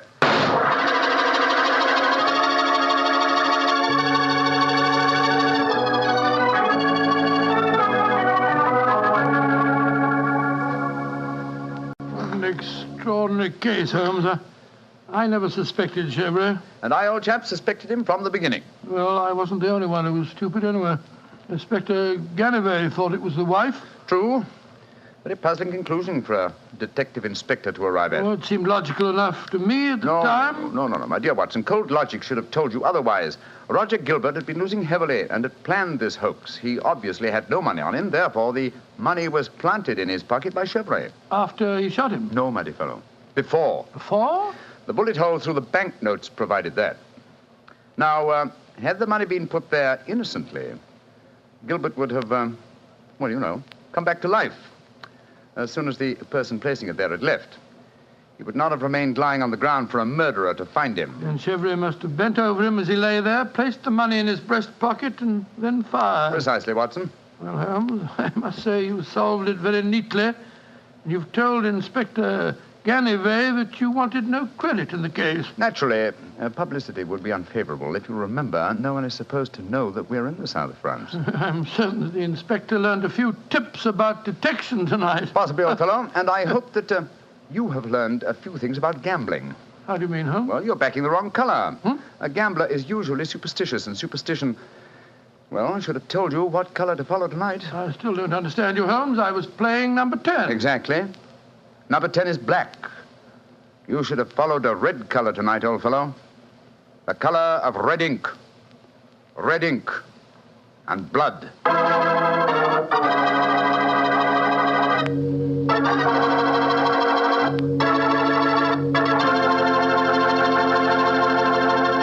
Say, Doctor, that was a swell story. I didn't know you liked to play roulette. Well, I figured out a system for roulette. It's like yours.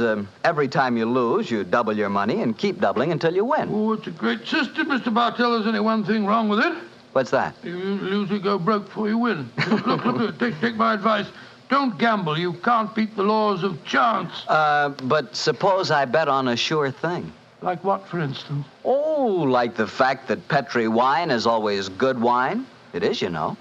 Because the Petri family has been making wine for generations. They've been handing down from father to son, the art of turning luscious, sun-ripened grapes into delicious, fragrant wine. Ever since the Petri family started their business way back in the 1800s, they've been perfecting the art of winemaking. That's why Petri wine is always good wine. The Petri family took time to bring you good wine. So no matter what type wine you prefer, why not take a few seconds of your time to look for the letters P-E-T-R-I? They spell delicious wine, Petri wine. Well, Dr. Watson, what new Sherlock Holmes story are you going to tell us next week? Next week, Mr. Bartell, I'm going to tell you of a strange adventure that Sherlock Holmes and I had when we were in Stratford-on-Avon many years ago. It concerns an actor, a mysterious boating accident, and several dead butterflies. Sounds good, Doctor. I'll see you then. Oh, fine, but now, don't forget, next week we're going to broadcast our program from the Paramount Theatre in Hollywood for the Victory Loan Drive. So if any of our friends are going to be in Hollywood, we'd love to see them there. Just buy a Victory bond at any store or bank on Hollywood Boulevard, and in return, you will be given your ticket of admission. Better hurry up, though, before all the seats are gone. Let's really buy lots of those Victory bonds. Let's finish the job.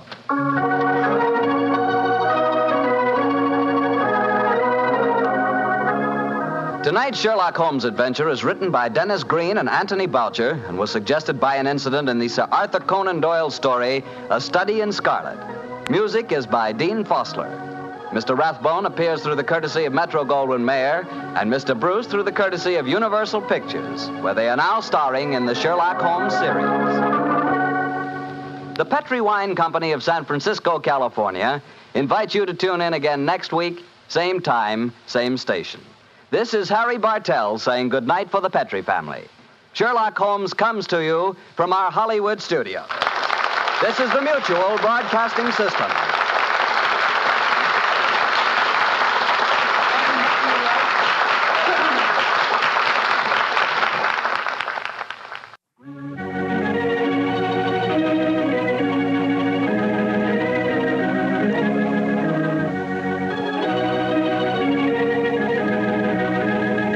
The two episodes you've just heard, the original The Adventure of Thor Bridge and The Double Zero, are part of the New Adventures of Sherlock Holmes starring Basil Rathbone and Nigel Bruce, and are a 1989 copyrighted production of 221A Baker Street Associates.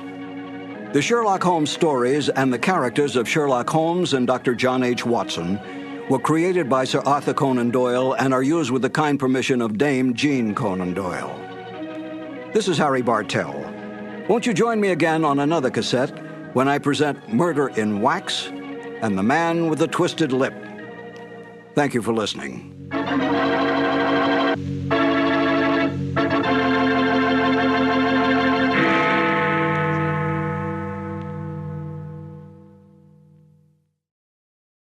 This has been a presentation of Simon & Schuster Audio.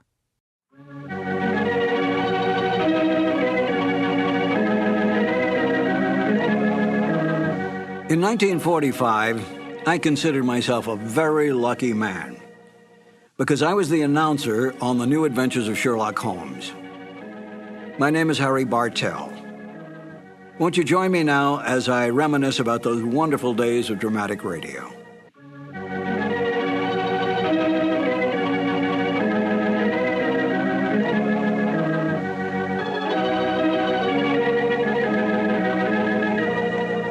Glenn Hall Taylor was the producer of the show. He was the Young and Rubicam representative, Young and Rubicam being the advertising agency for Petri Wines. And Edna Best, in the season that I was on the show as the announcer, was the director. So that Glenn Hall would provide commercial material and so forth for Edna's use, and then Edna directed the show in the booth. She was the one who made all the line changes, all the timing changes, all the cuts, and so forth. I know that Glenn Hall, I think, directed it 1 year. I got the Sherlock Holmes show by accident. I came over to CBS Studios on Sunset Boulevard one day to rehearse for another show, and the lobby was loaded with announcers. Practically every announcer in Hollywood was there. I couldn't figure out what was going on, and as a secretary came out with her list and said, George or Sam or whoever, I said, what's going on here? And she said, they're auditioning for a new show. And I said, who's holding the audition? They said, Edna Best. Edna Best was a lovely, lovely lady. I had worked with her on other shows. And I said, if she has a moment, let me sneak into the studio, if you don't mind, just to say hello, and I'll come right back out. She said, I'll ask. So she came out a little later and said, "You can go in for just a second." I went in, stepped in front of the microphone, which was set up in the studio, and said, "Edna, I came in to say hello. Hello, bye-bye." And I started to leave. And she said, "Aren't you going to read?" And I said, "Well, no, I hadn't planned to read." She said, "Well, as long as you're here, read anyway." So she gave me the copy that they were auditioning. And I said, "Thank you very much. It's been a pleasure to see you again." And I left, never dreaming that I would ever get it. Because there were big name announcers, the Ken Carpenters, the Ken Niles, the Wendell Niles, a whole bunch of them. And sure enough, I got a call, and that's how I wound up on the show, because I happened to be in CBS at that time. Petri Wine brings you Basil Rathbone and Nigel Bruce in the new Adventures of Sherlock Holmes.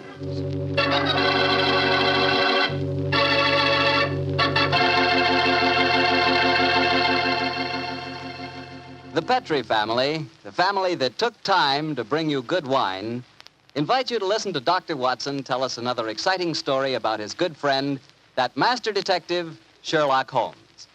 And I'd like to tell you something that maybe you already know. The fact that America's favorite wine is port wine. Did you know that? Well, if you didn't, you'll know why port is the way out front favorite if you'll just sample some Petri California port. You just look at that Petri port and you know it's good. That wonderful, deep, rich red color. And Petri port is so clear. Well, just hold it to the light and you can sort of see right through the glass. But what you really want to know about a wine is, how does it taste? And I'll tell you something, I've never yet been able to find the adjective that'll do Petri port justice. It's wonderful, honest. You just got to taste it for yourself and find out for yourself. You love that Petri port in the evening after dinner when you're sitting around listening to the radio. And it's perfect to serve your friends when they come over. Oh, and you can show that Petri label, too. In fact, you can show it proudly, because the name Petri is the proudest name in the history of American wines.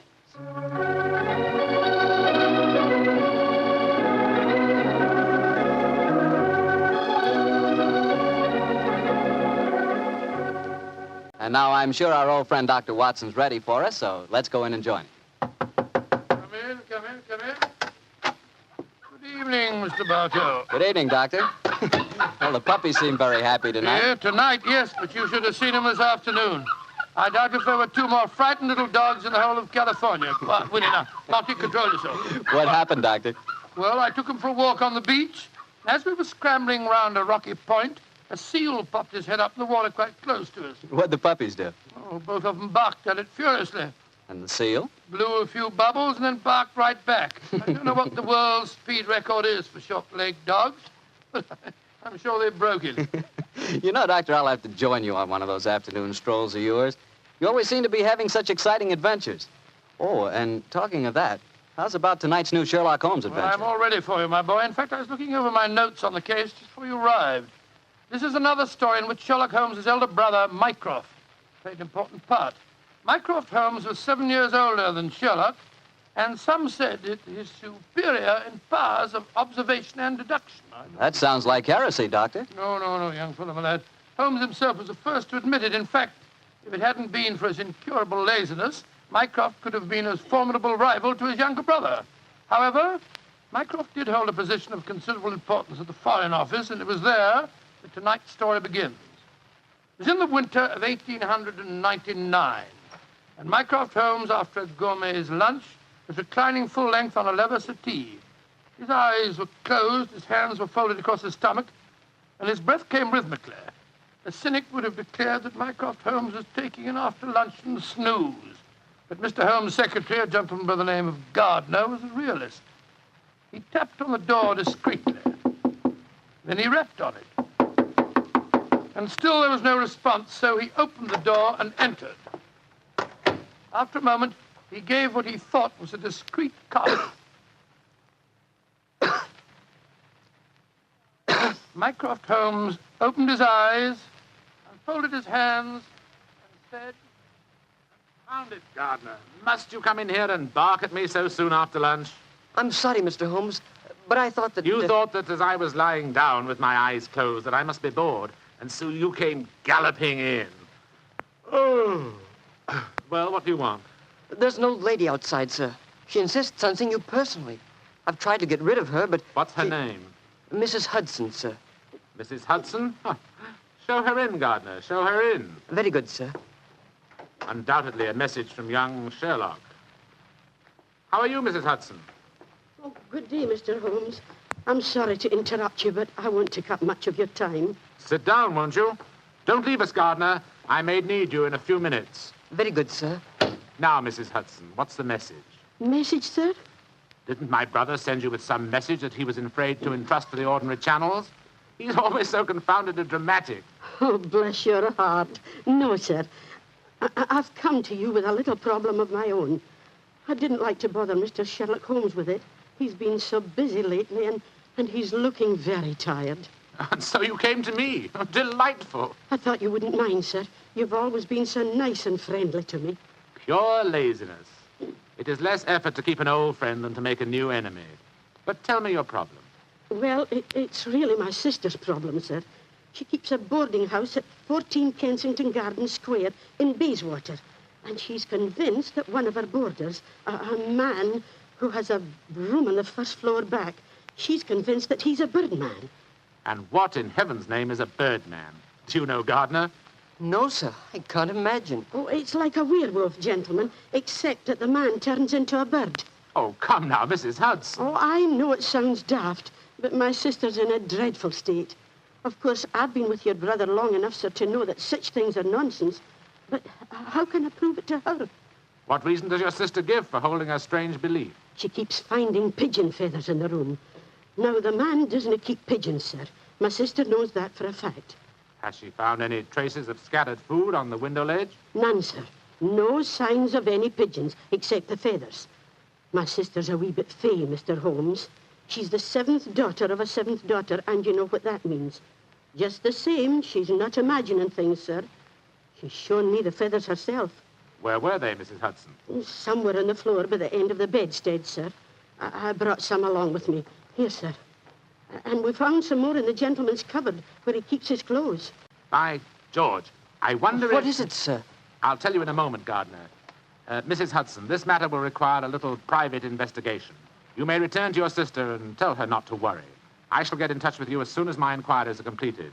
Good day to you. Good day, sir, and I'm very much obliged to you. Well, Gardner, what do you make of it?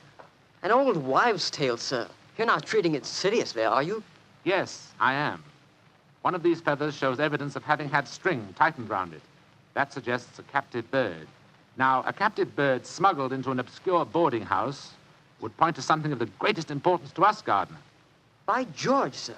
You mean carrier pigeons? Exactly. And remember that we're at war and that the Boers have obtained several important and highly confidential secrets of ours lately. We know there's a leak somewhere. This requires an active investigator who can work with discretion.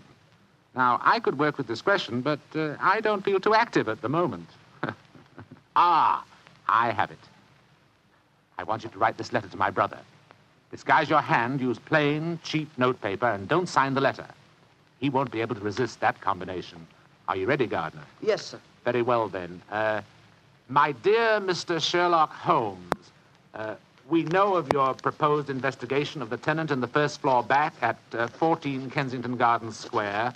We warn you, as you value your life, keep away from the...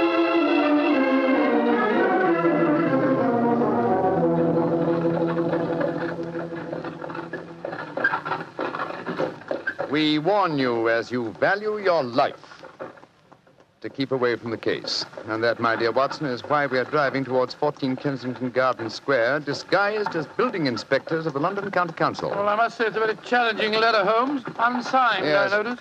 Written on cheap notepaper and in a disguised hand. No clue there, I'm afraid. Well, we're entering the square, Holmes. Let's stop the cab here. You can drop us here, cabby. Right you are, Governor. It would seem a little incongruous in these costumes for us to arrive in a cab. Yes, I suppose so. Here you are, cabby. Oh, thank you, Governor. Supposing this mysterious tenant of the first floor back should be in his room when we get there. Then we must hope that our disguises are convincing and keep our wits about us. Now, this may be a trap. Yes, just what I was going to say. After all, you've never heard of 14 Kensington Gardens Square until you received an unsigned letter 2 hours ago warning you to keep away from it. I don't like the look of it. There we are, number 14.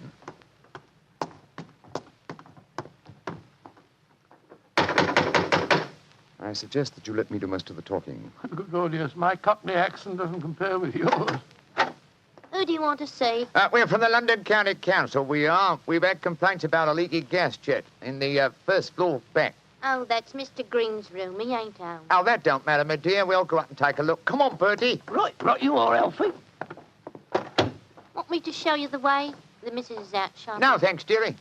Me and Bertie can't get lost, can we, Bertie? No, of course we can't. Of course we can't. Oh, look at him laughing. Come on, Bertie. Oh, I do like to be beside the seaside. Oh, I do like to be beside the sea.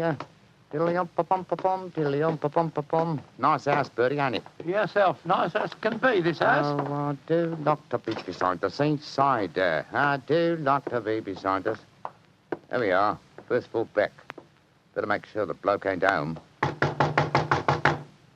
Oh, I do like to be beside us. No, ain't home, Alfie. Huh? No, well, all right, let's go in. Oh, so this is the mysterious room, eh? Well, it looks perfectly ordinary, doesn't it? Yes, a depressing example of the squalor of boarding house life. Hello. What's this on the bedspread? Feathers. Must have come out of the pillow. No. These are pigeon's feathers, old chap. And look here, Watson. Attached to the bed rail. Yeah, it's only a piece of string. String, yes, but with a small metal ring on the end. A ring such as is used to place around a homing pigeon's leg. But why should someone keep carrier pigeons in an obscure boarding house like this? Yes, why indeed, why indeed? The answer could be that the tenant of this room is engaged in some sinister activity that requires the use of carrier pigeons in sending messages. Yes, there's no evidence of the birds being kept here. That's true, old fellow, that's true. Possibly the owner of this room is given a pigeon by one of his superiors, brings it here, affixes his message, and releases the bird. But why couldn't he just take the message to where they keep the birds? Well, in that way, he would run the risk of being picked up with dangerous and incriminating messages on him. What kind of skullduggery involves the use of carrier pigeons, you suppose? We're at war with the Boers in South Africa, Watson. What could be more logical than that a spy in their pay should be using this method to smuggle important information out of the country? By Jove, yes, Holmes. I wouldn't mind betting that... Shh! Somebody coming. Look out. Who are you?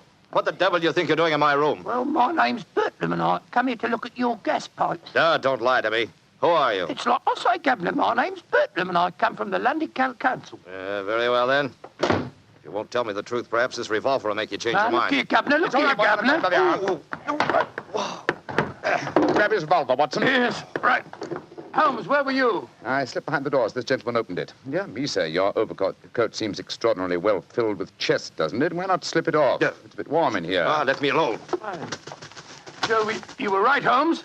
He had a pigeon under his coat. Yes. See if you can catch the bird, will you, old chap? All right, here. Come on, Pidgey. Pidgey, come on, little fella.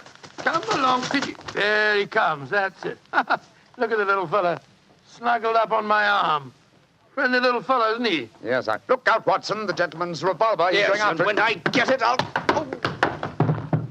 A beautiful uppercut, Holmes. I'm afraid he'll be unable to talk to us for some time.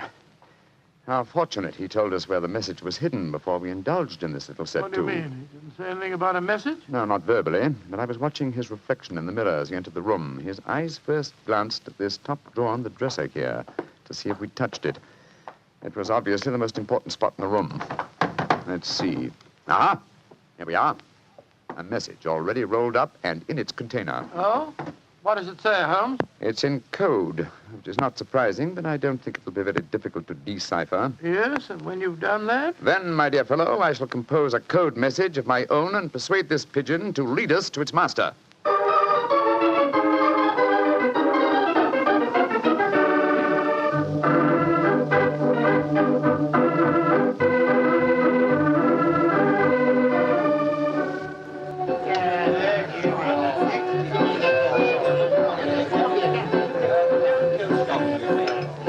I can see from your puzzled expression, Watson, that you're wondering why I brought you to Dexter's Music Hall in the Edgware Road. Well, I must confess I'm a little confused, Holmes. First of all, we go to Baker Street and you spend hours poring over some obscure book.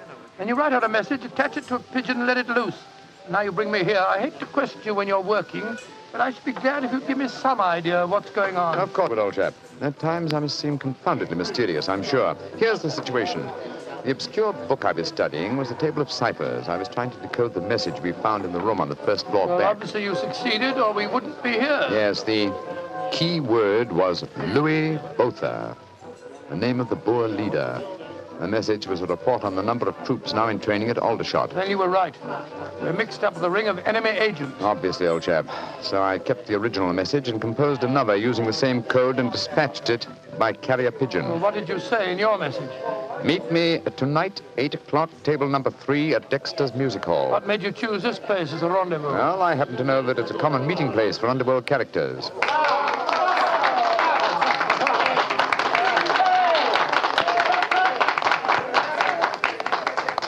And which is table number 3? The one over there in the corner. I reserved it. Then why don't we go and sit down there instead of standing it here at the back? I thought we'd give our visitor the opportunity of showing his hand first. He won't be expecting Sherlock Holmes and Dr. Watson, I fancy.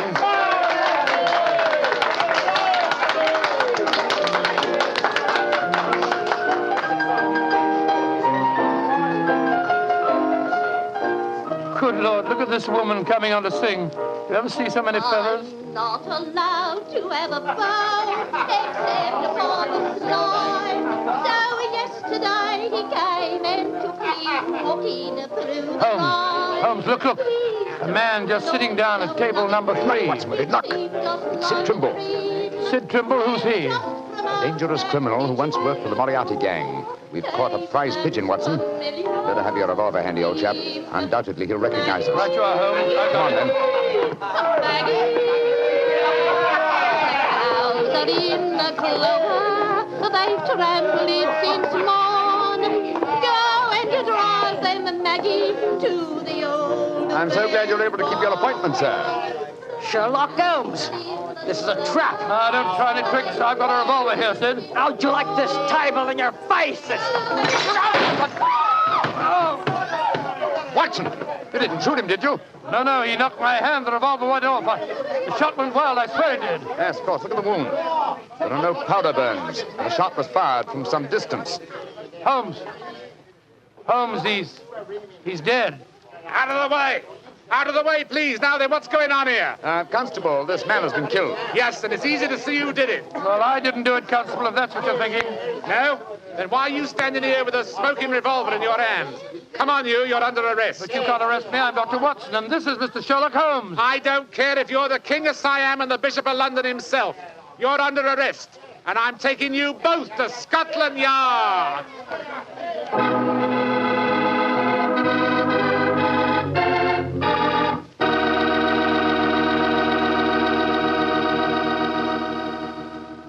You'll hear the rest of Dr. Watson's story in just a second. And if you don't mind, I'll take that second to say just one word to the ladies. And that word is muscatel. Petri California Muscatel. I want you women to know about it because Petri Muscatel is one wine that practically every woman likes. Maybe because it's such a beautiful color, like pale gold. But I guess really because Petri Muscatel brings you the wonderful flavor of luscious, sun-ripened Muscat grapes. And that's a flavor. Try Petri Muscatel after dinner or any time as a change from Petri Port. Have a bottle of each on hand. When you buy Petri wine, don't buy one, buy two. Remember, if it's a Petri wine, you know it's a good wine. Dr. Watson, that was really one for the books. So you got yourself arrested on a murder charge. Yes, Mr. Bartell. It's a very humiliating experience. I was taken off to Scotland Yard in the Black Marat. Just like any common criminal. The wretched constable wouldn't listen to a word that I'd got to say. Well, Sherlock Holmes went with you, of course. Naturally, but as we arrived at Scotland Yard, my mortification was complete, and I found that I was led into the presence of our old friend, Inspector Lestrade. Holmes spoke to him at some length, but I could see from Lestrade's expression that my position was a very serious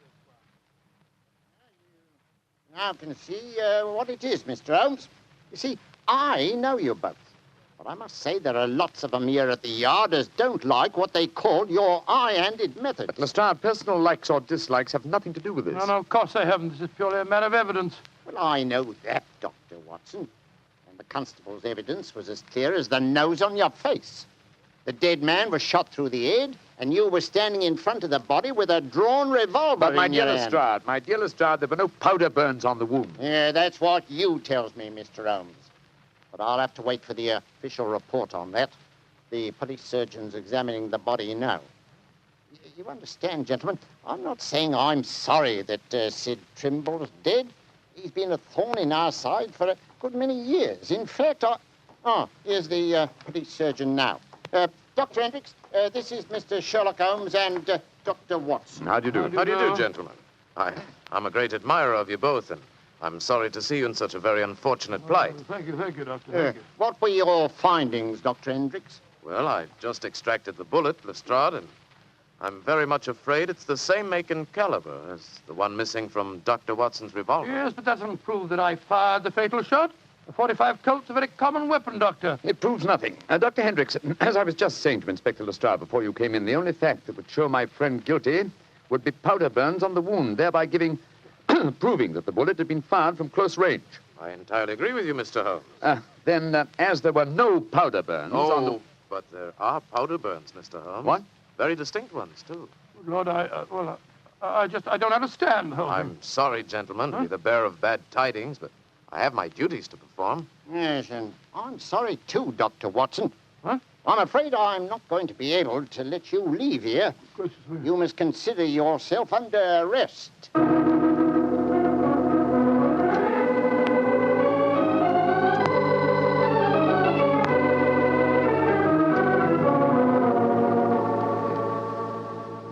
Holmes, I never felt more despondent in my life. Oh, cheer up, old chap. Well, how can I? Locked up in a prisoner's cell. Looks as if I might end up at the gallows. Don't worry, Watson. You'll be out of here before the night is over, I promise you that. I wish I felt as confident as you do. How do you propose to do it? Oh, with the aid of a little hard thinking. Thinking? That won't unlock any cell doors, thinking. But it will, old fellow. It's obvious someone's deliberately trying to incriminate us. Let's try and reconstruct killing logically. Sid Trimble was a member of an espionage ring. I sent him a false message. After he'd left to keep the appointment, one of his colleagues trailed him to the music hall and killed him before he could betray anything to us. Yes, that's undoubtedly the way it happened. The powder burns, Holmes. How do you account for them? There were none just after the shot was fired. We know that. And yet Dr. Hendricks assures us that there are very distinct powder burns now. May we come in, gentlemen? Yes, of course you can, Dr. Hendricks. Oh, hello, Lestrade. Yes, I thought we'd come and chat with you, Doctor. Well, that's very nice of you, gentlemen. Yeah, not a bit of it, Doctor. You know, it hurts me to see you in here, and that's a fact. And I can't bear to see a fellow medico in such plight without coming in to see what I can do to help, Watson. Yeah, you're very quiet, Mr. Holmes. Am I, Lestrade? I was thinking, you see, Watson, old chap. I have it. You have what? The answer. You'll sleep in Baker Street tonight after all. Mr. Holmes, what are you talking about? The murder of Sid Trimble. The incriminating powder burns were obviously faked. Watson and I know that, whether you and Dr. Hendricks believe it or not. The question is, how were they faked? I think I have the answer. Dr. Hendricks. Yes, Mr. Holmes? If a blank cartridge were fired at the wound after death, it would produce powder burns, wouldn't it? Undoubtedly. Yeah, but who could have done that, Mr. Holmes? Ah, that's the point, Lestrade. Who had the opportunity? The constable who brought the body here. True, old chap. Huh? Also, you, Dr. Hendricks. That's perfectly true. Yeah. Well, I had the opportunity too, Mr. Holmes. I spent half an hour in the morgue alone with the body when it first come in. Well, you've narrowed it down to 3 suspects, Holmes. I hope I don't hang before you find the real killer. I found him, Watson. Why, who is he, Mr. Holmes? The answer is simple, Lestrade. The powder burns were certainly faked by a blank cartridge. Now, if a blank cartridge were fired into a wound, the wadding would have penetrated and distorted the wound. Yes, but supposing the person had removed the wadding from the blank, Mr. Holmes. Its effect would still be quite apparent to the police surgeon who removed the bullet. Am I correct, Dr. Hendricks? Entirely. A surgeon could not fail to identify the marks, Mr. Holmes. Exactly. Therefore, only one person could have fired that blank cartridge without detection. The same person who made the incision necessary to remove the cartridge would also remove all traces of the shot. You yourself, Dr. Hendricks. Holmes, I believe you're right. That's an ingenious theory, Holmes. Surely you're joking. Am I? And how do you account for the pigeon fellow's feathers on the collar of your coat? I'm not... The devil with you, Holmes! Here, come back here. Doctor, constable, don't let Dr. Hendricks get away. Great Scott. Scotland Yard itself harboring an enemy agent. Upon my soul, Holmes, you've done it again. I must say you've got sharp eyes. I didn't see those pigeon feathers on Hendrick's collar. Confidentially, my dear fellow, neither did I, but Hendrick's guilty conscience knew they might be there. It was a shot in the dark, and I had to take it. If you'd spent the night in a prison cell, I should never have heard the end of it, I'm sure. Never.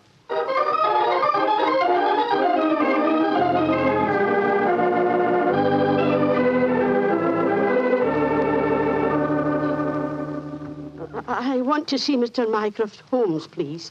Follow me, Mrs. Hudson. He's expecting you. Aye, sir. Ah, there you are, Mrs. Hudson. Come and sit down. Oh, thank you, sir. I got your message and came over right away. In the first place, Mrs. Hudson, you may tell your sister that she needn't worry any more. I'm sure she'll find no more pigeon feathers in her room on the first floor back. No, sir, thank you. But she knows the fact, because the birdman left her yesterday for good. Some strange men came and took him away, and today she's let the room to a nice young commercial traveller. I'm really sorry to have bothered you with her troubles, sir. I'm very glad you did, Mrs. Hudson. Thanks to your information, an enemy espionage ring has been broken, and the British government is deeply grateful to you. You're always one for a joke, aren't you, Mr. Holmes? Well, I'm glad you're not angry with me. I'll be going now, sir. Just one more favor I'll ask before I go, though. Anything, Mrs. Hudson. What is it? Please don't tell your brother about this, sir. He'd be so angry with me for wasting your time.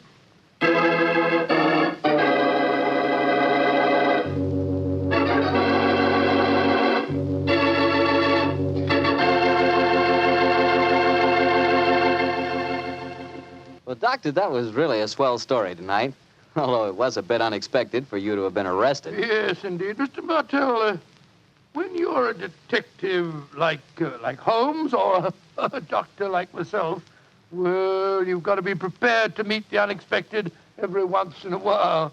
I suppose so. Of course, you wouldn't know about things like that, being a wine expert yourself. Oh, now, wait a minute, Doctor.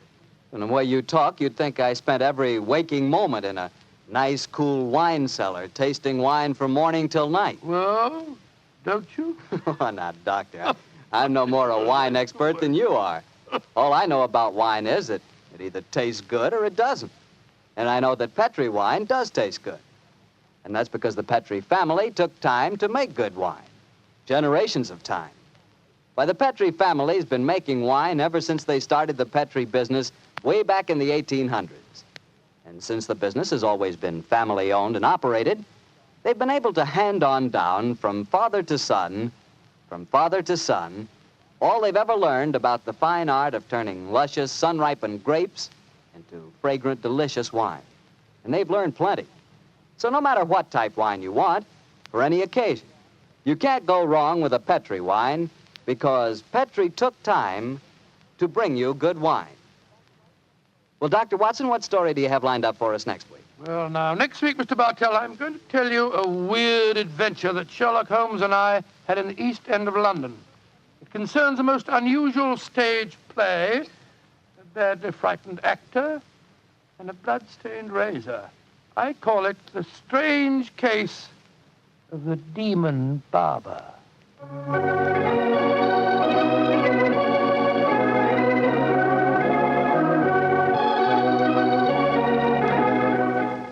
Tonight's Sherlock Holmes adventure was written by Dennis Green and Anthony Boucher and was suggested by an incident in the Sir Arthur Conan Doyle story, The Greek Interpreter. Music is by Dean Fossler. Mr. Rathbone appears through the courtesy of Metro-Goldwyn-Mayer and Mr. Bruce through the courtesy of Universal Pictures, where they are now starring in the Sherlock Holmes series.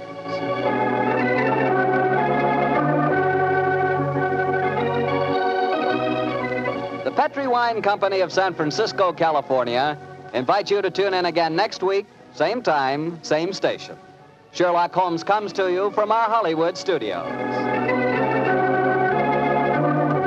This is Harry Bartell saying goodnight for the Petri family.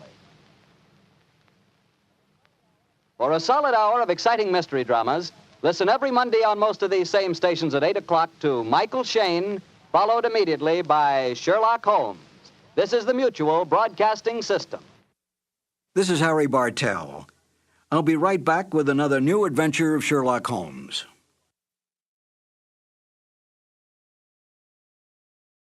I only caught a glimpse of her at the moment, but she was a lovely woman with a face that a man might die for. So says Sherlock Holmes in one of the most popular of the Conan Doyle adventures, A Scandal in Bohemia.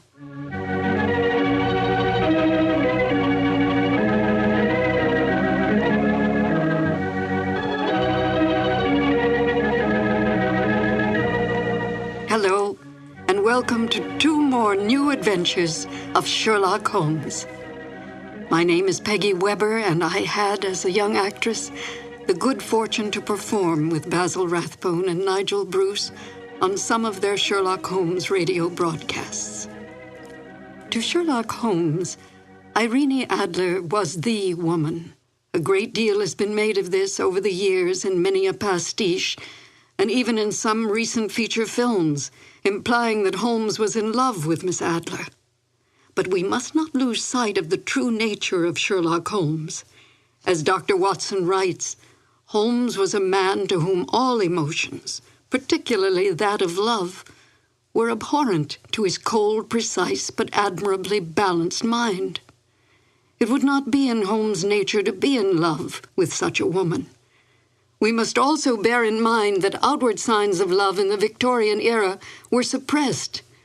Women were considered second-class citizens, creatures who stood behind their men, bred and raised their children, and stood by silently and supportively. Such forward women as Irene Adler were considered loose women, a woman who was, in the words of the King of Bohemia, an adventuress. Holmes accepted this label placed upon Miss Adler by his client, but did not have so narrow a mind about women himself. He might not care for them, but he certainly did respect them, especially such a formidable woman as Irene Adler. Miss Adler was a benign adversary to Holmes, for in truth all her actions were to protect herself, not to bring harm to the great detective or his client, the King of Bohemia. Miss Adler's cunning, her awareness, as well as her immense beauty, and her ability to best Holmes, who rarely lost the game, are the traits that endeared her to Holmes from the moment he realized she had outfoxed him. And now, Sherlock Holmes and Dr. Watson in the classic adventure, A Scandal in Bohemia. This episode from the life of Sherlock Holmes will be transmitted to our men and women overseas by shortwave and through the worldwide facilities of the Armed Forces Radio Service. Petri Wine brings you Basil Rathbone and Nigel Bruce in the new adventures of Sherlock Holmes.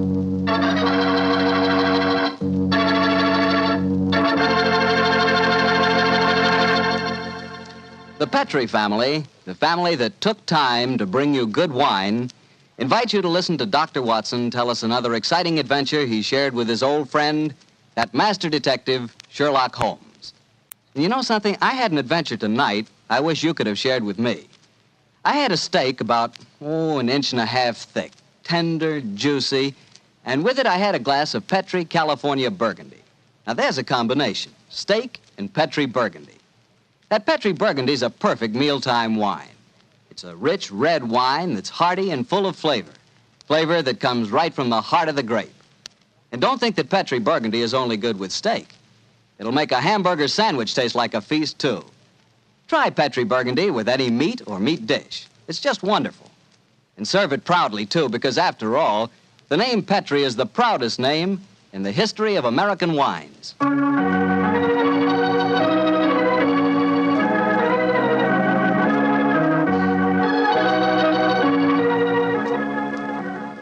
And now I know Dr. Watson's waiting for us, so let's go in and join him. Come in, come in, come in, come in. Good evening, Dr. Watson. Good evening, Mr. Bartell. You're quite muffled up tonight, I see. Overcoat, scarf, and gloves. Slip 'em off and come and join me by the fire. Thanks, Doctor. It's quite a nip in the air tonight. Yes, there is indeed. Well, Doctor, you told us last week that tonight's story centered around the activities of a brilliant and beautiful woman. Yes, my boy. Her name was Irene Adler. But I never knew Holmes referred to her by any other name than the woman. She sounds mighty intriguing. How did you happen to meet up with her? Well, I'll tell you the story from the beginning. One night, it was on the 20th of May in 1888, to be exact, I was returning home from a visit to a patient when my steps led me through Baker Street. Since my marriage, I hadn't seen much of Sherlock Holmes. And you couldn't resist stopping by at 221B, I'm sure, Doctor. Of course I couldn't.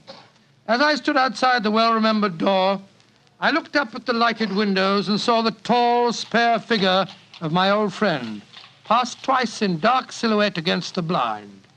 He was pacing the room swiftly, eagerly, with his head sunk on his chest and his hands clasped behind him.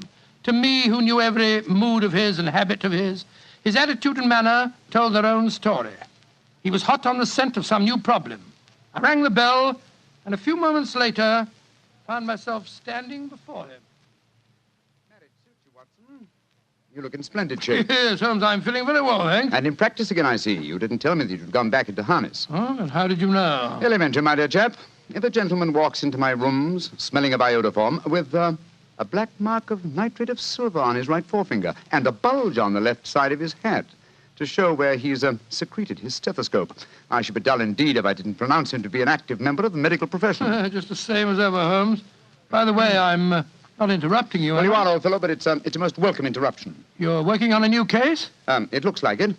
This letter arrived by the last post today. It's undated and has neither signature nor address. Read it. Let's have a look. There will call upon you tonight at 7:45 a gentleman who desires to consult you upon a matter of the very deepest moment. Your recent services to one of the royal houses of Europe have shown that you are one who may safely be trusted. This account of you we have from all quarters received. Be in your chamber, then, at that hour, and do not take it amiss if your visitor wears a mask. Great Scott, it's all very mysterious. What do you imagine it means? Look carefully at the note, old fellow. What do you deduce from it? Well, now, let me think. The man who wrote it was presumably well-to-do. Such paper couldn't be bought under half a crown a packet.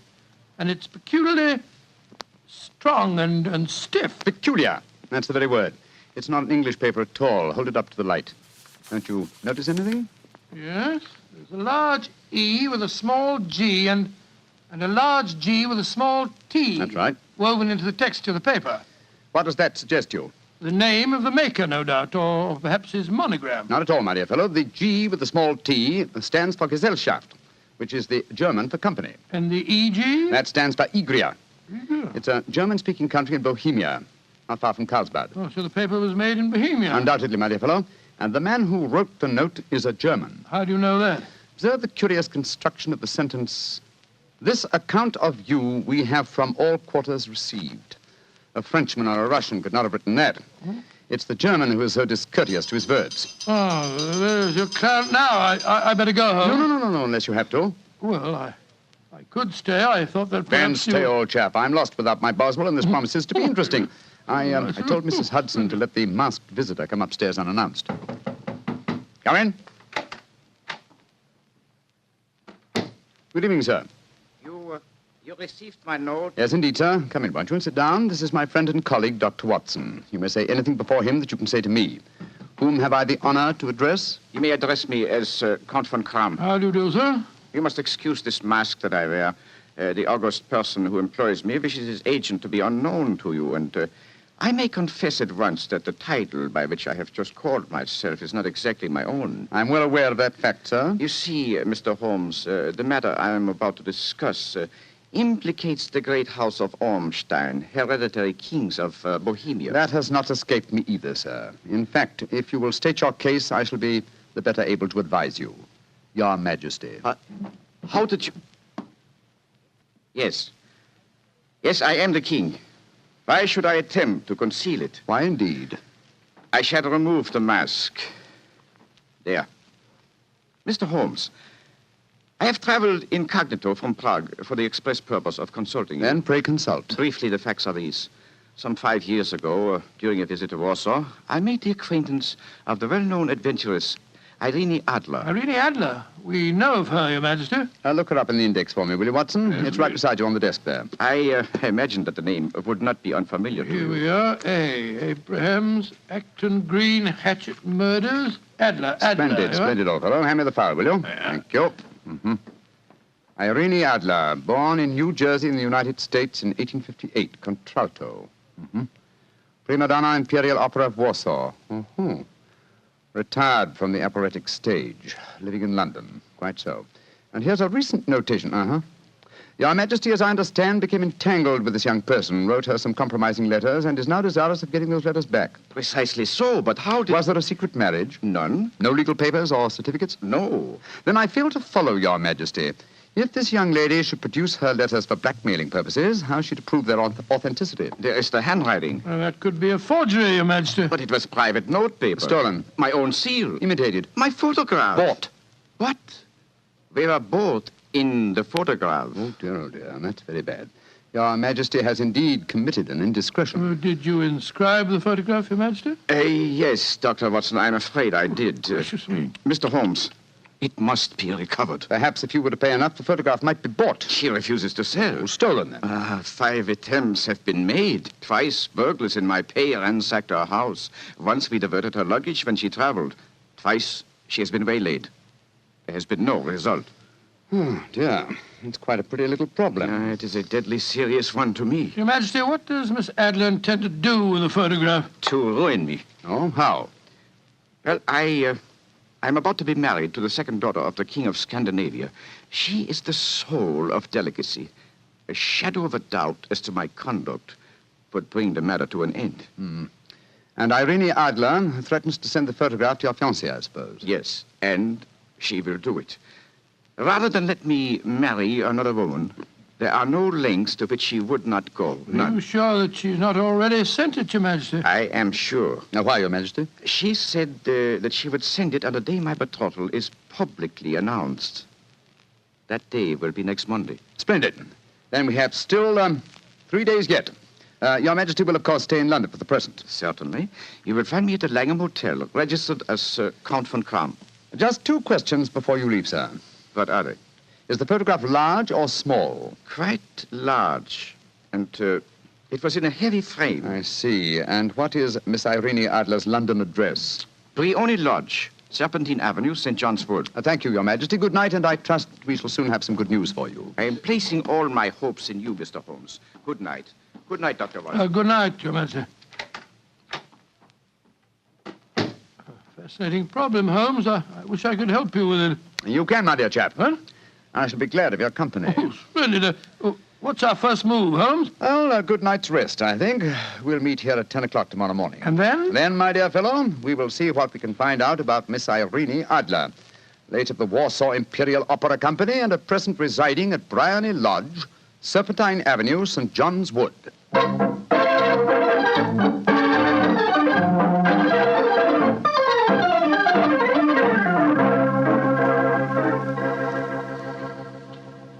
Well, Holmes, a cursory examination of Briony Lodge didn't prove very illuminating. No, a bijou residence that represents the essence of dignified suburbia, but tells us very little about its owner. I think a visit to the local public house might prove more instructive. Come on, old chap. I see the door to the Coach and Horses inviting us from across the road. Well, our disguises shouldn't cause any suspicion, Holmes. That's why I suggested them. In the character of a couple of stable hands, I felt that we might inspire confidence. This is a horsey neighborhood. There's a wonderful sympathy and Freemasonry among the fraternity. There we are. Better let me do most of the talking. Yes, I will indeed. I'm sure that your accent will be more convincing than mine. Let's go in, shall we?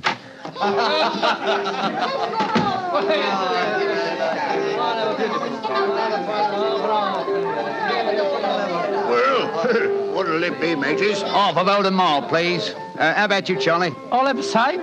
2 halves of Oldham Mile.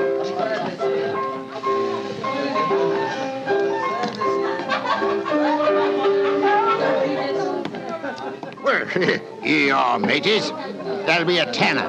Have a drink with us, Governor. Oh, don't mind if I do. I'll have a Guinness.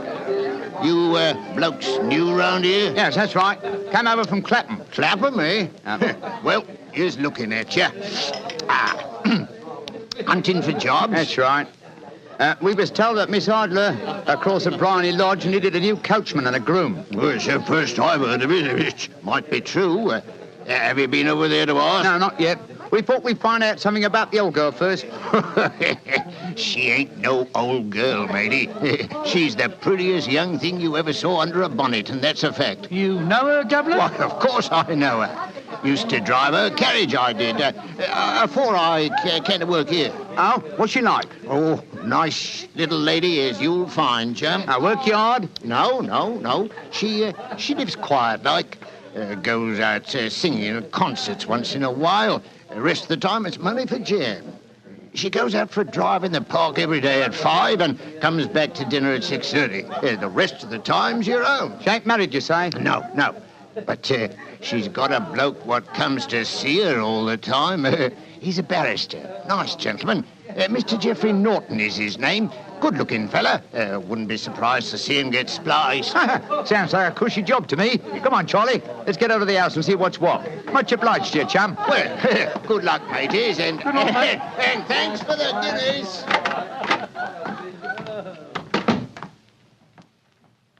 What's our next move, Holmes? Let's stroll back to Briny Lodge. I'm undecided whether to continue my investigation there or to try and find out something about Mr. Geoffrey Norton, the barrister. If he's just her lawyer and nothing else, it's more than likely that she's entrusted the photograph to his safekeeping. Hello. There's a cab waiting outside Miss Adler's house. Hurry, Watson. Maybe Mr. Norton's.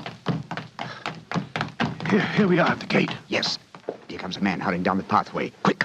Flatten yourself behind this post. Listen. Where to now, Mr. Norton? Drive like the devil. First to Gross and Hankey's in Regent Street, and then to the Church of St. Monica in the Edgware Road. Half a sovereign if you do it in 20 minutes. Right, you are, Mr. Norton. Up in. Try and signal the cab, Watson. We must follow him. Well, here comes one. Oh, no, it isn't. It's a private carriage. It's Adler's, no doubt. Here she comes down the pathway. Back behind the post again, Watson. Where to, Miss Adler? The Church of St. Monica's, John, and half a sovereign if you reach it in 20 minutes. The game's afoot, Watson. Quick. We must get a cab and follow them. Here comes a hansom. Hi, cabby! Here! You blokes got enough money to take a cab? Here's a half sovereign for you, my man. Right you are. Where to, Governor? The Church of St. Monica in the Edgware Road, and another half sovereign for you if you get us there in 20 minutes.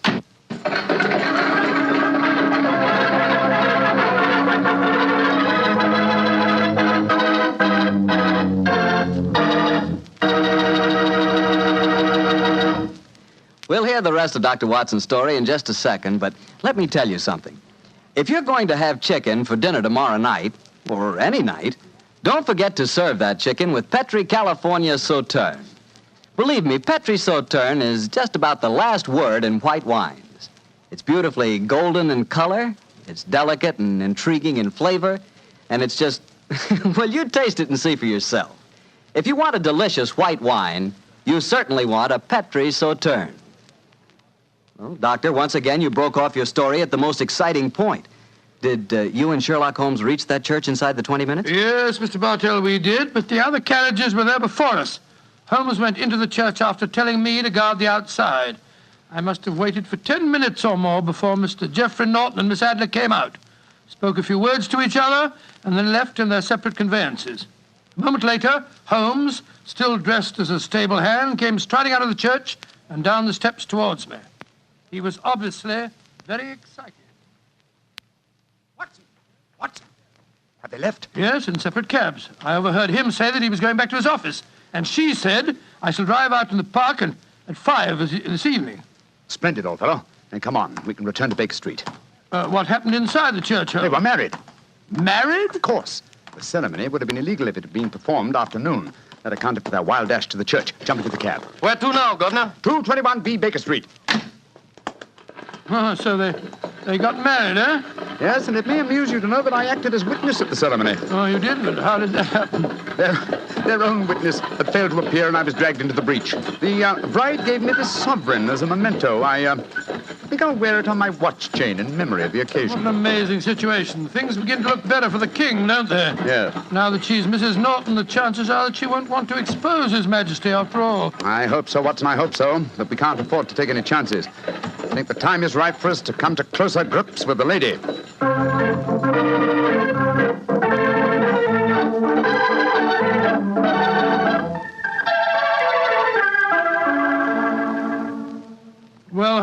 Now that we've eaten, perhaps you'll tell me your plan. With pleasure, my dear fellow. And while I'm so doing, I'll proceed with applying the makeup for my new disguise. Another disguise? What's it to be this time? I think the character and appearance of an amiable and simple-minded nonconformist clergyman would be most suited to my plan for entering Miss Adler's house. Are you going to try and enter, then? I must, dear fellow. Yes, I'm sure the photograph is there. Miss Adler, or rather Mrs. Norton, will return from her drive in the park at 6:30. We must be at Bryony Lodge to meet her. And what then?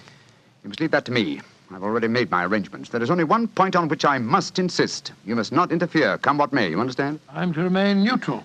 Yes, there will be some small unpleasantness. Don't join in it. It will end in my being conveyed into the house. As soon as I'm able to, I shall open one of the windows. You're to watch from the outside. When I raise my hand, you will throw an object which I shall give you through the window and at the same time cry, fire. Follow me? Entirely, but what am I to throw? Oh, it's nothing very formidable. Here it is. Looks like a great big cigar. What is it? Just an ordinary plumber's smoke rocket, fitted with a cap at each end to make it self-lighting. Your task is confined to throwing it through the window.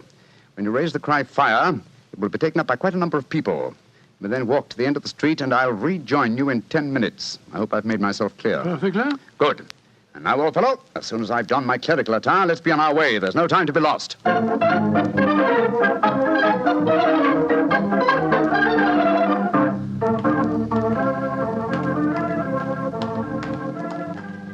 It's nearly 6:30, Holmes. We've been pacing up and down in front of her house for half an hour now. I hope she does come back. I'm sure she will. There seem to be a lot of loafers hanging round her gate. All part of my conspiracy, old chap. You'll see them play their parts in a few minutes. You still think the photograph is inside the house? Yes, I'm sure of it. Hmm?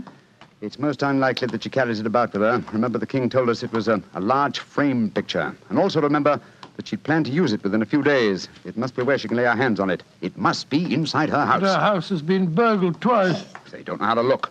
Well, how will you look? I won't. I'll get her to show me. She'll refuse. No, she won't be able to. Shh. Here comes the carriage now. Remember, Watson, carry out my orders to the letter. Yes, you can trust me, Holmes.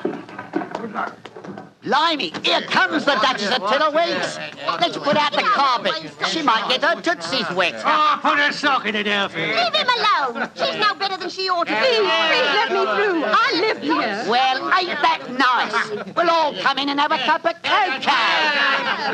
Move out of the way, please, and let the lady through. Mind your own business. Just 'cause your collar's turned the wrong way, you can't spoil our fun. That's right, Eddie. Keep your nose out of it, parson. Please don't fight about it. I tell you to stop molesting the lady. Do ya? Then how would you like a biff in the nose? Oh, he hit the poor man. Then he ran away, the coward. Is the clergyman badly hurt? He hit his head, Mum, and he fell. If you asks me, he's hurt bad. He's bleeding something terrible. Can we bring him in, Mum? He can't lie here in the street. Why, of course. Bring him in. Right you are, Mum. Here, Bert. Right out. Give us a hand. Anyway. Oh, poor fella. Do you see what happened to him, mister? Yes, I saw, my good woman. A very convincing demonstration. What you mean? Weren't you paid by a certain gentleman for this performance? Oh, you knows about it, too. Yeah, you must be a friend of Mr. Sherlock Holmes. Yes, I am. Nice gentleman. He give us $5 bob apiece for tonight's work. It ain't through yet, though. We got to start yelling fire when somebody tells us. I'm that somebody, my dear lady. There's Mr. Holmes now. He's inside the house. Yes, he's opening a window. Now he's raising his hand. That's my signal. Now to throw the rocket. There we are. Fire!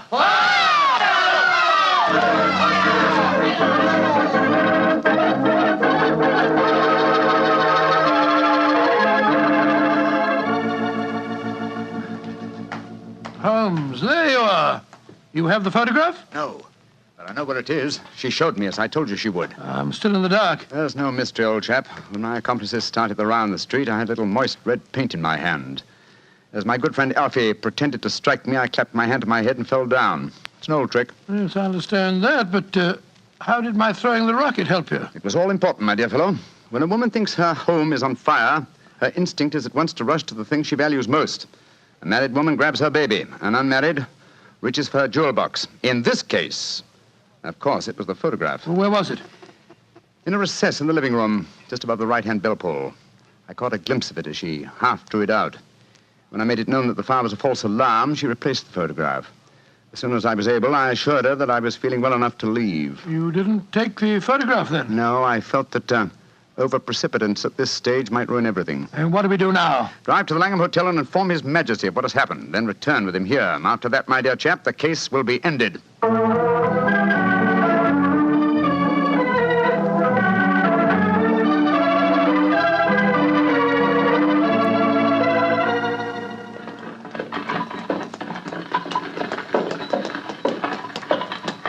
This is Brownlee Lodge now, Your Majesty. I'm all impatience. You're certain this photograph will still be there, Mr. Holmes? I have every reason to believe so, Your Majesty. I must confess, this is going to be something of an ordeal. Then I suggest that you let me do the talking, Your Majesty. I think I know how to handle the lady.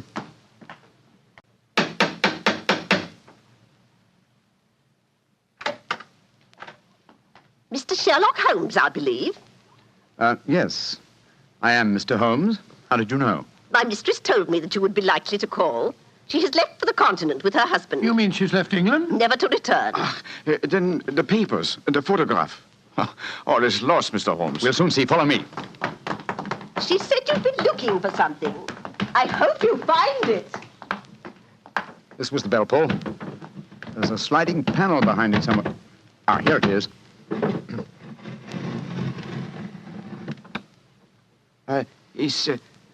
Is the photograph there, Mr. Holmes? There is a photograph, but it's a photograph of the lady alone.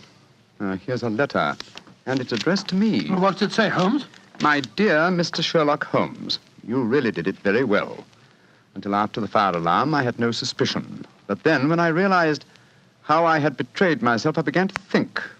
I'd been warned that if the king employed an agent, it would certainly be you. May I congratulate you on your disguise as the dear old clergyman? Great Scott, you was far more clever than you thought, Holmes. Yeah, go on. What else does it say? Let me see. My husband and I both thought that the best recourse was flight. So you will find the nest empty. As to the photograph of the king and yourself, His Majesty may rest in peace. Thank goodness for that. I love and am loved by a better man than he. I leave another photograph, however, that he might care to possess. And I remain, dear Mr. Sherlock Holmes, very truly yours, Irene Norton, née Adler. What a woman, Watson. What a woman. What a magnificent woman. She fooled me completely. But, I'm sorry, Your Majesty. I've been unable to bring your business to a more successful conclusion. On the contrary, my dear sir, nothing could be more successful. I know that Irene's word is inviolate. The incriminating photograph is now as safe as if it were in the fire. I'm glad to hear Your Majesty say so. I am immensely indebted to you. Now, pray tell me in what way I can reward you. This beryl ring that I wear, I should be proud Your Majesty has something that I should value even more highly. You have but to name it. This photograph. Irene's photograph? But certainly. However, you must let me give you something more substantial. No, Your Majesty. This is something I shall treasure all my life. This and a golden sovereign I received from the lady's hand. They will remind me that I was once tricked by a woman. A woman that I shall never forget.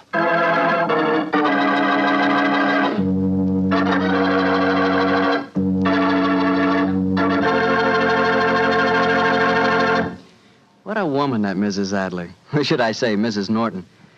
That's the kind of woman I could really go for, Doctor. Yes, you could. Just between ourselves, you know, I sort of could go for her myself. She was intelligent. Yeah, she was rich. Beautiful. That's the kind of woman you want sitting next to you in front of a cozy fire on a nippy fall night. Just the three of you. The three of you? Mm-hmm. You, she, and a glass of Petri port. Miss Bartelli. Why not? That Petri California port is some wine. Boy, that Petri family really knows how to make good wine, all right. And no wonder. Look at all the experience they've had. Ever since they started the Petri business way back in the 1800s, the Petri family has handed down from father to son, the art of selecting perfect sun-ripened California grapes and making them into clear, fragrant, delicious wine. Those letters, P-E-T-R-I, on the label of every bottle of Petri wine are the personal assurance of the Petri family that every drop of wine in that bottle is good wine. It's got to be, because Petri took time to bring you good wine.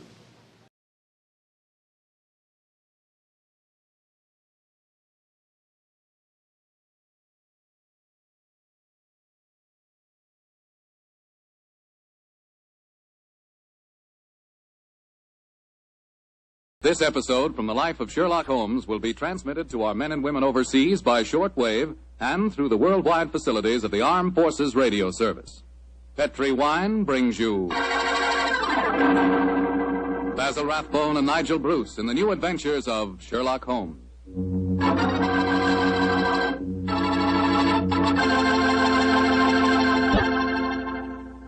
The Petri family, the family that took time to bring you good wine, invite you to listen to Dr. Watson tell about another exciting adventure he shared with that master detective, his old friend Sherlock Holmes. And say, I want to tell you about a little present I've got for you. A present, and it's free. It's a swell recipe calendar printed in full color, and it's good for 2 years, 1945 and 46. But best of all, this calendar not only gives you the dates, it gives you loads of swell recipes and ideas for cooking with Petri wine. Want to know how to make spare ribs that are out of this world? You want to learn a new way to fix liver and onions, a swell way to make soup more delicious than ever. It's a cinch with this calendar handy in your kitchen to tell you how. In fact, this calendar tells you all you ought to know about wine. And remember, it's free. Just write to Petri Wine, Petri, Petri Wine, San Francisco 26, California. Petri Wine, San Francisco 26, California. We'll send you your swell recipe calendar immediately.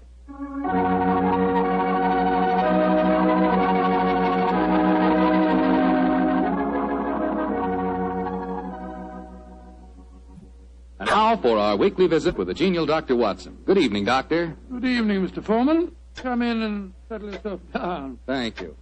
You're looking particularly comfortable tonight, Doctor. Feet up on the sofa and the puppies asleep on your lap. Yes, my boy. The three of us went for a long walk on the beach this afternoon. And Monty and Winnie had a running battle with the seagulls. In consequence, they've been fast asleep ever since we got home. Oh, I hope you're not too tired, Doctor.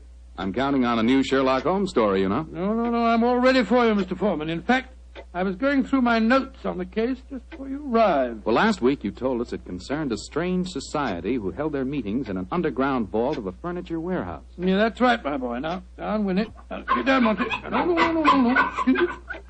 Down. The story really began one stormy November night in 1887. I was married at the time and living away from Baker Street. On this night in question, my wife had already gone to bed, and I was nodding in front of the fire over one of Clark Russell's fine sea stories. I'd had a very tiring day, I remember.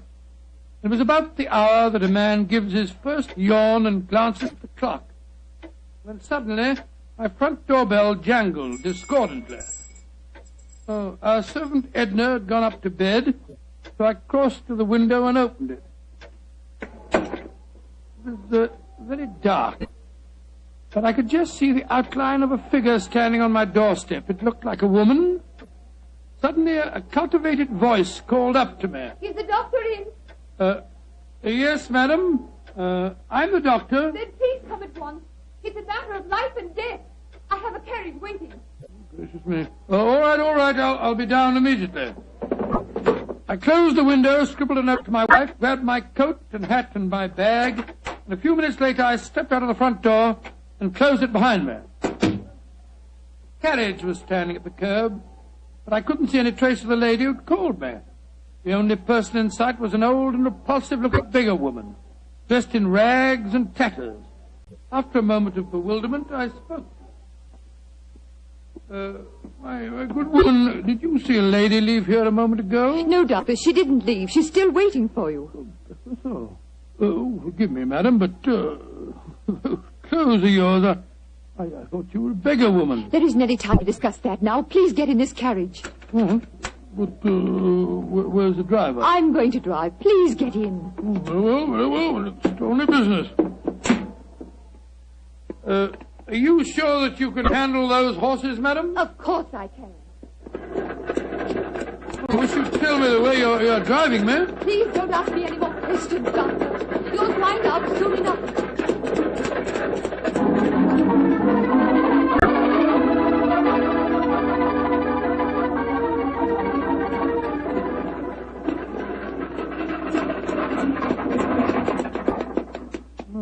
Thank heavens we've finally reached our destination.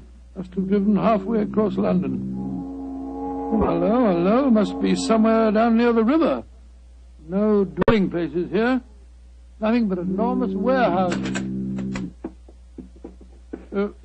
Why have we stopped here, madam? Oh, this is where we're going. Please follow me down these steps. I wish you'd tell me where you're taking me. We have a club here in the basement. You'll see for yourself in a moment. It's a very solid-looking door. How do you propose to get past it? I'll show you.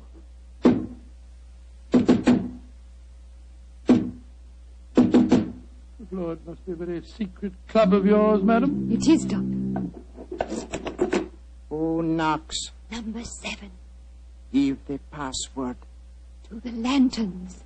You may enter.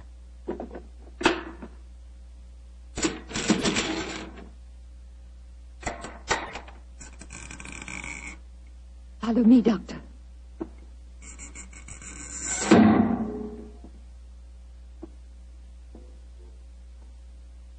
Madam, I do wish you'd tell me where you're taking me.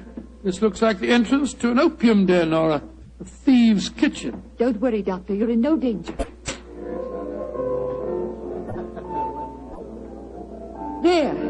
Does that look like a thieves' kitchen? Great Scott, I don't believe my eyes. A luxuriously furnished room. What a strange collection of people. Some look like beggars, others in full evening dress. Amazing. Number 7. Who is this man? He's a doctor. I went to fetch him. I thought I said there were to be no strangers inside. Now look here, my good man. I've been extremely patient, but my temper's beginning to wear a little thin. Either let me see your patient at once or show me out. My time's valuable and I don't propose to waste it. I'm sorry, Doctor. Where is Julian? He's in the back room. And if you know what's good for you, Doctor, whatever you call yourself, you'll forget everything you see in here. Stop threatening me, sir. I'm not in the least interested in your blasted club. Just take me to the patient.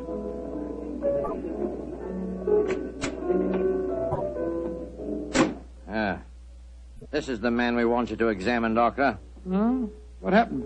He fell down the stairs leading into the club room. Well, why'd you move him? We wanted him to be comfortable. It's the worst thing in the world you could have done. Never move a person with an injured skull. Is he going to be all right, Doctor? No, madam, I'm afraid he isn't. His neck's broken. He's dead. Huh? Julian, dead. You sure of that, Doctor? Of course I'm sure of it, my good man. I'm afraid you need an undertaker, not a doctor. We must tell the others. All right, quiet, everybody. Quiet. Quiet. Julian is dead. Julian dead? Oh, this is terrible. Who is this man? He's a doctor. Oh, better get him out of here at once. We don't want any strangers nosing about. That's right, though. Shouldn't have brought him here anyway. Now, just a minute. I assure you, ladies and gentlemen, I haven't the slightest desire to stay here one moment longer. If you'll direct me to the door again, madam, I'll try to find a cab myself in this godforsaken district and go home. Show him out and give him his money. Follow me, please. I'm delighted to. Do you mind if I don't drive you home, Doctor? Oh, well, no, I should prefer it. My nerves aren't in the best of shape. You mustn't be angry with me, Doctor, please. Leaving again, number 7. No, but this gentleman is. Will you see if you can find a cab for him? Right. To whom shall I send in my bill, madam? Oh, here's a £5 note. That should cover your time and trouble, shouldn't it? No. It's far too much, madam. No, Doctor, it's late at night, and it hasn't been a very pleasant case for you. Please take it. Oh, it's very kind of you, very generous indeed. But by the way, how did you happen to come to me in the first place? I was driving about looking for a doctor, and a policeman directed me to your house. Oh, I see. I have found a cab for you. Thank you, my man, thank you. Oh, Doctor, may I come round in the morning for a death certificate? Of course. You remember my address? Yes, but I don't know your name. Watson. Dr. Watson. Dr. Watson? Not the Dr. Watson who's associated with Sherlock Holmes. Right, madam, I'm flattered that you know of me. Good night, Doctor. And please forget about everything you've seen here tonight.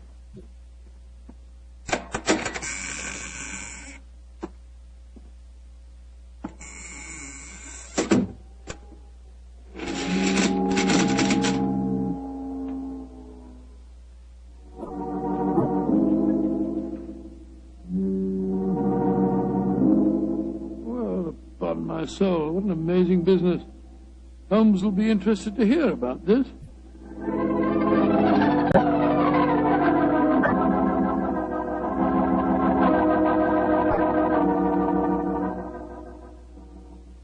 And that's the way it was, Holmes. One of the most curious adventures I ever had without you. Very interesting, Watson. You say this underground cellar was luxuriously furnished. Yes, and the people there were an amazing mixture. Some were in rags and some in evening dress. Huh, like the nursery rhyme, eh? Some in rags and some in tags and some in velvet gowns. Exactly. You had the feeling that I was taking part in a story out of the Arabian Nights. I must say, though, I was pretty angry at the time. However, after a good night's rest, I feel quite differently this morning. I thought I'd just drop round and tell you all about it. I'm glad you did, my dear fellow. It would be interesting to see if any repercussions of your strange adventure reach us. Oh, I doubt it. The woman seemed frightened to death when I mentioned your name. We shall see. Meanwhile, I'm expecting a client. You're not too busy. Perhaps you can stay. No, I'd like to very much. Who is it, you know? This telegram will tell you much more than I can. Arrived an hour ago. Let's have a look. Be at your lodgings this morning to discuss our problem. Signed AMS.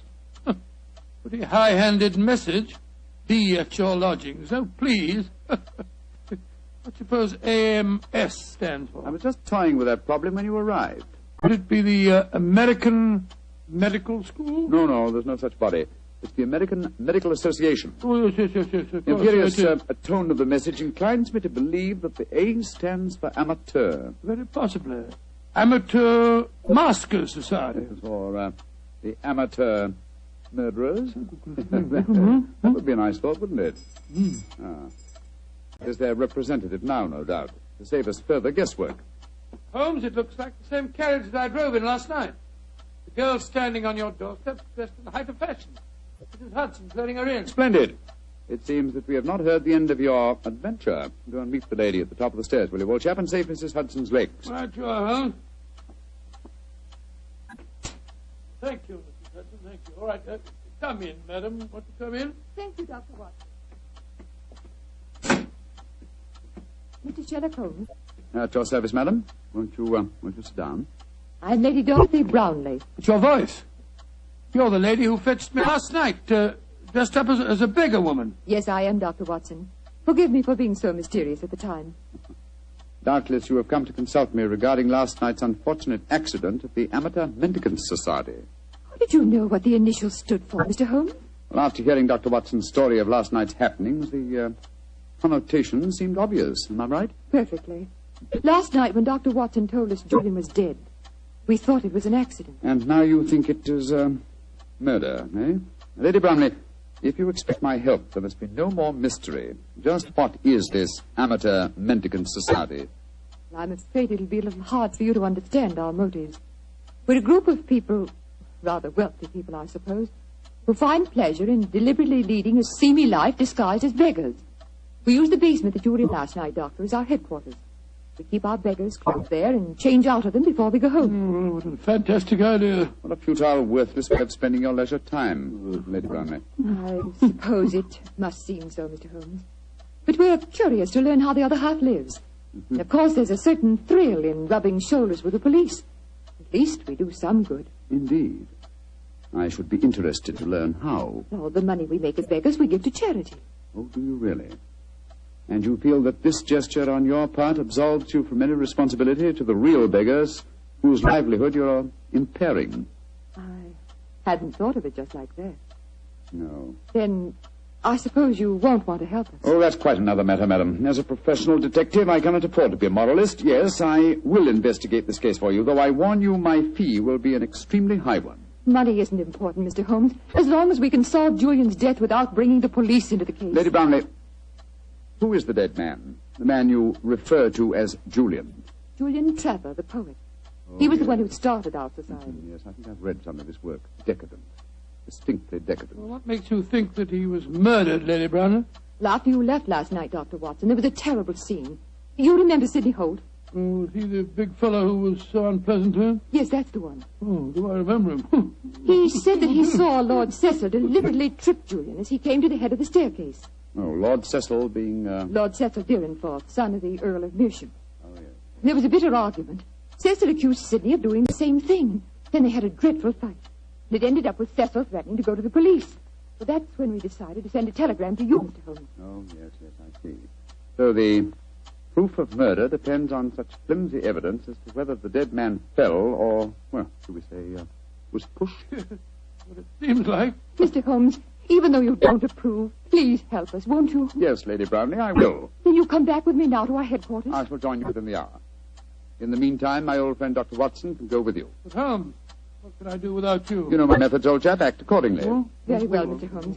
But you promise you'll be there. I promise you that I will be there, madam. Thank you so much, Mr. Holmes. We'll be expecting you. Come on, Doctor. Well, I'll just get my hat and coat. Holmes, what are you up to?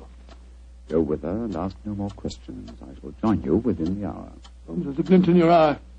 I don't think you believe the story. Of course I don't, Watson. Well, then what? Then go with her, old fellow, and keep your wits about you. The game's afoot.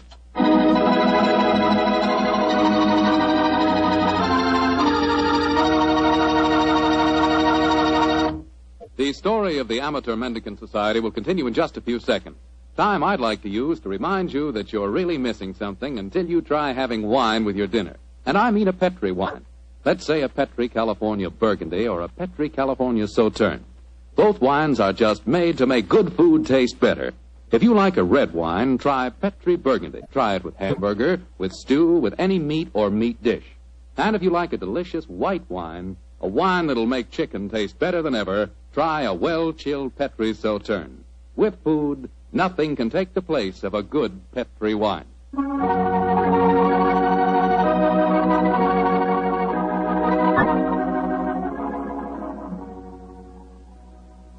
And now back to tonight's new Sherlock Holmes adventure.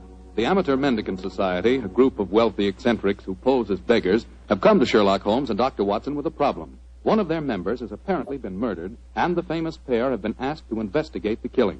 As we rejoin our story, Dr. Watson, still awaiting the arrival of the great detective, is cross-questioning three of the members at the headquarters of this unusual society.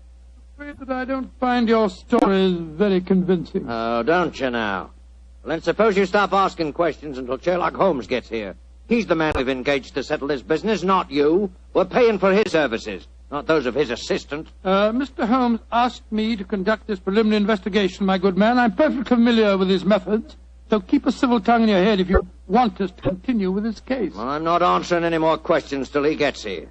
Insufferable fellow. Lord Cecil, you say that you saw Holt deliberately trip the dead man as he came down the stairs last night. Yes, I did. Well, where were you standing, sir? At the head of the staircase. Holt was beside me, and as Julian came by, he deliberately... Excuse me, number 11, excuse me. What is it? There is a strange man just come in. He is dressed as you when you work, but I do not remember to have seen him here before. He speaks very rough. Did he give the correct signal? Yes, and the password. He must be a new member. I suppose we better see him. Bring him in. Bad time for him to come here, confound it. This way, please. Tommy, what a nice place you got here. Yeah, what a nice place. Certainly do yourselves proud, don't you? Who are you, and how did you get in here? I'll give you a signal on the password just like Julian told me to. Are you a friend of Julian? Of course I am. You're coming to meet him here today. Who are you, really? Are we all friends here? Yes, you can talk freely. Then permit me to introduce myself. I am Don Luis Jose Fernando de las Torres at your service. Why? Why do you want to join us? When Julian tell me about it, it tickled my, my funny bone. It is a so charming idea to see one of those of mendicancy. I suppose he's all right. Of course I'm all right. Now, where is Julian, please? He will vouch for me. He's in the other room. He had an accident. An accident? Not a bad one, I hope? A very bad one. Dr. Watson, you better take him in there and break the news to him. Very well. Follow me, sir. This is terrible. Please, tell me what happened, Doctor. I'm afraid you must prepare yourself for a shock, sir. Your friend is dead.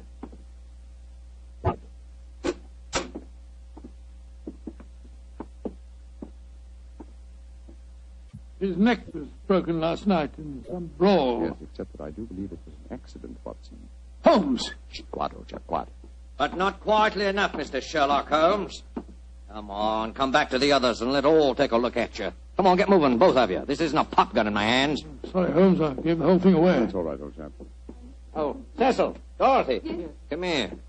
I want you to take a look at the great Sherlock Holmes. Walked into our trap just like any stupid policeman. Now, I had to dress up to do it, though, Mr. Holmes. We were waiting for you here anyway, you know. Oh, I was well aware of that, Mr. Holt. You see, I knew I was walking into a trap. How did you know that, Mr. Holmes? Lady Brownlee, the story you brought to us today was so obviously a false one. just as there is no amateur mendicant society. Who are they, Holmes? Go ahead, Mr. Holmes. Tell him. Let's see how much you really do know. Yes, go ahead. Why should I tell you what you already know? Go on, talk if you know what's good for you. Oh, you're so persuasive, aren't you, Mr. Holt? Very well. Undoubtedly, Julian Trevor's death last night was an accident. You fetched a doctor, Lady Brownlee, a very natural move, and later discovered that the doctor in question was the old friend of Sherlock Holmes. You were all afraid that I would become interested in your unusual society, and so you invented that very thin story about the accident being a murder. You wanted to lure me here so that I could be disposed of, and you could all continue your nefarious works without hindrance. Well, now aren't we clever? What is our nefarious work, may I ask? Your password gave me a clue to the lanterns, the cry of the French revolutionists. They strung the aristocrats up on the lampposts. Then again, the combination of various costumes and a luxurious establishment in a low-class area posed another question. What political belief provides a common meeting ground for misguided aristocrats and dangerous commoners? And how did you answer that question? Oh, very simple, my dear sir. One word. Nihilism. Its doctrine of assassination and overthrow of government would find every chance of being put into practice by all of you at the forthcoming Jubilee celebrations to be held here in London. And also would account for your beggar's clothes. A beggar would have greater freedom of movement in a crowd than an ordinary person. You're a clever man, Mr. Holmes. Too bad you'll have to die. I'll get the rope. What are you going to do with him? Do? Give him a first-hand taste of nihilism, of course. He can't live. They know too much. You can't possibly do this, you know. The police will track us here. By the time the police get here, you and your friend Holmes will be blown to kingdom come. Here's the rope, Sidney. Oh, right. Hands together, Mr. Holmes. That's it. Ah!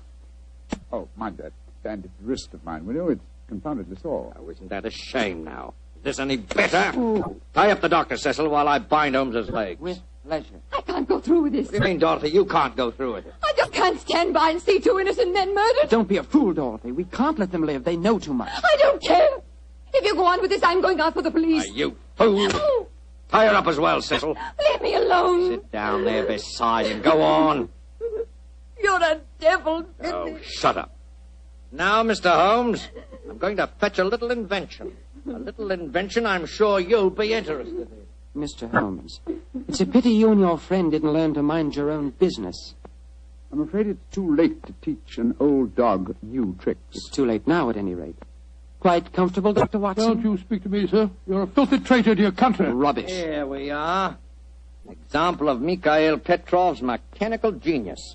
This bomb will blow the entire building sky high, and the three of you with it. Now, I wind the time clock so, and we'll set the fuse to go off in 5 minutes. It'll give us plenty of time to get away. So.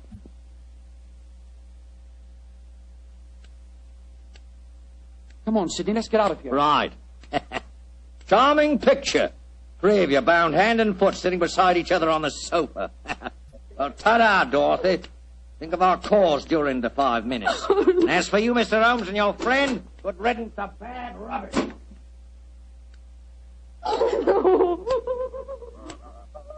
Well, Holmes, this looks like the end. Afraid so, old chap. I blame myself. If I hadn't been so infernally noisy when I recognized you, we wouldn't be in this mess. Wasn't your fault, old fellow. I think they suspected me anyway. Well, I must say it seemed to me that you told them a great deal more than was necessary about your suspicions. Surely you could have pretended ignorance. Oh, I suppose I could have done. I can't die yet. I'm not ready to Courage, die. Lady Brownlee, courage. And by the way, was I right in assuming that your associates are nihilists? Of course they are. They're planning to assassinate the Prime Minister during the Jubilee celebration. Prime Minister, great heavens, Holmes, we've got to get free. Assuming some miracle happened, we did get free and your former associates were arraigned in court, would you testify against them? Oh, of course I would. But what chance is there of that? That devilish clock, why doesn't it stop ticking? If it bothers you that much, Lady Brownlee, I'll stop it for you. Holmes, your hands are free. Of course they are, my dear fellow. The bandaged wrist I mentioned just now concealed a razor-edged blade. I cut through the ropes almost before our friends had left the room. Then why did you keep us in the suspense, Mr. Holmes? I wanted to be quite sure that you'd testify in the forthcoming trial, madam. There we are. That renders the bomb harmless. Aha! And that means that the police have sprung the trap that I set for your associates, Lady Brownlee. It's lucky for you that you had a change of heart and prevented you from leaving us. Oh, Mr. Holmes, how can I ever thank you? Holmes, you had the place surrounded with police when you came in here. Of course I did, my dear fellow. Here, let me undo your ropes. No wonder you were so calm. No wonder you told them so much. You wanted them to show their hands. Precisely, old fellow. And they obliged me most satisfactorily. They attempted our triple murder. They are self-confessed anarchists. And with the evidence of Lady Brownlee, I'm sure that we can put them where they all belong. Considering it barely noon, I think you'll agree, Watson. That is a very comprehensive morning's work.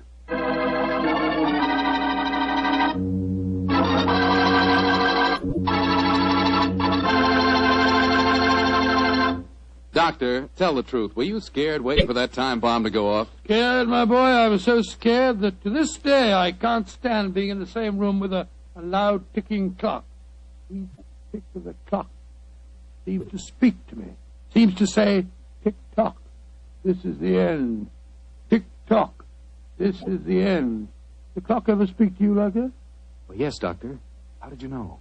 Well, what's the clock say to you? Tick-tock. Petri took time to bring you good wine. Petri took time to bring you good wine. Precious me, Mr. Foreman. Well, you listen to your clock and I'll listen to mine. Gosh, Doctor, can I help it if I like to hear about Petri wine? After all, that Petri family really knows how to make good wine. And it's no wonder. They've been making wine ever since they started the Petri business generations ago, way back in the 1800s.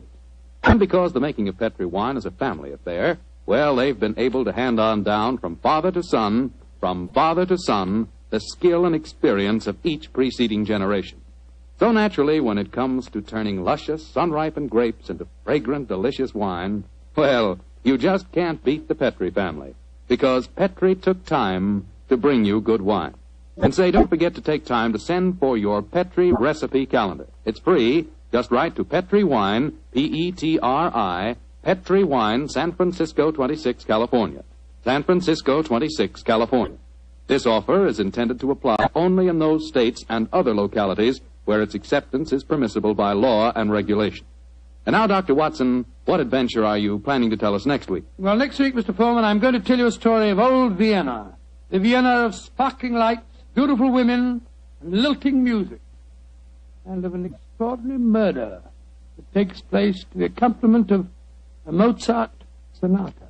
Boy, that sounds like a thriller. I'll see you for sure next week. Oh, just a minute. Before I go, Mr. Foreman, I want to urge every registered nurse listening in to get all the facts about the Army Nurse Corps. The Army needs you, nurses, needs you desperately. They'll make you an officer at once and give you every chance to further your post-war careers. So if you're a registered nurse under 45, call at your local Red Cross chapter and get all the details. Or wire collect to the Surgeon General, U.S. Army, Washington, D.C.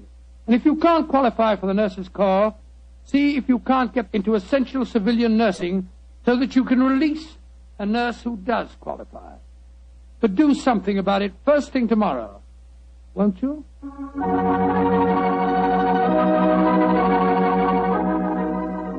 Tonight's Sherlock Holmes adventure is written by Dennis Green and Anthony Boucher and is based on an incident in the Sir Arthur Conan Doyle story, The 5 Orange Pips.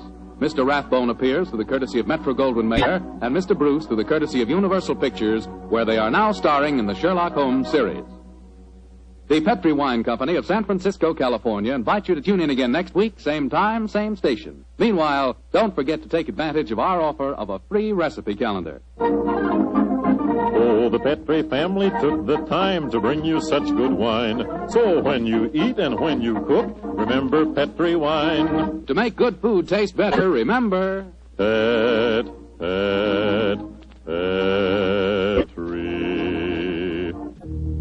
wine. This is Bill Foreman saying goodnight for the Petri family. Sherlock Holmes comes to you from our Hollywood studios. This is the Mutual Broadcasting System. Sherlock Holmes and Dr. Watson. Murder, mystery, and intrigue at the turn of the century. Welcome to the new Adventures of Sherlock Holmes. My name is Ben Wright.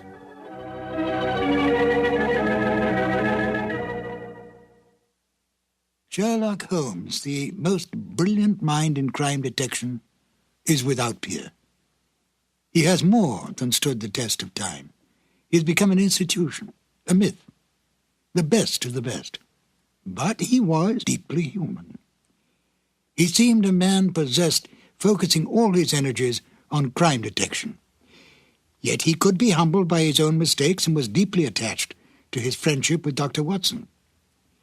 He distrusted women, and yet spoke glowingly of Maud Bellamy as a most remarkable woman. And of Irene Adler, she was to him the woman. A man of almost manic depressive nature, he could be brilliant beyond belief, and yet turn quickly to cocaine when his depression reached deeply into his inner being. With an almost photographic memory, he could recall some small detail in a long-forgotten unsolved case, and then use it to solve one on which he was presently working. Although he lived and worked in the bustling city of London, Holmes loved nature. Witness a remark he made in the story The Naval Treaty. Our highest assurance of the goodness of Providence seems to me to rest in the flowers. Could this be the foreshadowing upon retiring of his desire to become a beekeeper on a small farm in the Sussex Downs? Although Holmes did not cultivate friendships, with the major exception of Watson, he did have some friends. At least Dennis Green and Anthony Boucher, the writers of The Out-of-Date Murder, would like us to think so.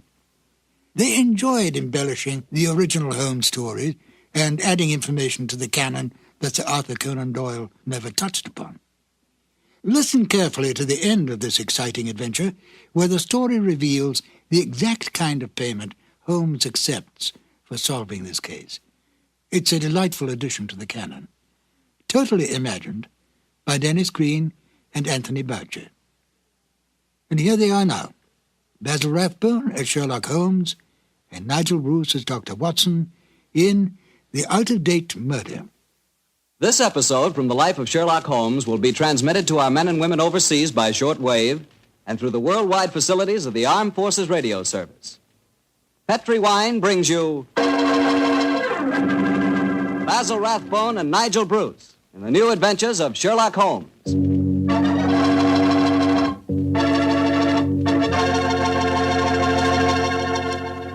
The Petri family, the family that took time to bring you good wine, invite you to listen to Dr. Watson tell us another exciting story about his old friend, that master detective, Sherlock Holmes. And we'd also like to tell you something you really ought to know. The fact that the one sure way to make good food taste better is to try that good food together with a glass of good Petri wine. Did you ever try Petri wine with dinner? No kidding, that's one bandwagon you sure want to hop on. Take, for instance, a deep red, hearty Petri California Burgundy. Wait till you taste that Petri Burgundy with, let's say, a delicious old-fashioned beef stew. Or maybe try a glass with spaghetti. I'm telling you, when you add the luscious flavor of that Petri Burgundy to the flavor of your favorite foods, you're really living. You're finding out for the first time what good eating really means, on the level. So better keep a bottle of that Petri Burgundy right on the dining room table. And never forget, the best friend a good meal ever had is a glass of Petri wine.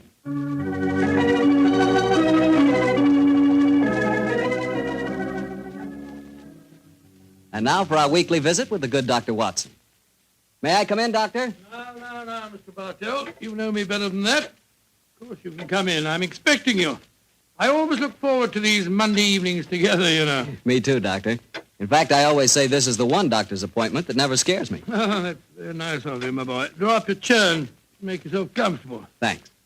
And what prescription do you have in mind for us tonight, Doctor? Well, now, let me see. Take one measure of subterranean peril, one of aristocratic lady in distress, a sprinkling of assorted villains, a corpse or two, and a little more than a dash of Sherlock Holmes and Dr. Watson. Shake the mixture well, and you have the case of the out-of-date murder. Well, how did the adventure begin, Doctor? Exactly enough. It was in September of 1900. I remember that Holmes and I went to Eastbourne for a much-needed rest. First couple of days we spent in soothing idleness. On the morning of the third day, Holmes, a dash of color back in his cheek and a hint of the old sparkle in his eye, suggested that we should go and call on his good friend Evan Whitnell, curator of a nearby museum. And so just after lunch on that September day, found the two of us talking to Professor Evan Whitnell in his private office at the museum. It only seems yesterday Holmes was saying... Professor Whitnell, your recent discoveries in this part of England have made you world famous instead of just nationally famous. My congratulations. Professor, I do wish you'd tell me about your discoveries. Oh, with pleasure, Dr. Watson. Less than 2 months ago, I was excavating on the downlands in this neighborhood when I was fortunate enough to discover a number of underground caves. Caves saturated with a heavy deposit of lime that gave clear evidence of having the property of rapidly mummifying any flesh, human or animal, deposited in them. Good gracious me, it's interesting. And what treasures have you unearthed, Professor? Well, a number of mummified specimens of animals clearly belonging to bygone eras. My prize specimen is the body of a large wolfhound. The inscription on its collar identified the animal as having belonged to some local squire in the year 1748. Amazing. I didn't know that limestone had such qualities of preservation. Come in. Yes, Alan? What is it? It's Lady Clavering, Professor. She asked me to tell you that she was in the museum. Oh, yes. Show her up here, will you, Alan? Very good, sir. Yes, I'm most anxious for you both to meet her. And she, in turn, is even more anxious to meet you. Now, I dined with her last night, and when I told her that you were coming here today, she insisted on meeting you. Whitnell, you scoundrel, there's a twinkle in your eye. I suspect that Lady Clavering is here to consult me in my professional capacity, and that you engineered the meeting. Well, perhaps I might have dropped a hint. No, I warn you, Professor, Holmes can't become involved with another case. He's completely run down. Well, don't worry, Doctor. All that Lady Clavering requires is a little advice. Advice? Oh, that's a different matter altogether. Yes, sir. I knew you wouldn't mind, Holmes.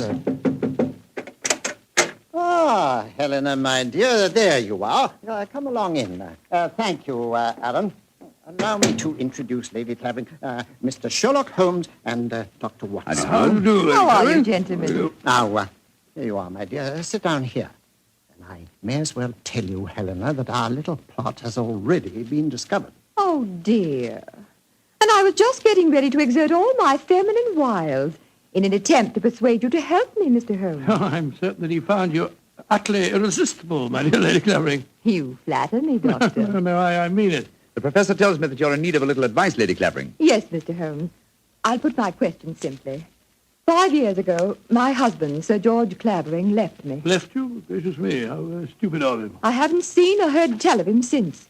I now wish to remarry, but of course I couldn't do that without having my husband declared legally dead. My dear Lady Clavering, I can't help feeling that a lawyer is the proper man to consult, not a detective. Perhaps you're suggesting that there was foul play in connection with your husband's disappearance. Oh, no, Dr. Watson. The Claverings are a strange family, self-willed and headstrong. George and I were not happy together. I think he disappeared deliberately. You reported his disappearance to the police, of course. Oh, yes, Mr. Holmes. But they've never been able to trace him. This kind of thing has happened in the family before, Holmes. Tell them about Sir Nigel, Helena. Well, he was one of my husband's ancestors. He walked out one day in 1777 and was never seen again. Extraordinary family, always disappearing. George knew of the legend. He often threatened to do the same thing himself. But your problem, Lady Clavering, is not that of your husband's fate, but rather of your own freedom.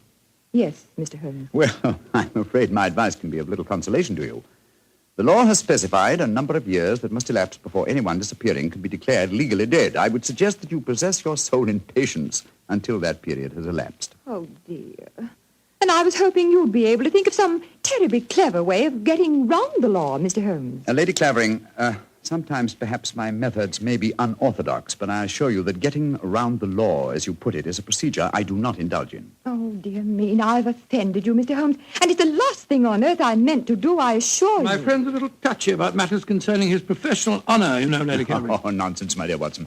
I'm not touchy and I'm not offended. And now, may I suggest we all examine the professor's latest treasures, and after that, perhaps he'll take us for a stroll on the downs. I'm most anxious to examine those lime pits of his.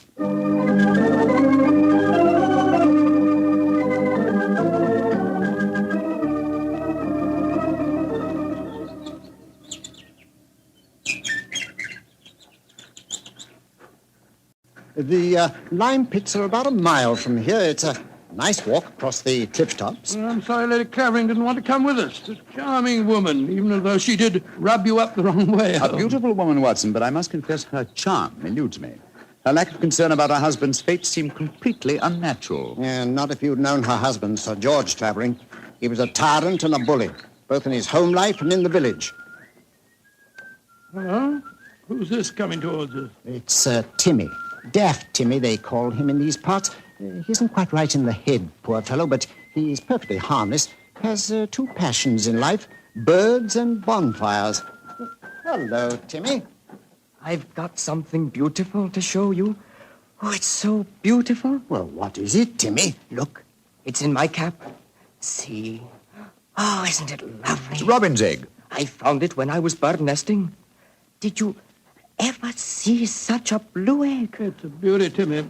Where did you find it, my boy? Down by the lime pits.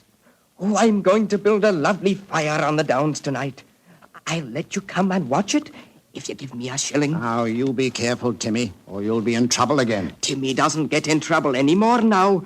Not since he had Sir George carried away. Sir George Clavering used to whip Timmy when he found him on the land. Timmy, tell me, how did you have Sir George, as you put it, carried away? I told my birds about him. I told them how he used to beat poor Timmy, and they said they'd carry him off and drop him over the cliffs. and that's what they did, because he never came back again. Oh, Lord, here comes Harry, Sir George's brother. Now there'll be trouble. Timmy, you'd better run. Oh, no, Timmy can't run. He'll break his pretty blue egg. Timmy, get off my land. If I catch you here again, I'll take my riding crop to you. Timmy hasn't done anything. Go on, be off with you, do you hear? I'll tell my birds about you. That's what I'll do. Oh, don't forget my bonfire. Infernal scoundrel. Hello, Whitnell.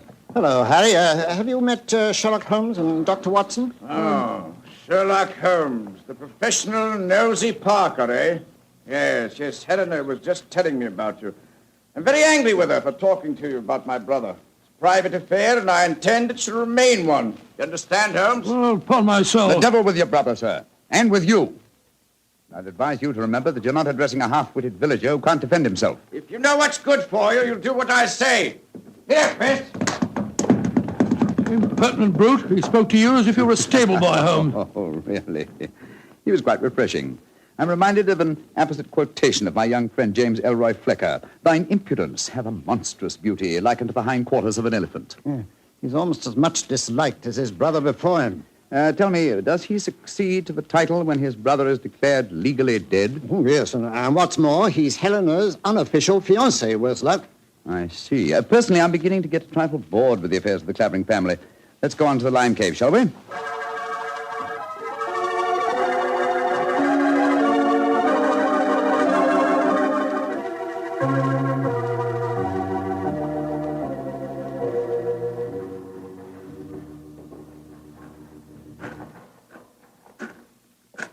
These caves are amazing. We must be 50 feet below the level of the ground, aren't we, Whitnell? Well, more than that, I should say. Rock formation is most unusual, a series of caves connected by a veritable honeycomb of tunneling. Yes.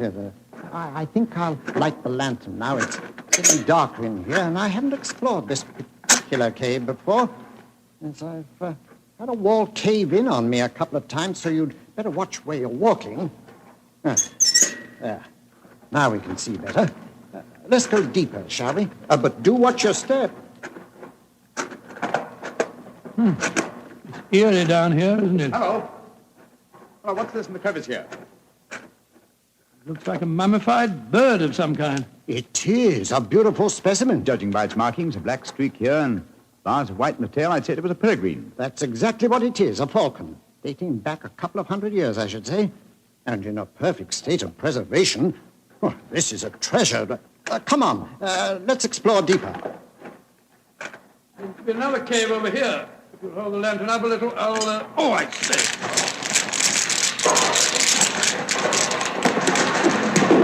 Good Lordy.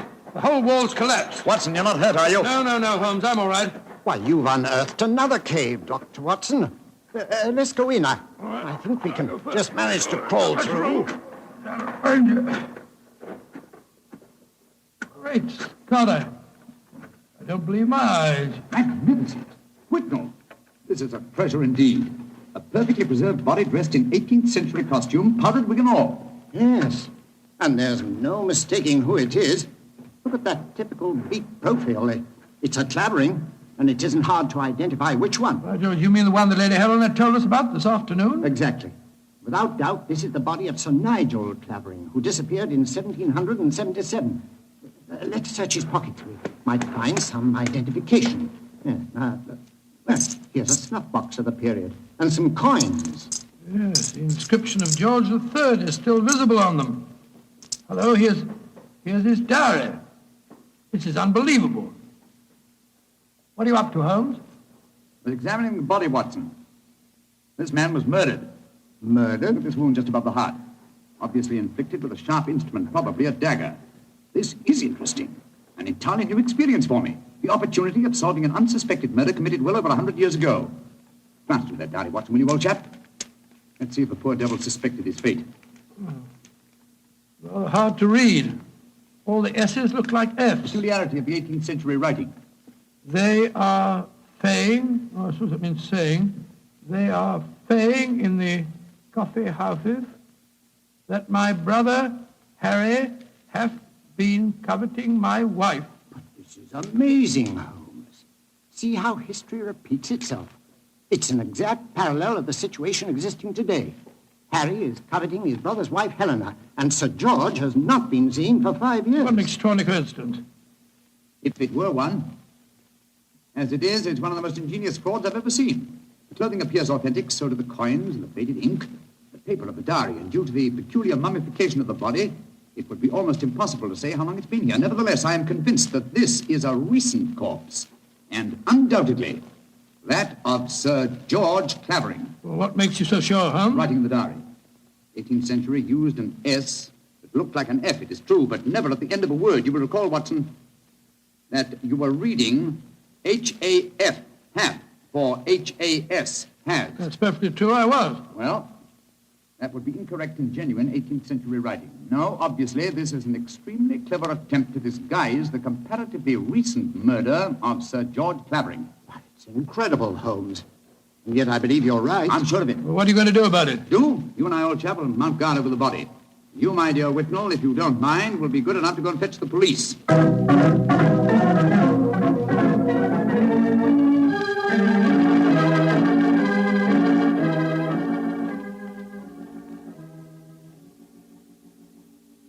Holmes. Yes, old chap? What do you suppose is keeping the police? Whitnell must have gone over an hour, and the lantern with him. Here we are, crouching in the dark in a smelly cave, 50 feet under the cliffs, with a mummified corpse. Very true, Watson, but I don't. Uh-huh. Here comes the lantern. It must be Whitnell and the police. Whitnell! That you, Whitnell?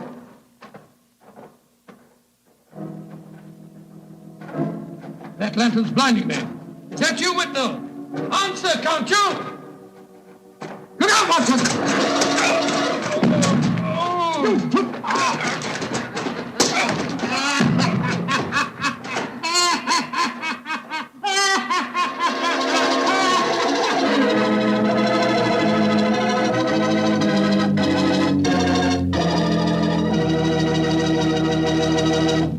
Dr. Watson's story will continue in just a second. And I'm going to take that second to ask you what you think of when I say good food. When you say good food to me, I can see myself really going down on a piece of fried chicken, but really fried. You know, crisp and sort of a light brown. And when I see that chicken, I sure want to see some Petri California Sauterne.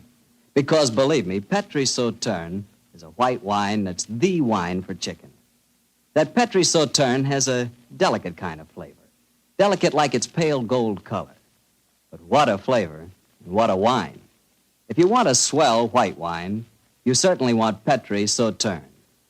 Try it and see.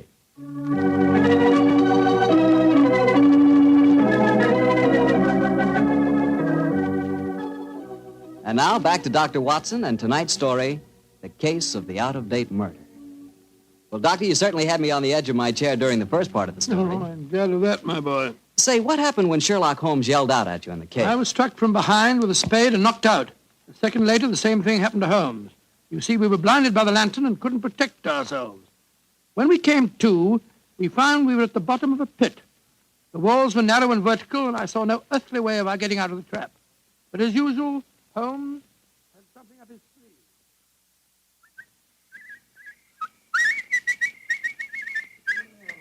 Oh, my head's throbbing. Never mind that for the moment, old chap. Get the coat off in your shirt. Oh, Come on, off with it, old boy. Come on, off with it. I've already removed mine and tied them together. Oh, what for? Oh, dear me, that blow on your head must have been unusually severe. I'm trying to make a kind of rope, Watson, a rope to get us out of here. Oh, what's the good of a rope unless there's someone on the ledge above us to haul us out?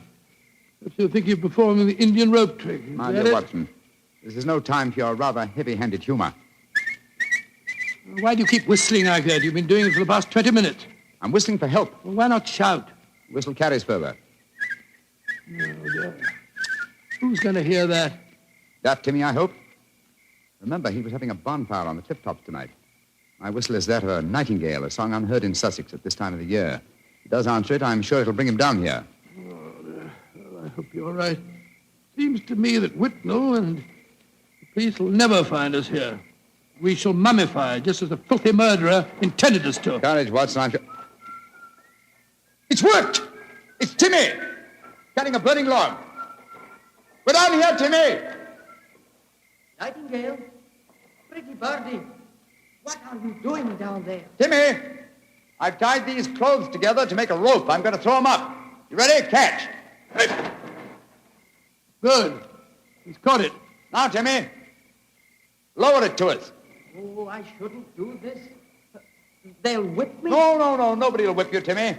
And we both want to give you a shilling to come up and see your bonfire. Oh, that's different. 2 shiny shillings. I'll lower the rope. Here it comes. That's it. All right, now then. You first. All right, Timmy, pull away. Here you go.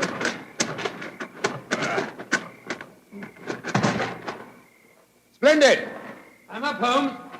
Now I'll lower it for you. All right. I've got it.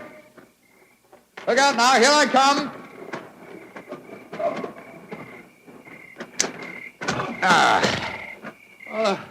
Thank goodness we got out of that place all right. I don't see the nightingale. Oh, you must have him inside your coat. Well, never mind. We'll all go up to my bonfire and get warm. It's such a pretty bonfire.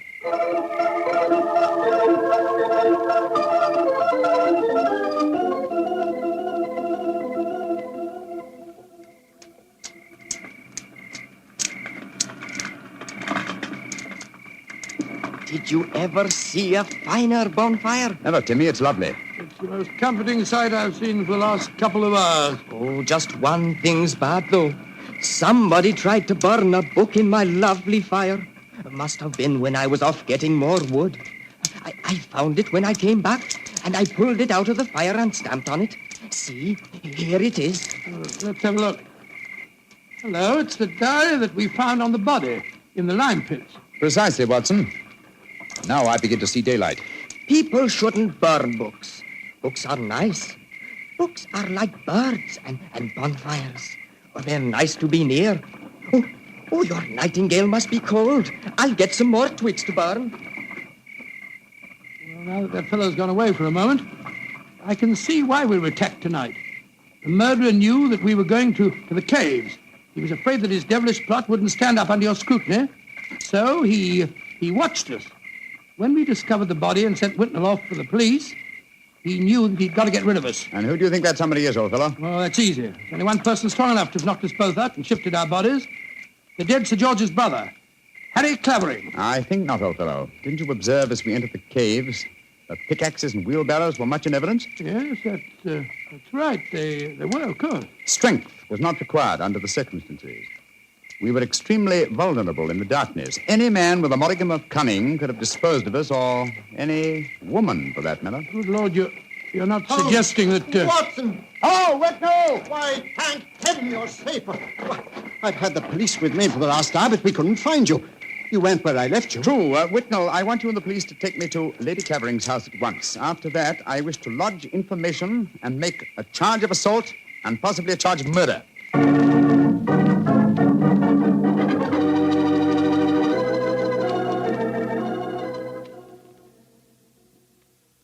that, Lady Clavering, is the story of how we found your husband's body.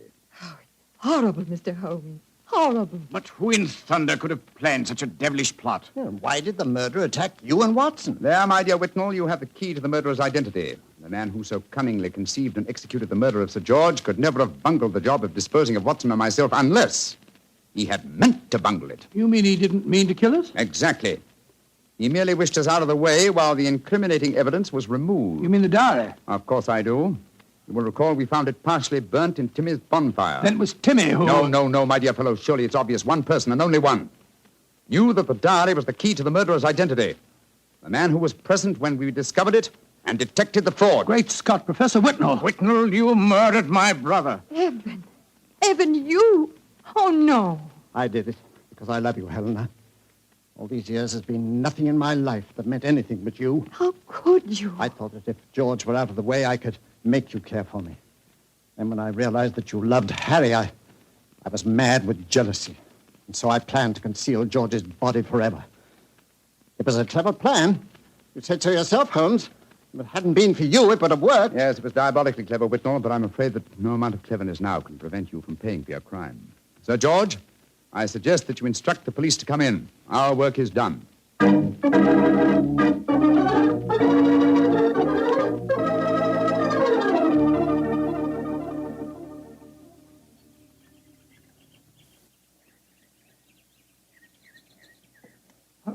Holmes, look there on the point. Timmy's bonfire is still burning away. Yes. Tim is a simple fellow with simple tastes. Why are you so gloomy? You solved the case brilliantly. My dear fellow, my faith in human nature has been sadly shaken, old chap. Evan Whitnell was a good friend and an old one.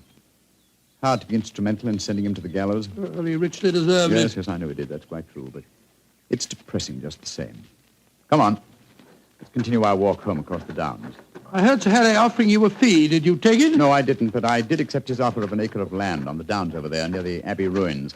You can see them silhouetted against the sky. An acre of land? What on earth would you do with that? Well, when I retire, and I shall retire soon, I've often thought of bee farming.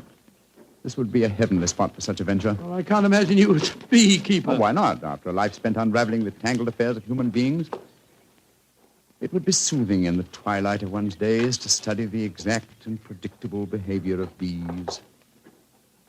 Singing masons, building roofs of gold.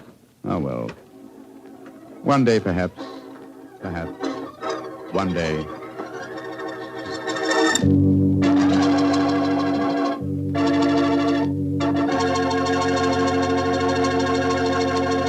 Well, Doctor, that was a swell story. You know, I'm sure glad we get together like this once a week. Oh, thank you very much. Next week, why not come over a little earlier for dinner? Oh, no, I wouldn't think of having you go through all that trouble. Oh, well, of course, if you feel that way. Well, say, aren't you going to coax me? Well, to tell you the truth, I knew I wouldn't have to coax you. Mr. Bartell, I was just going to show you the 2 thick steaks that I've got frozen in my refrigerator. Oh, no. Oh, yes. I'll also put aside a bottle of Petri Burgundy. Well, in which case, I'll bring along a very hearty appetite. If you pick the steak, I know it's good, and when it's Petri wine, you know that's got to be good, too. Because the Petri family has been making fine wine for generations. They've owned and operated the Petri business ever since its inception, way back in the 1800s. During all that time, they've sure learned plenty about the fine art of turning luscious grapes into clear, fragrant, delicious wine. And they've been able to take this experience and hand it on down from father to son, from father to son. That's why, when you want a wine for any occasion, you can't go wrong with a Petri wine. Because Petri took time to bring you good wine. Now, Dr. Watson, what story do you have lined up for us next week? Well, now, let me see. Next week, Mr. Bartell, I'm going to tell you an adventure that occurred to Holmes and me in the shadowy depths of the Limehouse district in London. It's a strange tale of death and terror. I call the story The Eyes of Mr. Layton. Well, Doctor, we'll be sure not to miss it. And meanwhile, don't you forget you promised to contribute to the National War Fund. National War Fund, of course, Mr. Bartell. It's a must. The money you give to your war fund not only helps the men and women in our armed forces, and it not only helps our allies, but that money goes to work right in your own community, helping make possible many relief and welfare agencies in your own hometown. So let's all be generous in victory. Give to your community war fund. Tonight's Sherlock Holmes adventure is written by Dennis Green and Anthony Boucher and is based on an incident in the Sir Arthur Conan Doyle story, The Adventure of Wisteria Lodge. Mr. Rathbone appears through the courtesy of Metro-Goldwyn-Mayer, and Mr. Bruce through the courtesy of Universal Pictures, where they are now starring in the Sherlock Holmes series. The Petri Wine Company of San Francisco, California, invites you to tune in again next week, same time, same station. Oh, the Petri family took the time to bring you such good wine. So when you eat and when you cook, remember Petri wine. To make good food taste better, remember... Petri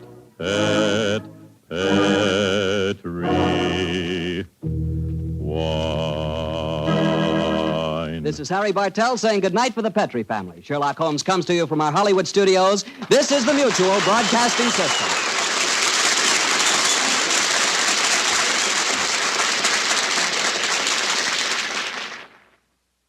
Sir Arthur Conan Doyle never revealed how Holmes came to own his bee farm on the Sussex Downs. This wonderful touch at the end of the case adds a little extra to the original stories and seemed to please the Sherlock Holmes aficionados when it was broadcast. Well, I'm Ben Wright. In a moment, I will present you with another new adventure of Sherlock Holmes.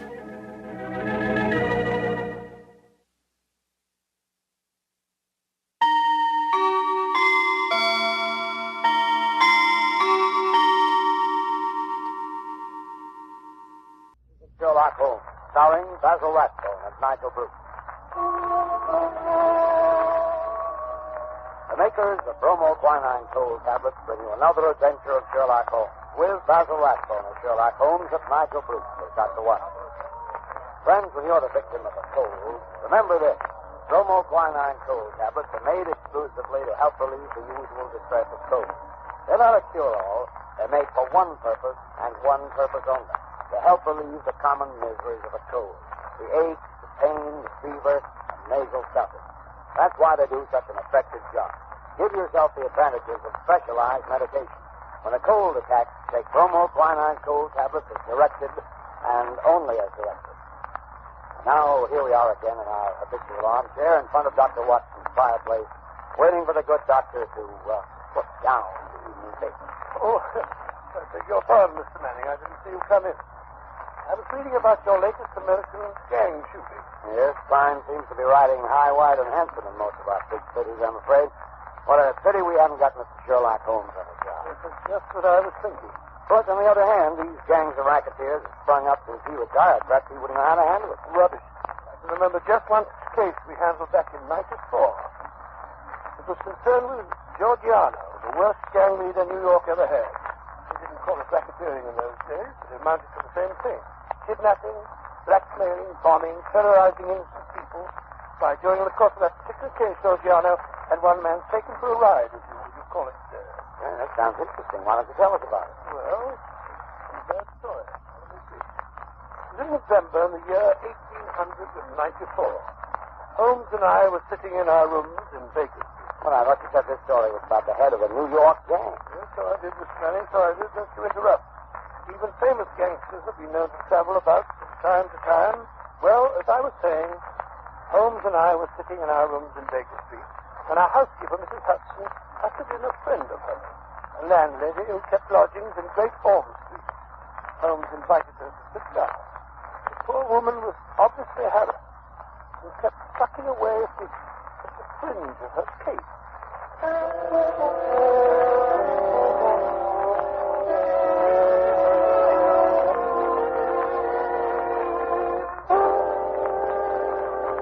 Mrs. Hudson tells me that you've been having some difficulty with the lodger, Mrs. Warren, that means. No, Mr. Holmes, you couldn't call it difficulty I'm having. And there was a lodger that was easier to do for.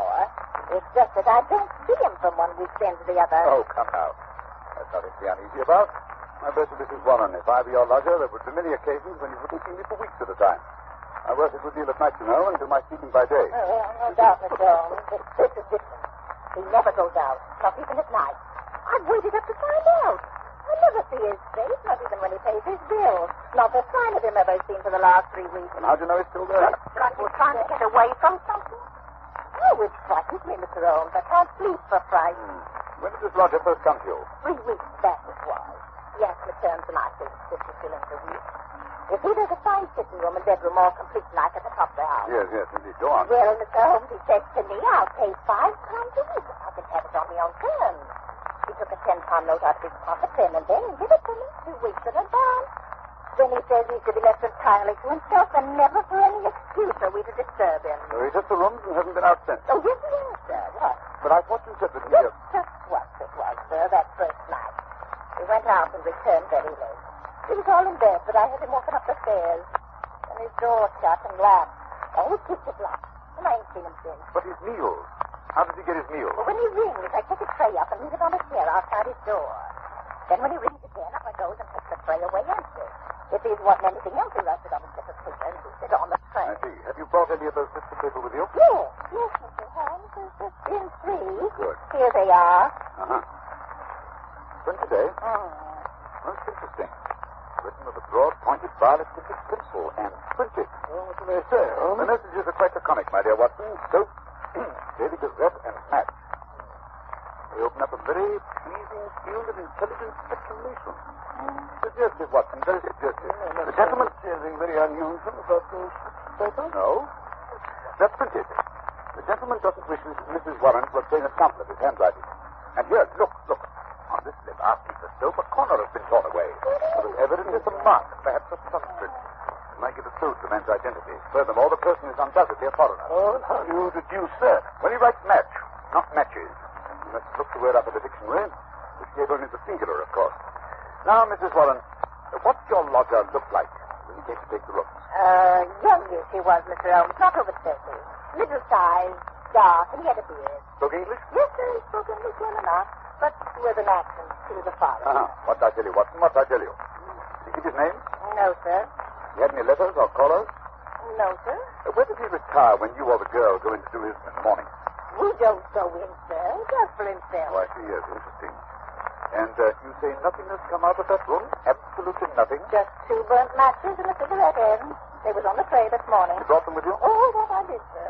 Mrs. Hudson told me as how you said nothing was too small to take notice of. Mrs. Hudson was right. Sir, here you be. These matches were used to light cigarettes. Steady. How can you tell what the matches were used for? Quite obvious, my dear. Wasn't quite obvious. The shortness of the burnt end. At least half a match is consumed in lighting a pipe or a cigar. Hello. Well. This cigarette is certainly remarkable. Yes, Mrs. Warren. The gentleman who is now living in your rooms is not the gentleman who engaged them. No, Holmes, you can't tell us that. You can deduce that from the cigarette itself. Elementary, my dear Watson, elementary. Notice the size of the thing. I believe you said the first gentleman had a beard, Mrs. Warren. Yes, sir. A black beard it was, and a flowing moustache. Yes. Now, take the cigarette. Only a clean-shaven man could have smoked it down this far. Why, Watson, even that person you call a moustache would have been singed. That's not very funny.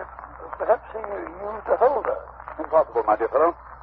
Notice the way that it's matted at the end. No, it's a different person entirely. How could he have got in?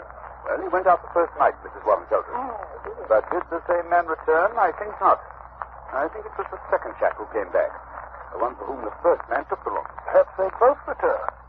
Possibly that there are 2 men in those rooms. Excellent, my dear Watson, excellent. You're coming along. Now, tell me, Mrs. Warren, how much does the fellow eat? Would it be enough for 2? Oh, no, sir. He eats so little I often wonder if he can keep life in one. Well, that settles that. Oh? Now, Mrs. Warren, there seems to be nothing more to be done for the moment. I hardly think the situation is dangerous, at least not for the present. But keep us informed of any further developments. Oh, thank you, Mr. Holmes. I feel easier in my mind already. Thank you, sir. Thank you. Not at all. Good day, gentlemen. Good day, Mrs. Warren. Look here, Holmes. You're not going to go buckling about in this affair. The man is probably just a harmless eccentric of some sort. You never know, Watson. You never know. Whoever he is living in terror. Huh? Terror of what, I wonder? Oh, rubbish. Besides, who's going to foot the bill? What do you expect to get out of a case like this? Education? The pursuit of knowledge, Watson, is my great hobby. Pursuit of knowledge of a foot. Curiosity, that's what it is. plain, unadulterated curiosity. Oh, possibly, Watson, possibly. Education, pursuit of knowledge, curiosity. Perhaps they all amount to the same thing. Where are you going to look for your education in this case, if I may ask? In the Daily Gazette, my dear fellow, in the Daily Gazette. A newspaper is often a very storehouse of knowledge.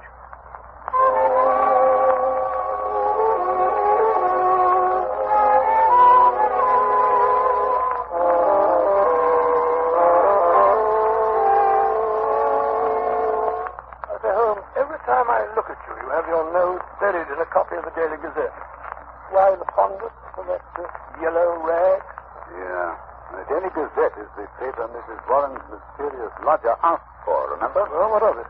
What can you discover from a common newspaper? The answer is nothing. Nothing at all.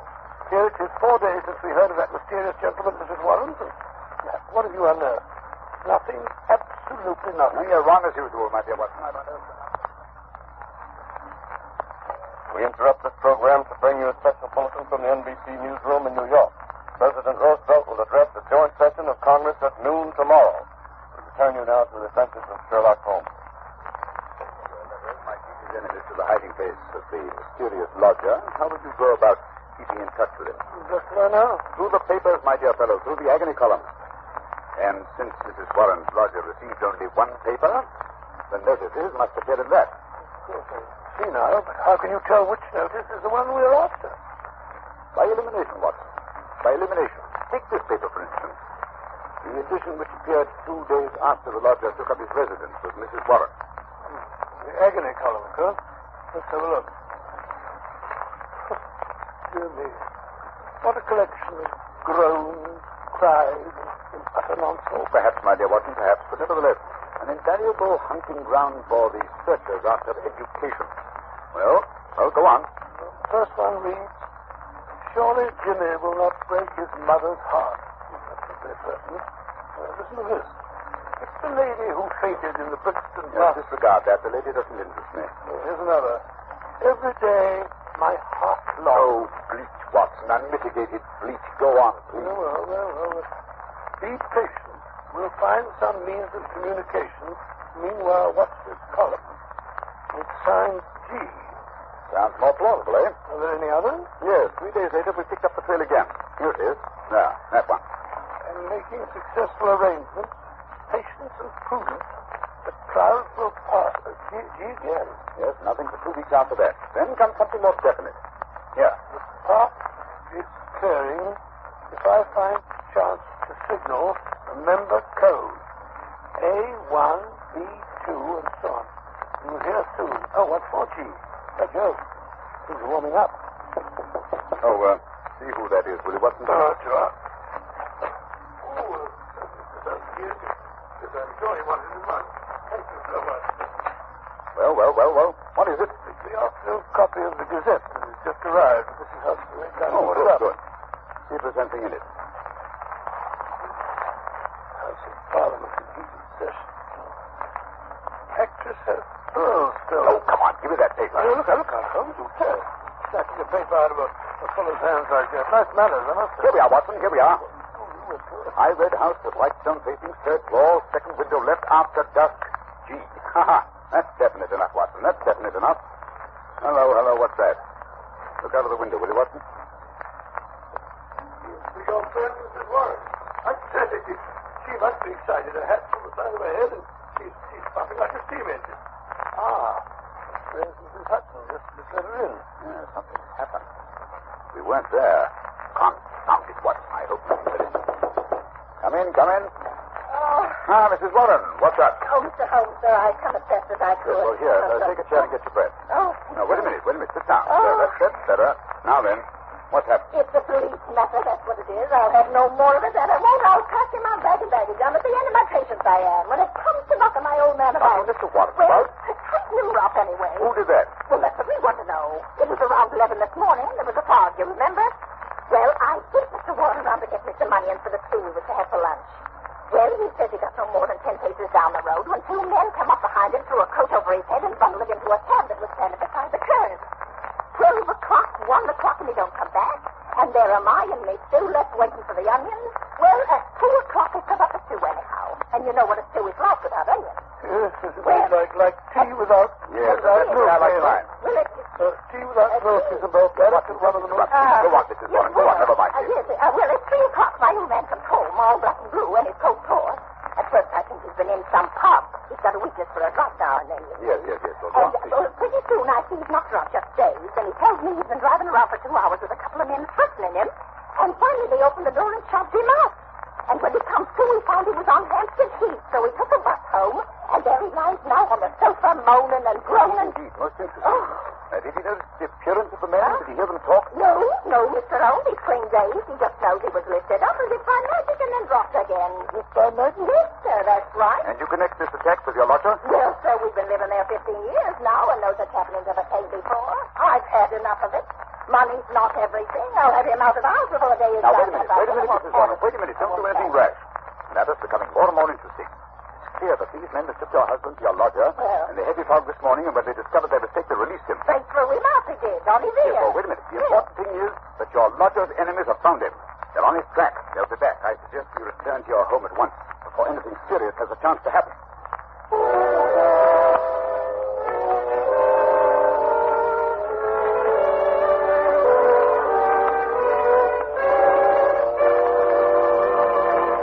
Just a moment, we'll rejoin Sherlock Holmes as he endeavors to solve the mystery of Mrs. Warren's lodger. Ladies and gentlemen, in every American city, town, or village, you'll find a group of people who are worthy of the highest praise. The American druggists, men and women who are always on the job to serve our needs day and night.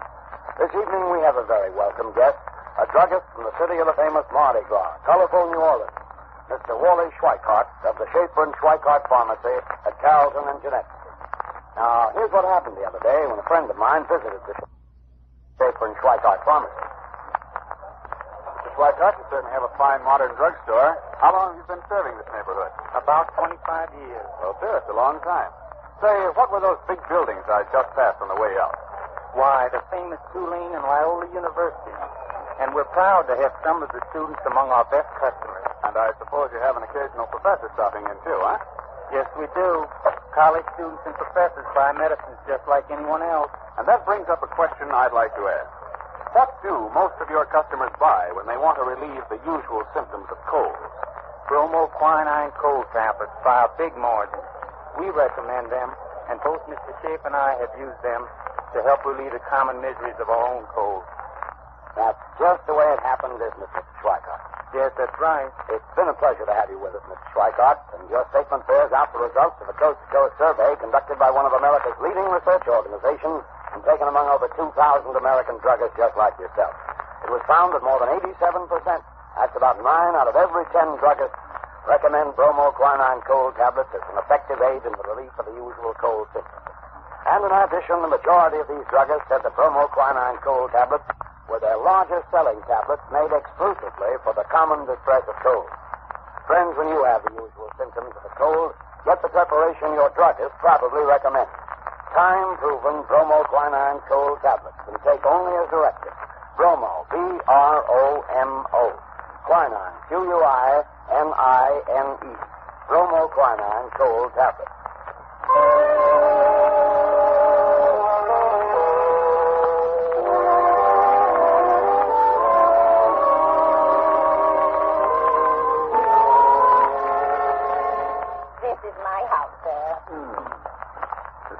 Very tidy indeed.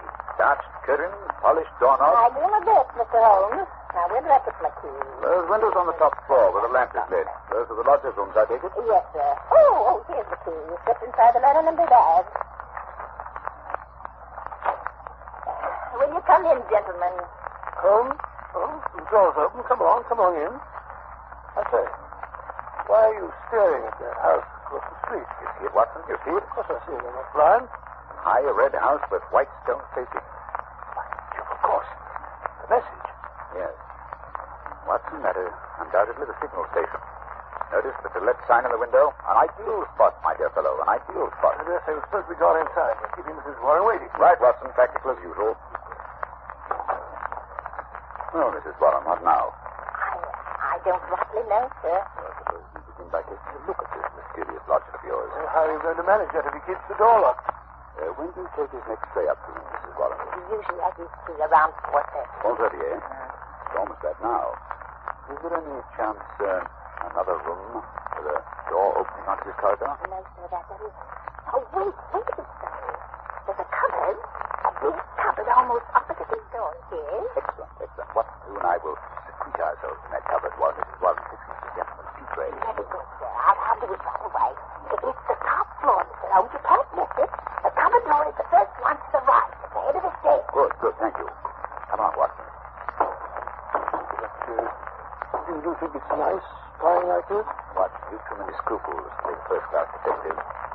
Oh, come up the stairs. They creak like a rusty one. Now what are you doing?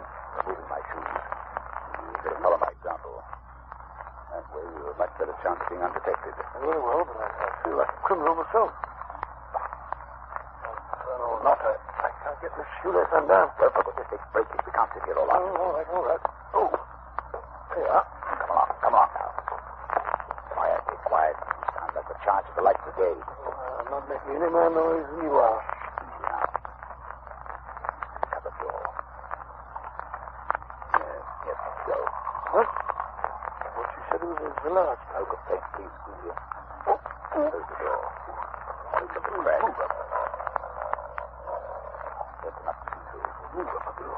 That's not the best thing pushed here like this. Well, not supposed to. I'll do this little band bit of it myself. Ah, here comes Mrs. Watson. Now, stop that noise, Watson. You're pumping like a grappler. Yes, here she is.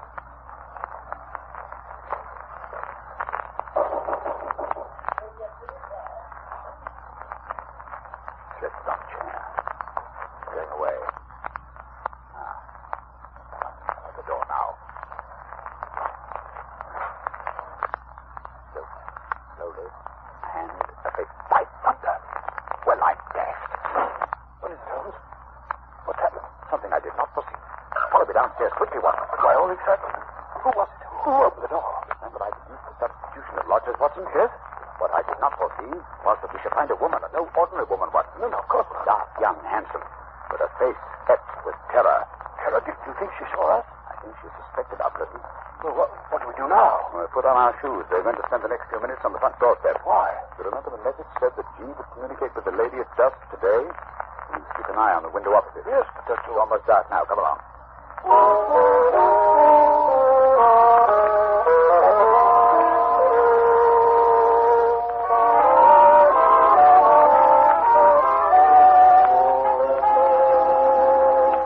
Holmes, we've been here for half an hour. My fingers are practically numb. Perhaps your friend has seen us and been scared off. No, this doorway's too dark. It's more likely that something has happened to prevent us coming. Hold on. There's a light over there now. Yes, I can see a shadow. Look, there he is. Pale face. Press against the bed. He's got a candle peering across. Once they're sure she's there. Now we see this flash. A single flash. Stay. Take the message, Willie Watson, so we can check up on each other. Oh, I will. T. That is S-T-H-S. Wait a minute. There's down. Another T. That's the beginning of the second word. Now E. And comes an N. Long one this time. It's another T. An A. It's not. Oh, surely that's not all. At 10 tower.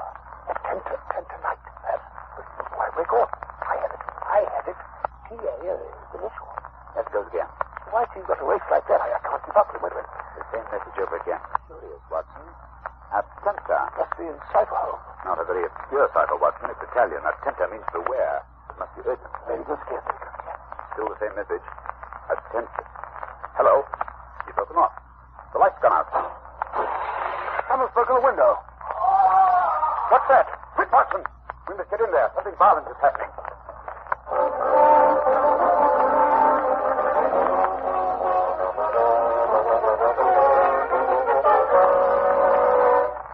The door's unlocked, Holmes.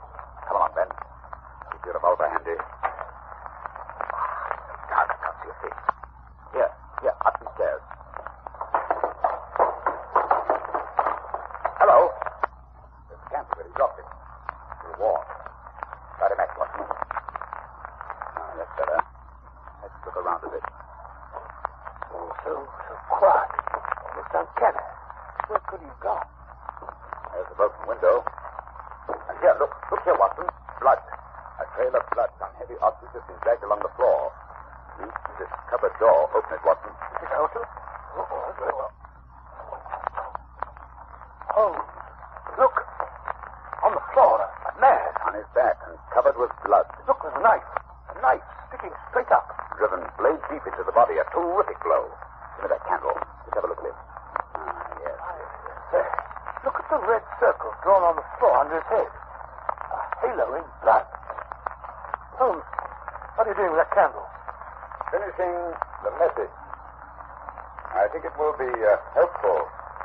Let's get to the root of this mystery. I must find out how he got there. You mean this man? Then you recognize him? Naturally, Watson. It's Black Georgiano, the head of the most terrible band of criminals in America. Georgiano. Gee, Georgiano. Then it must be he who sent the message. What's he doing over here in England? That's the question you must ask a lady from across the street. He should be here in a moment. I signaled her to come. Here she is. Carissimo, I have a come. Ah, fool. What is it? What have you done with me? You must prepare yourself for a nasty shock, madam. My husband, what has happened? What are you hiding from me? Who is that on the floor? I beg of you not... Oh, let me see. Georgiano. Tell me, you have seen him. He is dead. Please don't be so upset, madam. But it is wonderful, marvelous. What? You are the police. You have killed him. Oh, I'm so happy. You have killed him. He was dead when we found him. How so? Then it was my Jenna who killed him. My wonderful Jenna. He has done it so perfectly. He has seen it. He is magnificent. But where is he? Just now he sent a message for me to It come. was I who sent the final message. Your husband disappeared out of the back window, if I read the signs correctly. But I ran away. Oh, my husband, he did it to protect himself. To save me. No one could blame him. You could not arrest him for that. No. Now that your Jenna is dead, we fear nothing. We are free. Perhaps you'd like to tell us about it. I may be able to arrange matters with Scotland Yard. Well, Geno is my husband. Gennaro Luca. I am Amelia Luca. My husband and I, we live in New York. We are happy until my Geno's brother, he meets this Georgiano. He was a devil. A monster. There is no judge in the world who would punish my husband because he killed me. Yes, I understand he had rather an unsavory character. He was a king. He makes the young Italian men join in his society. Gennaro's brother was one of his men. He cannot break away. He must do the most terrible thing. And then one night he say no. He was shot. Shot in the back. In the back? Quite a sportsman, eh? Oh, quite what? After that, this Georgiano, he say my husband must join his band. He began to make love to me. He was terrible. I was so afraid. So you ran away? Yes. One night we go on a boat for England. But we know Georgiano will follow us when he finds out. My Jenna, he hide me where I will be safe. He knows Georgiano will come. And he waits for him outside. Tonight he arrives at last. But my Jenna is ready. He is prepared to kill him. Oh, he is a hero, my Gennaro. I don't know what the British point of view will be, but I imagine that in New York, this lady's husband will receive a pretty general vote of thanks. Oh, I think we can arrange the British point of view, Watson. Scotland Yard has been on the lookout for this Georgiano since they heard he had landed. Mr. Luca has just saved them a little bit of work, that's all. And now, Mrs. Luca, if you'll come with me, I believe we can arrange matters satisfactorily. Signor, grazie. I'm so happy. Well, it's been an interesting case, Holmes, but I still can't for the life of me see what you expect to get out of it. Education, Watson, a little more education. Always seeking knowledge at the old university.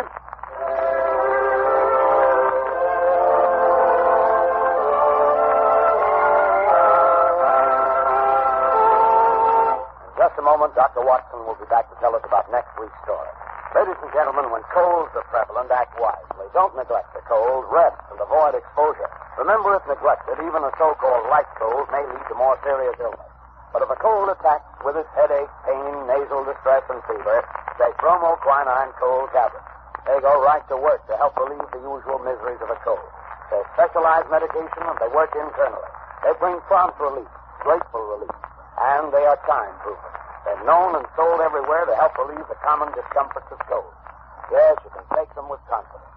So when you have the usual symptoms of a cold, get busy and take bromoquinine cold tablets. Use only as directed, and be sure to get the real thing. Look for the letters LBQ on the tablet, and always ask for them by name. Bromo, B-R-O-M-O. Quinine, Q-U-I-N-I-N-E. Bromo quinine cold tablet. Now, Dr. Watson, what about next week? Well, next week I think I'll tell you an adventure that took me on a wild goose chase halfway across the continent of Europe. A case which Holmes solved by opening a coffin.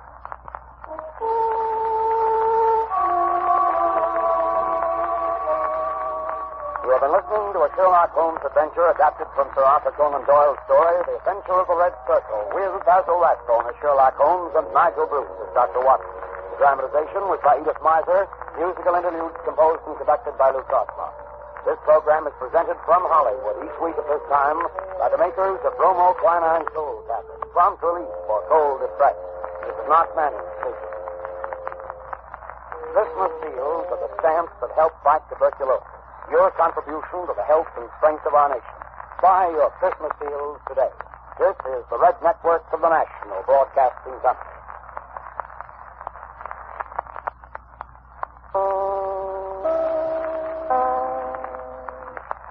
This episode from the life of Sherlock Holmes will be transmitted to our men and women overseas by shortwave and through the worldwide facilities of the Armed Forces Radio Service. Petri Wine brings you Basil Rathbone and Nigel Bruce in the new adventures of Sherlock Holmes.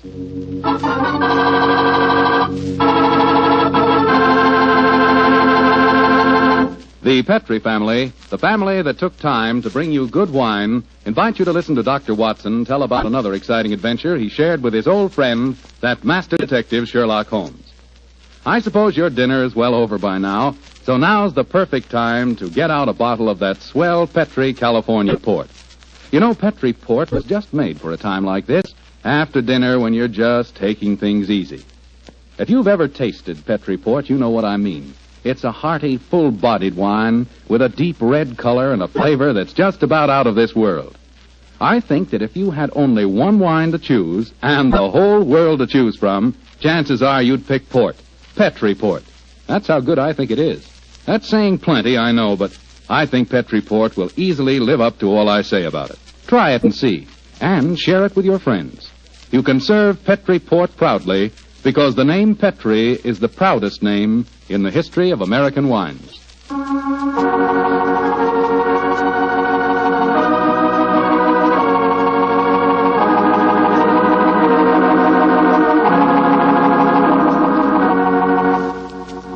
And now let's visit our old friend, Dr. Watson.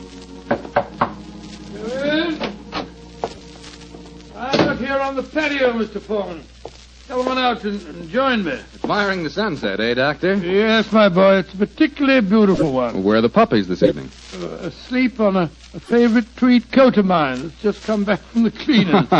And you hadn't the heart to move them, I suppose. No, I hadn't. The little fellows looked so comfortable. In fact, I sometimes wonder if these... But you haven't come here to listen to a dissertation on the behavior of dogs? Well, it is getting near story time, Doctor. Yes, of course it is. Well, just let me get my pipe properly lighted. That's it. The story I'm going to tell you tonight began in 1909. I received a telegram from my old friend telling me that he was leaving his Sussex bee farm and coming to London for a few days. I hadn't seen the great man for several months, so naturally I went to Victoria Station to meet him. As the train drew to a stop, the door of a first-class carriage swung open and Sherlock Holmes, hand outstretched, jumped down onto the platform to greet me. Watson, my dear fellow, how are you? Oh, Holmes, my dear fellow, it's good to see you again. I've missed you. And are you, old chap? Carry your bag, sir? Yes, Porter, and get us a hansom cab, will you? Right, you all, Governor. I wish I'd got a spare room for you. Don't worry, Watson. I shall be very comfortable at the Diogenes Club. By the way, I trust you're free this evening. Yes, naturally. What are your plans? I thought we'd go to the theatre. The theatre? Oh, what play do you want to see? Oh, I thought we'd go to the Savoy Theatre and see the Sherlock Holmes play. I hear it's enormously successful. Yes, I know it is, but I've avoided it. I'm told that Sir Claude Horton takes great liberties with your character, and as for the actor portraying me, my friends tell me it's a travesty.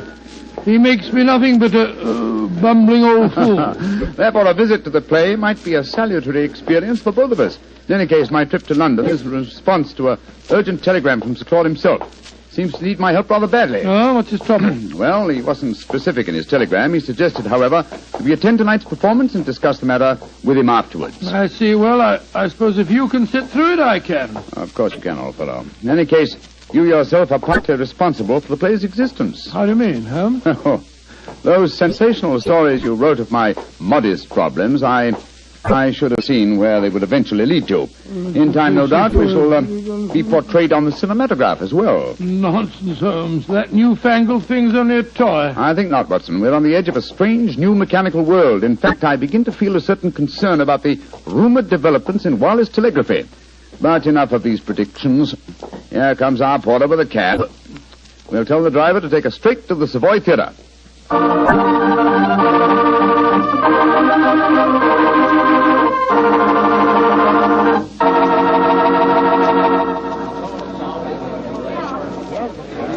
Just look at that line of people at the box office, Holmes. Very flattering, old chap. Well, possibly, but I hope it doesn't mean that we've got to wait our turn and... Excuse me, gentlemen. You're Mr. Sherlock Holmes and Dr. Watson, aren't you? Yes. I thought I couldn't be mistaken. My name is Frank Ferris. How do you do, Mr. Ferris? I'm glad to meet you, sir. Sir Claude has a box reserved for you. He asked me to see that you are quite comfortable. Very considerate of him. Will you follow me, please? Thank you. Neither of you has seen the play before, I understand. No, Mr. Ferris, we haven't. I imagine it'll be a strange experience seeing yourselves portrayed on the stage. By the way, I'm playing the part of an old friend of yours, Professor Moriarty. Oh, indeed. I'm looking forward to a very entertaining evening. I presume that you escape our clutches, as usual? Yes, I do, Mr. Holmes. And I've done it nightly now for 137 performances. A record that I'm sure Professor Moriarty himself would envy. Had it not been for his memorable demise at the Rackenback Falls. Here we are, gentlemen. This is the box reserved for you. And now, if you'll excuse me, I'll go back to my dressing room. Oh, I nearly forgot, Mr. Holmes. Sir Claude asked me to give you this note. Thank you. No, not at all. Well, I'll see you later. Very nice fellow for an actor. Don't be a snob, Watson. Well, what does the Claude note say? I'll read it to you. Dear Holmes, since I telegraphed you yesterday, there have been strange developments. In fact, I've been doing some detective work off stage as well as on. Watch the performance tonight and watch the audience too, particularly the occupant of the box opposite yours. Please come to my dressing room as soon as the last curtain has fallen. He's being very mysterious, and the box opposite ours is empty. No. Look, Watson, look. Someone has just entered. Confound it, the house lights are going out. The first act's beginning, Holmes. The first act, yes. Well, sit back and relax, old fellow. Let's see what they've done to us.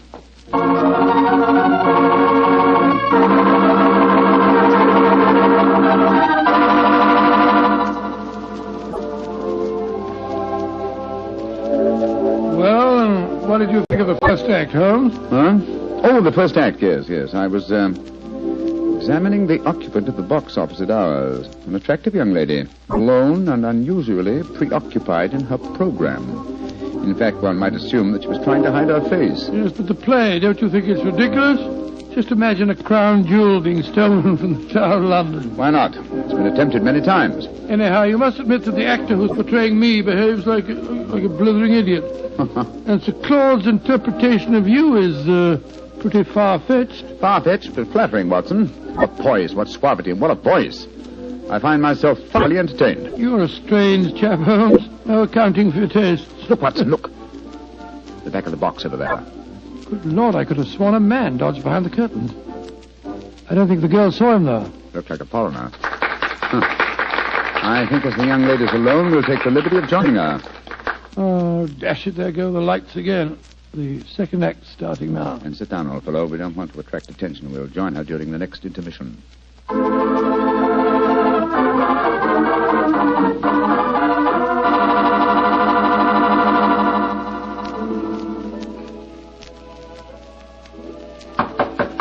Yes, who is it? Who are you? What do you want with me? My name is Sherlock Holmes, and this is my colleague, Dr. Watson. How do you do, young lady? I hope you'll forgive this intrusion, but Sir Claude requested that I keep an eye on you during the play tonight. Please come in and sit down, won't you? Thank you. Oh, this is very kind of you. You must forgive my abruptness just now. But I've just been watching Sherlock Holmes and Dr. Watson being impersonated on the stage. It's rather startling to have the real couple walk into my bar. Yes, I quite understand. By the way, just before the curtain went up on the second act, I thought I noticed a man come into the back of this box and then disappear again. Were you aware of his presence? No, I didn't see him. But I know who it is. He's been following me for weeks now. Perhaps you'd like to tell us about it, Miss... Henshaw. Alicia Henshaw. Yes, I would. As a matter of fact, that's why I'm here tonight. Sir Claude Horton's an old friend of my father's. I went to ask his advice. He did some investigating himself for a few days, and then he found himself a little out of his depth, so he decided to telegraph for you, Mr. Holmes. We were going to meet in his dressing room after the performance tonight. Splendid. And now, Miss Henshaw, what is your story? It's a strange one, Mr. Holmes, though I didn't realize just how strange until I first saw this play a few nights ago. You see, my story concerns a stolen ruby. Good Lord, and tonight's play revolves around the same thing. Exactly. I might as well tell you how it all started. My brother's an officer in the British Army stationed in Egypt. Early this year, he saved the life of a very important native personage in some uprising in Cairo and was rewarded with a magnificent ruby. This jewel he sent to my Uncle Timothy and me. We're the last of the Henshaws, you see. Did your brother tell you the name of this personage? He didn't know it, Mr. Holmes. Apparently, the whole affair was hushed up. I see. Please continue. Well, the trouble began shortly after Uncle Timothy and I received the ruby. A description of it was published in the papers, and a few days later a message came to us from an Egyptian, Muhammad Ali, laying claim to the stone as one stolen from his family years ago. He sent an expert to our house who examined the ruby under a lens, Mr. Holmes, and then tapped it with a hammer. It fell to pieces. It was a fraud. Gracious me, an amazing thing. I'm sure that's not the end of the story, Miss Henshaw. Oh, no, Mr. Holmes. I wrote and told my brother what had happened. He became very suspicious and suggested that I investigate the credentials of the expert that examined the stone. I think I can finish the story for you. The supposed expert was a jewel thief who substituted a paste ruby for the real one, destroyed the imitation, and walked off with the treasure. It's an old trick. Of course, you haven't been able to find any trace of the supposed expert. Well, that's the funny part of it, Mr. Holmes. Uncle Timothy and I gave a description to the police, but it was a very vague one, I'm afraid. All the time, Uncle said the man reminded him of a colleague of his many years ago at the university, a professor of mathematics. He couldn't think of his name, but when we first saw the play a few nights ago, he was reminded of it. The name was Moriarty. Moriarty? But Moriarty's dead. Miss Henshaw, you say you have been shadowed for some weeks. Yes, by an Egyptian. They've stolen the ruby, Mr. Holmes. Why don't they leave me alone? That, Miss Henshaw, represents a very fascinating problem, and one that I shall be most happy to help you solve. Oh, thank you so much, Mr. Holmes. Oh, there go the lights again. The last act. Yes, the last act of this little play, but not, I fear, of Miss Henshaw's problems. Let's meet after the act in Sir Claude's dressing room, shall we?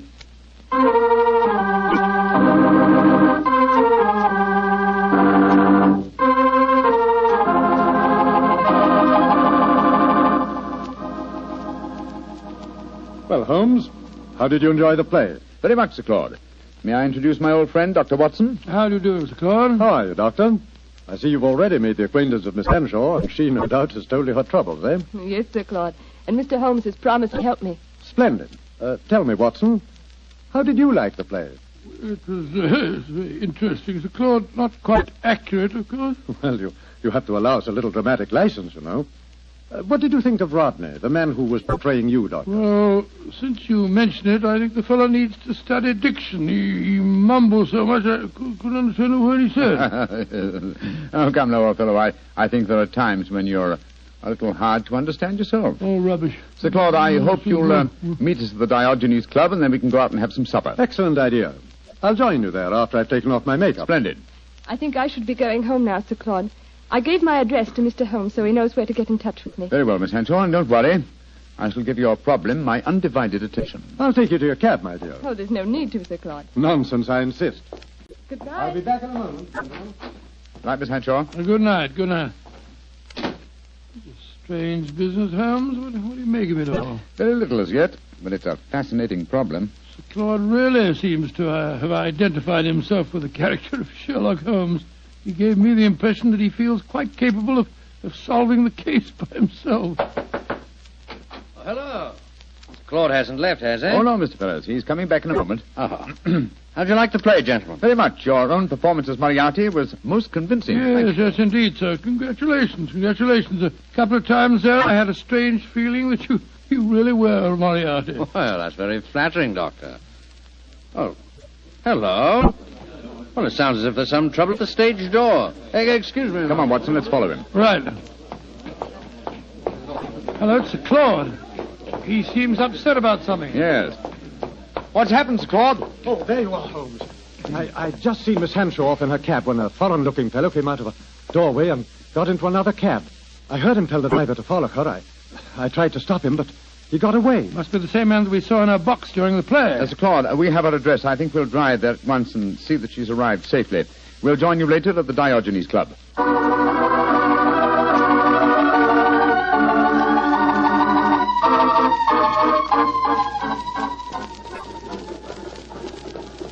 Well, Holmes, here we go.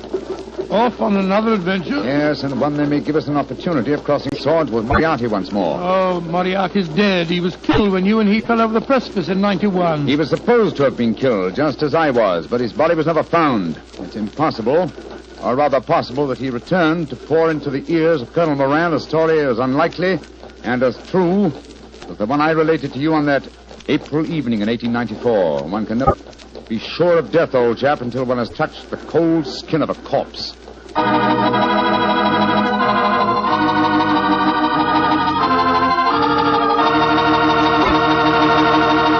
Dr. Watson's story will continue in just a few seconds. Hardly time for me to tell you about a really great Petri wine. Petri California Muscatel. Did you ever walk through a vineyard early in the morning and pick a big, juicy muscat grape right off the vine? Mm-mm. If you've ever done that, then you know what to expect when you taste Petri Muscatel. Petri Muscatel is the color of golden sunshine with a flavor to match. Serve Petri Muscatel after dinner some evening, or serve it any time friends drop in. It's a wonderful way to express your hospitality with a wonderful wine, a Petri wine.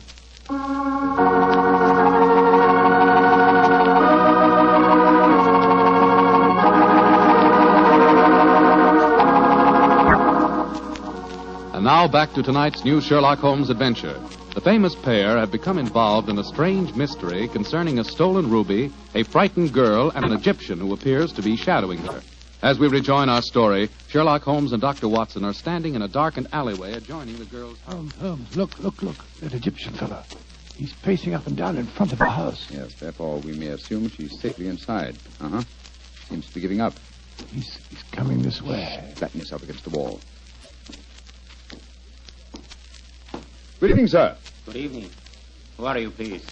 We are friends of Miss Hanshaw, and we're very curious to know why you've been following her. I'm sorry that I cannot answer your question, sir. Now, look here, my man. You're talking to Mr. Sherlock Holmes. You are Mr. Sherlock Holmes? I'm greatly honored to meet you, sir. All my life I have known of you. All my life I have admired you. Then in that case, perhaps you'll answer my questions. Why have you been following Miss Hanshaw? Because it is my duty. What do you mean, your duty? Perhaps I should have said my destiny, Mr. Holmes.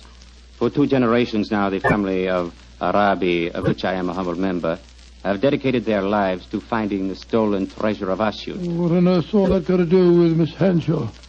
The treasure of Asyut is a giant ruby. It was stolen many years ago from the family of Muhammad Ali. A few months ago, Miss Hanshaw received a mysterious ruby. I have found out many things, Mr. Holmes. I have many sources of information. Then I must regard you in the light of a rival detective in this case. I hardly call myself a detective, Mr. Holmes. My life is dedicated to only one problem. Miss Hanshaw now says the jewel was stolen from her. I do not believe it. That is why I watch her. If I am wrong this time, and I do not think I am wrong, then my quest must go on. Always it will go on. Permit me to wish you the best of luck, sir. Thank you, Mr. Holmes.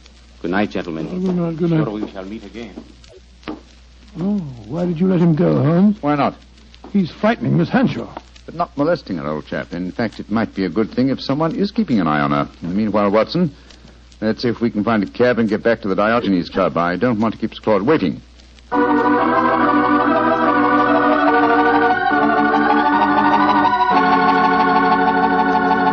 Cora, has Claude Horton arrived yet?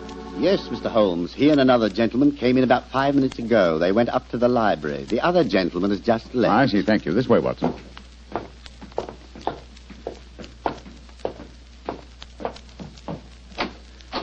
I'm sorry, Sir Claude, to have kept you waiting. We took a little longer, but... Sir Claude! Great heavens. What's the matter with him? Holmes. I found the answer. Too late.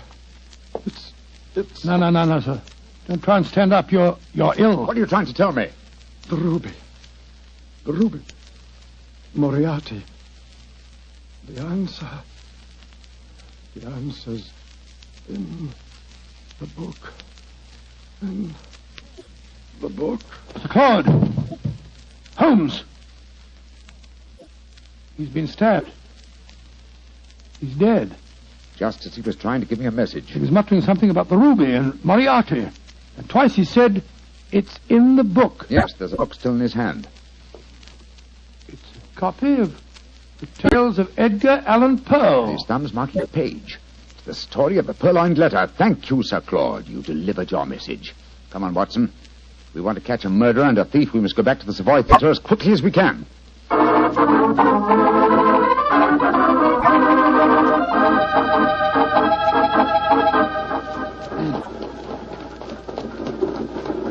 Why do you suppose Sir Claude was murdered? Because I was too curious.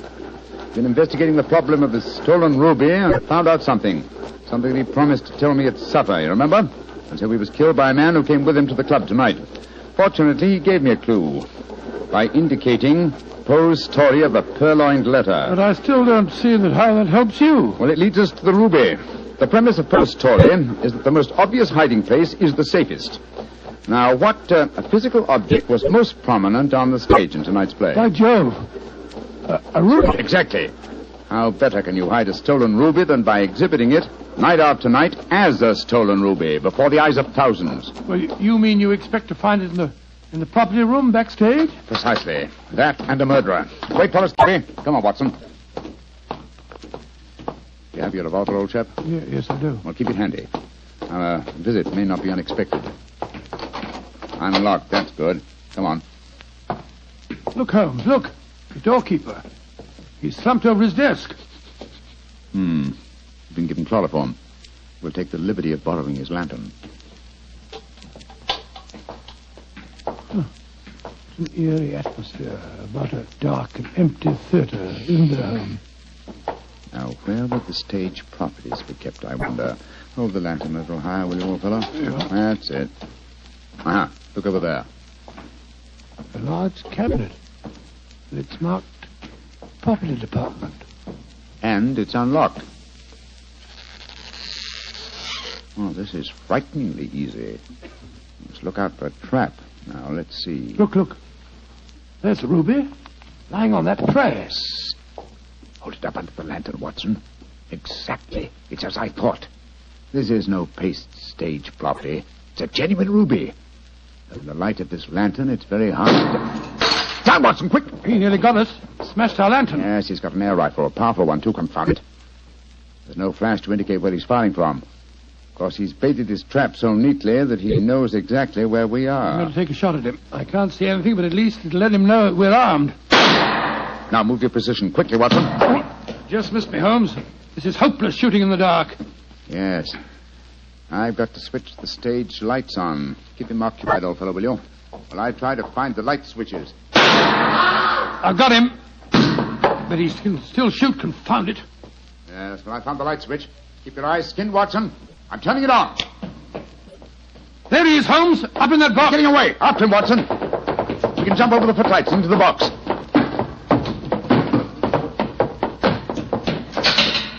Ah! I'm afraid the bird has flown, Watson. I should have remembered that theatre exit doors always open from the inside. No, he didn't get away, Holmes. Look on the floor there. It's that Egyptian fellow. I hope you haven't wounded him too badly, No, old I don't chap. care if I have. He was trying to kill us. No, it's only a shoulder wound. He's fainted, infernal scoundrel. No, he's a very gallant man. Undoubtedly, he was trying to save us as you shot him just now. Holmes, what on earth are you talking about? Obviously, he's Moriarty. No, Watson. Moriarty just escaped through the door you heard clang a few moments ago. And what's this man doing here? As a fellow detective, undoubtedly he followed us. Perhaps he preceded us. When Moriarty started shooting, this man tried to capture him and got wounded by you for his pains. Then who is Moriarty? He must be someone connected with this theatre. It's obvious. Moriarty is Moriarty. What? You mean Frank Ferrers, the fellow that played the part on the stage? Again, remember Poe's story of the purloined letter. But why didn't you recognize him? Oh, remember, I haven't seen him for 20 years. And you haven't forgotten his genius for disguise, have you? What incredible audacity. How better could Moriarty conceal himself than by announcing nightly to the theater-going public that he was Professor Moriarty? Then he killed Sir Claude. Of course he did. Sir Claude must have persuaded Moriarty to go to the club with him. Probably he hoped to expose him in front of me, but Moriarty found out that Sir Claude knew too much. Yes. So he stabbed him. Rushed back here to bait his trap for us. Yes. But how did he know that we'd walk into it? Well, he knew that if Sir Claude had guessed his secret, then I certainly would, and so he was waiting for us. Hello. He's coming too. How are you feeling, my man? The ruby. The ruby. Did you find the ruby? Yes. Here it is, sir. Tell me, is it the ruby of Muhammad Ali? No. It is a fine stone, but it is not the one for which I have searched all my life. So my endless quest must go on and on. He's fainted again. Poor devil. Fine mess I made of this case, Watson. Oh, I don't know. You've recovered the ruby? Yes, look at it, old fellow. Before I turn it over to Miss Hanshaw, look at it well. Probably its every facet stands for a bloody deed. It's a beautiful stone. And yet this lovely bauble cost Sir Claude his life. And that devil Moriarty still goes free. But one day, Watson, and may the day come soon, I shall meet Moriarty again. And when that happens and I finally bring him to justice, then and only then can you write fini to the character of Sherlock Holmes.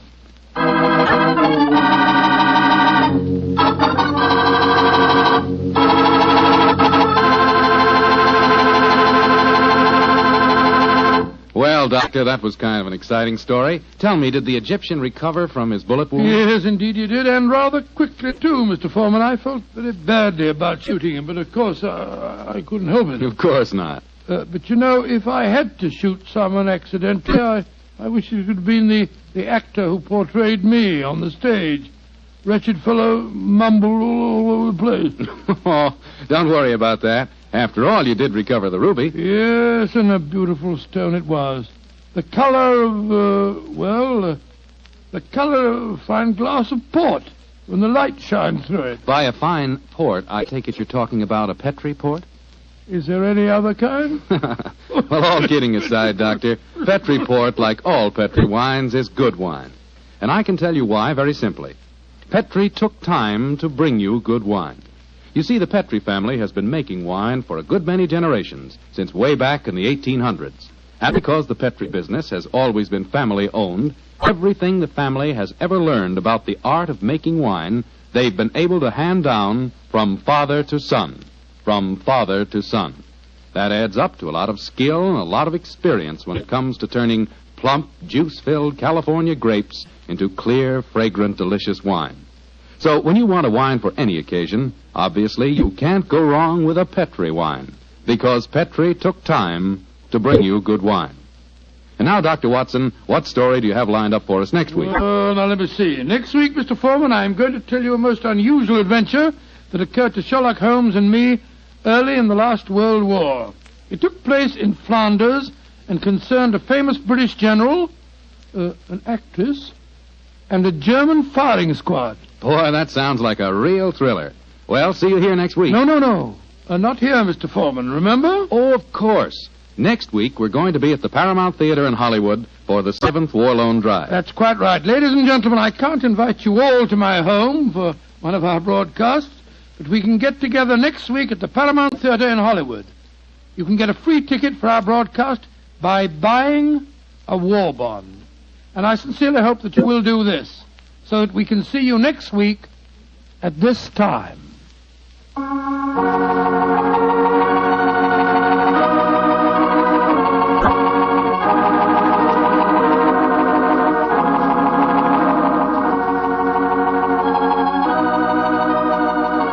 Tonight's Sherlock Holmes adventure is written by Dennis Green and Anthony Boucher and is based on an incident in the Sir Arthur Conan Doyle story, The Adventure of the Second Stain. Mr. Rathbone appears through the courtesy of Metro-Goldwyn-Mayer and Mr. Bruce through the courtesy of Universal Pictures, where they are now starring in the Sherlock Holmes series.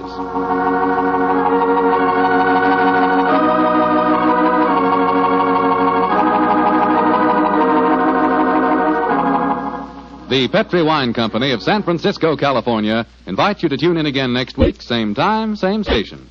Oh, the Petri family took the time to bring you such good wine. So when you eat and when you cook, remember Petri wine. To make good food taste better, remember... Petri.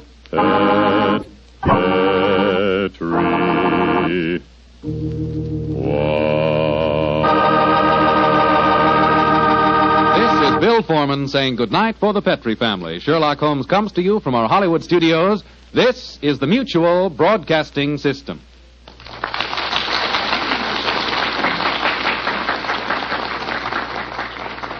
On a cold and foggy day in May of 1886, a young doctor named Arthur Conan Doyle set aside his medical practice for the afternoon, took pen in hand, and began to write a mystery novel. The doctor-turned-writer did not realize then what a lasting effect his works would have on literature. Hello, and welcome to 2 more new adventures of Sherlock Holmes. My name is Harry Bartell, and I'm proud to say that I was the announcer on the Sherlock Holmes radio series starring Basil Rathbone and Nigel Bruce.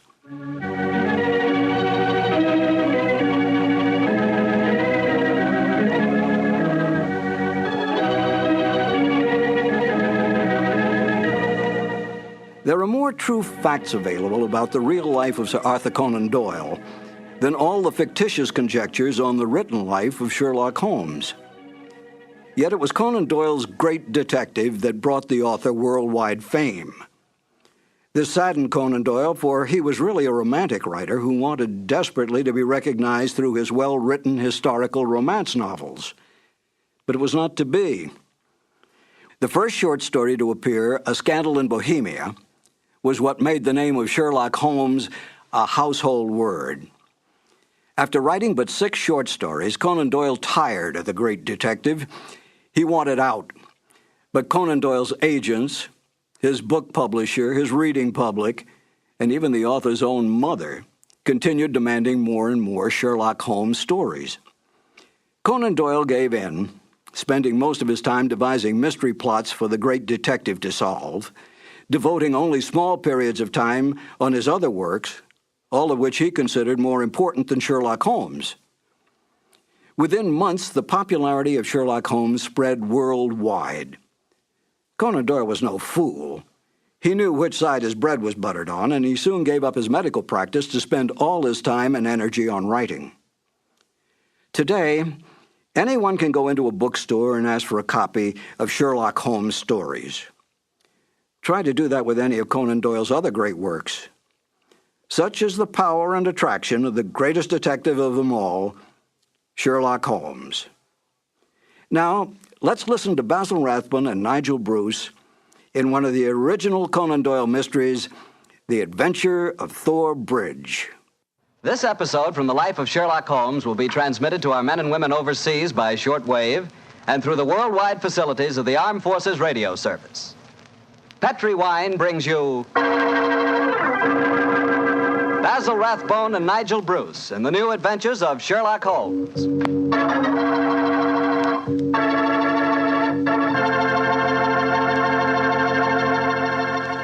The Petri family, the family that took time to bring you good wine, invites you to listen to Dr. Watson tell us another exciting adventure he shared with his old friend, that master detective, Sherlock Holmes. And while you're settling back comfortably in your chair, mind if I tell you about something I'd like you to share with me? It's a glass of Petri California Sherry. Of course, most people think of Petri California Sherry as the one wine that's really swell any time, but personally, I like a glass of that Petri Sherry just before dinner. You know, that's the time you're a little on edge, you've just finished your day's work, and you're waiting for your dinner, and, well, that's when you want to lean back and take it easy. And boy, that's the time a glass of Petri Sherry tastes like something just too good to be true. Try it. Petri Sherry's the perfect before-dinner wine. And incidentally, if you like your sherry dry, you know, not sweet, then you'll find that Petri Pale Dry Sherry is just made for you. The important thing is the Petri label, because when it says Petri, it always means good wine.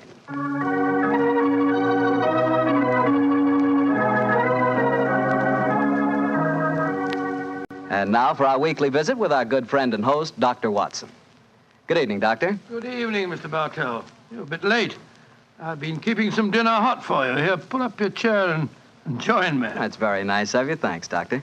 Are you all set with tonight's story? Yes, my boy, I'm all set, as you call it. As a matter of fact, I was going over my notes on the case just before you arrived. Last week, you hinted that a beautiful girl figured prominently in your adventure. That's quite right, Mr. Bartell. An extremely beautiful girl. In fact, I often used to say to Sherlock Holmes that if I'd been a little younger at the time, I might... Oh, well, you haven't come here to listen to my personal reminiscences. You want to hear the story that I called The Problem of Tor Bridge. That's what you promised us, Doctor. How did it begin? On a windy morning in October... In the 1890s it was. As I was dressing, I observed how the last remaining leaves were being whirled away from the solitary plane tree which graced the yard behind our Baker Street house. I descended to breakfast, prepared to find my companion in depressed spirits, for, like all great artists, he was easily impressed by his surroundings. But, to my surprise, he was in an unusually gay mood. As I entered the room, he looked up at me and, with a smile, My dear fellow, hope you slept well. Splendidly, thank you, Tom. I'm so glad. Well, you're very solicitous this morning. I think you must have got a new case. Am I right? The faculty of deduction is certainly contagious. Yes, I have a new case. After a month of trivialities and stagnation, the wheels revolve once more. Good. Tell me all about it. Well, as yet, there isn't much to tell. Have you ever heard of Neil Gibson? Neil Gibson? Oh, yes. Something to do with gold mining, isn't he? A great deal to do with it, my dear fellow. In fact, he's considered the greatest mining magnate in the world. About 5 years ago, he bought a large estate in Hampshire. Perhaps you've read of the tragic death of his wife. Oh, yes, of course. I remember the case now. She was murdered by a jealous governess who was in her employ, wasn't she? That point will be decided when the lady in question, Grace Dunbar, I believe her name is, comes up for trial at the forthcoming Winchester Assizes. In any case, it's hard for me to see what I can do for my client at this late date. Your client? Oh, yes, I forgot I hadn't told you. I'm getting into your involved habit of telling a story backwards. Better read this letter. Came this morning. Oh, let's have a look. Dear Mr. Sherlock Holmes, Miss Dunbar is innocent. I can't see the finest woman in the world go to her death without doing everything possible to save her. I shall call on you at 10:30 tomorrow morning to discuss the matter. Yours faithfully, Neil Gibson. Good gracious me. There you have it, Watson. That is the gentleman I await. Do you know anything about his dead wife? Only what I've been reading in the papers. Apparently she was past her prime, which was the more unfortunate as this Miss Dunbar, who superintended the education of the two young children, is reputed to be a very attractive young lady. The eternal triangle, eh? Well, where did the murder take place? On Gibson's estate in Hampshire. His wife was found in the grounds nearly half a mile from the manor house, late at night, clad in her dinner dress, with a shawl over her shoulders, and a revolver bullet through her brain. Any weapon found near her? No, there were no clues found at the scene of the crime. What made them suspect the governess? Well, in the first place, there was some very incriminating evidence. A revolver with one discharged chamber, the caliber corresponding with a bullet in the dead woman's head, was found on the floor in Miss Dunbar's wardrobe. Oh, was it? Pretty damaging evidence, Holmes. So the coroner thought. And to make the case even blacker against Miss Dunbar, the dead woman had a note on her making an appointment at that very spot. And the note was signed by the governess. It seems obvious that the girl's guilty, and the motive's clear. Mr. Gibson would be a great catch for a young girl. Love, fortune, power, all dependent on one life. Possibly, Watson, but circumstantial evidence can be very misleading at times. There's the gentleman in question, unless I'm very much mistaken, considerably before his time. I can see him from the window here. Formidable-looking fellow. Must be well over 6 foot tall. Judging by the way he's wrenching at that doorbell, he's a man with a violent temper. Mrs. Hudson's opening the door to him now. Meet him on the stairs, will you, old chap? It'll save Mrs. Hudson a journey. Sure. Up here, sir. Thank you, Mr. Hudson. All right. Are you Mr. Sherlock Holmes? No, indeed. I'm his colleague, Dr. Watson. Come along in, won't you? Mr. Neil Gibson, I presume? That's right. So you're the great Sherlock Holmes, huh? The adjective is your own, Mr. Gibson. Sit down, won't you? Another way you may speak quite freely in front of Dr. Watson. Well, I may as well begin by telling you that money means nothing to me in this case. You can burn it if it's any use to you in lighting the truth. Miss Dunbar is innocent, and it's up to you to prove it. Just name your fee. Mr. Gibson, my professional charges are on a fixed scale. I don't vary them except when I omit them altogether. Very well. I imagine that you've read the newspaper reports of the coroner's inquest. Yes, very thoroughly. I don't see that I can add anything that'll help you. But if there are any questions you'd like to ask, I'll answer them. Oh, thank you. First, what were the exact relations between you and Miss Dunbar? I suppose you're within your rights in asking such a question, Mr. Holmes? We will agree to suppose so, shall we? Then I can assure you that my relations with Miss Dunbar were always those of an employer towards a young lady with whom he never conversed or even saw, except in the company of his children. Oh. Rather a busy man, Mr. Gibson, and I've no time or taste for aimless conversation. I wish you good morning. What the devil do you mean by this, Mr. Holmes? My dear sir, the case is difficult enough without your giving me false information. Meaning that I lie, sir? I was trying to express it as delicately as possible, but if you insist on the word, I won't contradict you. Why, you confounded... Don't be noisy, Mr. Gibson. Please don't be noisy. I find that after breakfast, even the smallest argument is unsettling. I suggest that a stroll in the morning air and a little quiet thought will be greatly to your advantage. I suppose I can't make you take the case, but you've done yourself no good this morning, Mr. Holmes. I've broken stronger men than you. No man ever crossed me and was the better for it. Good morning, Mr. Gibson. You've a great deal yet to learn. Well, Marcel Holmes, you were unusually severe with him. I dislike liars, Watson, and I cannot tolerate arrogance, particularly when it's coupled with great wealth. Well, how did you know about his relations with the governor? I didn't. It was pure bluff. Bluff? It certainly worked. Think he'll come back? Oh, of course he will. He needs my help too badly. He'll probably change his mind before he's halfway down the stairs. Come in. Mr. Gibson. Just saying to Dr. Watson that I was certain you'd be back. I've been thinking it over, Mr. Holmes, and I feel that perhaps I was hasty in taking your remarks amiss. Just the same, I can assure you that the relations between Miss Dunbar and me really don't affect this case. Surely that is for me to decide, Mr. Gibson. You see, Mr. Gibson, my friend is like a doctor. He wants every symptom before he can give his diagnosis. Fire away, Mr. Holmes. What is it you want to know? The truth. I can give it to you in very few words. To begin with, I met my wife when I was gold mining in Brazil. Your wife was Brazilian by birth, wasn't she, sir? Yes, Doctor, and very beautiful. Well, to make a long story short, I fell in love and married her and brought her to England. After a few years, I realized that we had nothing, absolutely nothing in common. And then I suppose this young governess, Miss Dunbar, arrived on the scene. That's right, Mr. Holmes. Well, the story should be obvious to you from there. You fell in love with this girl, I suppose, sir? Who could help it? Did you suggest marriage to her? Yes. Though I knew that my wife would never divorce me. I see. Then you made an utterly insincere proposition to her. Now, look here, Mr. Holmes. I came to you on a question of evidence, not of morals. I'm not asking for your criticism. It's only the young lady's sake that forces me to touch your case at all.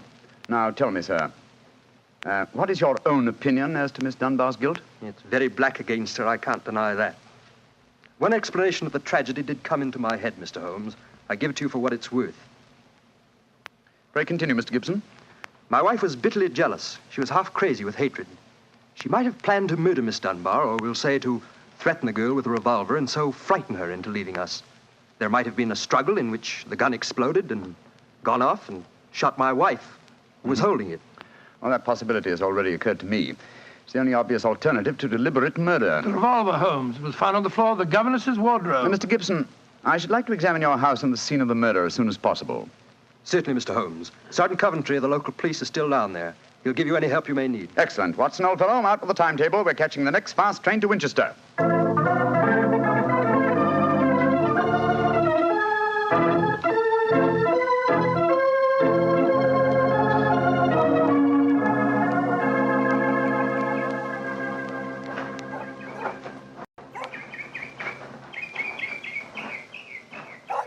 So if I have to have someone else on the case, I'd rather have you, Mr. Holmes. If the yard gets called in, then we local police loses all credit for success. Generally gets blamed for the failures. Now I've heard that you play straight. I don't appear in the matter at all, Sergeant Coventry. If I can clear it up, I don't ask to even have my name mentioned. Well, that's handsome of you, I'm sure, and I know your friend Dr. Watson can be trusted, too. Oh, don't worry, my dear fellow. We won't steal any of your thunder. Well, that's nice and friendly of you, Doctor. Well, come on, gentlemen. I'll walk you down to the bridge.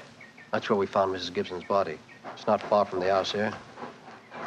Well, I must say, Mr. Gibson has a beautiful estate. It must be 60 or 70 acres. Oh, nearly twice that, Doctor. The woods back of the house there belongs to him, too. Mr. Holmes. Yes, Sergeant? There's a question I'd like to ask you.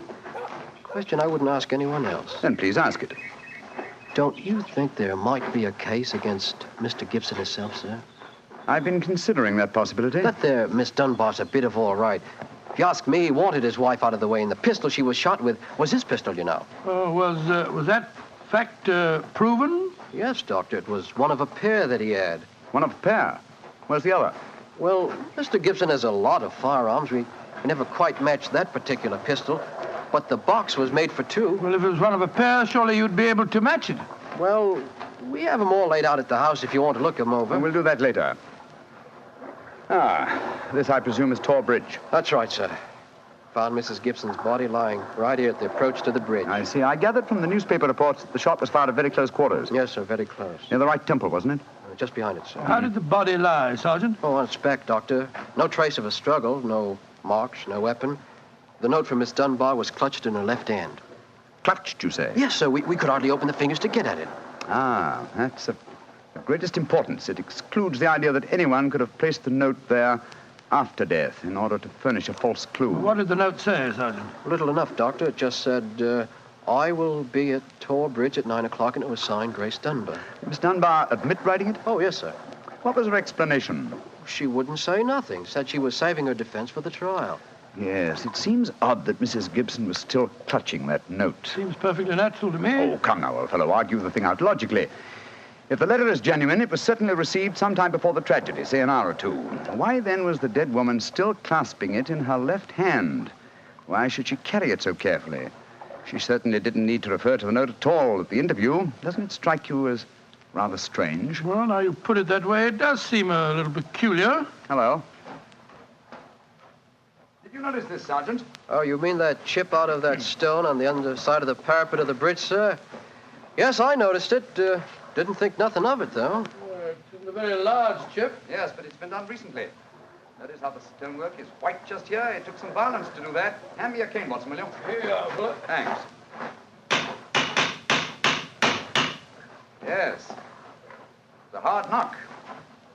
And in a curious place, too. But it's 15 feet from where we found the body, Mr. Dow. Yes, Holmes, I don't see how it could have any connection with Mrs. Gibson's murder. Possibly it hasn't.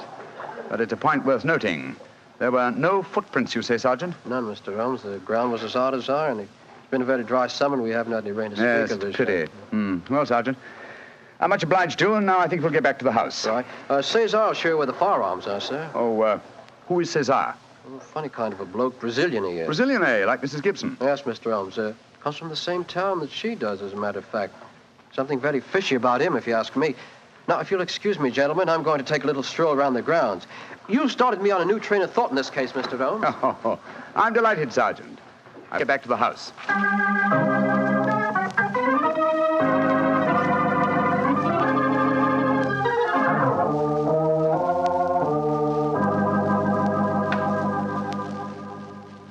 I see. And these are all the firearms in Mr. Gibson's possession, eh, Cesar? Except for the revolver that is missing from the case. Yes, so I say I see him. I've never seen such a collection of guns and revolvers in my life. Mr. Gibson had many enemies, senor. He always sleep with a loaded pistol beside his bed. He's a man of great violence. There have been times when all of us were afraid of him. Did you ever witness physical violence towards Mrs. Gibson? No, senor. I cannot say that I have. But I have heard him say many terrible things to her. He would taunt her in front of we servants. I have heard him do it many times. Thank you, Cesar. That will be all. Muito bem, senor. You know, Holmes, I still think the case against Miss Dunbar looks very black. I should agree with you if it were not for one fact.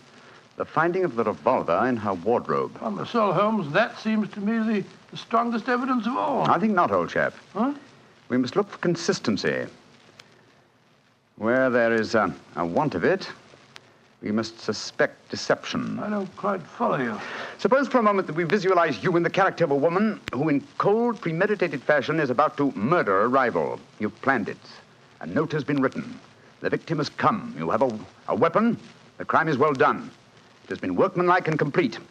You mean to tell me that after carrying out so crafty a crime, you'd be so stupid as to forget to fling the incriminating revolver to the bottom of the stream? Or perhaps in the dense reeds that border it?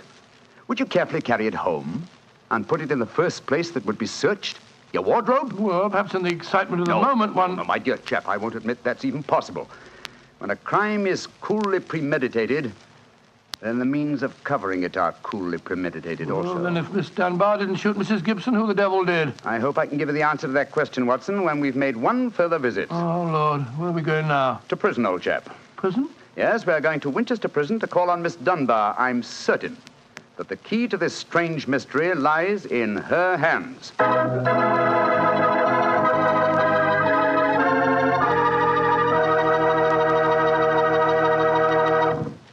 You'll hear the rest of Dr. Watson's story in just a few seconds. Just time enough for me to remind you that the easiest way to make good food taste better is to serve that good food with a good Petri wine. If you like a red wine, well, you want a Petri California Burgundy. If you'd rather have a white wine, then you want a Petri California Sauterne. But red or white, Petri Burgundy or Petri Sauterne, you're choosing a dinner wine that's sure to turn a simple meal into a feast. Your whole family and all your friends will love Petri, the wine that makes good food taste better.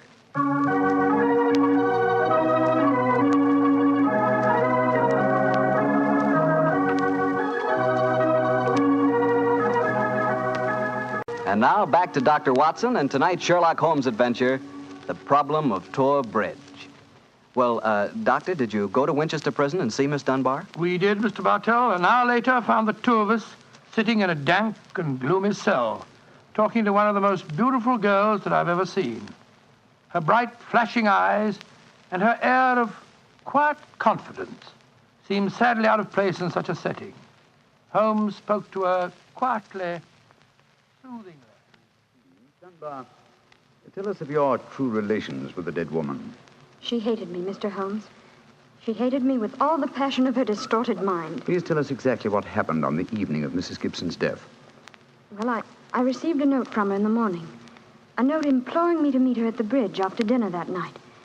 She said she had something important to say to me. Did you keep that note, Miss Dunbar?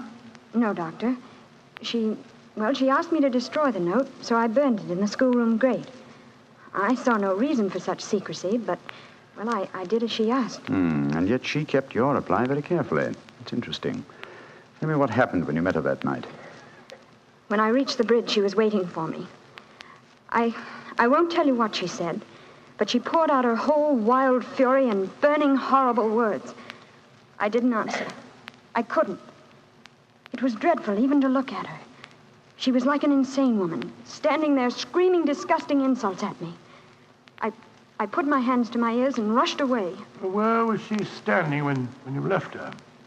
Within a few yards of the spot where her body was found later. And yet, presuming she met her death shortly after you left her, you heard no shot. No, I heard nothing. But I was so upset, Mr. Holmes, that I rushed straight back to my room. Did you leave it again that night? Yes. When the alarm came that Mrs. Gibson was dead, I ran out with the others. Did you see Mr. Gibson? Yes, Doctor. He had just returned from the bridge when I saw him. He had sent for the doctor and the police.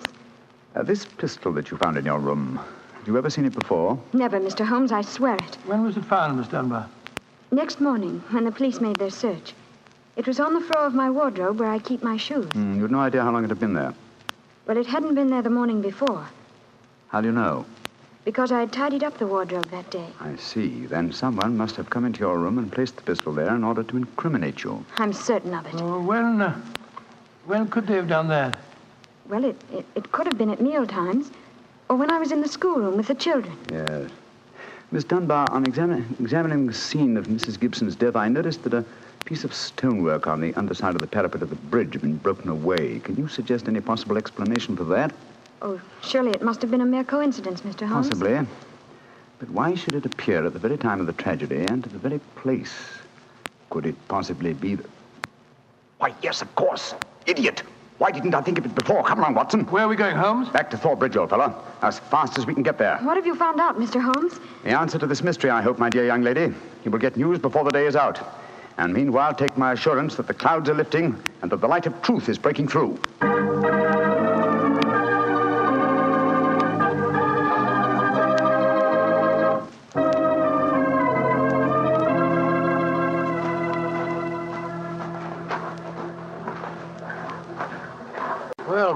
Holmes, you're soon back here. What have you found out? Sit down a few moments. You got my message? Oh, yes, sir. Here you are. Ball of twine. What you wanted for, I can't imagine. You'll soon see, Sergeant. Watson, I have some recollection that you usually go armed on these excursions of ours. Yes, I'm carrying my revolver. Why? Give it to me, old chap, will you? Thanks. I believe your revolver may have a very intimate connection with the mystery we're investigating. You're joking. Now, Watson, I'm very serious. We have a test to make. If the test is successful, Miss Dunbar will be free before nightfall, and the test will depend on the conduct of this revolver of yours. Yes, I'll take the precaution of unloading it. There we are. Now, Sergeant, ball of twine, please. Wish I knew what you was up to, sir. I tie one end of the twine like this to the handle of the revolver. So. Sergeant, see if you can find me a heavy stone, will you? Oh, right, yes, sir. Holmes, what are you doing? Trying to reconstruct the killing of Mrs. Gibson. But you've seen me miss the mark before, Watson. I have an instinct for such things, and yet it has sometimes played me false. It seemed a certainty when it first flashed across my mind in Miss Dunbar's cell. But one drawback of an active mind is that one can always conceive alternative explanations which would make our scent a false one. And yet, oh well, we can but try. Here's a nice stone, Mr. Holmes. Thank you, Sergeant. Yes, now, sir. I tie the other end of the twine to the stone. Wait a minute. Like that. Splendid. Sergeant, will you please take this stone and stretch the twine across the parapet of the bridge there, so that the stone will swing just clear of the water on the other side of the bridge. Right, yes, sir. I'll stand on the spot where Mrs. Gibson's body was found. That's it, Sergeant. Over the parapet. How's that, Mr. Holmes? The stone swinging about 8 feet above the water. Splendid. Now, Watson, watch closely. I raise the revolver to my head. Careful, Holmes, careful. Don't worry, old chap's not loaded. Now, let us imagine I am the late Mrs. Gibson. I raise the revolver to my head and fire it. Instantly, my fingers release their grip and... There's your answer, Watson. Great Scott, the revolver flashed back out of your hand, struck the parapet of the bridge, and then the weight of the stone flipped it over into the water. Was there ever a more exact demonstration? Come on, old fellow. You're a bloomin' magician, Mr. Holmes. That's what you are. A bloomin' magician. Look at that. Observe the second chip on the stonework of the parapet here. Same size as the first. Then the murder of Mrs. Gibson... Wasn't murder at all. It was suicide. What? We can follow the various steps quite clearly. A note was extracted very cleverly from Miss Dunbar, a note which made it appear that she had chosen the scene of the crime. Mrs. Gibson, in her anxiety that the note should be discovered, somewhat overdid it by holding it in her hand to the last. That alone should have excited my suspicions earlier than it did. So she stole one of her husband's revolvers and planted the other one in Miss Dunbar's wardrobe. Exactly. After discharging one of the cartridges, which you could easily do in the woods without attracting suspicion, she then went down to the bridge, where she contrived this exceedingly ingenious method of getting rid of her weapon. When Miss Dunbar appeared, she used her last breath in pouring out her hatred, and then, when the girl had left, carried out her terrible purpose. Then the missing revolver... You'll find it with the aid of a grappling hook at the bottom of the stream, and also the stone and the string, with which this vindictive woman attempted to disguise her own crime and fasten a charge of murder on an innocent victim. Yes, Sergeant, and don't forget while you're at it that my revolver's down there, too. Oh, don't worry, Doctor. I'll get some grappling hooks right away. I must say, Holmes, you've solved this case brilliantly. Quite brilliantly. I disagree, old chap. And I fear that you will not improve my reputation by adding the case of the Tor Bridge mystery to your annals. Oh, nonsense, but that's ridiculous. Oh, no, it isn't, old boy. I've been sluggish in my mind and wanting in that mixture of imagination and reality which is the very basis of my art. I confess that the chip in the stonework was a sufficient clue to suggest the true solution, and I blame myself for not having attained it sooner. Well, Holmes, personally, I agree with the sergeant's opinion of you. Oh? What was that, old fellow? You're a blooming magician, Mr. Holmes. That's what you are, a blooming magician.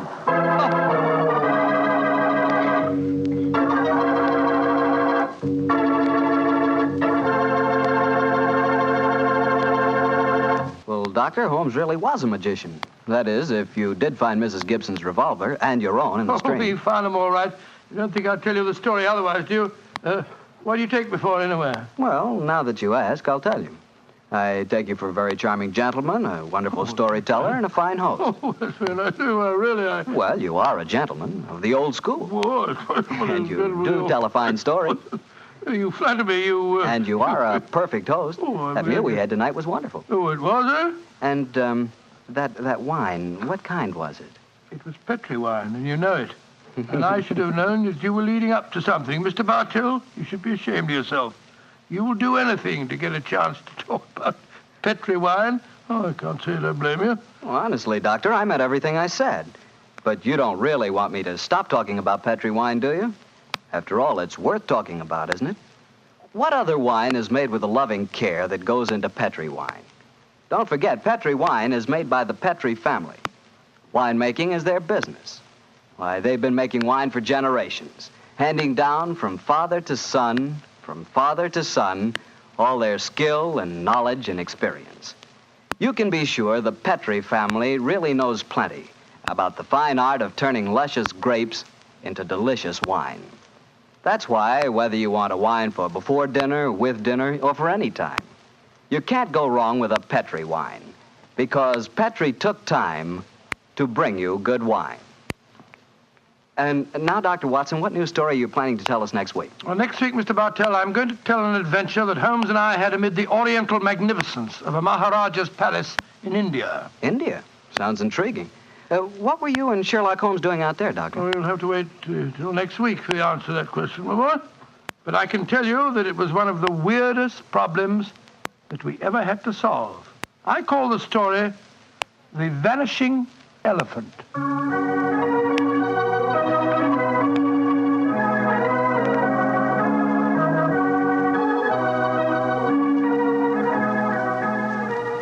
Tonight's Sherlock Holmes adventure is written by Dennis Green and Anthony Boucher and is adapted from the Sir Arthur Conan Doyle story, The Problem of Tor Bridge. Mr. Rathbone appears through the courtesy of Metro-Goldwyn-Mayer and Mr. Bruce through the courtesy of Universal Pictures, where they are now starring in the Sherlock Holmes series. The Petri Wine Company of San Francisco, California, invites you to tune in again next week, same time, same station. Oh, the Petri family took the time to bring you such good wine. So when you eat and when you cook, remember Petri wine. To make good food taste better, remember... Petri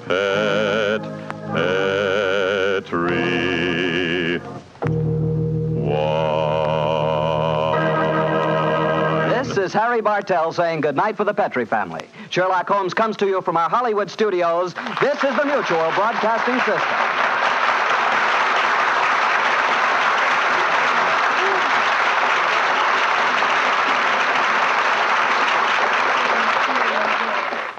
Of course, many of you are already familiar with this intriguing mystery story, but this is the first time in over 40 years that Basil Rathbone and Nigel Bruce have had the pleasure of once again entertaining you with Sir Arthur Conan Doyle's original story, The Adventure of Tor Bridge. This is Harry Bartell. I'll be right back with more notes on Sir Arthur Conan Doyle and another new adventure of Sherlock Holmes. This episode from the life of Sherlock Holmes will be transmitted to our men and women overseas by shortwave and through the worldwide facilities of the Armed Forces Radio Service. Petri Wine brings you Basil Rathbone and Nigel Bruce in the new adventures of Sherlock Holmes.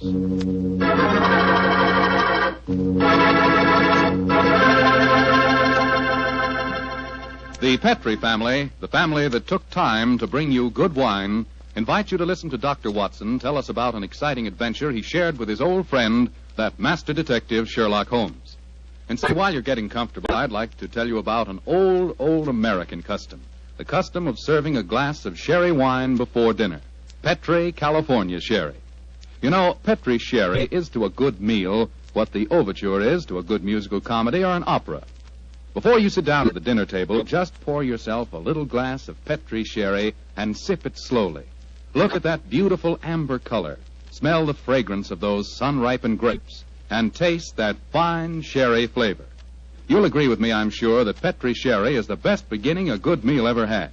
And say, if you happen to like your sherry dry, as I do, you'll really like Petri Pale Dry Sherry. Believe me, you can't go wrong with any wine that bears the name Petri, the proudest name in the history of American wines.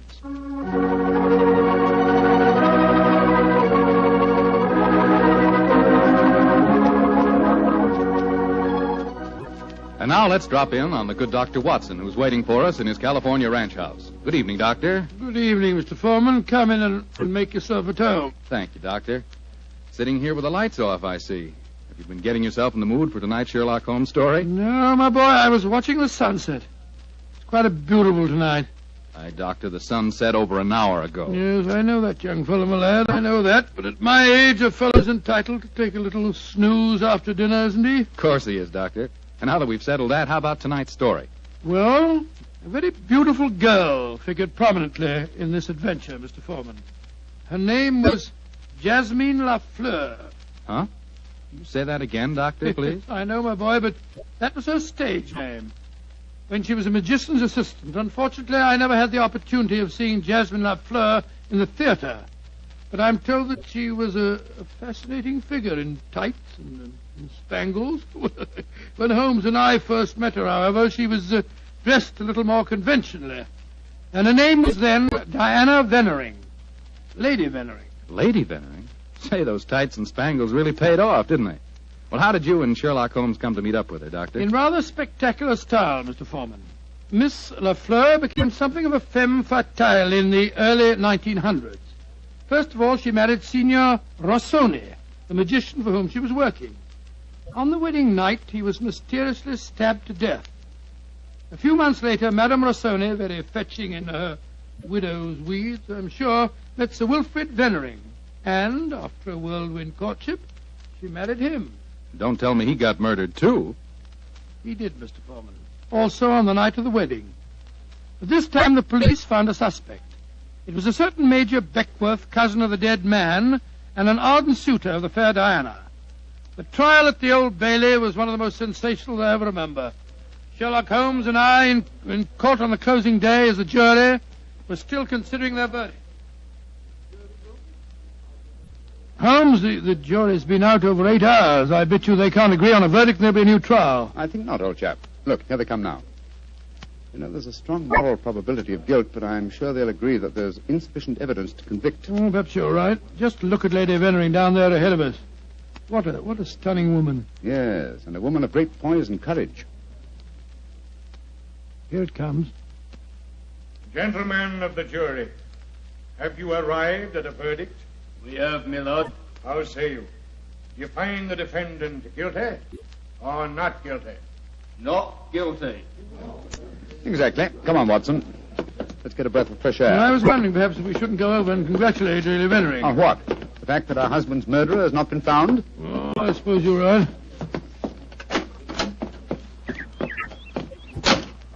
You ever read the book of Tobit, Watson? Tobit? I don't think so. When was it published? Oh, a little before our time, old chap. It's an Old Testament story.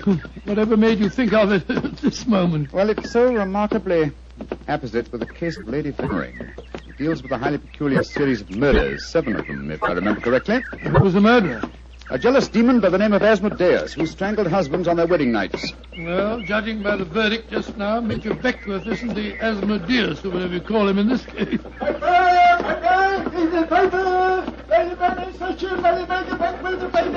Here you are, boy. Here, give me a paper. Thank you, Governor. Thank you. The paper!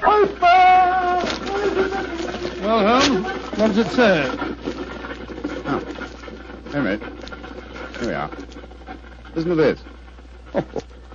Lady Vennering, widow of the murdered man, says that she will marry the suspect. Lady Vennering told newspaper reporters this afternoon that if Major Beckworth is acquitted, she will marry him before the year is out. Oh, my soul, Holmes, there's a positive sparkle in your eyes. You read about her. I must admit the lady fascinates me, old chap. I hope before she becomes involved in any further tragedies that we may have the opportunity of meeting her, and something tells me that we will.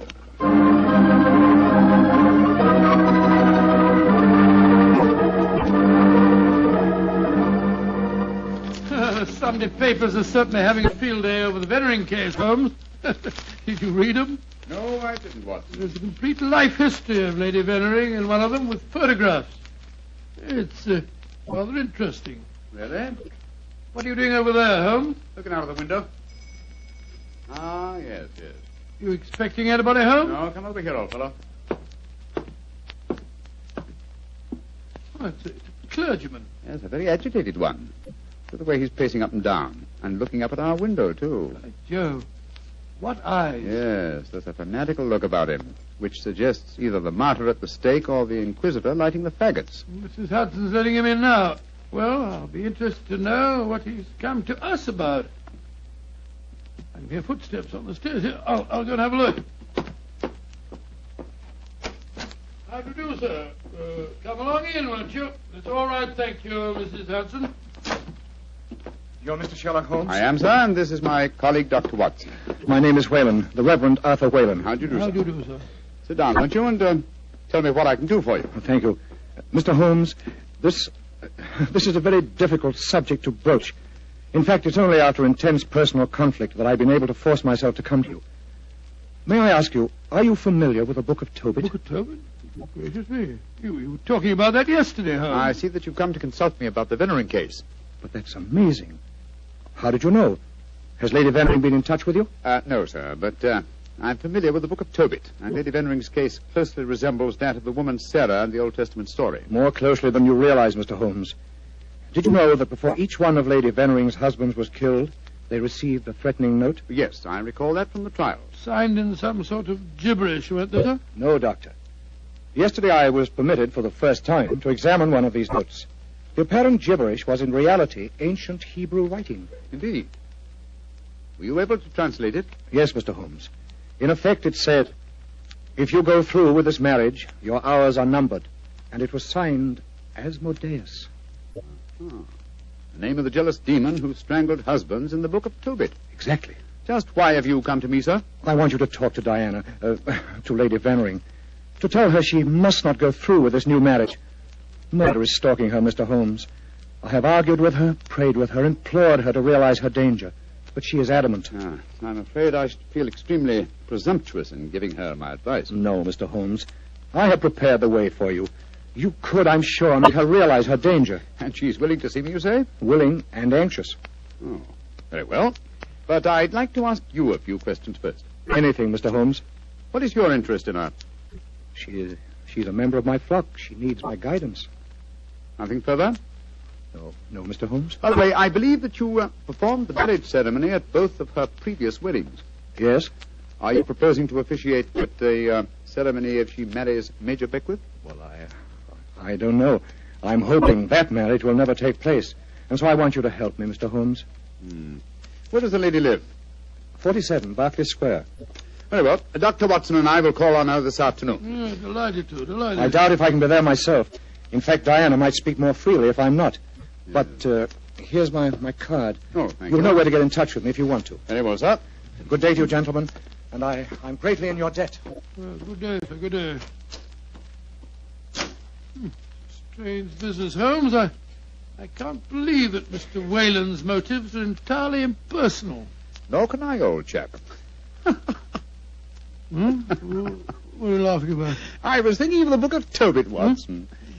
In that the role of protector, the role I have just been asked to take, was played by the Archangel Raphael. I can't help feeling, Watson, that I'm making distinct strides in my profession.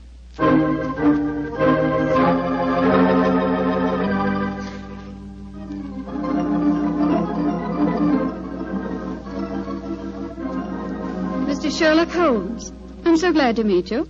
How do you do, Lady Veneering? May I introduce my old friend, Dr. Watson? How are you, Dr. Watson? I'm awfully glad to meet you, Lady Veneering. Let's sit down, shall we? You're just in time for tea. Thank you. You know why we're here, of course. Oh, naturally. Mr. Whalen came round here as soon as he'd left you. You're to persuade me to look after my mortal affairs, while he takes care of my immortal ones. Isn't that it? He takes care of them. That's charmingly put, Lady Veneering. Charming. He takes care of May I say, Mr. Holmes, that I'm flattered that a man of your eminence should be sufficiently interested to bother about me. You underestimate your own importance, Lady Veneering. Though I may mention that if your problem had been as simple as Mr. Whalen made it out to be, I might have been otherwise engaged. You're being very frank and a little mysterious. Are you suggesting that Mr. Whalen didn't tell you everything? I am. And I hope you will be more candid with me. Sherlock Holmes, I like you. You're most refreshing. Milk and sugar in your tea? Just milk, thank you. Here you are. How about you, Dr. Watson? Oh, just the same way, please. Hey, thank you, my dear. And now, Mr. Holmes, Perhaps you'll tell me why you think that you haven't been told everything. Before I answer that, Lady Vennering, I wonder if I might ask you some questions. But of course.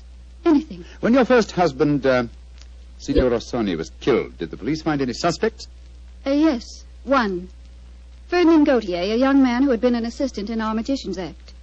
A stupid, good-looking boy who thought he was in love with me. But of course Inspector Lestrade had to release him.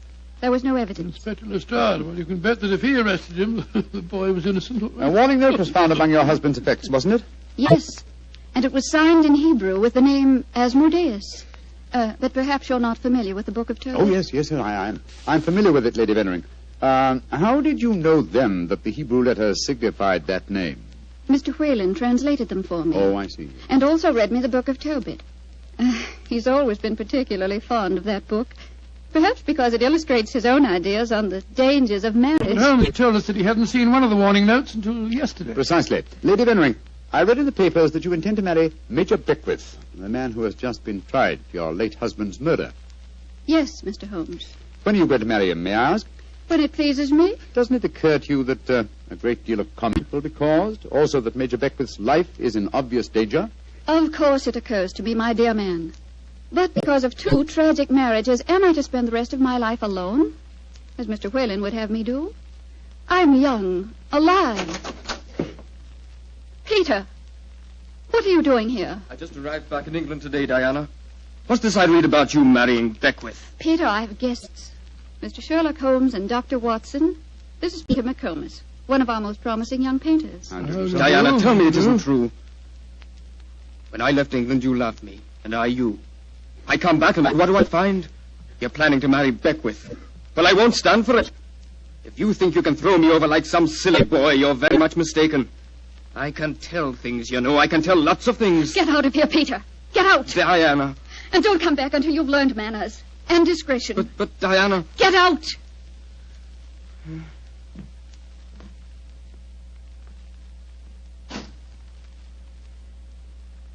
I'm sorry, gentlemen. Were there any more questions you wanted to ask me, Mr. Holmes? One, Lady Vennering. Where is your fiancé, Major Beckwith? He's upstairs. I'm letting him stay here until the scandal of the trial has died down. I must see him at once. At once? Why, Holmes? He's in no danger until the marriage takes place? The marriage has taken place, Watson, unless I'm very much mistaken. What makes you think so, Mr. Holmes? You're much too discreet and intelligent, Lady Vennering, to let him stay here in your house unless you were already married. We were married this morning. But we planned to keep the fact a secret for a few months until the scandal had died down. May I talk to him, please? Of course. I'll ring for the butler and ask him to come down. May I ask, madam, who married you? The Reverend Arthur Whalen, of course. Oh, and all the time he talked to us today, he knew perfectly well that this marriage had taken place. He must have just come from it. I don't trust that man, Holmes. Oh, there you are, Hudson. I just rang for you. Will you ask Major Beckwith? Excuse me, milady. I was just on my way to telephone the police. The police? What do you mean? It's Major Beckwith, milady. He's been stabbed to death in his bath. Mr. Beckwith murdered, too. Hudson, I'll telephone the police. By now, I'm rather well acquainted with Inspector Lestrade. Excuse me, gentlemen. What a dreadful business, Holmes. A third husband murdered on his wedding day. But what a woman, Watson. She's superb, magnificent. What on earth do you mean, Holmes? What courage. What unconquerable spirit in the face of a fresh tragedy. Watson, she fascinates me. I haven't seen such a splendid female since we solved that case for the King of Bohemia.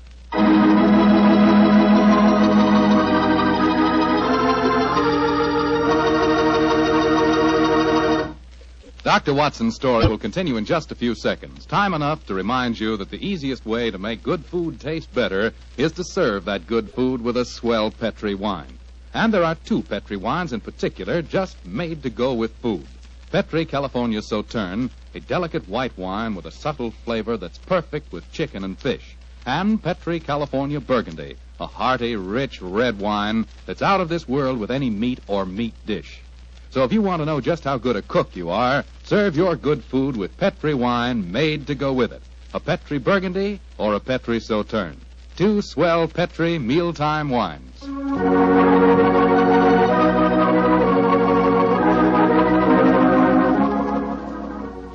And now back to tonight's new Sherlock Holmes adventure. The famous detective and his old friend Dr. Watson have become involved in the affairs of thrice-married Diana, one-time magician's assistant. Each of her husbands has been mysteriously murdered on his wedding day, the latest murder occurring on the same day that Sherlock Holmes and Dr. Watson are brought into the case. As we rejoin our story, it's a month later, and for some obscure reason, Sherlock Holmes seems to have lost interest in the case, though not in the beautiful Diana. Mr. Holmes.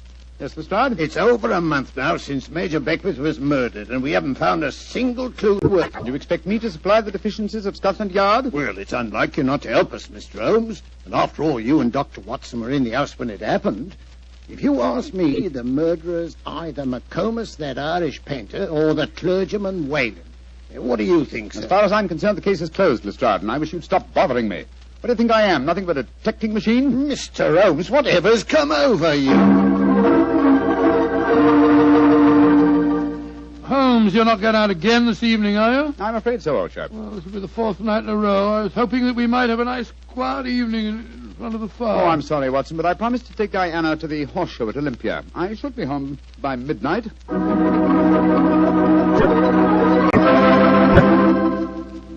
Mr. Holmes. Yes, Mr. Whalen? You're seeing altogether too much of Diana. She seems to be completely under your spell. But you introduced me to her in the first place, with the request that I keep an eye on her. I made a great mistake. As her spiritual protector, I'm afraid I must ask you to stop seeing her. I'm afraid I must ask you, sir, to mind your own business.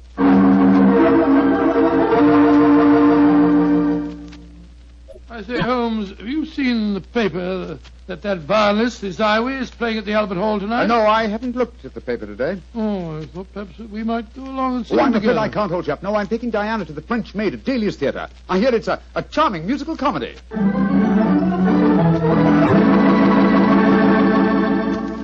Look here, Holmes. We've been friends for a good many years now. Very true, old fellow. And I think I'm entitled to speak to you straight from the shoulder. Of course you are, Watson. Very well, then. This Diana Beckwith. Oh. Yes, it's your own business, I suppose, but I can't bear to see her making such a fool of you. You've neglected your work entirely since you met her. You get about as though you're a young fellow of 20. What's come over you, Holmes? Stop pacing about, old chap, will you, and sit down. In fact, it might be a good idea if you fortified yourself with a nip of brandy from the Tantalus there. What I'm about to tell you may be something of a shock. Watson, Diana and I are getting married tomorrow. What did you say, Holmes? I'm getting married tomorrow. But, you're insane. Oh, that's not very flattering, Watson. Anyway, I don't see why you should be so surprised. You yourself married and left Baker Street once, didn't you? For you, Holmes, a confirmed woman hater. No, my dear Watson. No, indeed, no. You will remember in our adventure that you titled A Scandal in Bohemia, I met a lady that I have often referred to as, the woman. You mean Irene Adler, but she was a criminal. Exactly, and yet Diana has the same magnificent characteristics. Keen intelligence, courage, and unconquerable spirit. But Holmes, 3 of her husbands murdered on their wedding nights. You're proposing to be the 4th. Oh, rubbish, my dear fellow, because tragedy has attended her previous marriages. Is she to go through life alone? Holmes, you really mean it, don't you? Of course I do. I think I will have a nip of brandy. Oh, don't take it so badly, old fellow. We'll continue to see a lot of each other. Diana's very fond of you, you know. Oh, well, I'm glad. Who's going to perform the ceremony? Not the Reverend Mr. Whalen? Oh, no. We decided, in view of Diana's previous marriages, that he might prove to be a trifle, unlucky. A clergyman named Vernet will officiate. Whalen, of course, insists on being present just the same. What time is the wedding tomorrow? 2 o'clock, old fellow. Oh, I should have mentioned this before. I hope your cutaway coat and top hat are in a good state of preservation. You'll be a pretty prominent figure at the ceremony, you know. You mean that... Well, I mean that if Sherlock Holmes gets married, who else could be his best man but his old friend, Dr. Watson? It's elementary, my dear fellow, elementary.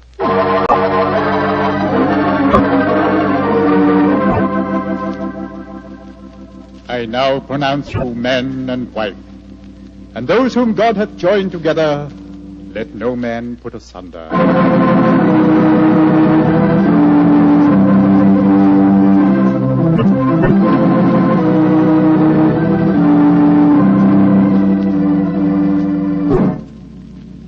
Diana, I'm going to claim the privilege of the best man and give you a kiss. Of course you shall, Doctor. Joe, Holmes, you're a devilish lucky fellow. Of course I am, old chap. Sherlock, I'm going upstairs to change my dress now. Very well, Diana. I'll be up shortly. I'll see you later, Dr. Watson. Very well, Mrs. Holmes. Holmes, I never thought I'd live to say that. Watson, old fellow, I'm worried. Worried today? Oh, my dear fellow, what's the matter? Well, just before the ceremony, I received one of those warning notes signed by Asmodeus. Oh, you better be careful, Holmes. I think I'll slip out and have a pipe or two on the matter. Yes. Look after my guests for me, will you? And keep your eyes open. And your ears. Yes, I will indeed. There you are, Mr. Whalen. Would you care for a glass of champagne or punch or something or other? Thank you, no, Doctor. I'm in no mood for celebration. I'm certain that Diana has made a shocking mistake. Well, really, sir, I don't think... I only came here in a last-minute attempt to dissuade her. Now that I've failed, I shall leave. Good day, sir. Bless your soul. Dr. Watson? Oh, hello, McComas. Where's Mr. Holmes? We'll be back in a few minutes. Would you care for a glass of champagne, sir? Well, thank you. I should like to drink a toast to the pair. I've been in love with Diana for years, you know, but she wouldn't marry me, and well, I suppose I might as well make the best of it. I must say your friend Sherlock Holmes seems like a splendid fellow. He is indeed, McComas. In fact, I may say... Excuse me, sir. All right, Holmes, I'm coming. Up here. What else the matter, Holmes? Follow me, lock the door behind you. Allow me to introduce you to the demon Asmodeus, Watson. Unfortunately, at the moment, she's in a faint. Good Lord. It's Diana. Exactly. Always an impetuous woman, she made the mistake of trying to stab me with that knife. So I bent over to strap up a suitcase. She didn't allow for the wall mirror in which I was watching her. You mean you suspected her all along? Of course I did, old fellow. The problem was to find the proof. I first suspected her when I knew that she had been a magician's assistant. The key to the profession of magic is misdirection, and these murders have been a perfect example of misdirection of motive. How do you mean, Holmes? Well, by creating Asmodeus, thanks to the well-meaning stories of the Reverend Mr. Whalen, from whose theological libraries she must have copied the Hebrew signature, she focused the murders on jealousy, concealing the fact that the one person with a perfect motive was herself, the widow who was to inherit. Oh, why hasn't she been caught before? Because she was clever, devilishly clever. She left no clues except an indirect one that I had once spotted, that the likeliest person to be able to approach a bridegroom unsuspected and stab him is his bride. And now I wish you'd see if you can revive her, old fellow. When the police get here, I should like Mrs. Holmes to be in full possession of all her faculties.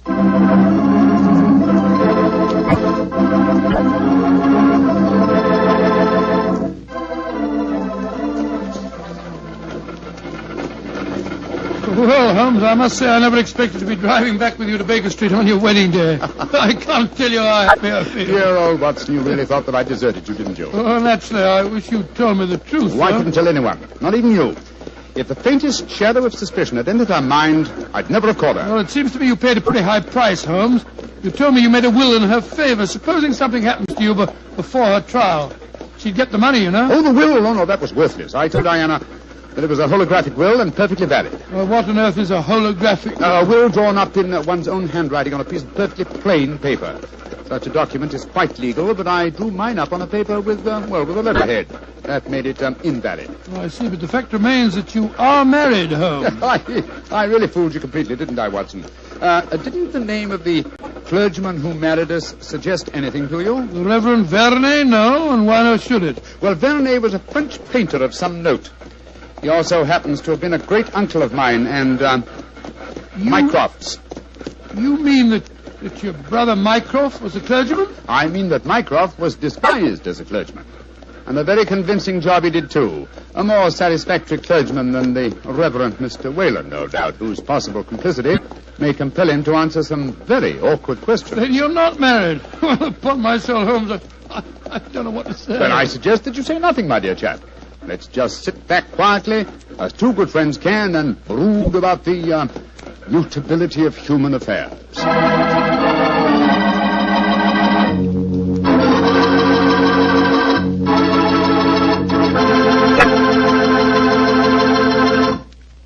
Well, Doctor, tonight's adventure was really a little extraordinary, to say the least. Holmes sure had a narrow escape. Doubly narrow, Mr. Foreman, doubly narrow. He not only escaped the jaws of death, but he also escaped the clutches of matrimony. Actually, the story had a happy ending for everybody but Lady Vennering. Jasmine Lafleur. What about that artist fellow, McComas? How did he take it? Oh, very well indeed. In fact, in gratitude, he even painted Holmes's portrait. Not exactly a good likeness, though. One of those modern artists who paints as impressions of a person, but rather than a portrait. What do you mean? Well, now, let me see. If he were to paint his impression of you, you'd probably end up by looking like a bottle of Petri wine in a sports jacket. Go ahead, Doctor. You can tease me all you want to, but I'll still rave about Petri wine. And why not? The facts bear me out that Petri wine most certainly is good wine. After all, the Petri family knows all there is to know about the art of turning plump, sun-ripened grapes into fragrant, delicious wine.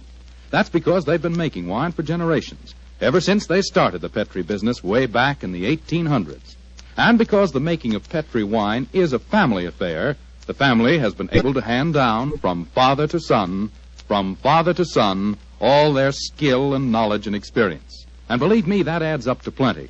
So no matter what type of wine you prefer, one to serve with meals or a wine for any special occasion, choose one of the fine Petri wines. You can't miss, because Petri took time to bring you good wine. And now, Dr. Watson, what story do you have lined up for us next week? Well, now, let me see, Mr. Foreman. I'm going to tell you about a strange adventure that began by my taking a wild cab ride through the moonlit streets of London, and ended with Holmes and me being trapped in a luxuriously furnished cellar below a furniture warehouse down by the waterfront.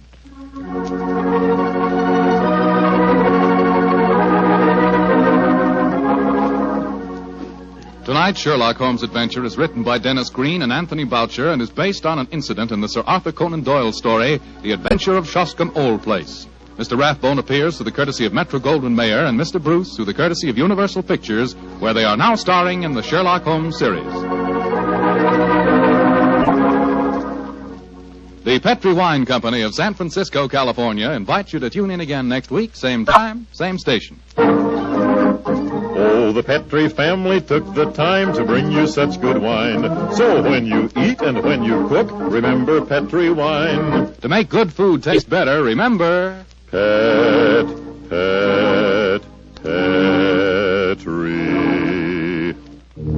wine. This is Bill Foreman saying goodnight for the Petri family. Sherlock Holmes comes to you from our Hollywood studios. This is the Mutual Broadcasting System.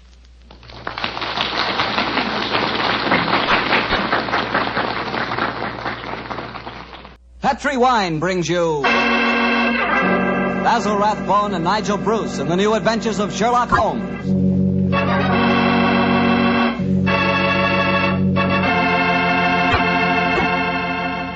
The Petri family, the family that took time to bring you good wine, invite you to listen to Dr. Watson tell us another exciting adventure he shared with his good friend, that master detective, Sherlock Holmes. And I'd like to tell you about my favorite time of day.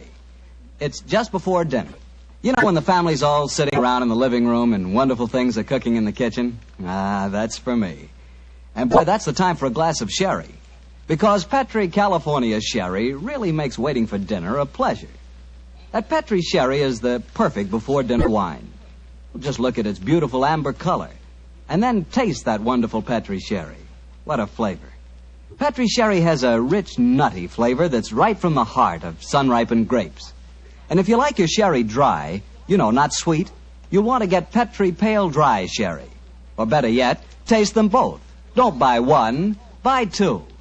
Those letters P-E-T-R-I on the label are the personal assurance of the Petri family that Petri sherry is truly good wine.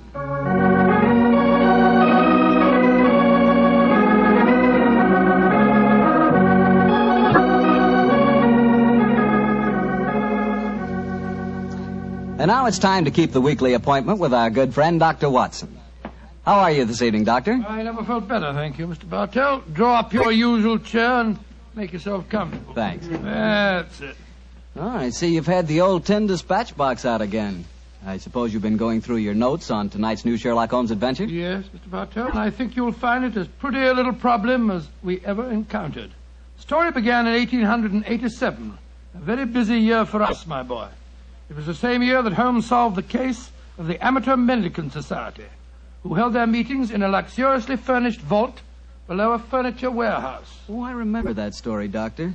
And wasn't 87 the year you both escaped from death in the Paradol chamber? It was indeed. You've got a very good memory, Mr. Bartell. The story I'm going to tell you tonight topped off this unusually exciting year. It was late in October, and the equinoctial gales had set in with exceptional violence. All day the wind had howled and the rain had beaten against the windows of our Baker Street lodgings. Finally, it was nearly midnight, as far as I remember. The storm grew higher and louder, and the wind in the chimney sobbed like a child. Suddenly, much to our surprise, the doorbell jangled, and a few moments later, our midnight visitor stood before us. He was a man of about 45, and as he looked about him anxiously in the glare of the lamp, I could see that his face was pale and that his eyes heavy, like those of a man who was weighed down with some great anxiety. And yet when he spoke, his tone was businesslike and almost aggressive. I've come to you for advice, Mr. Holmes. That's easily obtained. And help. That is not always so easy. Help the gentleman off with his coat, will you, Watson? Yes, indeed. Here you are, sir. Let me hang it up for you. Thank you, sir. I heard of you, Mr. Holmes, from Major Prendergast. Oh, yes. He said that you could solve anything. Oh, I'm afraid he said too much. But you've never been beaten. I've been beaten 4 times, sir. 3 times by men and once by a woman. But supposing you sit down and introduce yourself. My friend's name is Watson, Dr. Watson. How do you do, sir? How do you do, Doctor?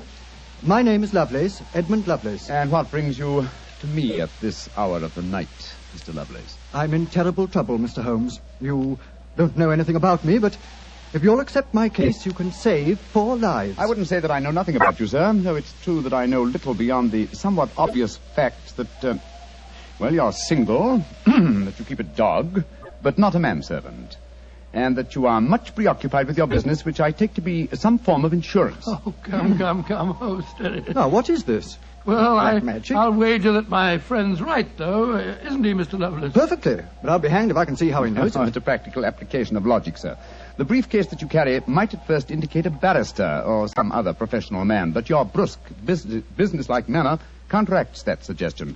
An insurance broker who must visit clients at odd hours is the likeliest man to combine that manner with a briefcase at midnight. But the wife and the manservant, and the fact that I'm preoccupied with my business. Your cufflinks don't match, sir. Each is from a different pair. That would suggest preoccupation, and it's a mistake that neither a wife nor a manservant would have allowed to pass. Yes, but how about the dog? Oh, surely that's obvious, Watson. Well, I can't see it. I shall let you ponder on that matter while Mr. Lovelace tells us his problem. Mr. Holmes, are you as interested in preventing a murder as in solving one? Well, naturally I am, Mr. Lovelace. Even more so. But please tell me your story. I live with 4 cousins of mine in an old house in Camberwell. My grandfather left the house and a sizable fortune to the 5 of us on condition that we lived together and maintained a family unity.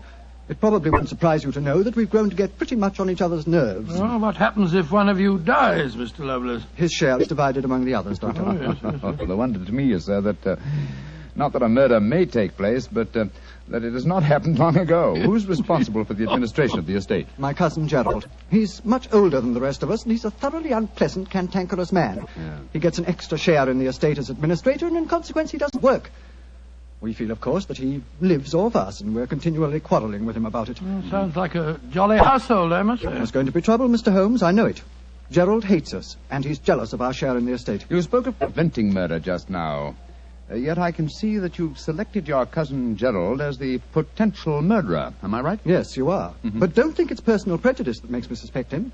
I have good reason for doing so. Oh, what reason? This evening, just before dinner, I helped Gerald off with his top coat and went to hang it up for him. As I did so, I heard a strange metallic clink in one of his pockets.